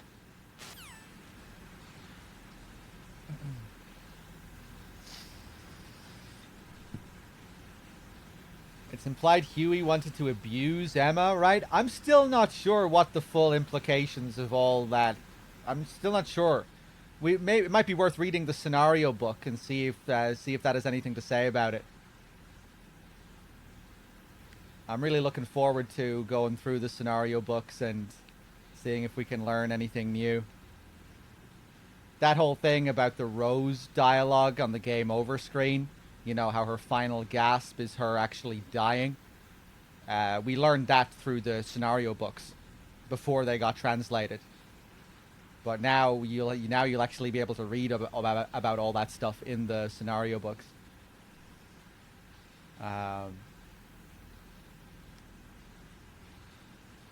So yeah, I wonder if they say anything about these calls. Be interesting, worth checking.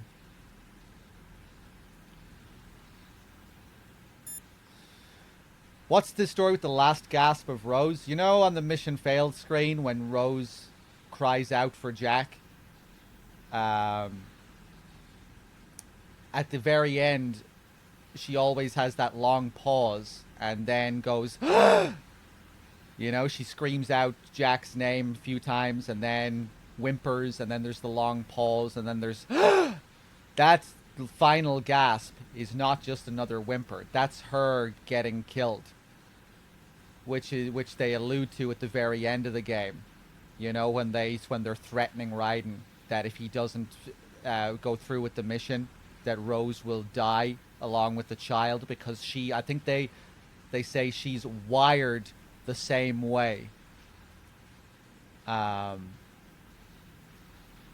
the idea is that they're all sort of hooked up to this same network, and that the AI will recognize if Raiden has failed, and then it'll trigger Rose's death. I guess through the nanomachine network that they're all hooked up to. And Olga's child is also connected to it as well, I guess. So, yeah, I guess baby Sonny also dies when Raiden dies. At least I think that's what they say at the end, don't they? That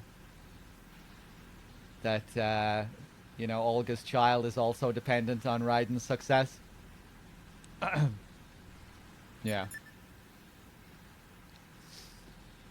Not to mention the death of Rose. She's wired the same way.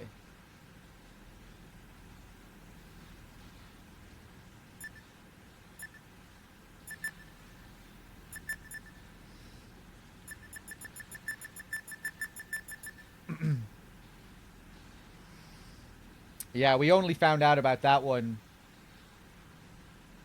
sometime last year. Maybe even sometime this year, and I think it was last year. I saw one of the big Japanese fans on Twitter posting about it from the scenario book. But yeah, go read the scenario book if you have the if you have the Master Collection. I'm not sure what page you'd find it on because they're like several hundred pages. I think the MGS3 one is 900 pages. The MGS2 one is probably pretty long too, but it's in there somewhere.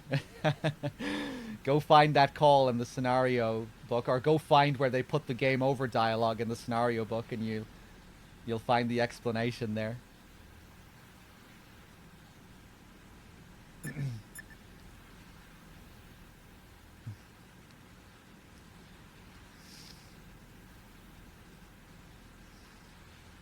His blood never gets given back, sadly. Who knows what happened with the blood afterwards. You know, Raiden was supposed to have white blood in this game. You know how he has white blood in MGS4? Originally that was the idea for MGS2 as well. Because he does have artificial blood in this game too. You learn at the start if you do the optional calls that his real blood has been replaced with artificial blood, which is a surprise to Raiden. Raiden doesn't even know. What did you do with my own blood? Here you are in the middle of the mission and Raiden doesn't even know his blood has been replaced. Really makes you wonder what was going on before the events of the game. But it's cool. It all kind of contributes to Raiden being this completely artificial being, almost this digital being. He just kind of appears out of nowhere with the artificial snake persona, the artificial blood.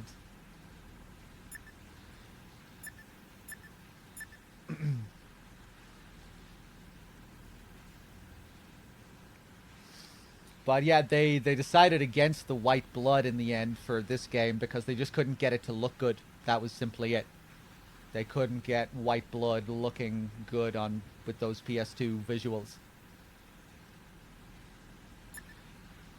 And I guess they were able to make the red blood look good, very good. The blood stains in this game look great. Like the blood stains on walls when you're in a firefight and it ends up that there's blood all over the walls. They look so real. And then at the end of the game, you have great blood effects with the Arsenal sequence. You know, the clouds of blood that you get during the sword fight sequences. They look great.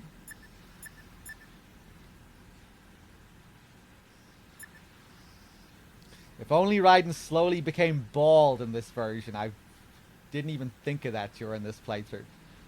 Yeah, that was originally an idea, that you could lose your hair if you set yourself on fire and you didn't put out the flames. If you were late quenching the flames, you could lose your hair, and then you'd have to play the rest of the game bald. And you know how the secret items for Raiden are all wigs? Originally, the idea was that if you cartwheeled while wearing one of those wigs, the wig would fall off. And then you'd have to go and pick it up as an item box again to get it back. But Kojima's team stopped him. Kojima's team thought it was a bad idea. So we didn't get this. It was hilarious reading Kojima's diary entry on this idea. Him just kind of pondering to himself about this. Oh, fuck it. I'm going to have to find it. I'm going to have to find it. There's nothing I love more than MGS2 cut content.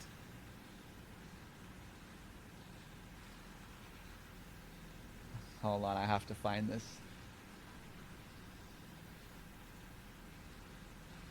I learned all this through our very own Mr. Bad Humans.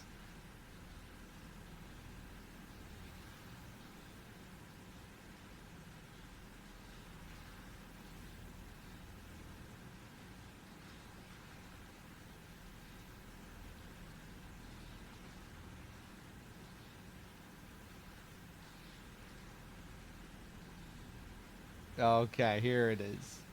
So here's Kojima's quote. January 18, 2001. Kojima's diary. Raiden's clothes were on fire at the Battle of Fortune. I came up with the idea of seeing that Raiden's long hair, which he is proud of, is also on fire. And if he leaves it alone, his head becomes bald at this point. After that, he will be shaved completely, including in the cutscenes. However, various katsura, in brackets wigs, are available as items. Naturally, some of them have Raiden's hairstyle. There is also the Bakadono wig. If you wear a wig, it will fall off whenever you perform actions such as cartwheels and somersaults.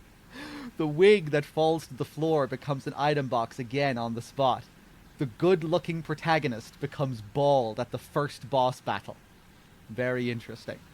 It could also be reflected in the poly demo.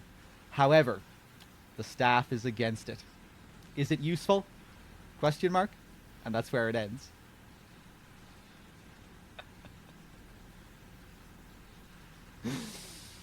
Oh, no. It's so good to think about as well, losing his hair in the first boss against Fortune. You know, as if they don't undermine your victory enough. You know, you should hurt this boss. He can't do anything. All you can do is stand back and wait. You don't end the fight by killing the boss or anything like that. You just flee the scene. But imagine if you had to flee the scene bald after losing your hair. And also think what they could have done with Rose's calls or optional calls during that. You know, then they could have created a whole bunch of calls related to Raiden's bald head. You know, like, or you catch on fire and then immediately you get a call from Rose. Jack, put out the fire, you're going bald! Stop it. I know.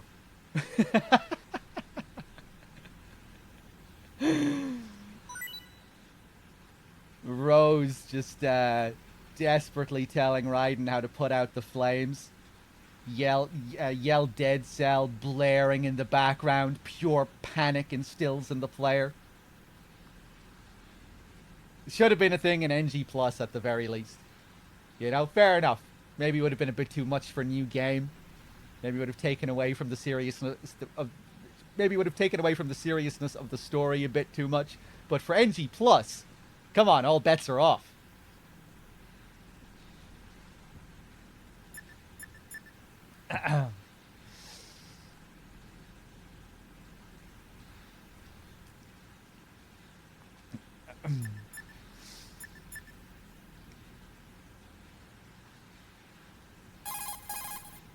When you're on the surface, you can swim. Even the enemies will have a harder time spotting you in the dark. The chance of being unnoticed is high. Do you have any spent handgun or rifle magazine? No.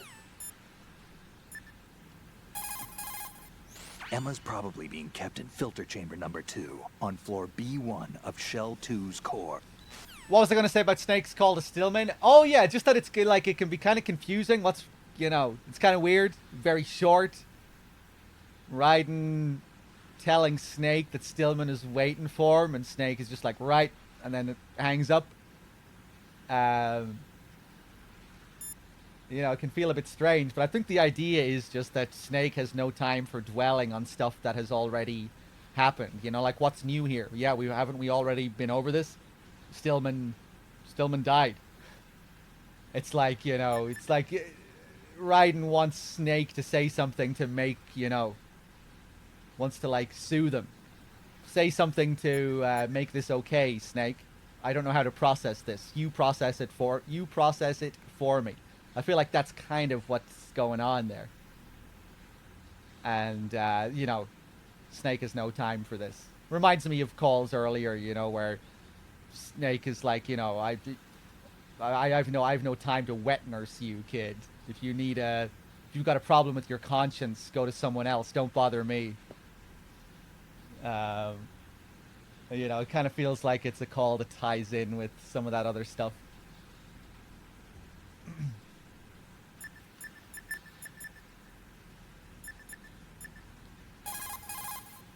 As the President mentioned, Metal Gear Ray was created as an anti-Metal Gear weapon.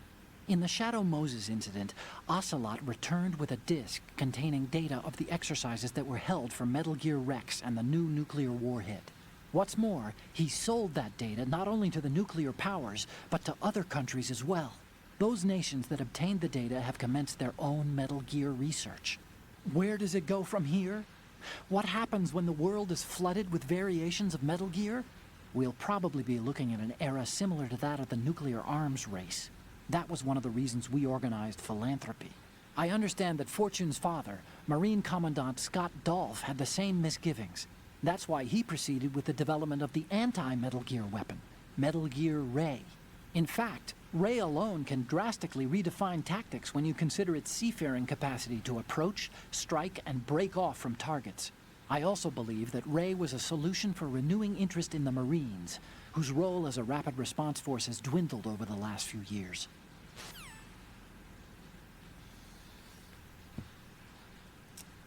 That Stillman call sounds like the translation team did a bad job. It sounds wrong and not purposefully. Yeah, I think it probably is a wonky translation. Again, I'm not sure. I've always been meaning to ask Jankal how that call is in Japanese. Because, yeah, it feels like something that's kind of wonky. But I think that is the general idea of it.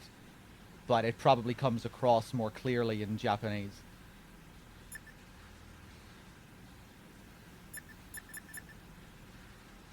Actually, I think I remember Jankal saying last time what it was like. But yeah, I think that's the idea. It's just a bit wonky.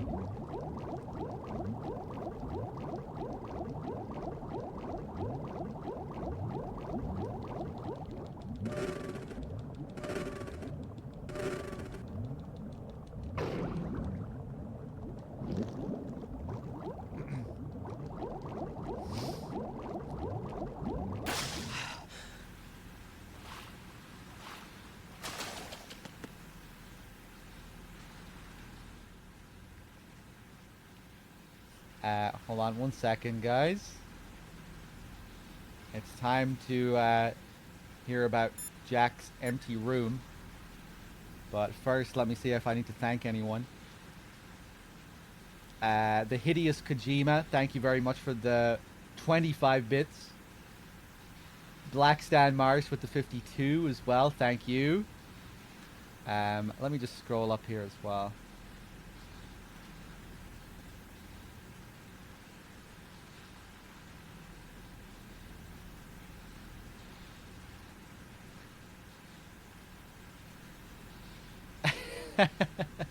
So I'm just reading your reactions to the hair stuff here.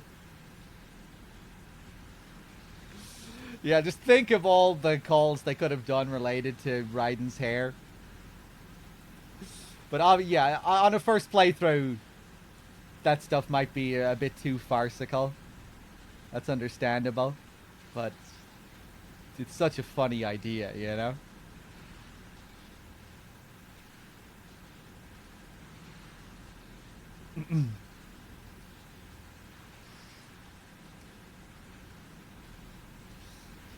Keep all the hair run.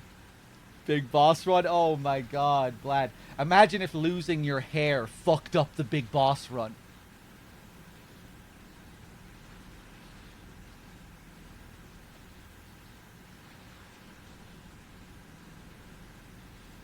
So yeah, you got the stats. You beat the game on extreme in under 3 hours.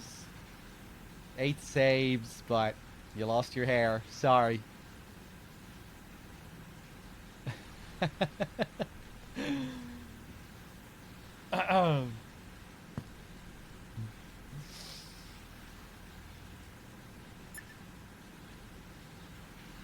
Alright. You ready? You ready for some melodrama of the highest pitch? What's up, Jack?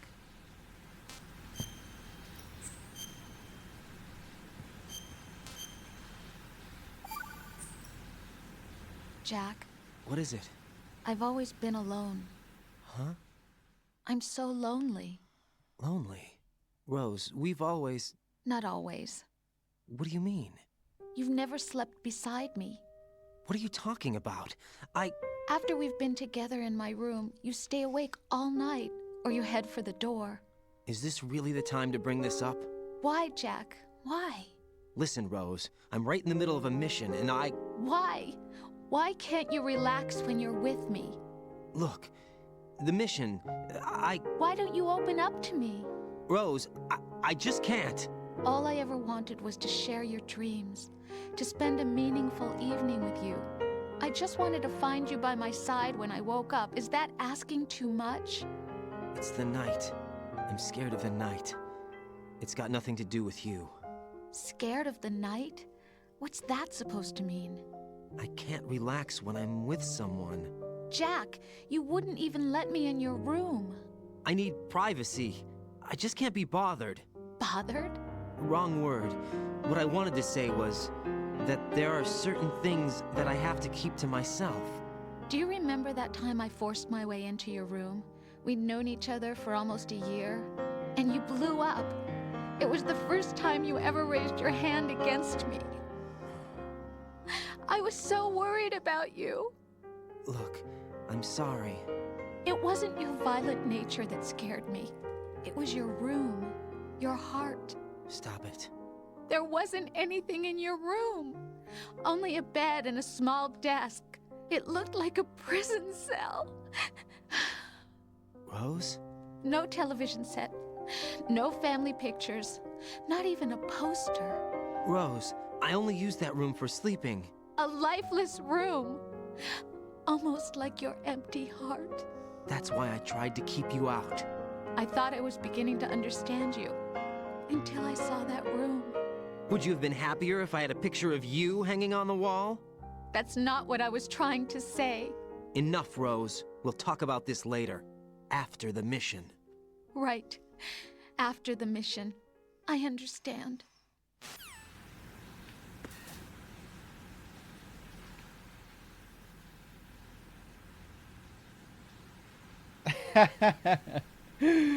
Rose, have you ever been in a dude's bedroom? Yeah, I mean, I don't have much shit in my room, really.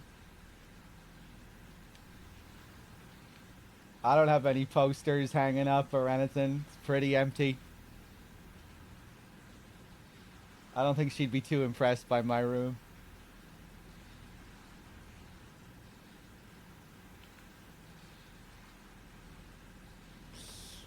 You know, they could have maybe put one of, you know, if the baldness idea made it in to the game, they could have added an extra little line there for Raiden if he was bald at that point in the game.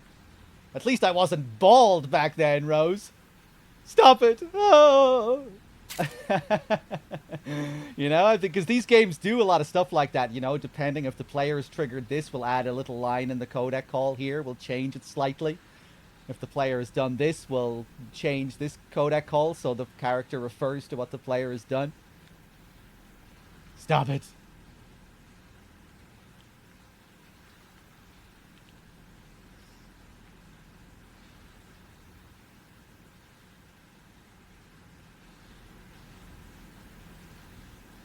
All right.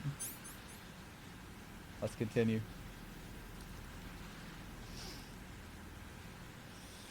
There's a trophy for reading the screenplay book. Ah, that's why. You got me, bad humans. You got me. King! Batman is bald.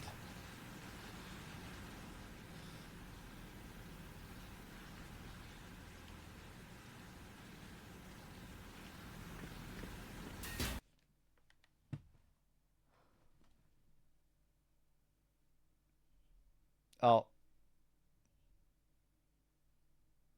Okay, well, at least we saved. At least we saved.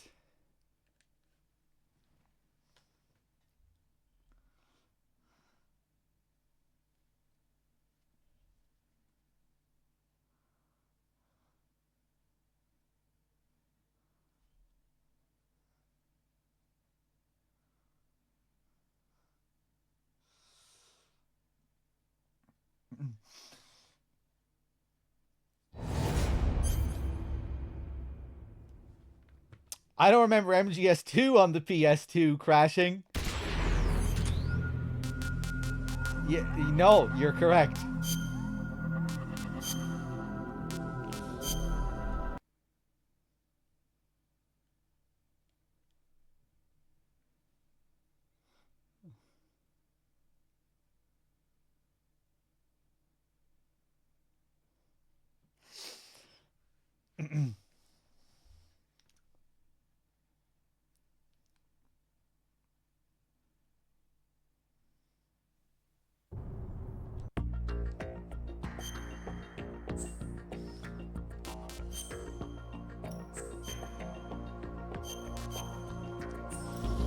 So, where is it gonna put me here?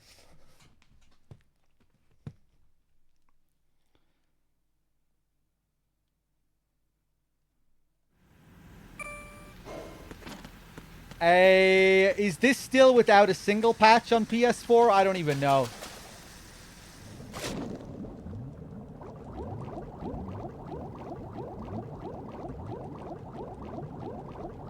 But yeah, I don't think this has received any patch.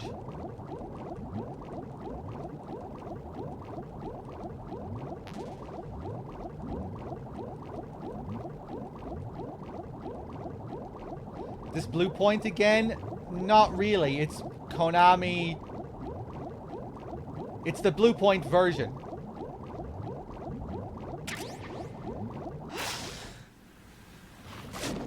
But a Konami edited version.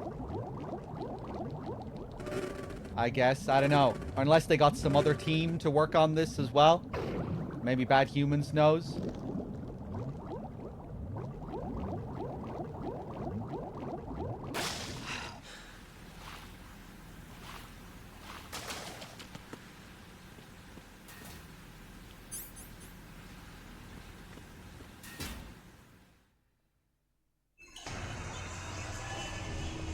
I think M2 only worked on MGS1.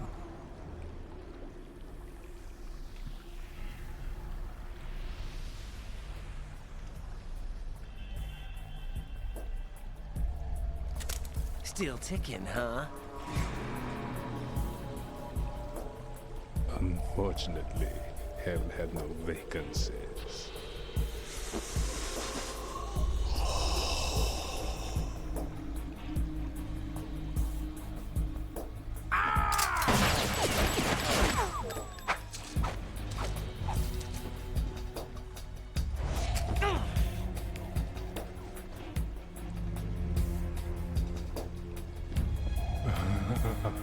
I thought so. Human muscles are quite eloquent. They speak out clearly what a person's next move will be. They even tell me which way a gun is going to be pointed before the trigger is pulled.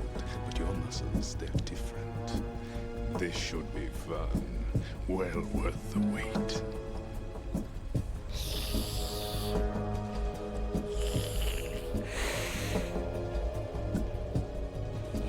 I was coming? You've become a nuisance. I can't let you interfere with Arsenal gear. The girl is just ahead. She is of no use to us now, but she served us well as the live bait for the big catch.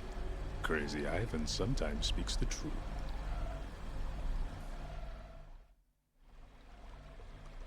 Emma's alive? She was some time ago, but the flooding has become quite serious. I wouldn't be surprised if she's a mermaid now. What? Did you really think killing the president would prevent a nuclear strike? Think again. I didn't do it.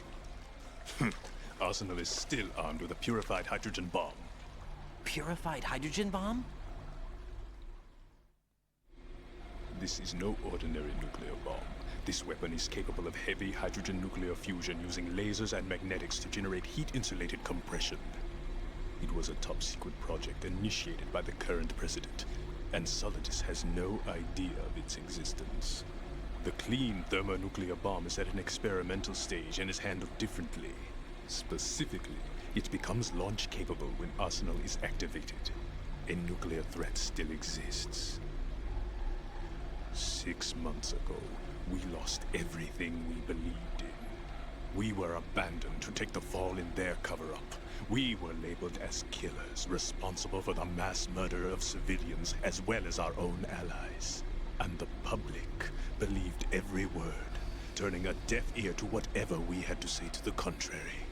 Our only goal is to wipe them from the face of the earth and destroy this world of deceit they have created along with them.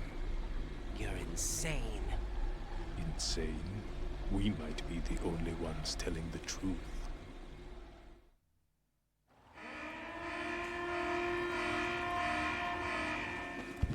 Final check for activating Arsenal has been completed. All Arsenal personnel report to your stations. Well, it sounds like Arsenal's ready to go into operation. Damn it! You're still hoping that the girl can install that virus you're carrying around, aren't you?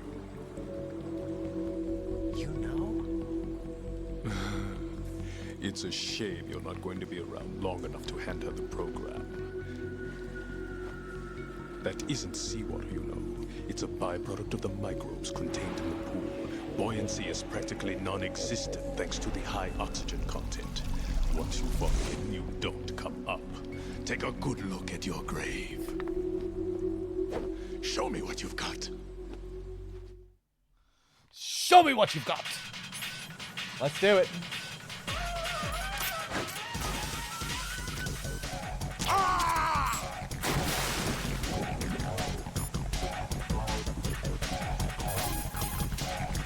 It looks like he's anticipating the incoming bullet's trajectory from the movement of your muscles. Relax, though. He doesn't have you all figured out. Right, don't use the target locking function. Vamp will anticipate your trajectory if you do, and you'll never manage to land a shot. Be careful, Raiden. You're a dead man if you fall into the life reaction tank. That's right. The life reaction tank cleanses polluted water with microorganisms. These organisms are activated by pumping them with large volumes of oxygen. As a result, the water's specific gravity is extremely light, making it impossible to remain afloat. Once you fall in, you'll never come up. It looks like he's anticipating the incoming bullet's trajectory from the movement of your muscles. Relax, though. He doesn't have you all figured out. Right, don't use the target locking function. Vamp will anticipate your trajectory if you do, and you'll never manage to land a shot. Yeah. Vamp seems to be anticipating the trajectory of your shots from the minute movements of your muscles. There's no such thing as a perfect system, though. There must be a way to throw him off and land a shot. Remember what Vamp said. That light reaction tank is a death trap. Make sure you don't fall in there accidentally. You can shoot down the knives Vamp throws. Aim at them in first-person view. That's exactly it. You can shoot.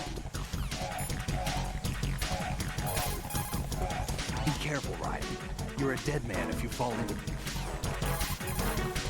Be careful. Bam, bam.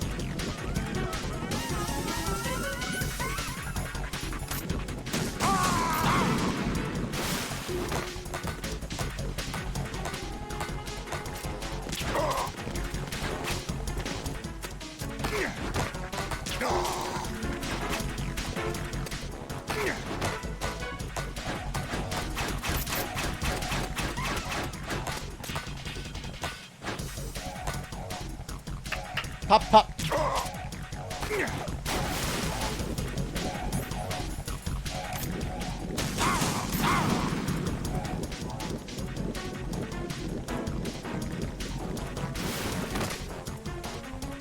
Oh, he doesn't run at you.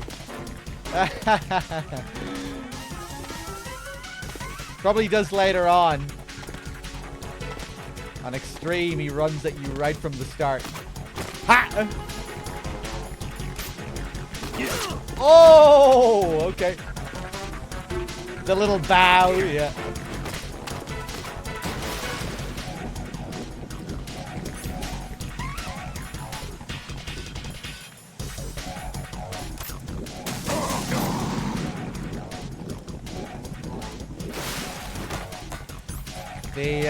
They didn't add the splashes. You should be getting splashes on the camera there. Whoop.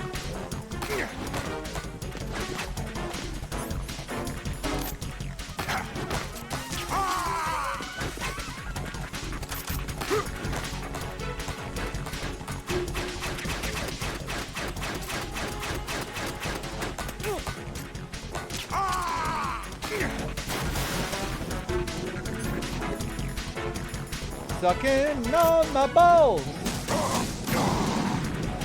Now are you gonna run at me?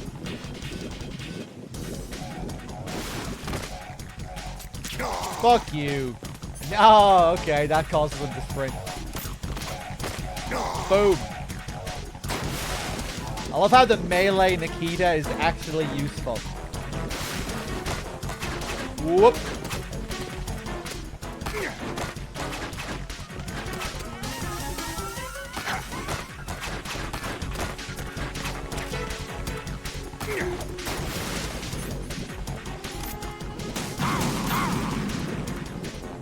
Can I get another one? Woo! That was weird.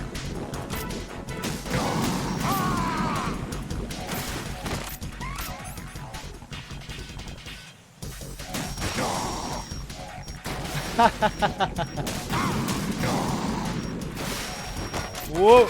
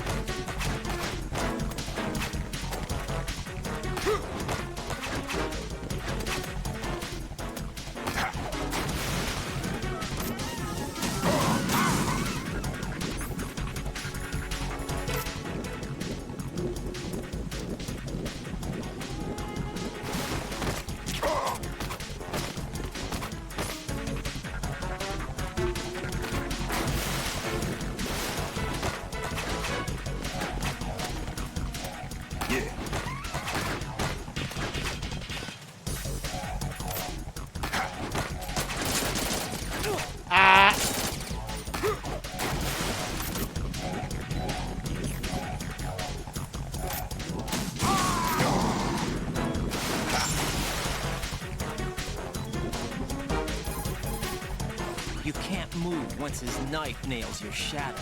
Shadow binding? Are we talking about some kind of ninjutsu? I don't think so. It's probably some form of hypnotism. Hypnotism? I'm guessing it's the power of suggestion, augmented by his speech and movements, coupled with the manipulation of the light reflecting off the blade of his knife. What should I do? I can't think of any way to break his spell on such a short notice. The easiest thing to do is to make sure his knife doesn't hit your shadow. Right. If his knife nails your shadow, you won't be able to move for a while. If this happens, your only option is to rapidly press a button and move the left stick around to free yourself from his spell. Whoa, mouth stink.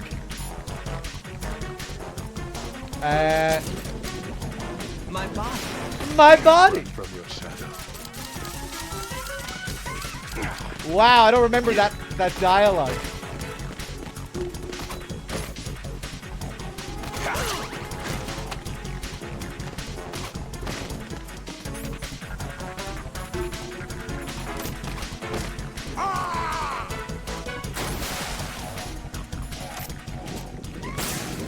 Take out the lights.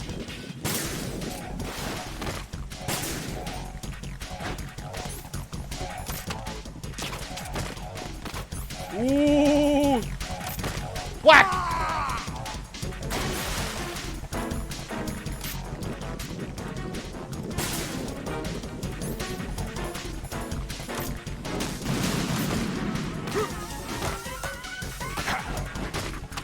Oh! Last phase.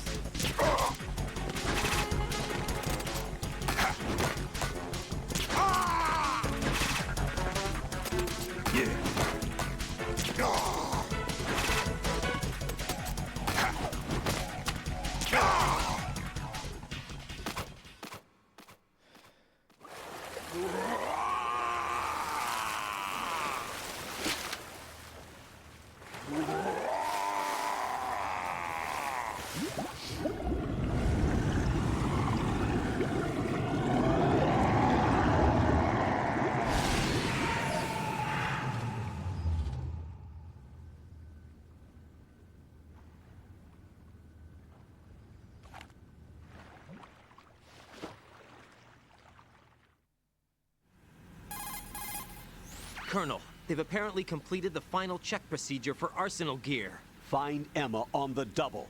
You've got to get her to install the virus program that the President gave you. When you find her, take her to the computer room on level B2 in the core of Shell 1. Snake, did you catch all that? I didn't make it on time. Arsenal's going active. Yeah, I heard. The hostage rescue's gonna have to wait. I'm going after Emma. We'll secure the computer room. Looks like we can't install the virus program without Emma. Can't your partner do it? I would if I could, but the security for this system is no joke. I need more time. That's why we need her. Understood. I'll make sure you have your family reunion. What's up? A lot of years have passed between EE and me. Then you should see her, right? I don't have the right to see her. We can talk about this later. Raiden, I think you'd better get moving. Emma's in the locker room to the north, right? I'm on it.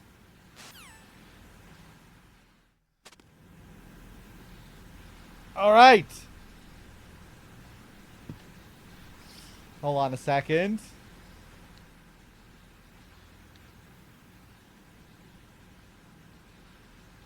Always love this room, the visuals.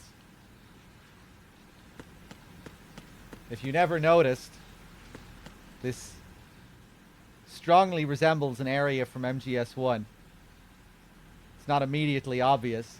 You could probably play the game 100 times and never realize, but it's a sort of reimagining of Ocelot's boss room in MGS1, where you have the entrance at the exact same point, except here it would be a hole in the wall in MGS1. You look in, President Baker in the middle, and just like the central section in MGS1, it's a death trap.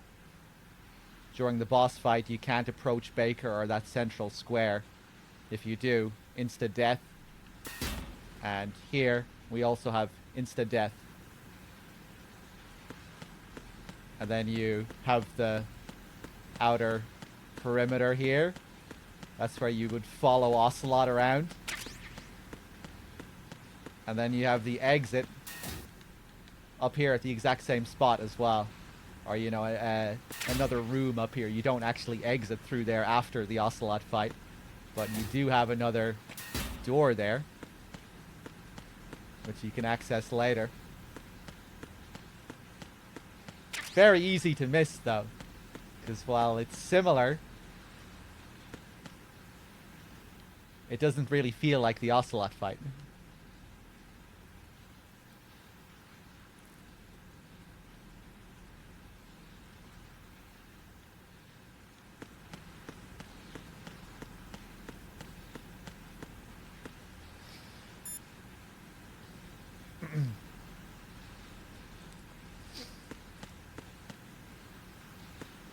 Let's see if I can flip across. You have to be pretty precise to flip across.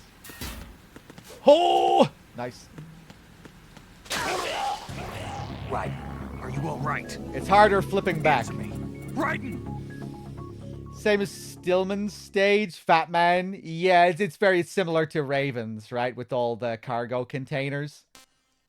That one is probably easier to notice. You know, big area full of cargo containers. And a boss fight moving between them, moving through them.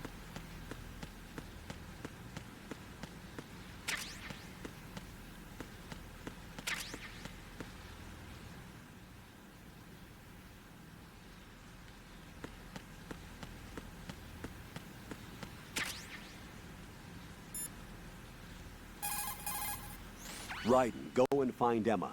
She should be in the locker room to the north of your area. You could ask Snake for more details if you need them. That is a really cool observation, Lunaris. I don't think I ever thought of that. How Fat Man is in a way a reversal of Raven's fight. That's really cool. Yeah. In MGS1, he's chasing you.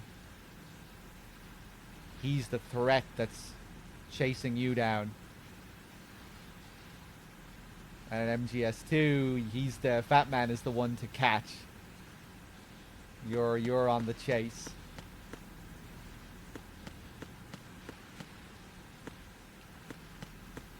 That's cool. Never really thought of looking at it like that.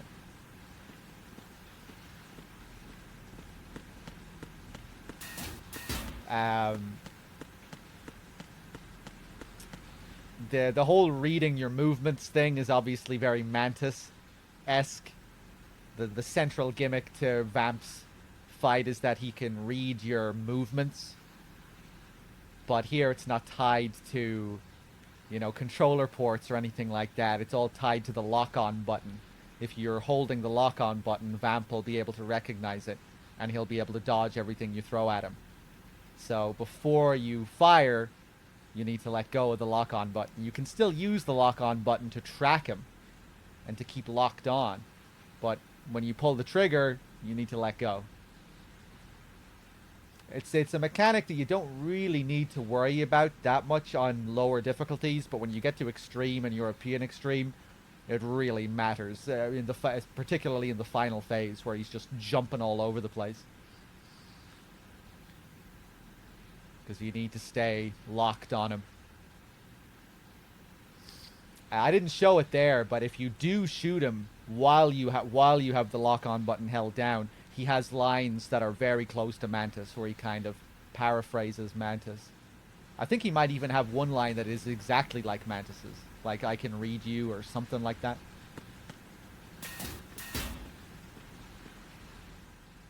So yeah, it's kind of interesting. He has the Ocelot boss room. He has some abilities that are similar to Mantis. He has he kind of fills the Sniper Wolf role later on too. You probably compare Fortune to Mantis as well.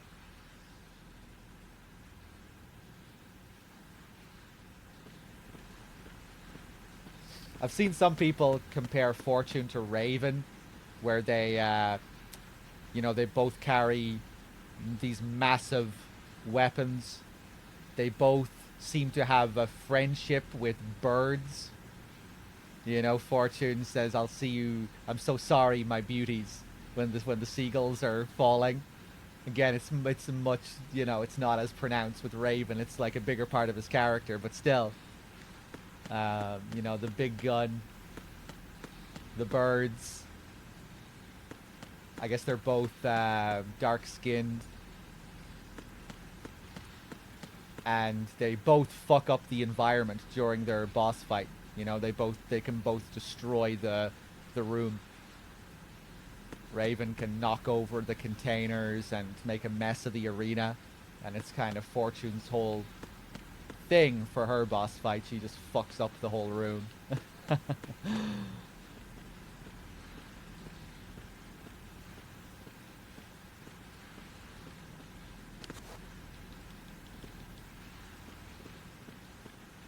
Not used to leaning up against this.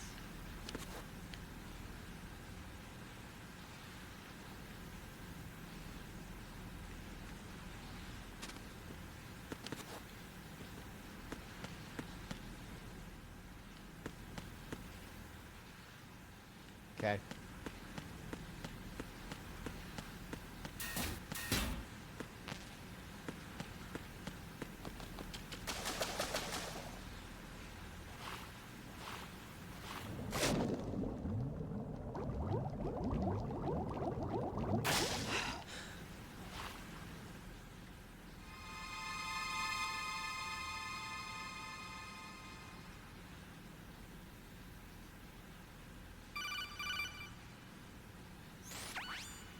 Jack? Jack! Oh, Rose, is that you? What's up? What's up? You were looking for a pretty long time. Something catch your eye? No, just, scouting for the enemy. Somehow I have a hard time believing you. Enough. Hurry up and return to the mission at hand.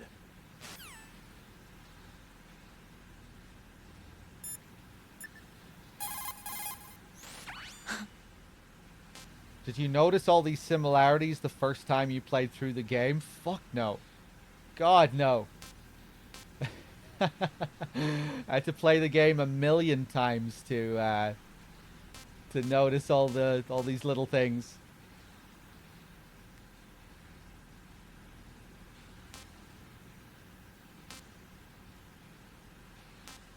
Don't call me unless you need something.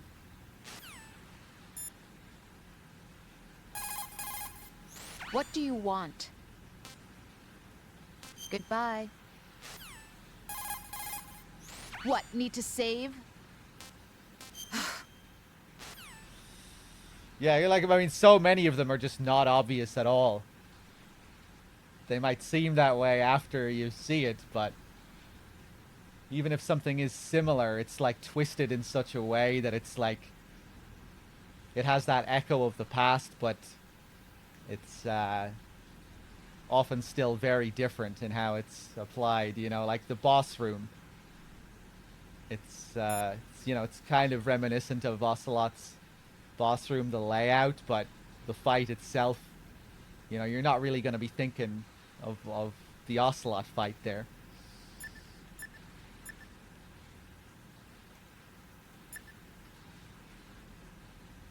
You know, just the design, the visuals in the area.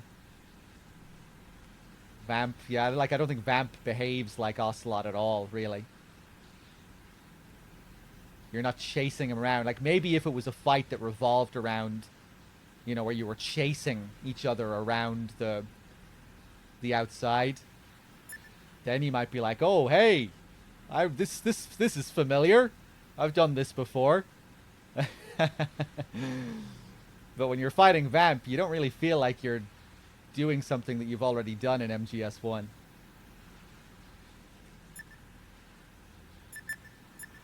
Even the very Mantis-like ability that he has of like reading your movements is still, you know, it's still different.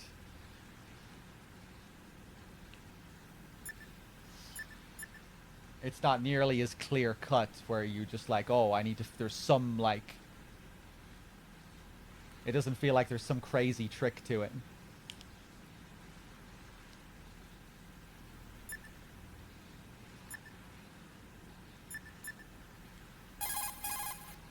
Colonel, are you seeing what I'm seeing? Affirmative. That must be Emma Emmerich. You need to go around from the east, though. There's no way into the locker room from the present location.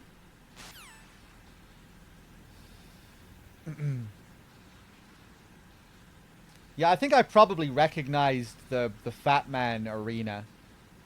You know, oh, like this is similar to Raven's arena.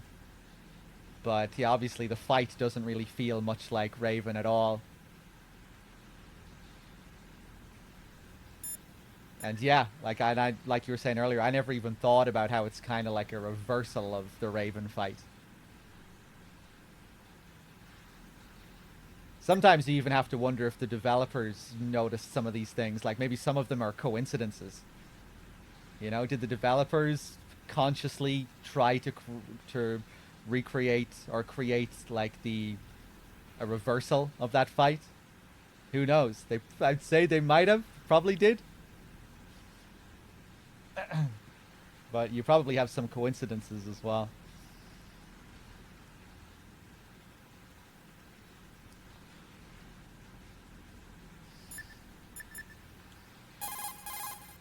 When you're on the surface. When you're on the surface. Raiden, Emma is in the core of Shell 2, somewhere in the northwest sector of level B1. Arsenal gear will go online soon. Rescue Emma ASAP.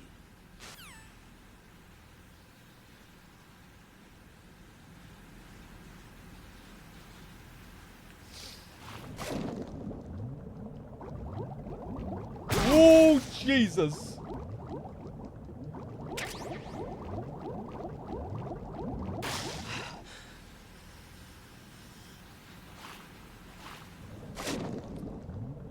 Considering the Big Shell is supposed to be a real-life simulation of Shadow Moses for Raiden, I bet most of the similarities are on purpose. Well, yeah, it's just that there are so many, you know? There are just, like...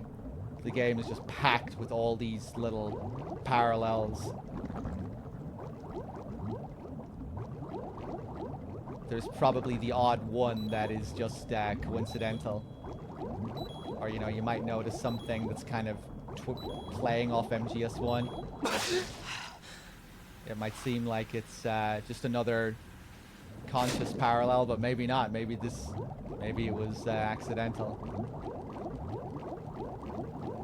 But yeah, there's so many of them that are clearly conscious. But there might be a few that aren't so conscious.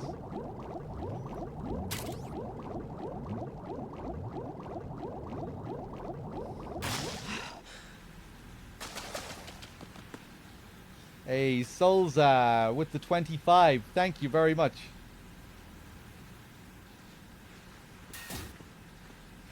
Sub-Zero with the Prime as well. Thank you. Dingosaur, thank you for the 12 as well. Cheers. I haven't really looked at the Delta footage yet. I just saw a little gameplay clip where the gameplay looks kind of MGS5-esque. Snake's movement looks very close to MGS5 movement, the crouch walking. I'm not sure if I'm so crazy about the visual style of it. Snake's design as well. I'm not sure if I'm crazy about his face. But yeah. I mean, we'll see what happens when it comes out.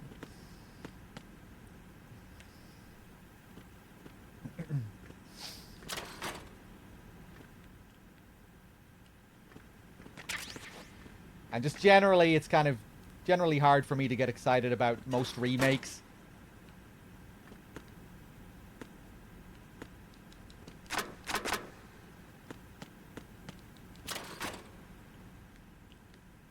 Because, yeah, like, there's no real part of me that desires an MGS3 remake. You know, I'm cool with the games as they are. But, obviously, I hope it turns out well, all the same. And I'll be intrigued to see what they change, you know, what they add, how the game functions with more modernized controls, stuff like that. The controls are going to be a big thing, you know, because the original game has such weird, specific controls. It's one of the really unique things about these classic MGS games. They have very strange control schemes. And and the tactical reloading mechanic that ties into them. Specifically for MGS3, tactical reloading is a big deal for boss fights, you know, when you get to play that game at a higher level. That probably won't be a thing at all in this new release, so it'll be weird to see how they handle boss fights with the new, you know, how that ties in with Snake's new control scheme. I'm really intrigued to see what they do with the survival mechanics and what they change there, with the cure system, the camo, how much they're going to streamline that, the menuing and the survival viewer.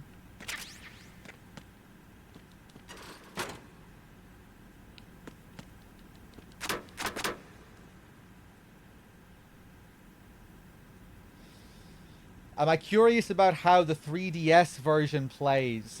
I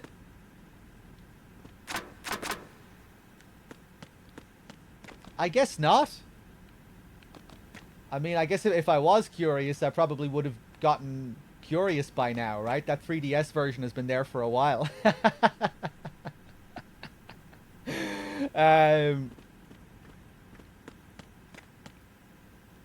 Yeah, I don't know. I never really think about the 3DS version. I should probably play it one of these days. Then I'd have to get a DS. But yeah, that might be a new interesting thing to play around with. I always forget that thing exists. Oh yeah, there's an MGS3 DS.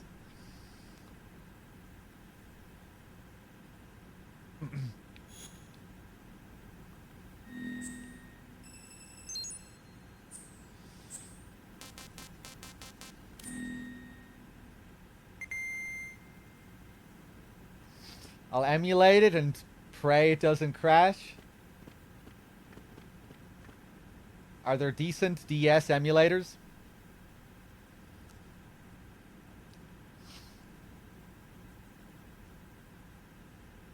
Does the DS version have... Yeah, maybe the DS version, maybe it is like a... Maybe that would give you a hint regarding how this new one might play. I know it's still quite different, but it probably does have some stuff that is very different to the original game, you know? Does it have tactical reloading?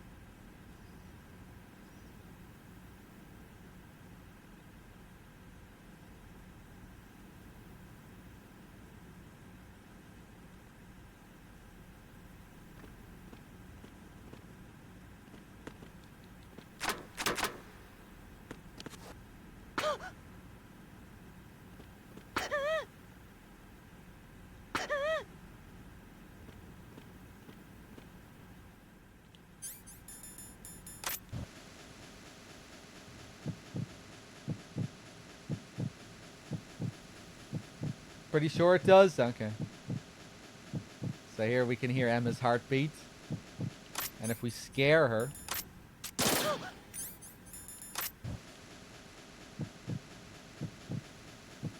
her heart beats faster.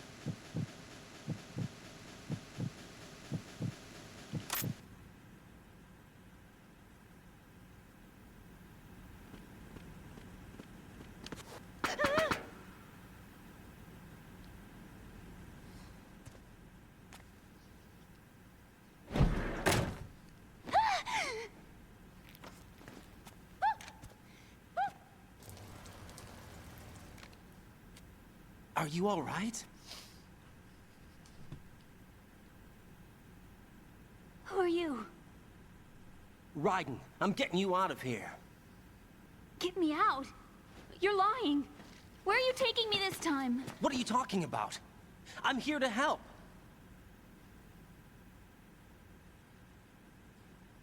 Here, I'll prove it. Do you have nanos? What? Well, do you? I do. Everybody on this project has them. Okay, good. Let's try.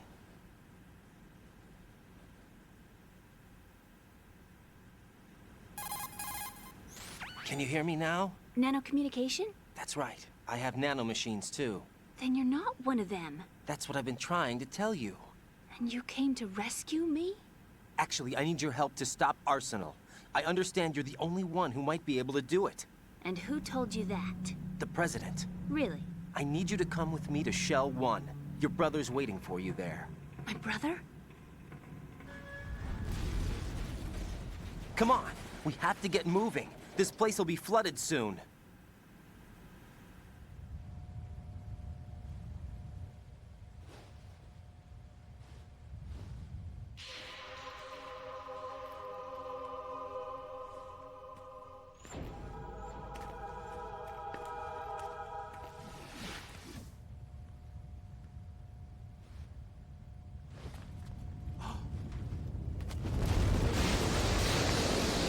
Better move. I can't swim.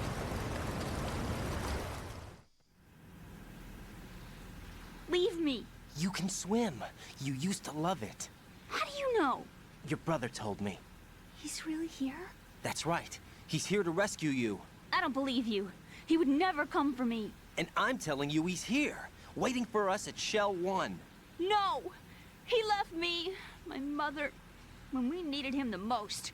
When my father died, all he could think about was himself. Emma, we can go over all that later. But first, we have to get out of here. No! I hate water! It's hopeless! I can't swim! I can't swim! You can do it! I can't! Come on, deep down inside, you know you can swim. I can't keep my eyes open in the water. Endless blue. The water, it wants me. It won't let me go. All right, then close your eyes. I'll guide you. I was injected with something. My legs. I have trouble moving them. Listen, Emma, just hold your breath. I'll do the rest. First, we'll head to filter chamber 2. Then we'll take a break. And all I have to do is hold my breath. That's right. How long? Just a little while. Are you sure? Of course I'm sure. That's how I got here. I don't think I can do it. I'm not good at holding my breath. Look, Emma, I have an idea. Put your ear against my chest and listen to my heartbeat. Your heartbeat? Count the beats. Don't think about anything else. When you reach 100, open your eyes. By that time, we'll be on the other side. Give me a signal if you think you're running out of breath. What will you do then? I'll swim faster.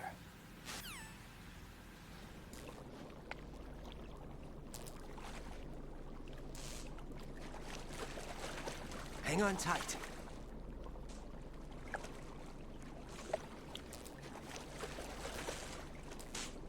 Okay, let's go. I'm closing my eyes. Take some deep breaths. 1, 2, 3. Wait! What is it? Let me take off my glasses. You know, you should wear contacts. There's nothing wrong with my eyes. I wear them for show. Trying to be different from the other girls? No, it's not like that. I like glasses. And there's this guy I liked who used to wear them. Your first boyfriend? No. Somebody more important. Anyway, they bring me luck.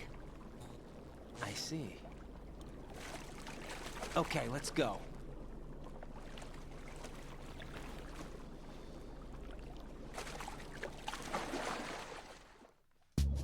All right. Let's do it. Ka-ba-da-loo-da-ba-ba-bam. Boo-doo.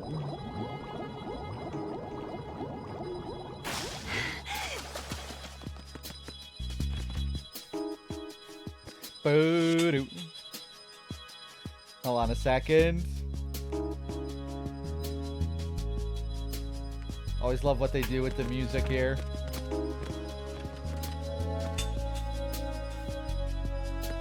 When we're above water, we hear the full beat.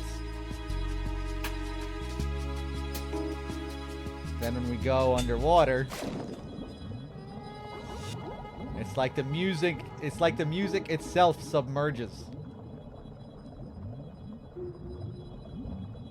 A few of the tracks get cut out.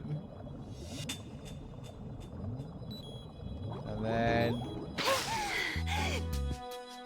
ooh, you can breathe again. A bam ba doo.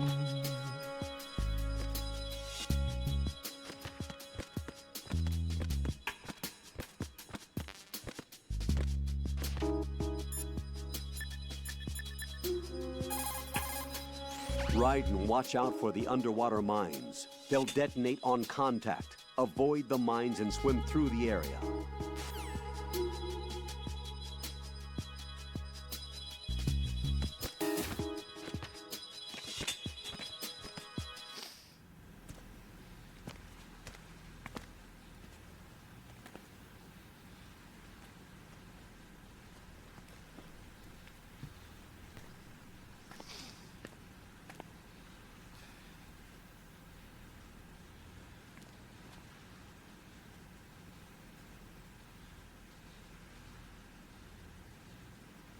You did good. I concentrated on your heartbeat. It reminded me of when I was a kid.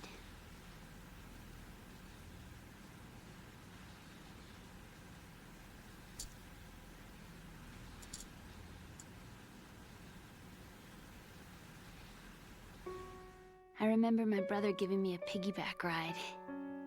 I was sleeping with my ear against his back. I could hear his heartbeat. Sounds like you were close. We were, back then. We were stepchildren in our parents' second marriages. Wherever my brother went, I used to tag along. My brother didn't have any close friends, so he used to take care of me. We both wanted to be loved so much. So much that we used to pretend. Pretend? Yeah, we used to play house. My brother was the husband and I was the wife. But it was always just make-believe. We were only kids. You know what I mean. I never had a family, but I think I know what you mean.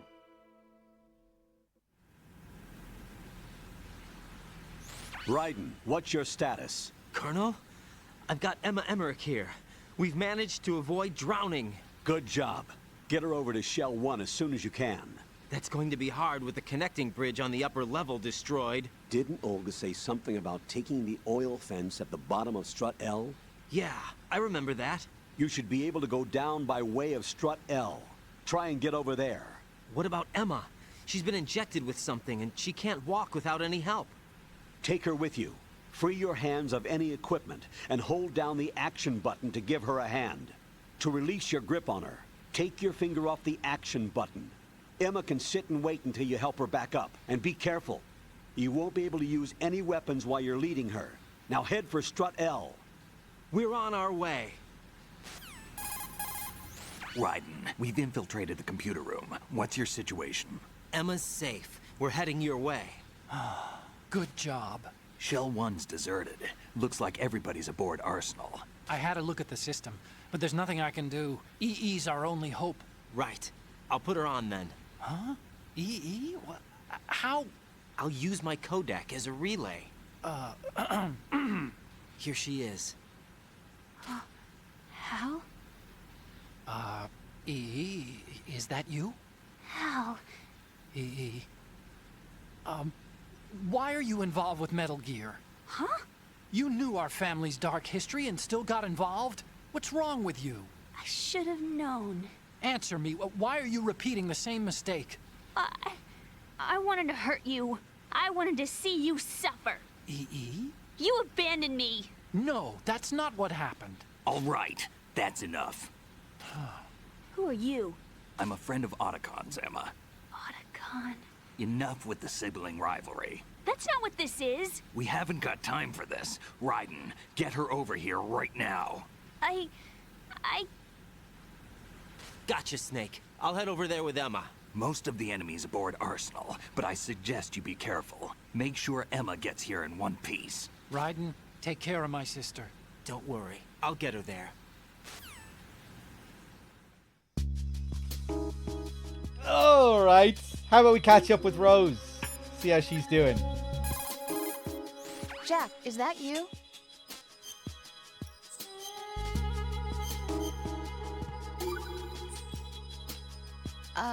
Jack, about trying to break into your room.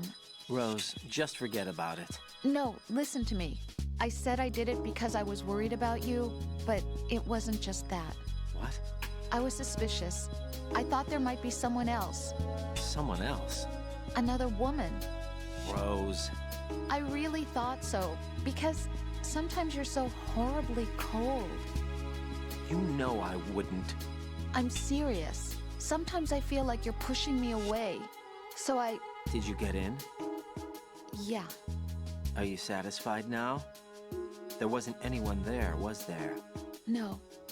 No, there was no one there. There was absolutely no one in your room. Not another woman, not me, not even you. Rose. I'm sorry. I just wanted to apologize, that's all. Talk to you later. Okay, thanks for the apology, Rose. That's okay. I forgive you.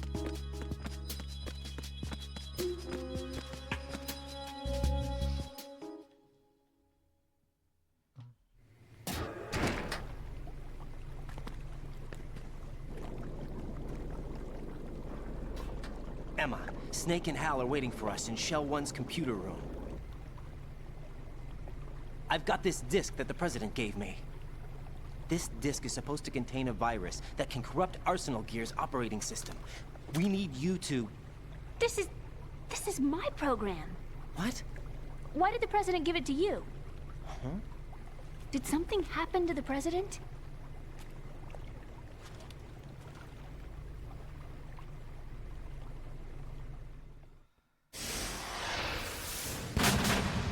President. He's dead. What? You actually wrote this virus? It's not really a virus. It's more like a worm cluster. It's actually a delayed effect autonomous program that's designed to invade GW's cerebrum and render its nerve connections useless. You know what GW is? Of course. I created it. Huh? You look surprised. Well... Cat got your tongue? I'm sorry, How about the Patriots? Ever heard of them? Yes, but I only know what I've been told. Can you tell me what you know? Sure, but it's hard to put into words. Right. Are you reading me, Emma? Yes, loud and clear. The President said that Arsenal Gear was the Patriots' key to supremacy. That's as good a description as any. What exactly is it? It's a massive data processing system capable of controlling information on a global scale. A data processing system? That's right. The system's a social device for maintaining the Patriots' control. You've lost me. Well, in this day and age, information emerges from every direction and is freely distributed. A variety of information gathered by servers employing the latest in high-speed communication networks and P2P technology is rapidly circulated to individuals. In fact, the speed of this circulation process is accelerating on an almost daily basis. The Patriots seem to be afraid of this development. Apparently, they believe that their role will shift from dominant to dominated. Huh? Let me give you an example. You're aware of Solid Snake's anti-Metal Gear activities, aren't you? Yeah, I know a little about it. Well, that's just a small sample of uncontrolled information. I can guarantee you the Patriots did not want Solid Snake's name publicized. Now, look at it like this. Political scandal, corporate corruption, up until now, the Patriots have managed to keep a lid on these and other self-serving events. But with their existing data processing system, they're no longer able to effectively control the flow of information generated at the individual level. With the newly created system, they can fully regulate digital information. High-level information can be categorized in stages, given clearance levels, and deleted as necessary, never to be seen by the public. By deleting such information, the Patriots can shape the course of history as they see fit. Somebody's bound to catch on. No, the memory capacity, not to mention the lifespan of the average individual, is extremely limited. On the other hand, digital information lasts virtually forever. It doesn't deteriorate. So? The alphabet, 26 letters, right? It could have been 30 letters. What if the 4 deleted letters were controlled by a program? Impossible. It's not. In fact, something similar is already underway. Do you know how many genes exist in an individual? About 30 to 40,000? Right, that's what was announced at the turn of the century, but there's actually 100,000 according to the original theory advanced by the scientific community. Information regarding the remaining 60,000 was suppressed by the Patriots. No. Why? How would you know? Do you know what a gene looks like? Did you count them yourself? There are research organizations. Of course, and their reports have already been subtly altered. They're even beginning to believe the doctored reports. GW is a system that allows the Patriots to decide what will be recorded in tomorrow's history. So what we're talking about is one huge censorship system for deleting information which might be inconvenient to the Patriots. Exactly. The actual physical core for handling the task, GW, is installed in Arsenal. It's the only system in the world with an optic neural AI that has a parallel processing capacity of 980 trillion Hammets. I suppose that being a specialist in neural AI and complex logic played a significant role in your association with the Metal Gear project. That's not the only reason. What do you mean? I guess there are plenty of other reasons. Yes, there are. I understand. Do you? So Arsenal Gear was actually designed to protect the GW system, wasn't it? Yes. It's armed with everything, including nuclear weapons, and is fully equipped with cyber-terrorist countermeasures. Physically and logically, it's the ultimate fortress for housing GW. But is the AI actually capable of controlling everything? No, GW is only the system's core. It's only for deciding what data is stored or deleted. The actual subsystem for executing the task exists within our social structure. What? Do you remember the panic that gripped the computer industry prior to the end of the century? You mean the Y2K problem? That's right. If you recall, our government supplied the world with a countermeasure program, using the internet at full capacity. The program was distributed to every governmental organization, every key facility throughout the world. In addition, the same program was included in an OS application for distribution among the public. Let me guess. The Y2K countermeasure contained a program designed by the Patriots. Yes, and everything supplied from that day onward contains the same program. Impossible.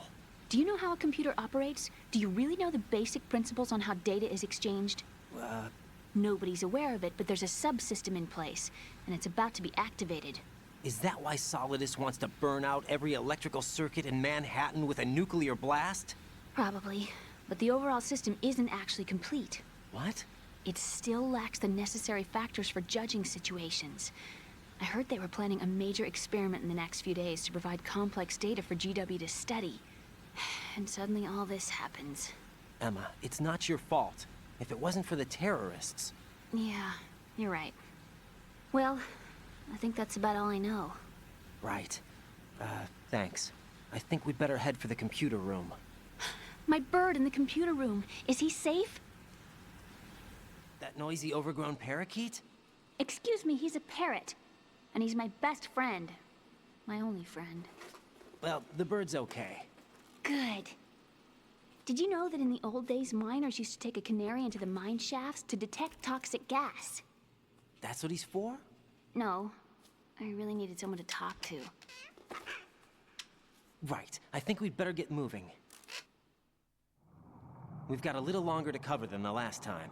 I'll give it my best. Whatever you do, don't open your eyes. Why not? A dead body, not a pretty sight. Oh. Once we get past it, it'll be too dark to see anything.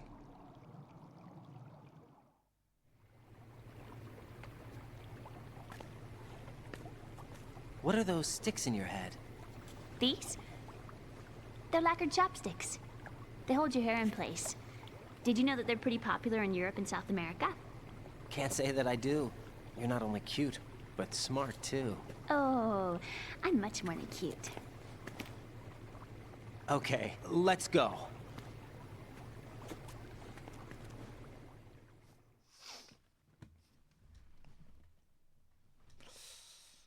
All right, let me catch up with the chat again here.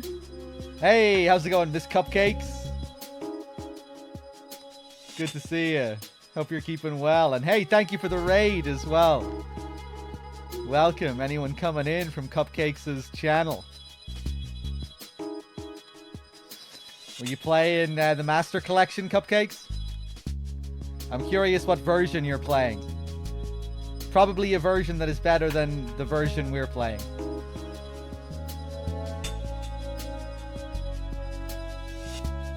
MGS3 on PC, how is the experience so far? Is it like just regarding performance and bugs and whatnot?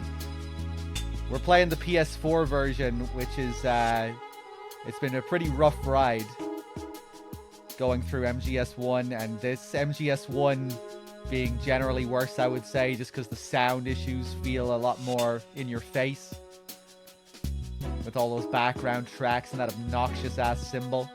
It's been very smooth. That's good to hear. Ngabatalo. Isn't there a call where Rose gets jealous of Emma? Yeah, we'll be showing that in a bit.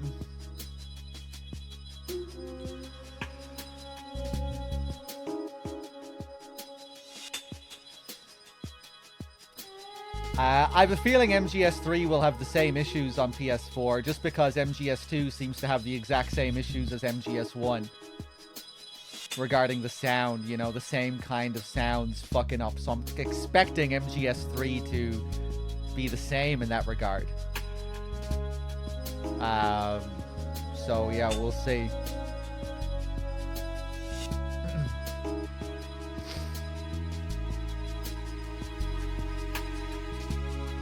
Ba ba ba.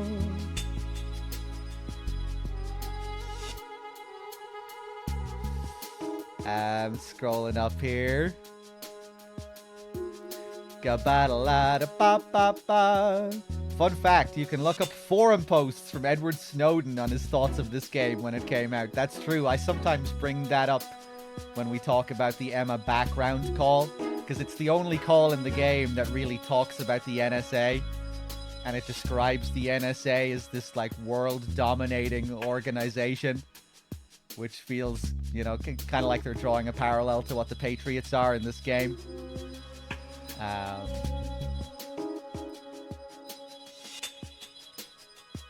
With their information control. Ba-da-da-loo.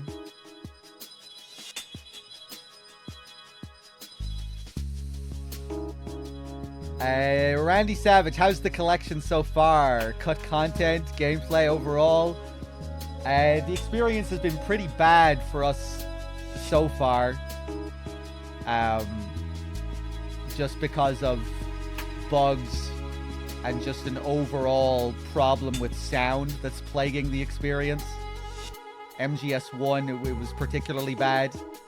The controls were completely scuffed for MGS1 as well. Wasn't too bad for me because I'm not an analog stick player, but like basic analog movement was completely fucked for MGS1. And it had really obnoxious sound fuck-ups. MGS2 has very similar sound fuck-ups, but it's not as bad. It doesn't plague the music nearly as much. There were so many tracks in MGS1 where you just had this super overexposed cymbal sound that was like 5 times louder than it should be.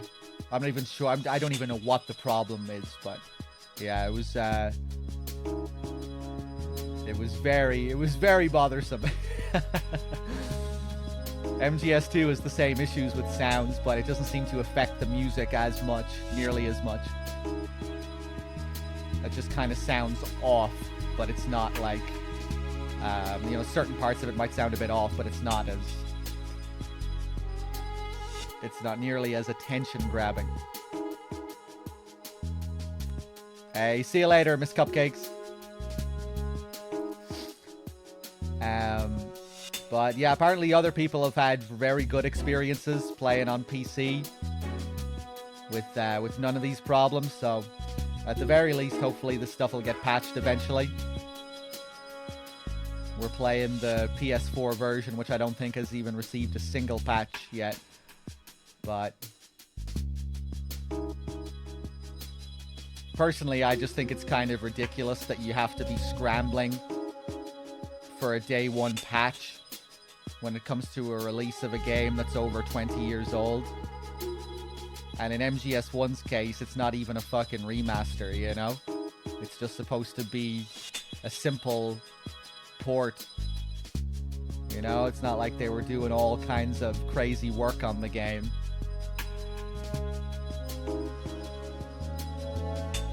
I feel it's not much to ask, really, that your 20-year-old video game work properly. Hold on 1 second, guys.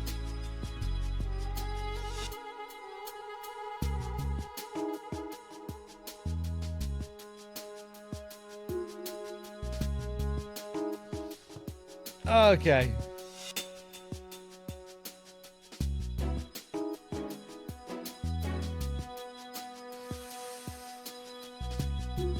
Yeah, it's not even comparable to something like the GTA collection or the Silent Hill collection, but obviously that's the absolute bottom of the barrel.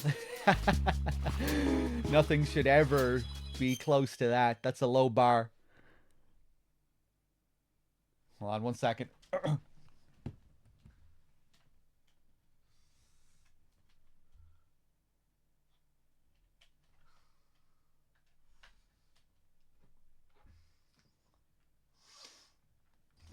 The GTA trilogy was, just was surely one of the most disgraceful releases of a game ever.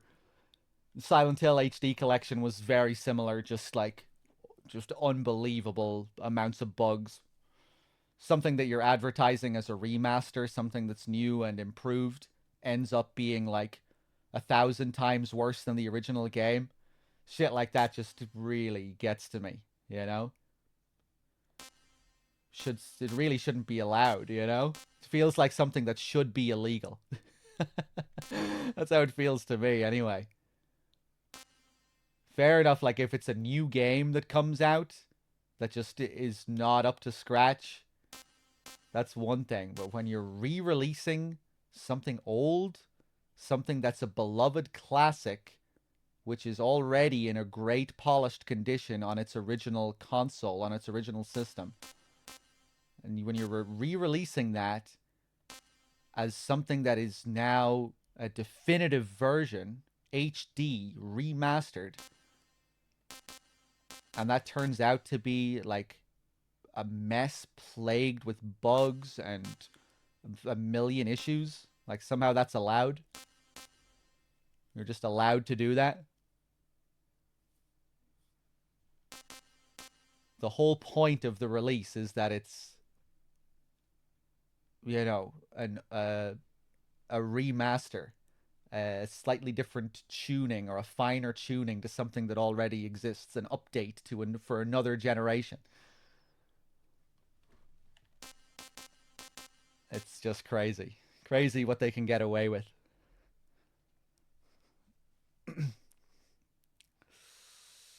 Hey, what's up, D-Cups?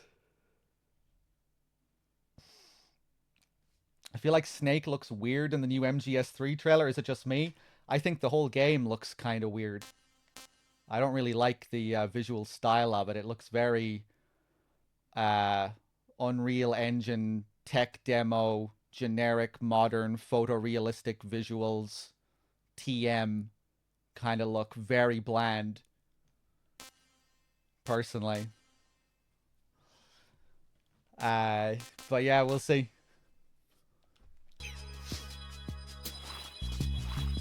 I thought I haven't watched the entirety of the most recent trailer, but I thought the first trailer looked like the most non-MGS thing I'd ever seen. It looked like the opposite to a typical MGS trailer. Just like no style at all. No cheeky little details, just very generic, super safe.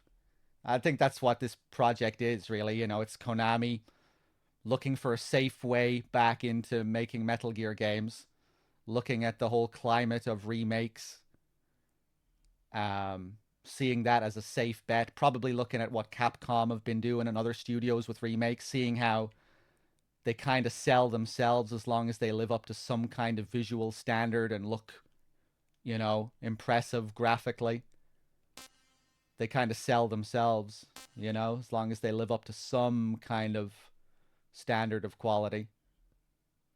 They're already these classic names that, you know, they're going to sell. It's going to sell based on the name alone. I'm very cynical about about the Konami remake, I think, when it comes down to it.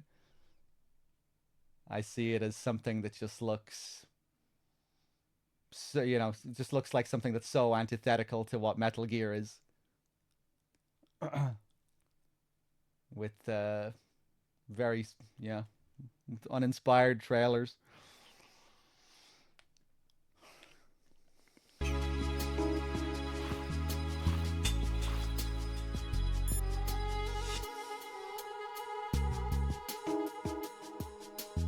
MGS is full franchise now. Yeah, I just kind of see it as something that's just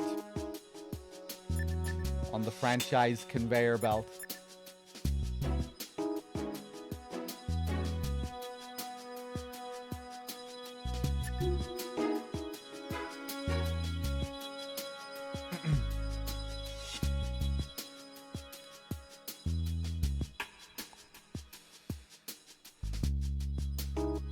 if Kojima was part of the remake project, would you be less cynical?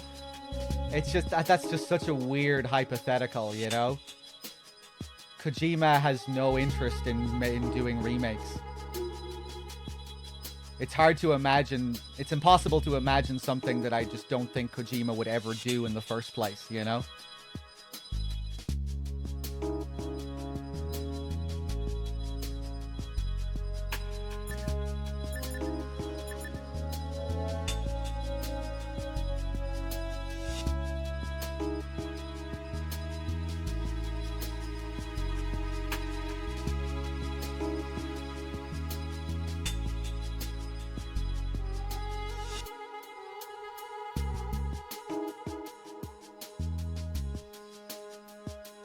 Kojima's no interest in Metal Gear, which makes me sad. Kojima does not work for Konami anymore, so even if he did have interest in Metal Gear, he probably wouldn't be able to make it.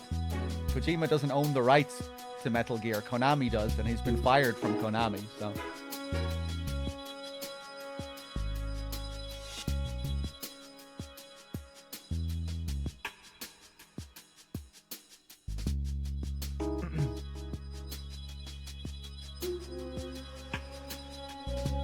Gabataloo da ba ba ba.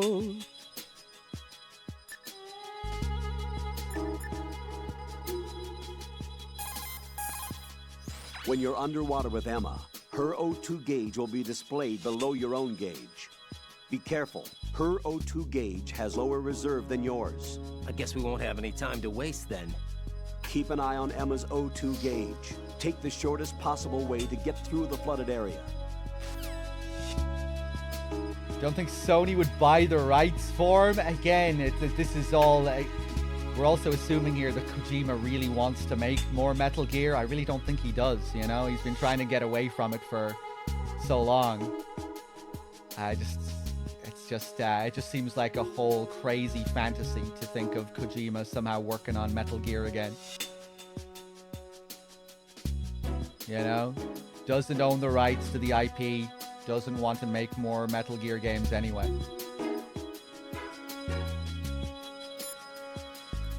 I don't think Konami have any desire to get rid of the IP.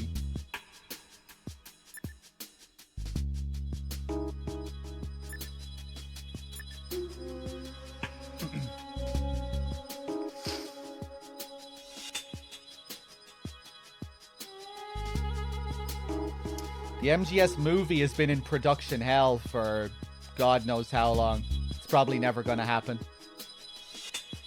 Can't remember the last time we got an update on it. It's been a couple of years now, right? It seemed like it might have been going ahead for a while. That guy, the director, Jordan Vogt Roberts. You know, he was posting all kinds of artwork and getting excited and making it seem like something was happening, and then all of a sudden, dead silence, nothing for years. You know, those talks probably fell through.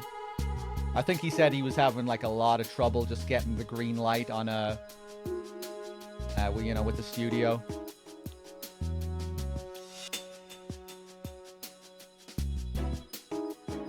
Bam ba-dum. Bam ba ba-da-doo.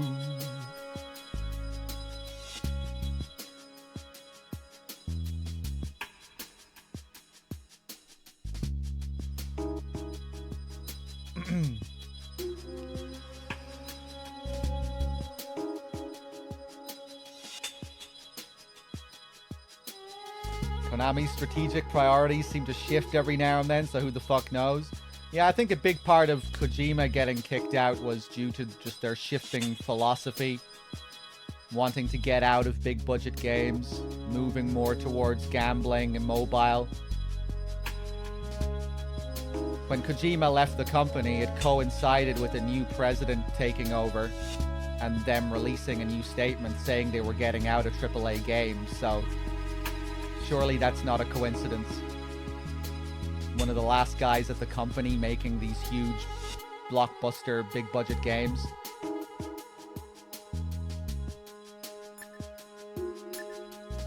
The times changed, and There was suddenly no room for someone like Kojima anymore. That's what I think it really came down to. And then COVID happened, and apparently they took a massive hit to their gambling profits, all their pachinkos and stuff, patchy slots.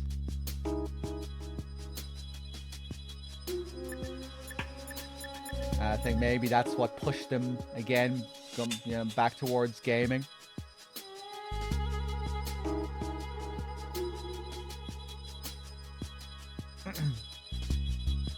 Ba ba bum.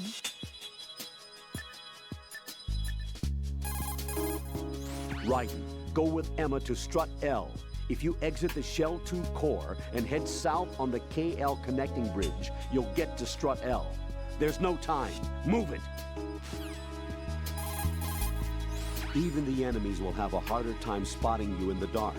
The chance of being unnoticed is higher if you stay in darker areas. Hey, let's call Snake. Raiden. Okay, Raiden, let me talk to Emma. Sure. One condition. No arguing. No problem. Put her on. EE, is that you? Yes? What do you want? Why did you get involved in weapons development? A lot of people will get hurt. Even more will die. I'm talking about the destruction of homes and cities, radioactive contamination for years to come. You, of all people, should know the horror of nuclear weapons. You know about our family's dark history. Why, EE? Why? You left me. You made my life a living hell. I didn't have a choice. Don't lie to me. The pool, you could never look me in the eye after the accident. You took the easy way out so you wouldn't have to face me. That way you could avoid responsibility every day. You ran. You ran away so you wouldn't have to face the pain. No, that's not why I left. You left me and took the easy way out. That's not true. I left the house because... You're a criminal, just like me. A criminal? I know what you did. You manipulated our account on the network. But... Look at what you're doing now. You're nothing but a cracker. No, I'm just applying my knowledge for the cause. The cause? What cause? Justice? For peace, EE. I'm not like Snake. I can't carry a gun and face the enemy. That's why I do what I do best. Oh, right. Nice justification, Hal. Forget about being a criminal. You'd make a great lawyer. All right already. That's enough. DRK, have you seen my latest tweet? I know you watched the Ames room thing, but have you seen the other one? The piss crash? You couldn't have written a better script.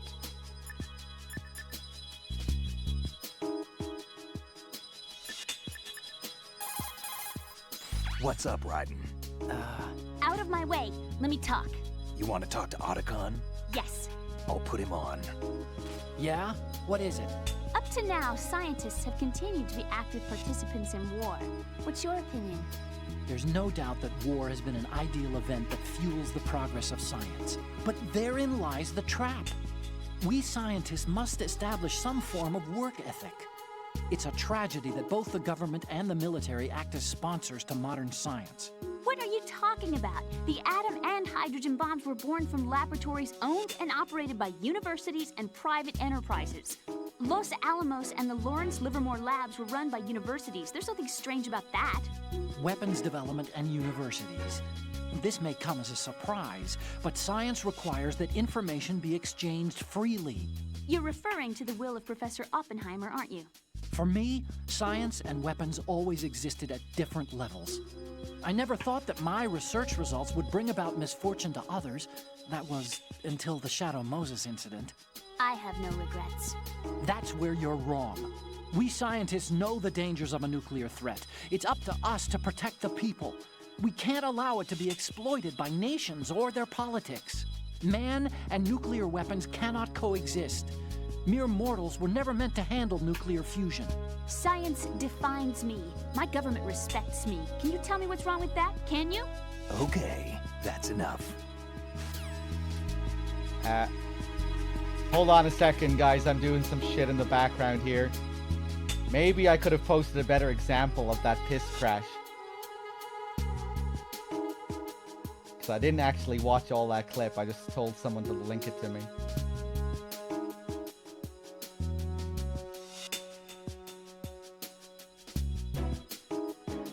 Bam ba dum.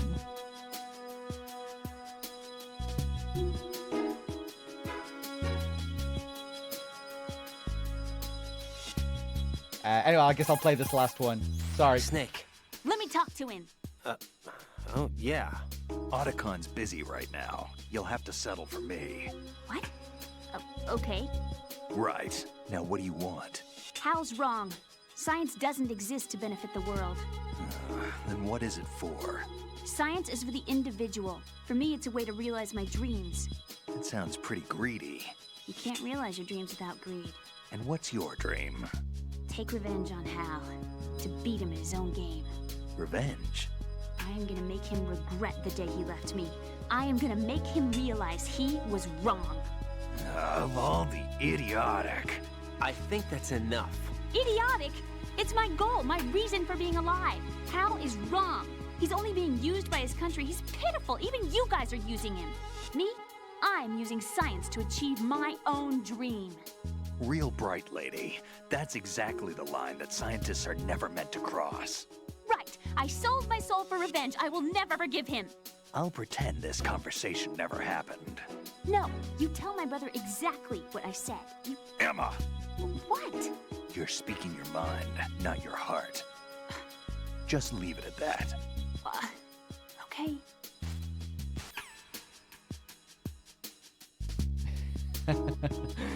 Love the little look of admiration from Raiden at the end. In absolute awe of this man. Snake comes in to settle it, and he's the one to really win in the end. He's the real winner in this argument.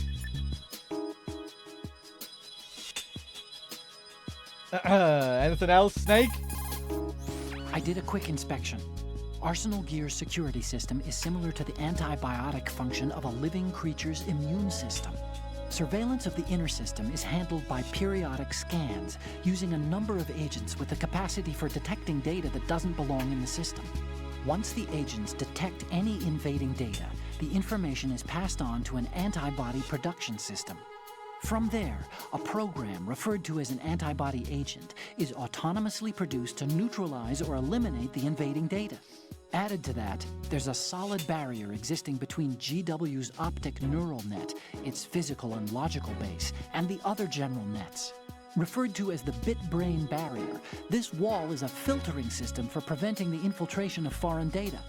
This security system makes it very difficult to attack the system from the outside. I'm afraid nothing can be done without sufficient preparation.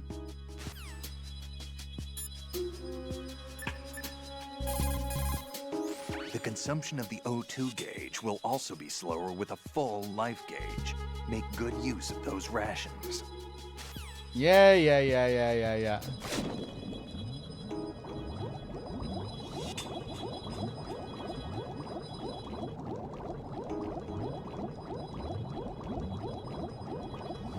Alright, let's keep going. Sorry if I'm sounding a bit tired today, chat. I didn't sleep well last night, or the night before. But I guess it's about due, because for the last 2 marathons before this, I slept very well. So yeah, sorry if I sound a bit low energy. Oof.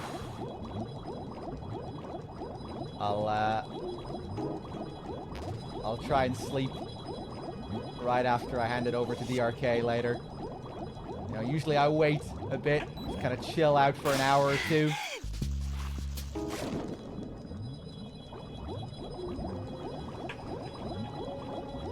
Gum-ba-da-loo-da-ba-ba-bum.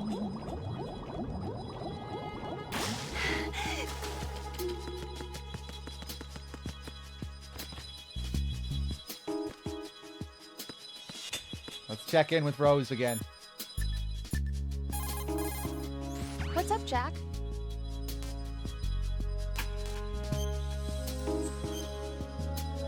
Yeah, DRK will finish this off. We're so close to the end of it now. But maybe for MGS3, we'll go back to the HD collection. I'll leave that up to him. I don't really mind.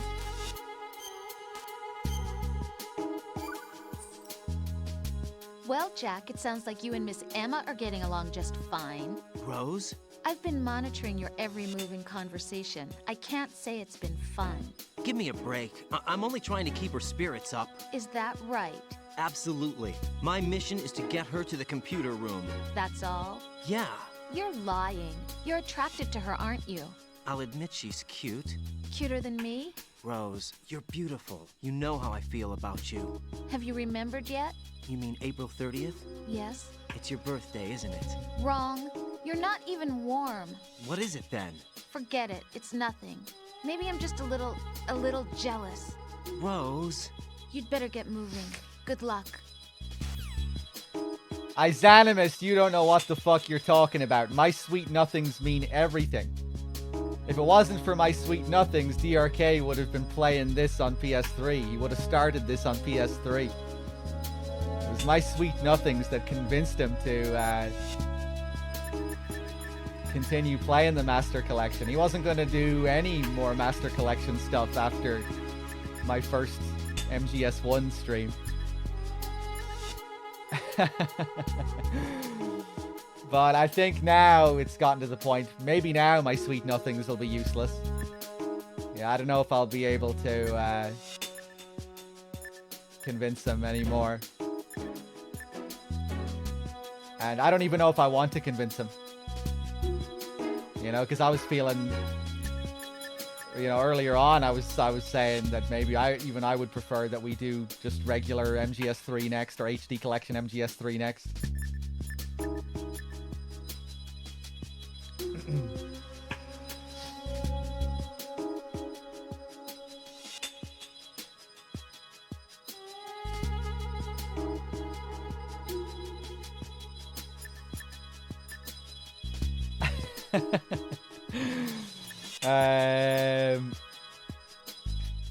All right. Bugs! I hate bugs!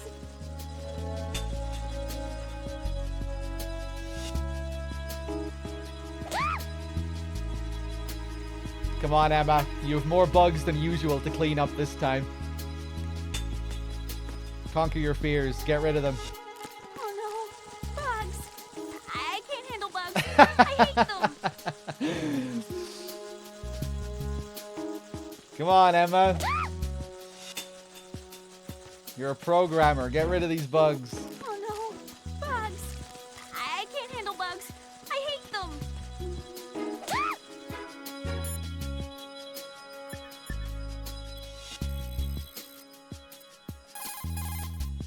What do you think you're doing?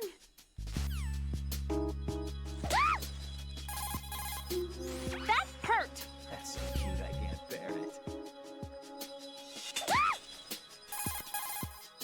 I don't think I like you. That's so cute, I can't bear it.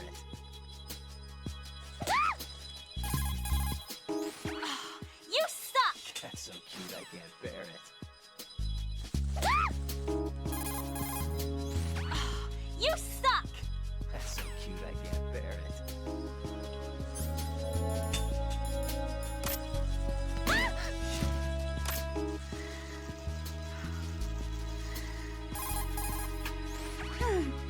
That's so cute, I can't bear it.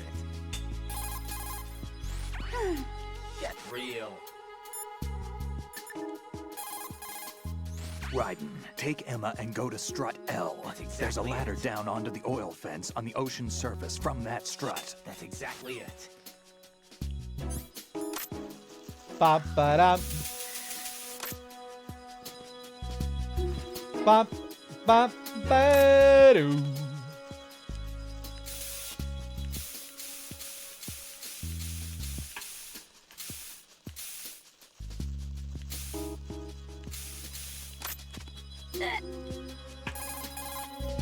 What do you think you're doing to her? All right.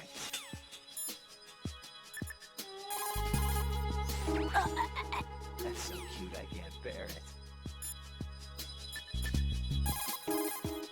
What do you think you're doing to her? All right. I really want to be able to do the other thoughts, but without the pressure sensitivity on R1, I can't do it. Or I can't even do it on R2, even though that's a trigger. And Bad Humans was saying if I remapped R1 to L2, I'd be able to do it. I don't know if it's possible. What do you think you're doing to her? Oh wait, no, you can do the two thoughts with the trigger. Okay. What do you think you're doing to her? What do you think you're doing to her? What do you think you're doing to her? What do you think you're doing to her? I don't know. What do you think you're doing to her? Maybe. What do you think you're doing to her? What do you think you're doing to her? Get real. Please, don't. That's so cute, I can't bear it. What do you think you're doing to her? Yeah. That's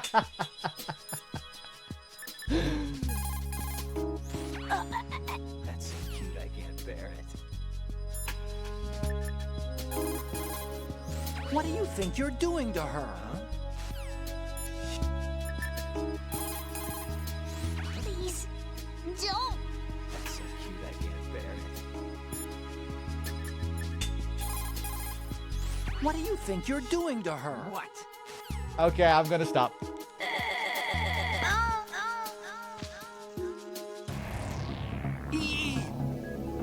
Raiden, you didn't! Have I tried to press against the locker door yet? I have, yes. And I found out there is a way to smack your head against the wall. You don't just have to press up slowly against it. If you hold down R1 and press up on the right analog stick, you can move quickly. At least I think those are the controls. I can't remember.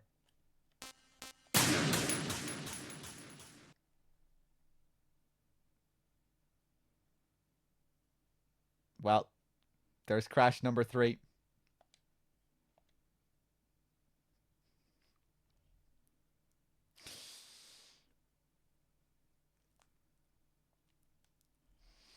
We killed Emma, and now there's no one to clean up the bugs.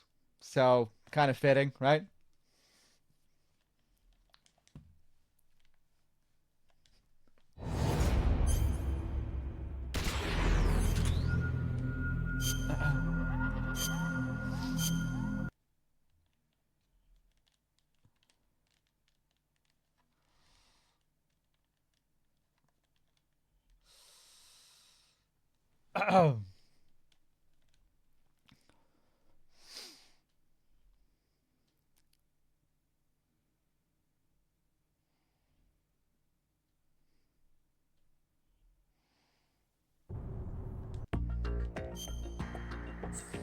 Pakatum bum pakachi chicka pararum bum bum pakachikachi chicka bum bum. Oh. R1 and right stick up, right? Yeah, I thought so.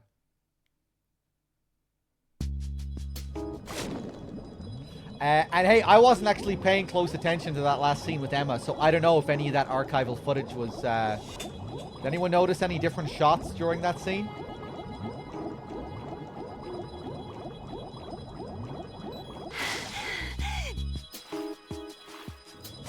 I don't think Bad Humans knows yet either.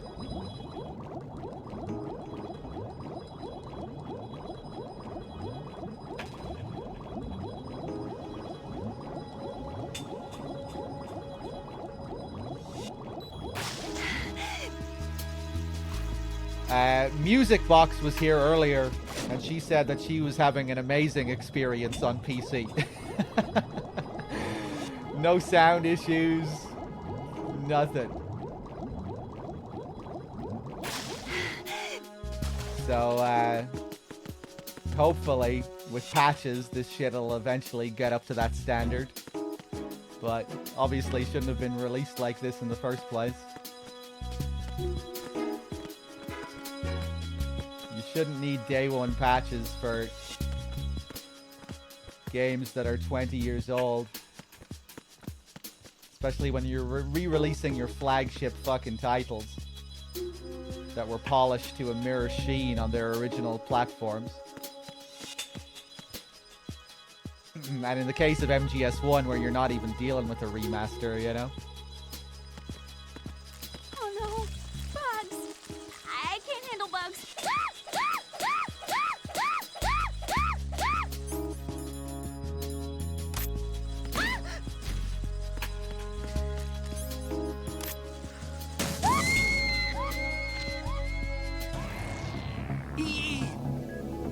Raiden, you didn't! Was that a little bit overkill, Otacon? Oh, I have to go all the way back again? Okay. Right, no stopping for air at all this time. Watch this, chat.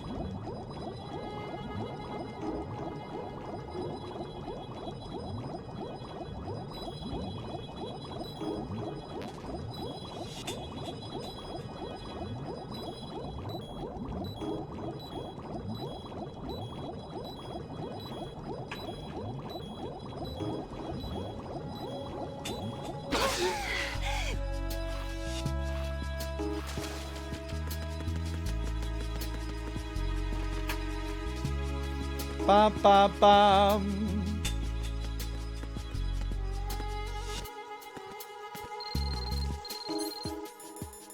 Hold on a second.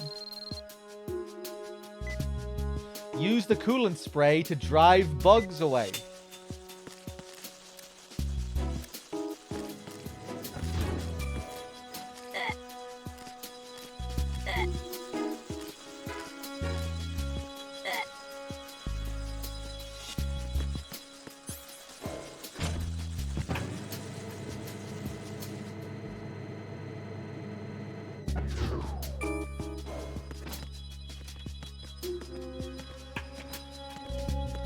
Bum, bum, bum. Ooh, different guard layouts. I'm not used to it.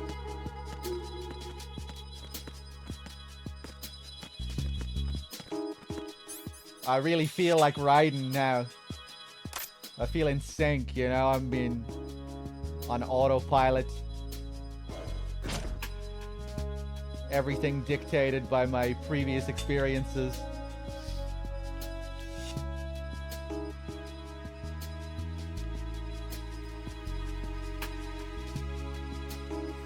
Does he not even come up here? Freeze! Gabadaloo-doo.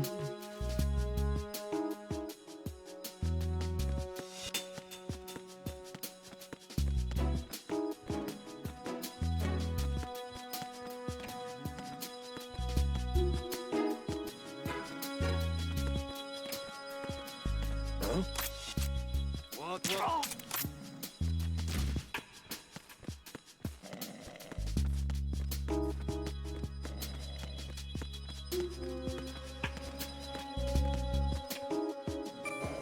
Okay, hopefully this guy doesn't cause me any trouble.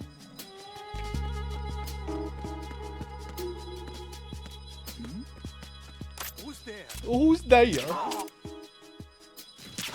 Ooh.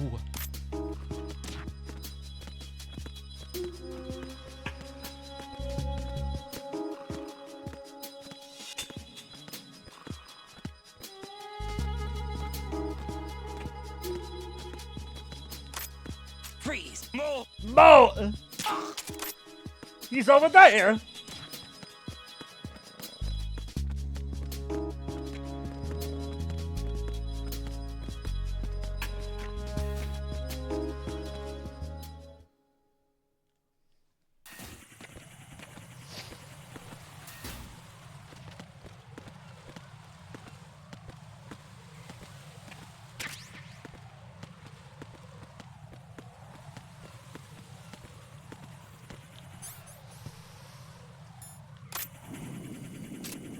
Again, I'm just assuming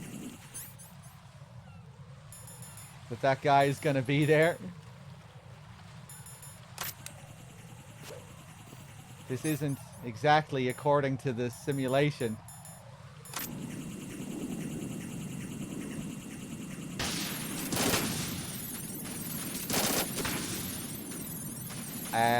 That sound is wonky. That M4 is a little bit off.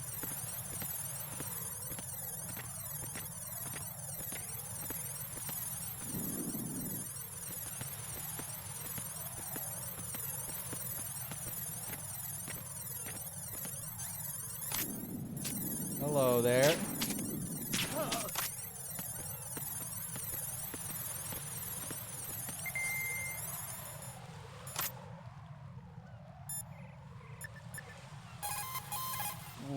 Raiden, remote control missiles cannot be used outside the big shell.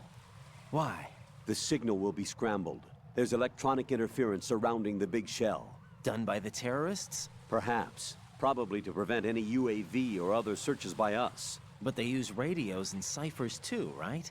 Of course. They wouldn't set it up to interfere with the several channels that they are using. The only thing affected is your remote-controlled missile. Fortunately, the interference isn't too strong. While inside the big shell, you should have no problem using a remote-controlled missile.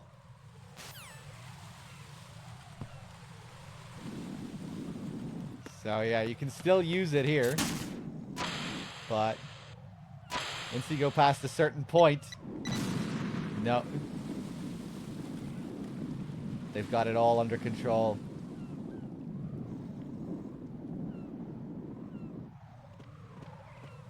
I like how it almost feels like they have an in-universe explanation for invisible walls. In a way that feels fitting.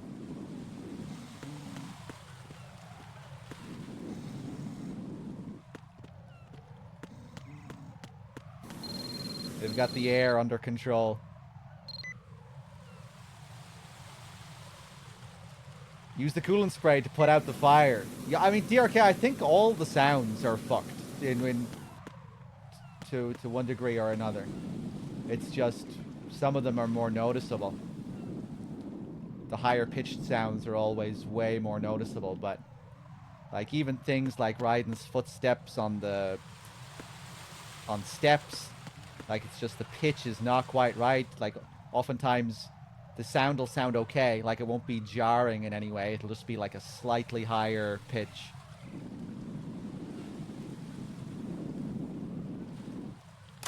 But there's also like a randomness to it. You know, it won't always play. I noticed that with Raiden's cartwheels. In one area. It might be dependent on area as well. There, that was a slightly different sound. There! You see? Hear the difference between those last two? You notice with the cartwheel? Yeah, I've noticed it with loads of things in MGS2. Like the doors. The automatic doors, just when you're going into a strut. If you keep going in and out of the doors, you'll notice that they won't always be the same sound. Sometimes it'll sound more fucked than others. But I think it's always kind of fucked to some degree. Sometimes it'll be like louder or more pronounced. Or maybe the pitch might even be higher compared to other times. Again, I'm not a fucking sound engineer. It's hard to know exactly what the what the issue is, but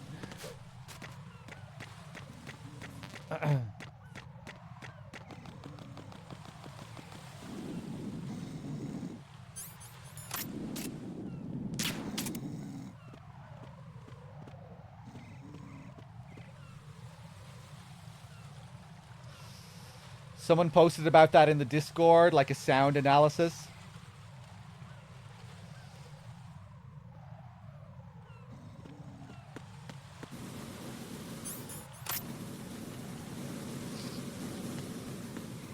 Yeah, apparently on PS5 with the current patch, it's still Like, it's not as bad, but it's still kind of fucked up.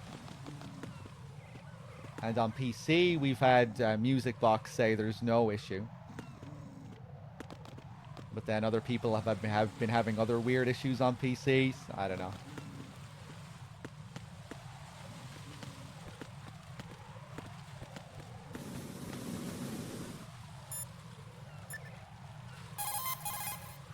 Raiden, take Emma and go to Strut L. There's a ladder down onto the oil fence on the ocean surface from that strut.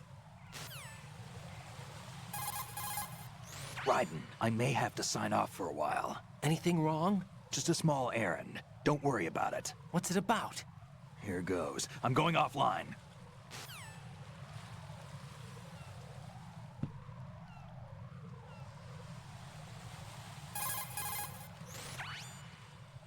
That's exactly it. Cool little detail here. This is when Snake encounters Olga. And they'll talk about this later.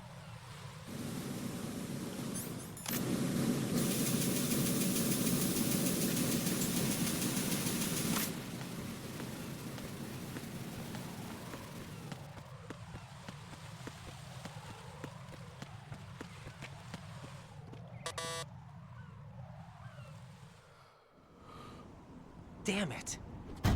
What's wrong? This door is security level 5. I don't have card 5. Damn. Giving up already? Ta-da! What the? Are you impressed? You should have told me you had it. Well, the truth is, I just remembered it myself.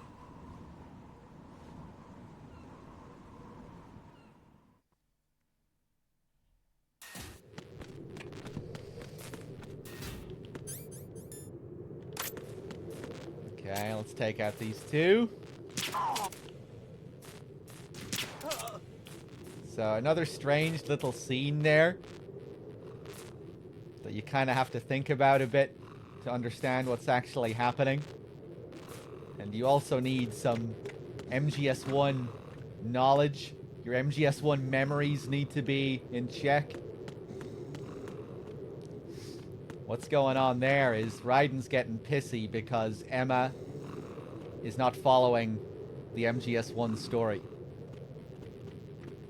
When you meet up with Meryl in MGS1, she gives you card 5 as soon as you meet up with her. She has card 5 ready for you and she gives it to you in the bathroom. And that's what Raiden is getting at when he says, you should have told me you had it. Because Meryl told me she had it, and she gave it to me in my VR training. But what's interesting is that it doesn't seem like, to me at least, that Raiden is consciously realizing that. You know, it's like an unconscious reaction or a subconscious reaction. He's just being steered by his previous experiences.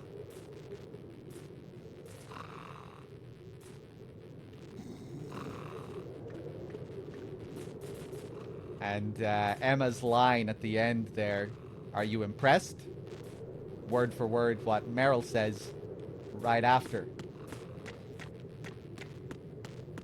When you go through it with card 5, when you use card 5 to go through to Mantis and Wolf, when Emma or when Meryl crosses the little minefield before she gets shot by Sniper Wolf, what does she say? Are you impressed? And then she gets fucked up by Wolf. And Emma is about to get fucked up by Vamp. Except in MGS1, you have a choice with how it turns out, and here you don't have a choice. So we're mirroring the Meryl sequence here.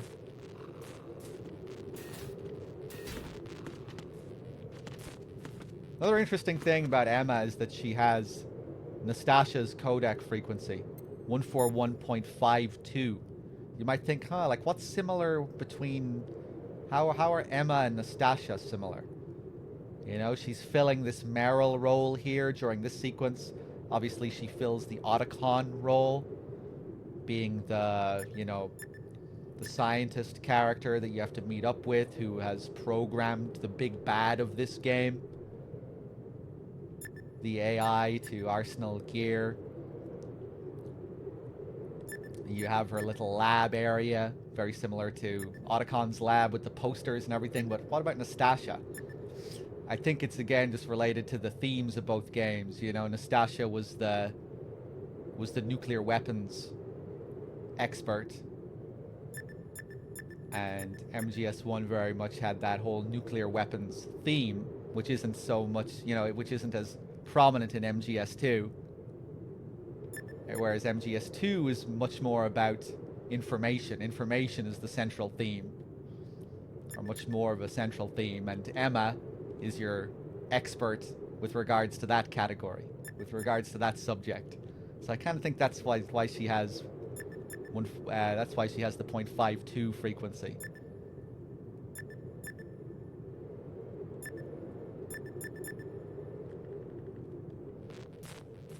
With you know, information being the nuclear weapons of this game,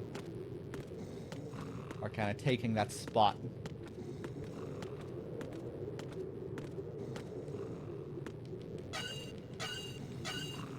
Again, it's making me think of the little blurb you get at the start of the plant chapter, you know, about computers and nuclear weapons growing up together.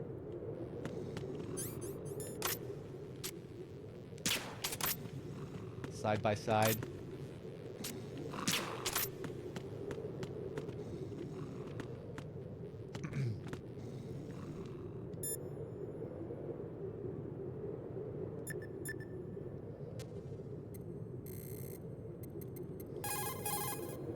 Emma, you okay?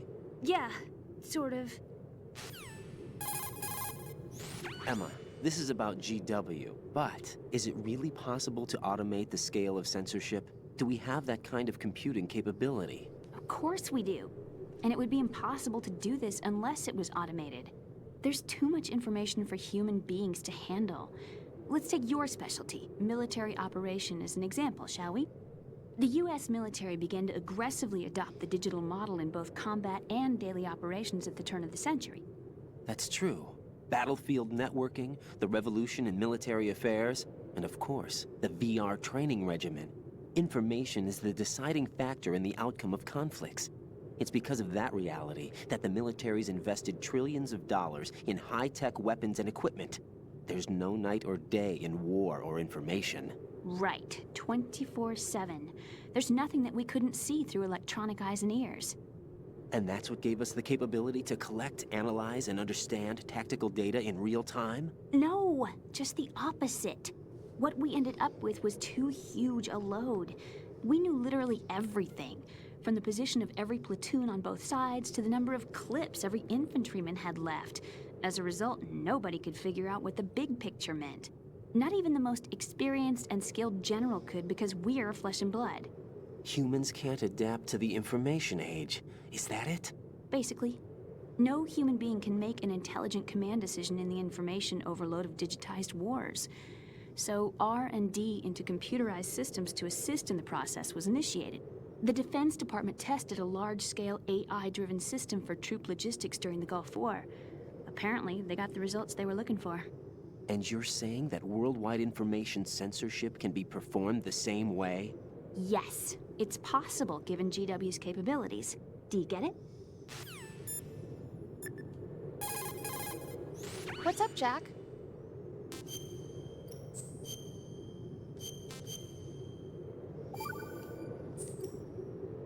Right. Save complete. Goodbye. Wait a minute. What's wrong? Nothing.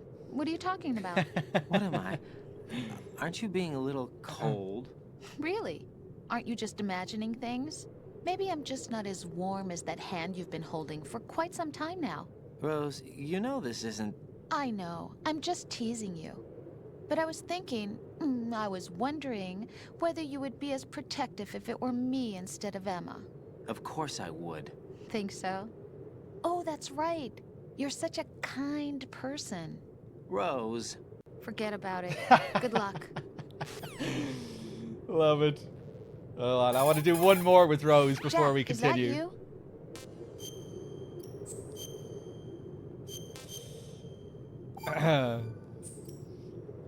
Jack, How far do you think the Patriots' digital control extends? I don't really know, but it probably influences a lot of what goes on in our everyday lives. Even mundane things like which movies and songs become a hit and what kind of clothes we wear? I think taste would be the easiest thing to manipulate. I mean, think about the kinds of film and bands everyone wants to go to see. It's whatever's at the top of the charts. And if the charts are made up... Exactly. But you can't really control individual taste. It's too closely tied to personality. I don't know about that. Trends have always been about following the leader. Not necessarily. The age of direct personal interaction is over. So is the idea of word-of-mouth communication. Rose, you have any friends you've met online? Huh? Yeah, I do. How many? Well, if you count only the ones I talk to a lot, I'd say about 20. How many of those have you actually met? 1 or 2 tops. Uh-huh. That's how it is for everyone, I guess. And even if your online buddies had fake identities and were circulating false information, you'd have no way of knowing. Fake identities? Right. And there'd be no way for you to know for sure. Well, what about people who do meet face-to-face then?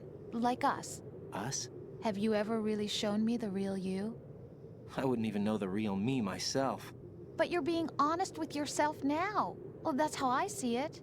Well, how am I being honest? I've never seen you show so much feeling. Fear, anger, even a kind of giddiness. It may seem a strange thing to say, but you're living out loud for the first time that I've seen. I'm just trying to get the job done. This is war, you know. I do know that. I'm just saying you're different from your usual restrained self. What about you, then? I always want to be open with you, as much as I can.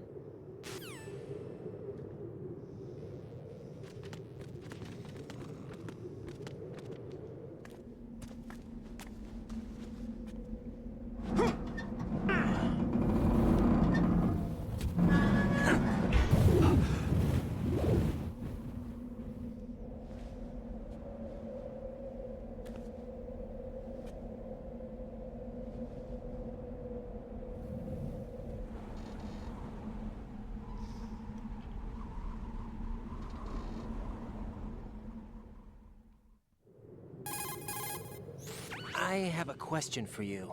What is it? How do you feel about heights? I can't say I like heights. The water's higher on my phobia list. Why? Well, we have to go down a ladder. How far down? Just a little bit. Why do I feel like we've had this conversation before? How little is little? About 130 feet. Huh. Think you can do it? Would you take no for an answer? How are your legs?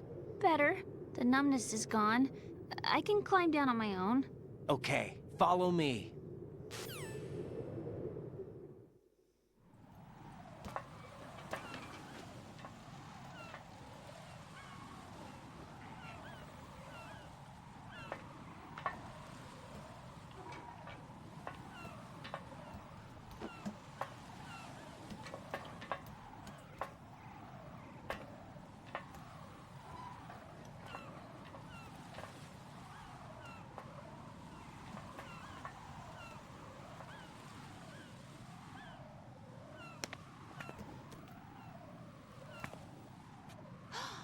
Sunset. It's beautiful.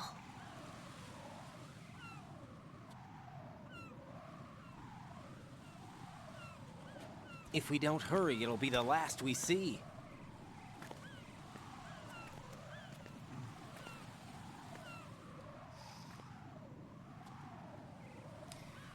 If we don't hurry, it'll be the last we see.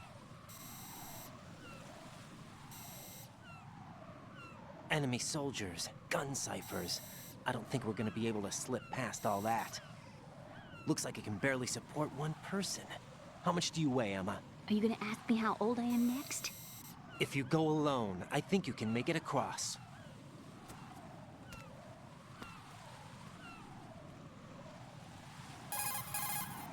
This is Raiden. Do you read me? Yeah. What's up? Yeah. We've made it to the lower part of Strut L.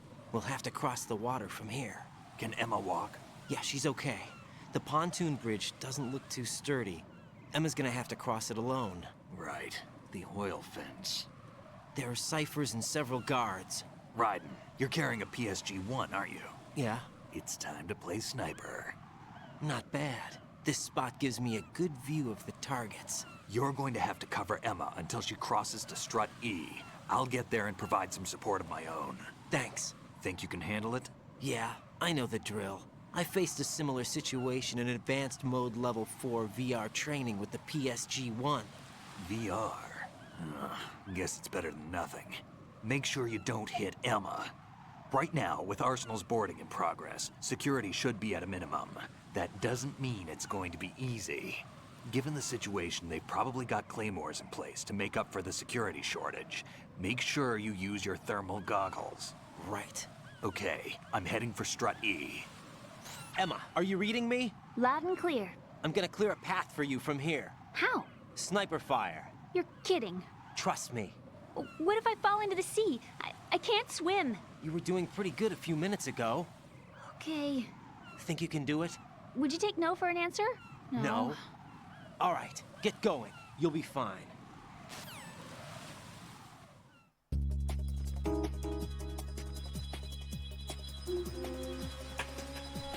All right, let's do it. Let's do it.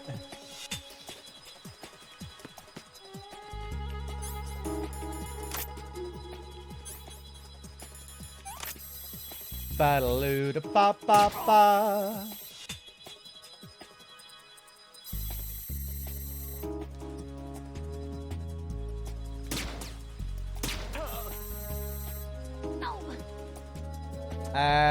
Let's see, what am I doing?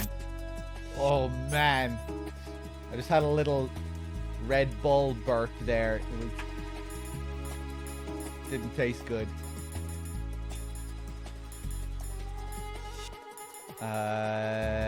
Hold on.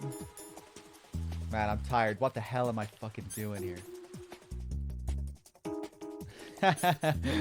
Sorry, I just felt the urge to tell you about my nasty burp.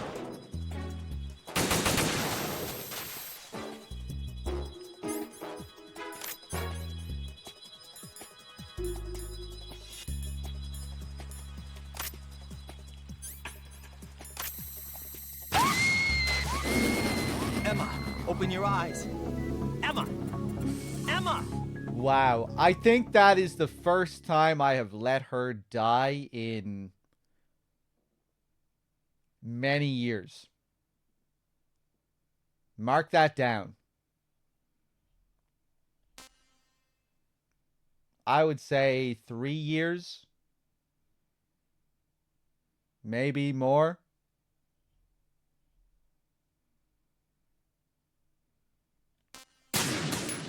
Just didn't think of the claymores in front of her for some reason. Probably some weird Master Collection brainwashing. I was thinking about the scope zoom and the scope sounds, and they were distracting me, and it kind of pulled me out of my groove. Like, is this the speed that it should normally be at? Is this the speed it's usually at? Or am I just imagining it because of the sound? I just stopped thinking about what I was doing. And then I had the Red Bull burp. And all of that combined with tiredness. Yeah. That's a rare thing.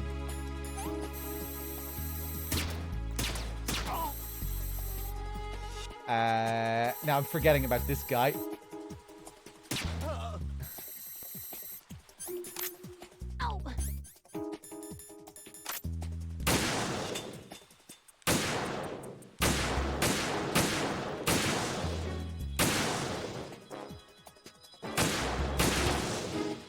It's probably longer than 3 years, actually.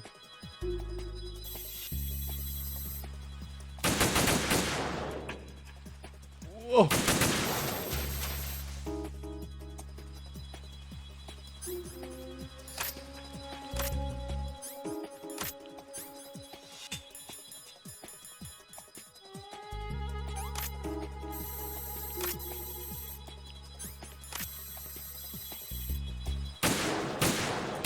Is that zoom slower? I feel like it is. Ah!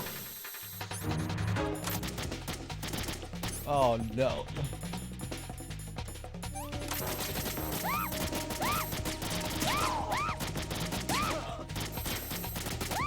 Oh, Jesus.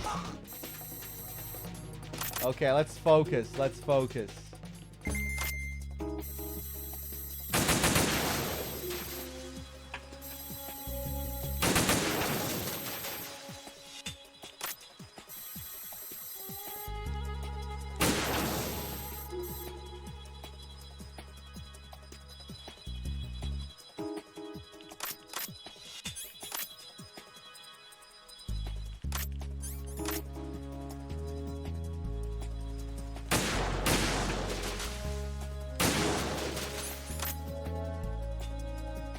Hey! More pronounced ripples.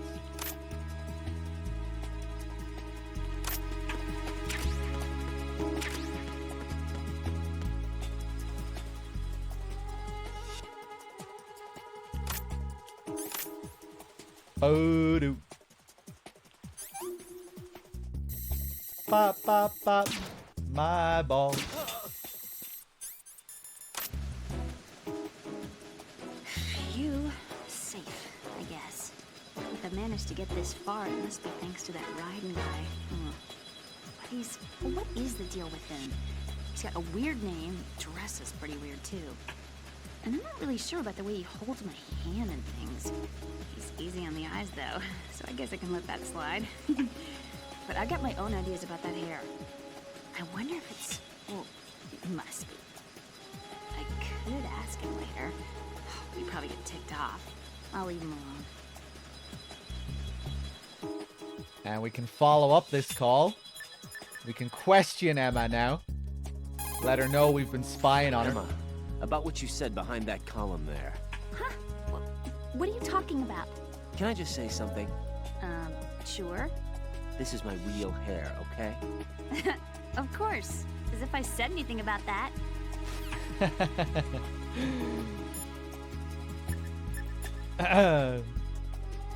Or maybe it's just another wig, right? Because all of his special items in this game, they're all wigs. So maybe this is just his main wig.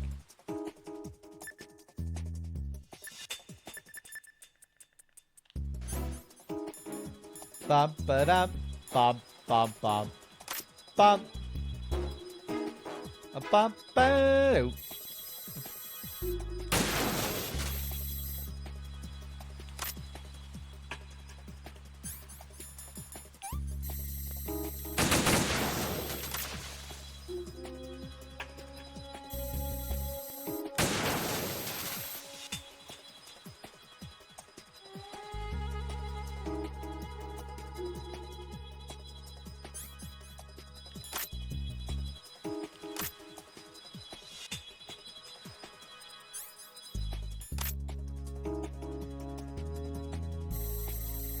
I'm probably going to shave my head soon, within the next couple of months. Do you think I should start taking steroids afterwards? Maybe grow a really long beard?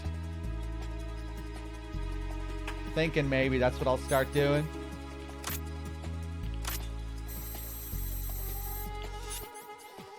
Yes?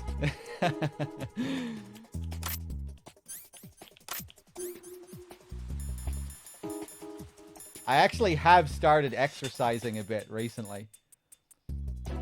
2 marathons ago, I noticed that I was putting on a bit of weight for like the first time ever in my life. I think I've always just had crazy metabolism, but 2 marathons ago, I was eating shit every day. Every day during the marathon, I was ordering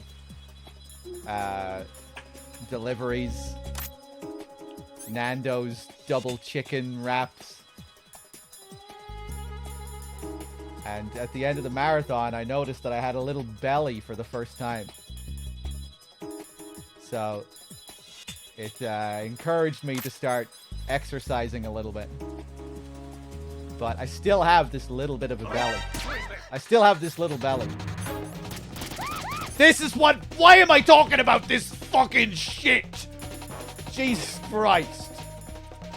Nobody gives a shit about my belly. Hold on. We can make a recovery here.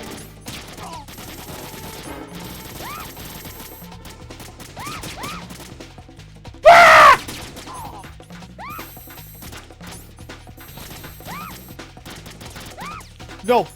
Right, fuck it, I'm just gonna try and kill him.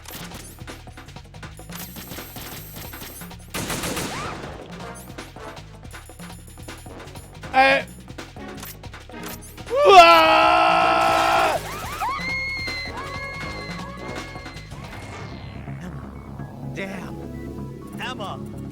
Emma! The reason my aim was fucked there is because I had no Pentazemin, and I was too tired to go back and get it quickly. Instead, I just fumbled around my items.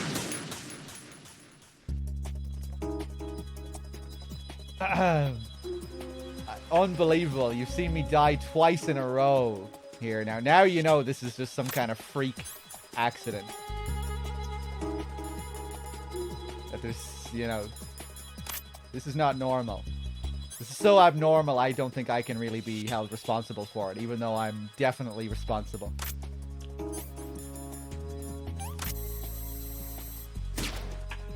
Anyway, what was I saying about my belly? Yeah, I started to gain a bit of weight, so I started doing some exercises. That's it.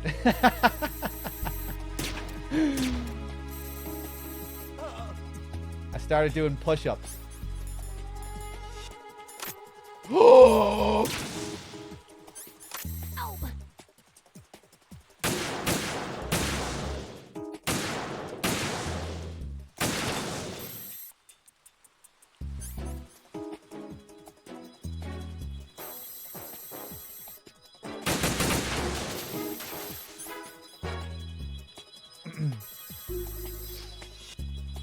Now, not during marathons. What I do is, whenever I go to the bathroom, I do a few push-ups.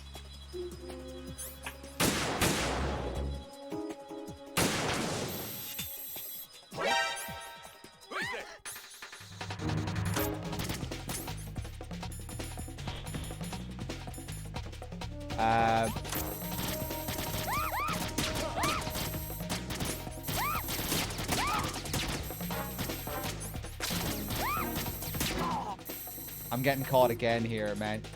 I'm sorry, I'm just brain dead at the moment. How many? Man, it was so bad. At first, I was struggling to do even, like, 5 push-ups in a row. And with, like, really bad form as well.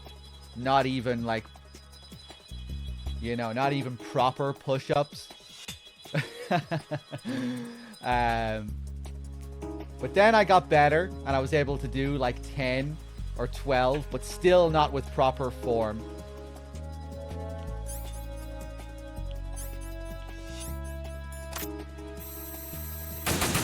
And then once I learned how to do it with proper form, oh boy, then I was back down to like struggling to do 3 or 4. But now with proper form, I think I'm getting up to 10. Being able to do 10 in a row.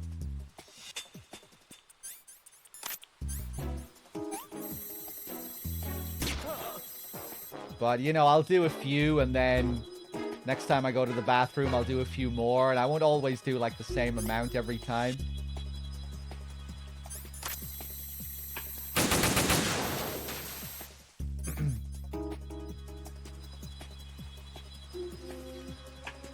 I'm becoming a badass. It's kind of it's easy enough when you get into the habit of just doing it every time you go to the bathroom, making it a part of your routine.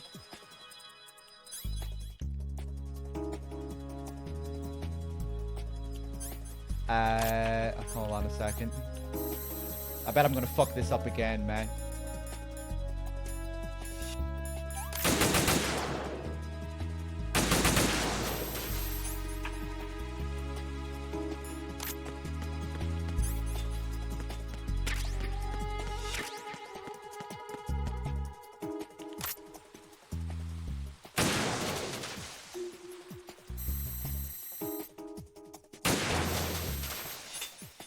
Why the bathroom? I don't know. It just kind of felt right. I don't know. Just like maybe I should be doing something else with my time when I'm going to the bathroom. You know, maybe I can fit in another you know, another activity.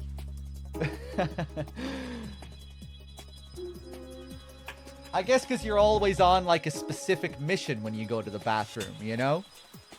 You're going in there to fucking take a shit, to have a shower, to brush your teeth. You know? When I'm in other rooms, I'm chilling and, you know, I'm not on a mission. You know? The kitchen is no place to be doing fucking push-ups. And in my room, no, that's not a place for push-ups either. You might think my room would be a more intuitive place, but no. The bathroom, you know, you're going to the bathroom to get shit done.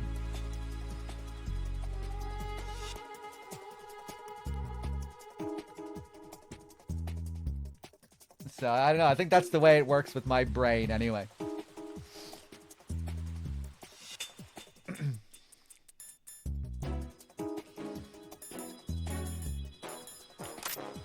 Try it next time. If you feel like you need to start exercising, make it a part of your bathroom routine.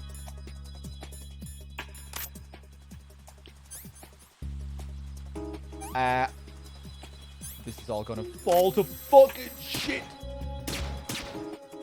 Oh, Jesus Christ.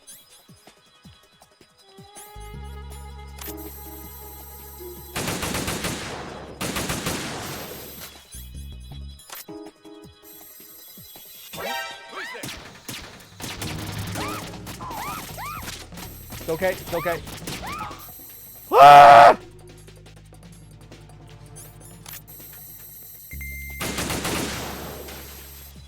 Woo!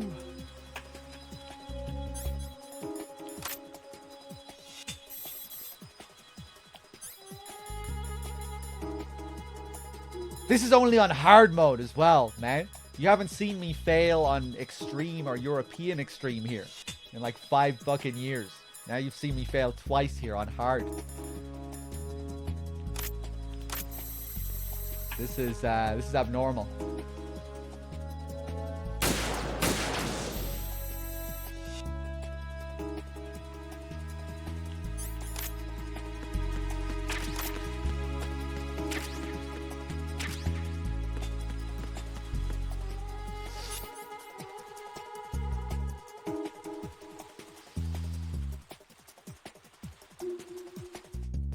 Got suck and balls tattooed on your knuckles? Not yet. I need to get ripped first.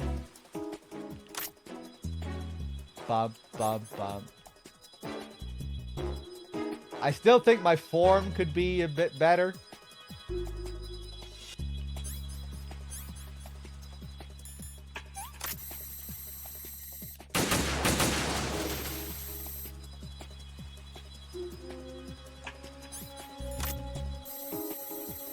Oh.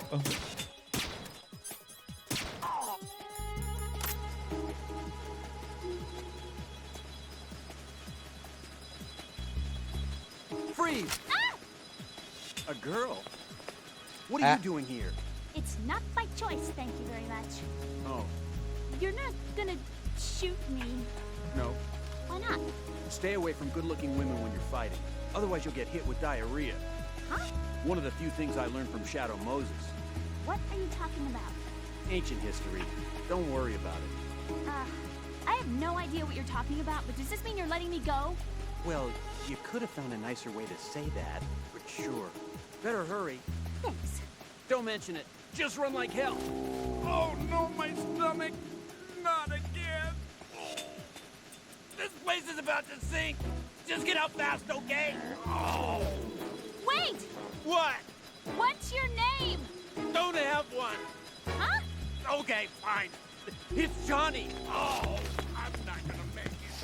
Hey, if we run into each other again... Huh. What a weird guy.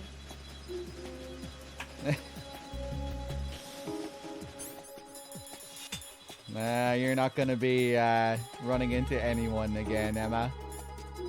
You see that sun over there? That sun is your life, Emma. And it's about to set.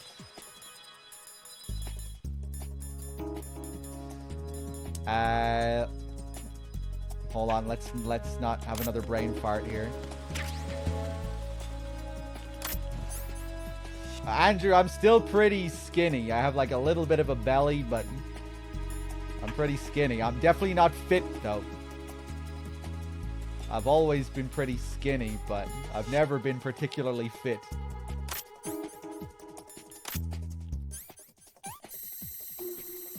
Oh God.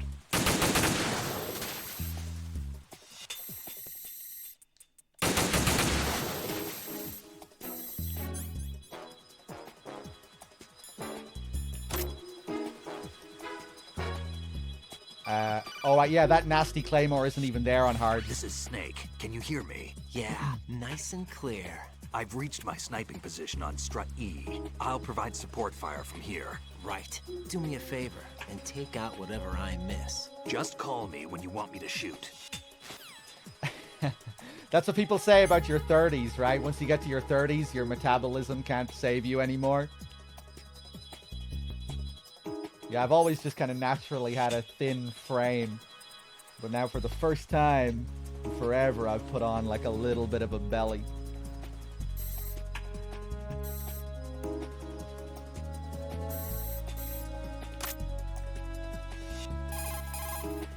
Snake, I can't handle this alone. Okay, I'll take care of it. I'm going to show you how sniping should be handled. Take a good look. My sniping field will be limited to the area you're watching through your PSG-1 scope. Keep a good lookout on Emma's surroundings, even while I'm shooting, all right? Mei Ling.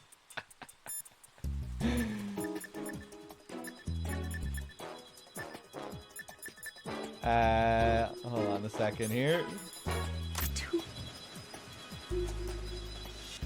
Just a little more. Do I need to clear things with Otacon before I ask her out? All right. Oh, look at this guy. Hard mode strats.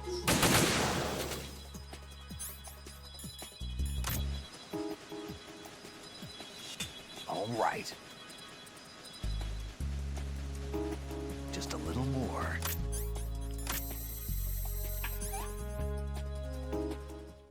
Oh, I wanted to shoot him.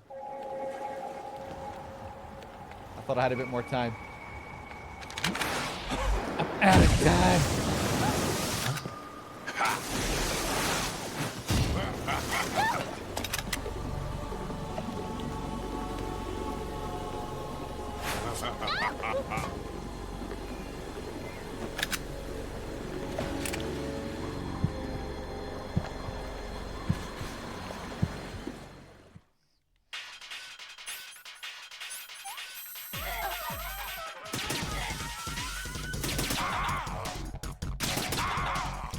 Oh, do they give Emma a refill as well?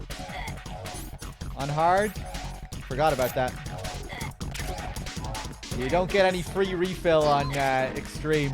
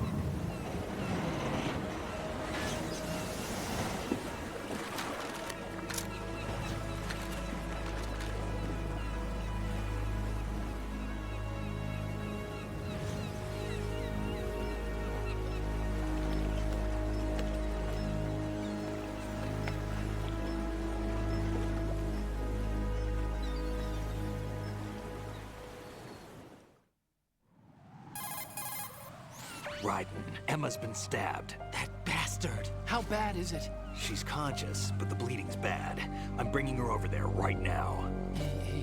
Raiden, get that disc over here as soon as possible.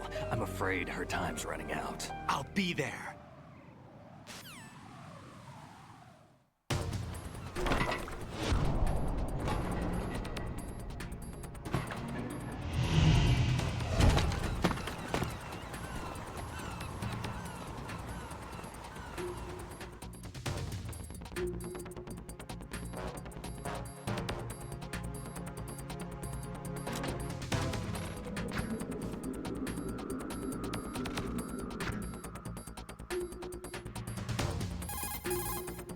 Snake, what's your situation over there? Emma seems to be, doing something to GW's defensive capabilities.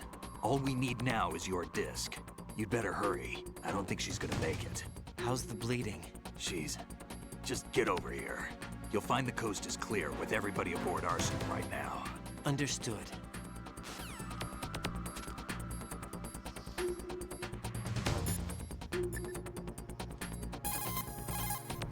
Hey, Jack.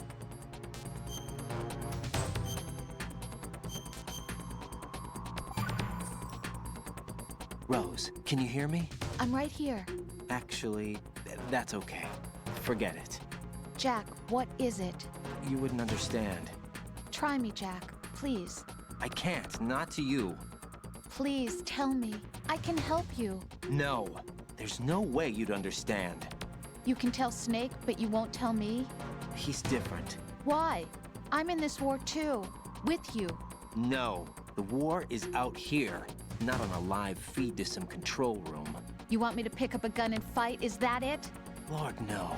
You're the one person that I'd do anything to keep out of this place. Then what is it?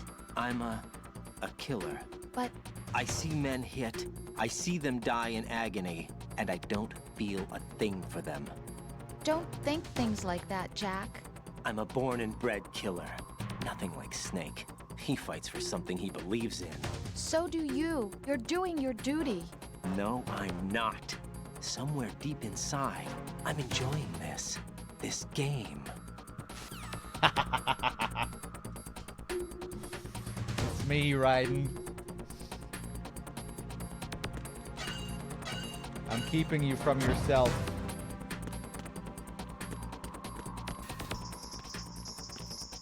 Oh, he moves around in different places on this lower difficulty.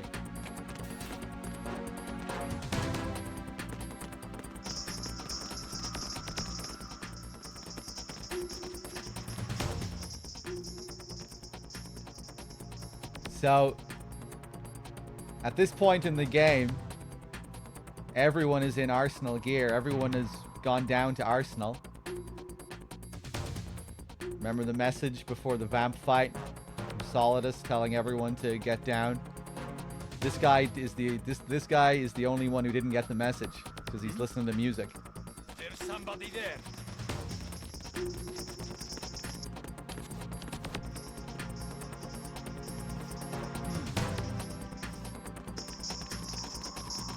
And if you trigger an alert with him, he'll go off. It's the enemy. I need help.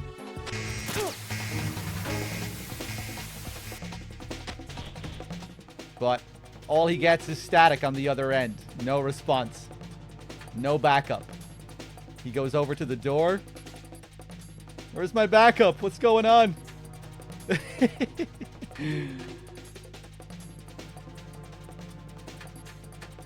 Such a crazy little detail to have here, you know? During this timed sequence. Who the hell is going to stop to notice this on a first playthrough? But it's so cool that it's a thing. If you stop to notice as well, the conveyor belt has been turned off for the first time. Somebody there. Who is that? Up until now, it's always been moving, you know, but it's time to shut down. It's time to go home. Everyone's packing up. Everyone's packed up, gone down to Arsenal. It's the enemy. I need help.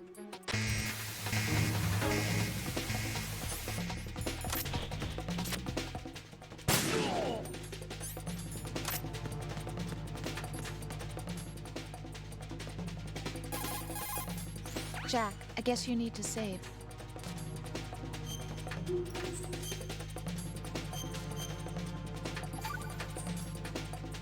Jack, I've been thinking for a long time. You've got a no trespassing sign pasted on your heart. What? No entry beyond this point. You've got it written all over your heart. That's ridiculous.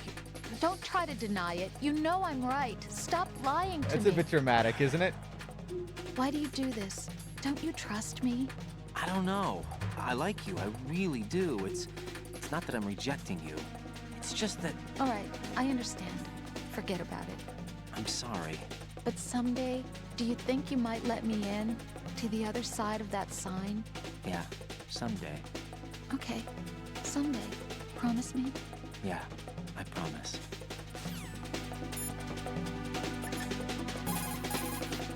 Raiden, we're in the computing room on B2 of Shell 1's core. Emma's not doing so well. Get over here as soon as you can. Most of the enemy personnel's been moved inside Arsenal gear, including the search and destroy teams. Even if you're sighted, you won't have to worry about the backup being called. Just hurry over here.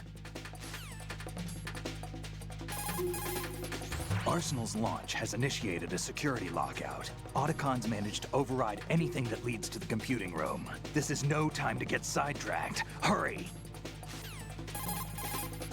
How's Emma doing? Not very good. I can't do a detailed examination here, but it looks like the damage to her muscle tissue is equal to the actual size of the wound. What are you trying to say?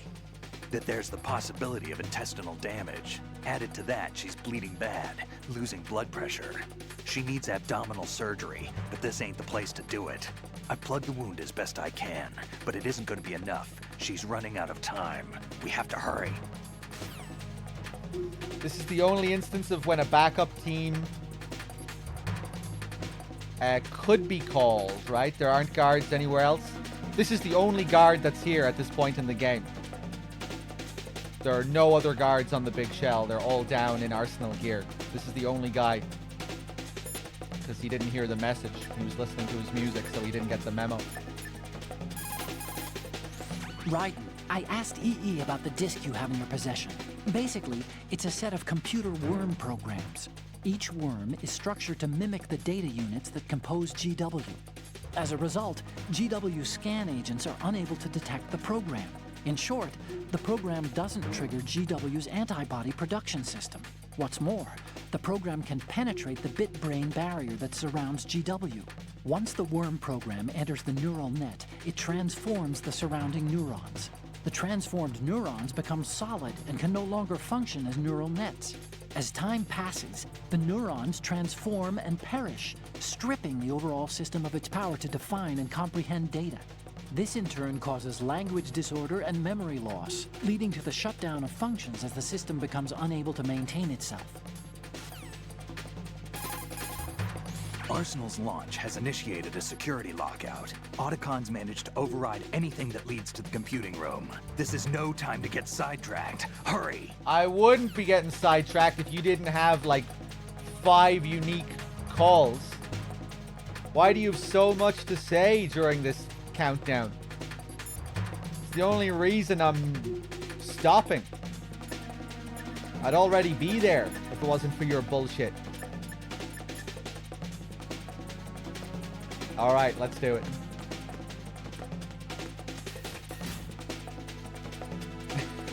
It's the only reason to stop at this point in the game, to do these calls.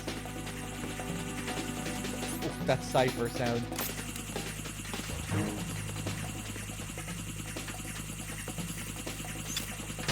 Oh!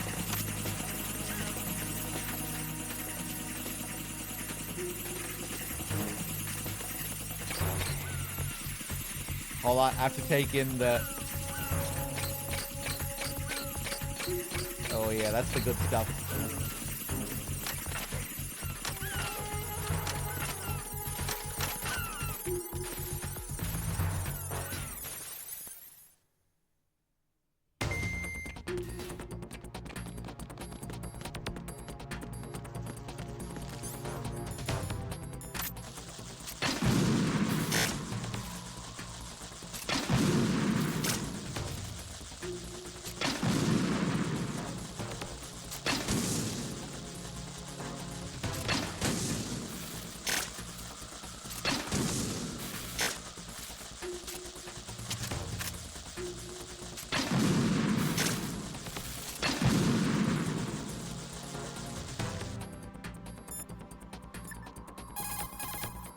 Everything all right, Jack?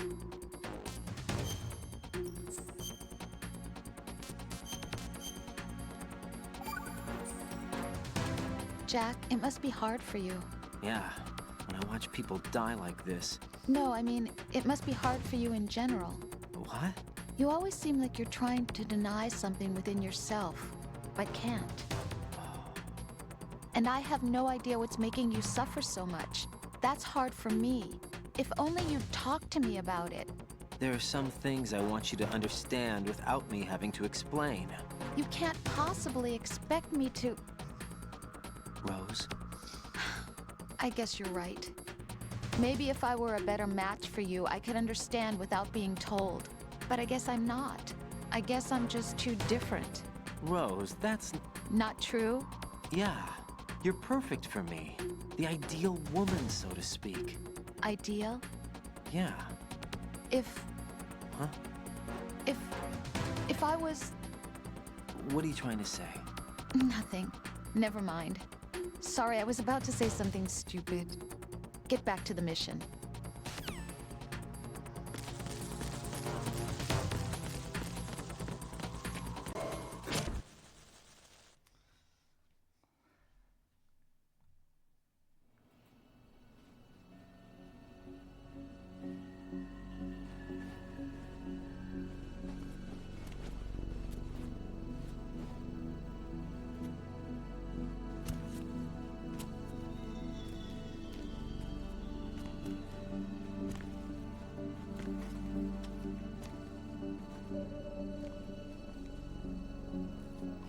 How's Emma?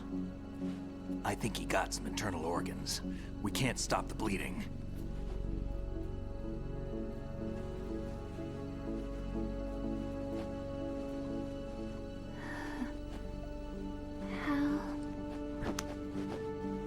I'm here. Got the disc. Emma set everything up. Apparently all you have to do is pop in the disc.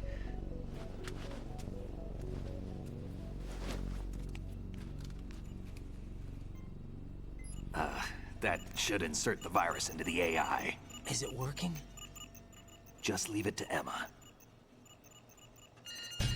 What the? An antibody agent?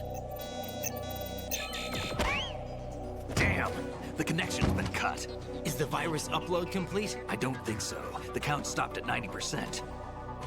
Otacon. I don't think Emma's made any mistakes. But a portion of the worm cluster might have been altered after the disc left Emma's hands. By the Patriots? Will the virus still work? I have no idea.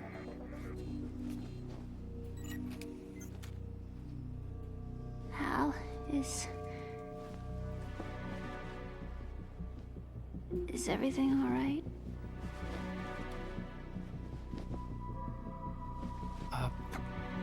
It's all right. Everything's all right. Good.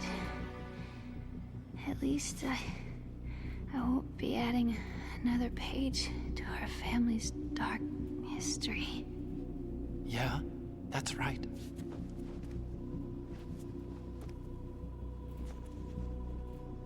What if the virus doesn't work? Either destroy that thing, or take out Solidus and his men. How do we get on board?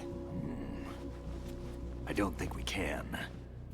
Unless somebody inside gives us a hand. Hal, I always... What is it?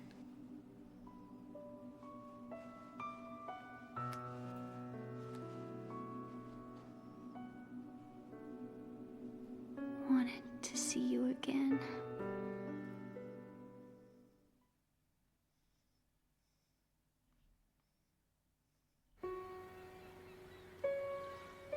You don't hate me?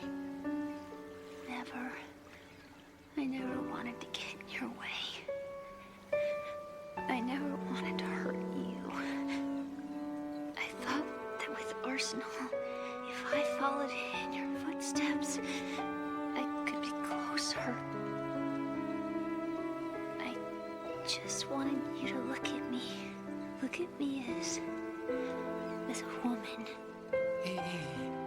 I could never do that. Don't be so honest. It hurts. Sorry. Can I ask you one last favor? Sure. Call me Emma. What?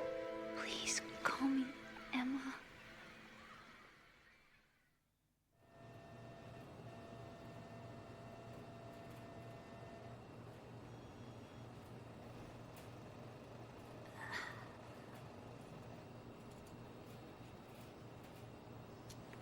What's wrong with EE?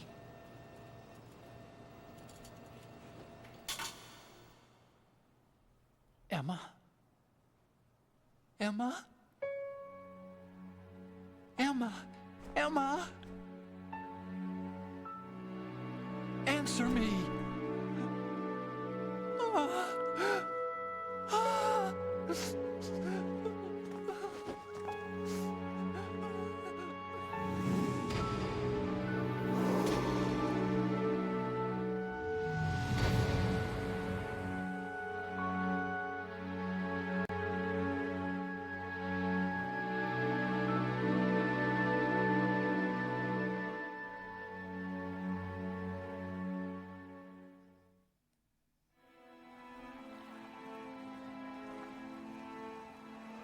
I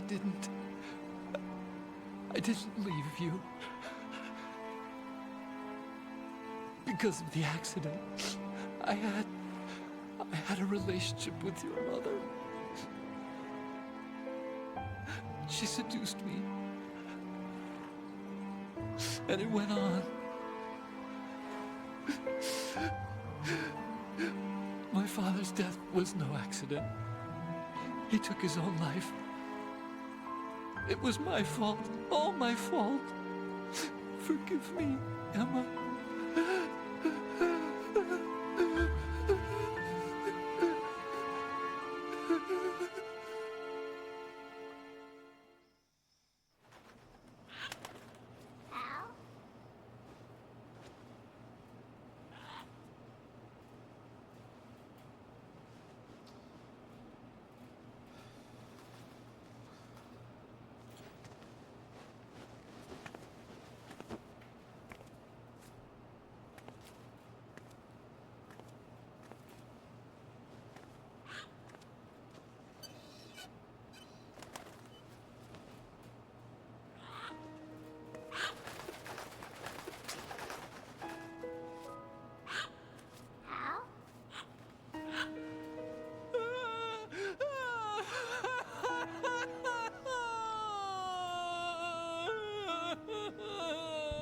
Attention!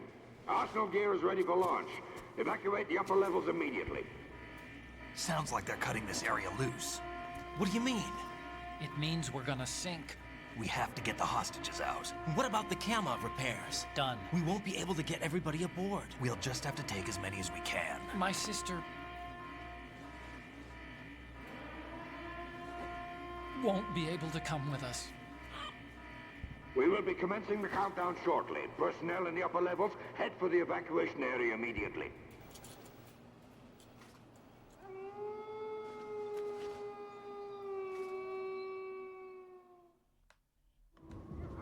I'm always the survivor. Why, Wolf?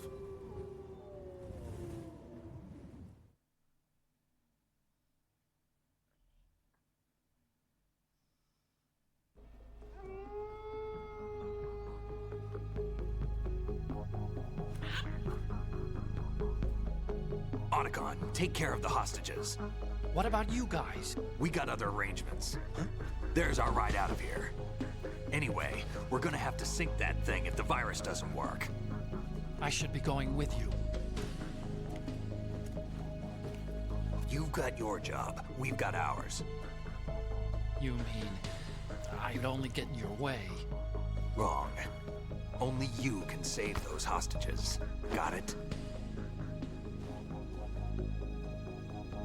Right. Listen, the two of you won't be able to destroy that thing. Eliminate the enemy. That's your only option.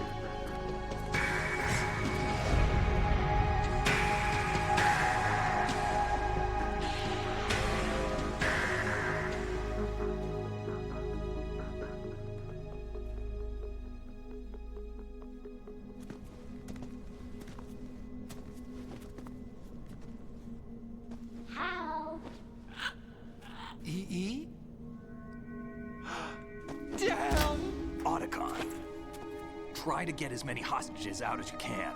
It's a short flight to the shore, so don't worry about overloading the Kamov.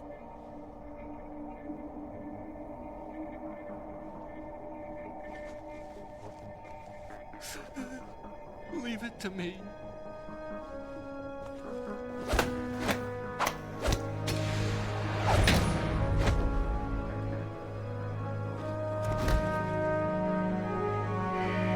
I repeat, personnel in the upper levels, head for the evacuation area immediately.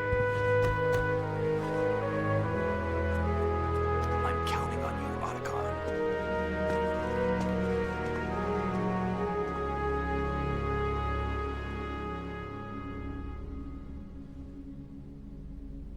Hal, I miss you.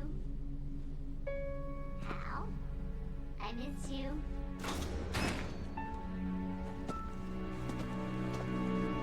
I miss you.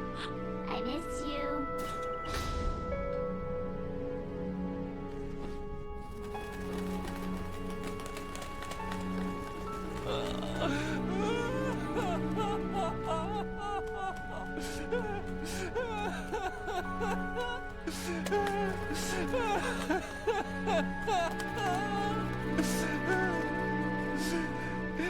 You and me, we're the same.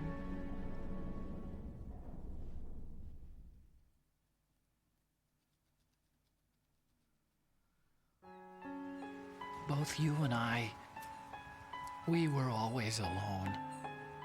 Always. We only wanted to be loved.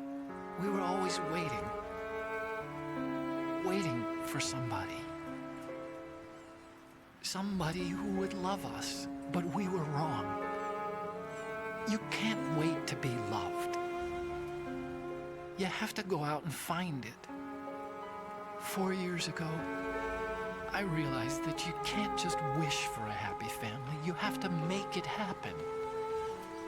I only wish I knew that sooner.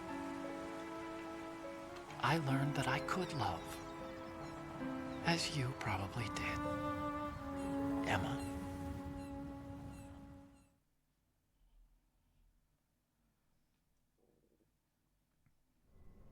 You think he's gonna be okay? He's tougher than he looks. Consider it done. Now, how do we open this thing? You can come out now. A ninja? What the? Arsenal's going to take off. We still need you to take care of a few things. This time, do not fail us. Snake, what's this all about? Bedtime, Raiden. I wouldn't do that. You're changing sides now?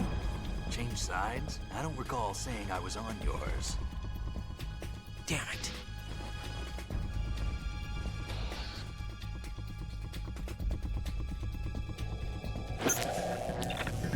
You! Ready for some shut-eye?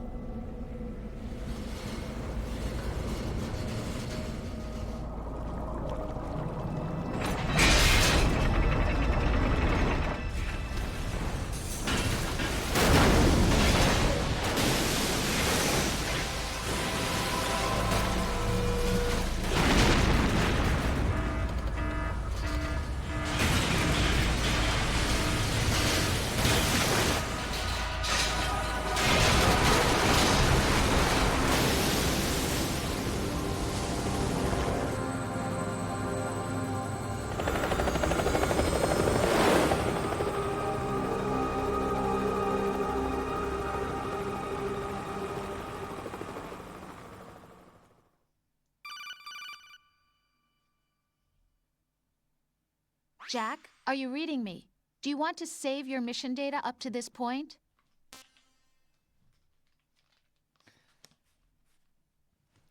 Hold on a second, guys. DRK is going to be taken over. I'm just not sure where he wants to take over yet. He said 2 minutes ago that he needs a couple of minutes. And yeah, I'm not sure where he's taking over. He's going to be finishing the game on the HD collection. I think we're going to continue to do the rest of the marathon with the HD collection instead of the Master Collection.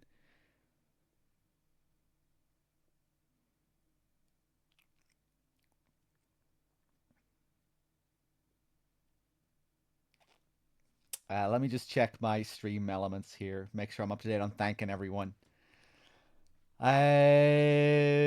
Let's see.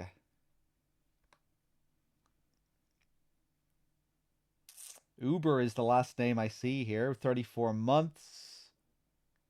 Yeah, I think I'm pretty much up to date with everyone. Hold on a second.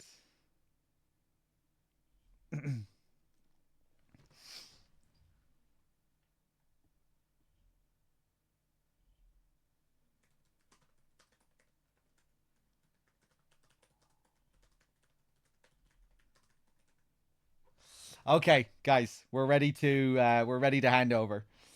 Thanks for being here, chat. I hope you've been enjoying the marathon so far. It's a bit of a wild one, a bit of an unusual one.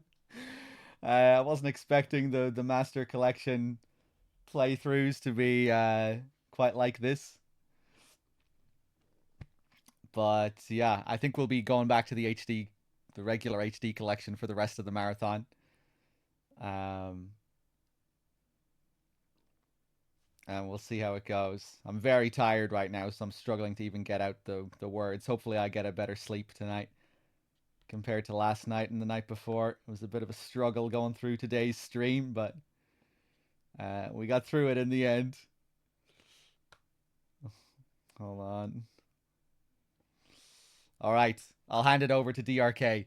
Guys, thanks for being here. Don't go anywhere. The stream is going to go down for a few seconds. DRK will be back up with the rest of MGS2. And I'll see you guys in a bit. Don't go anywhere. Stream will be back up in like 10 seconds. I'll see you soon.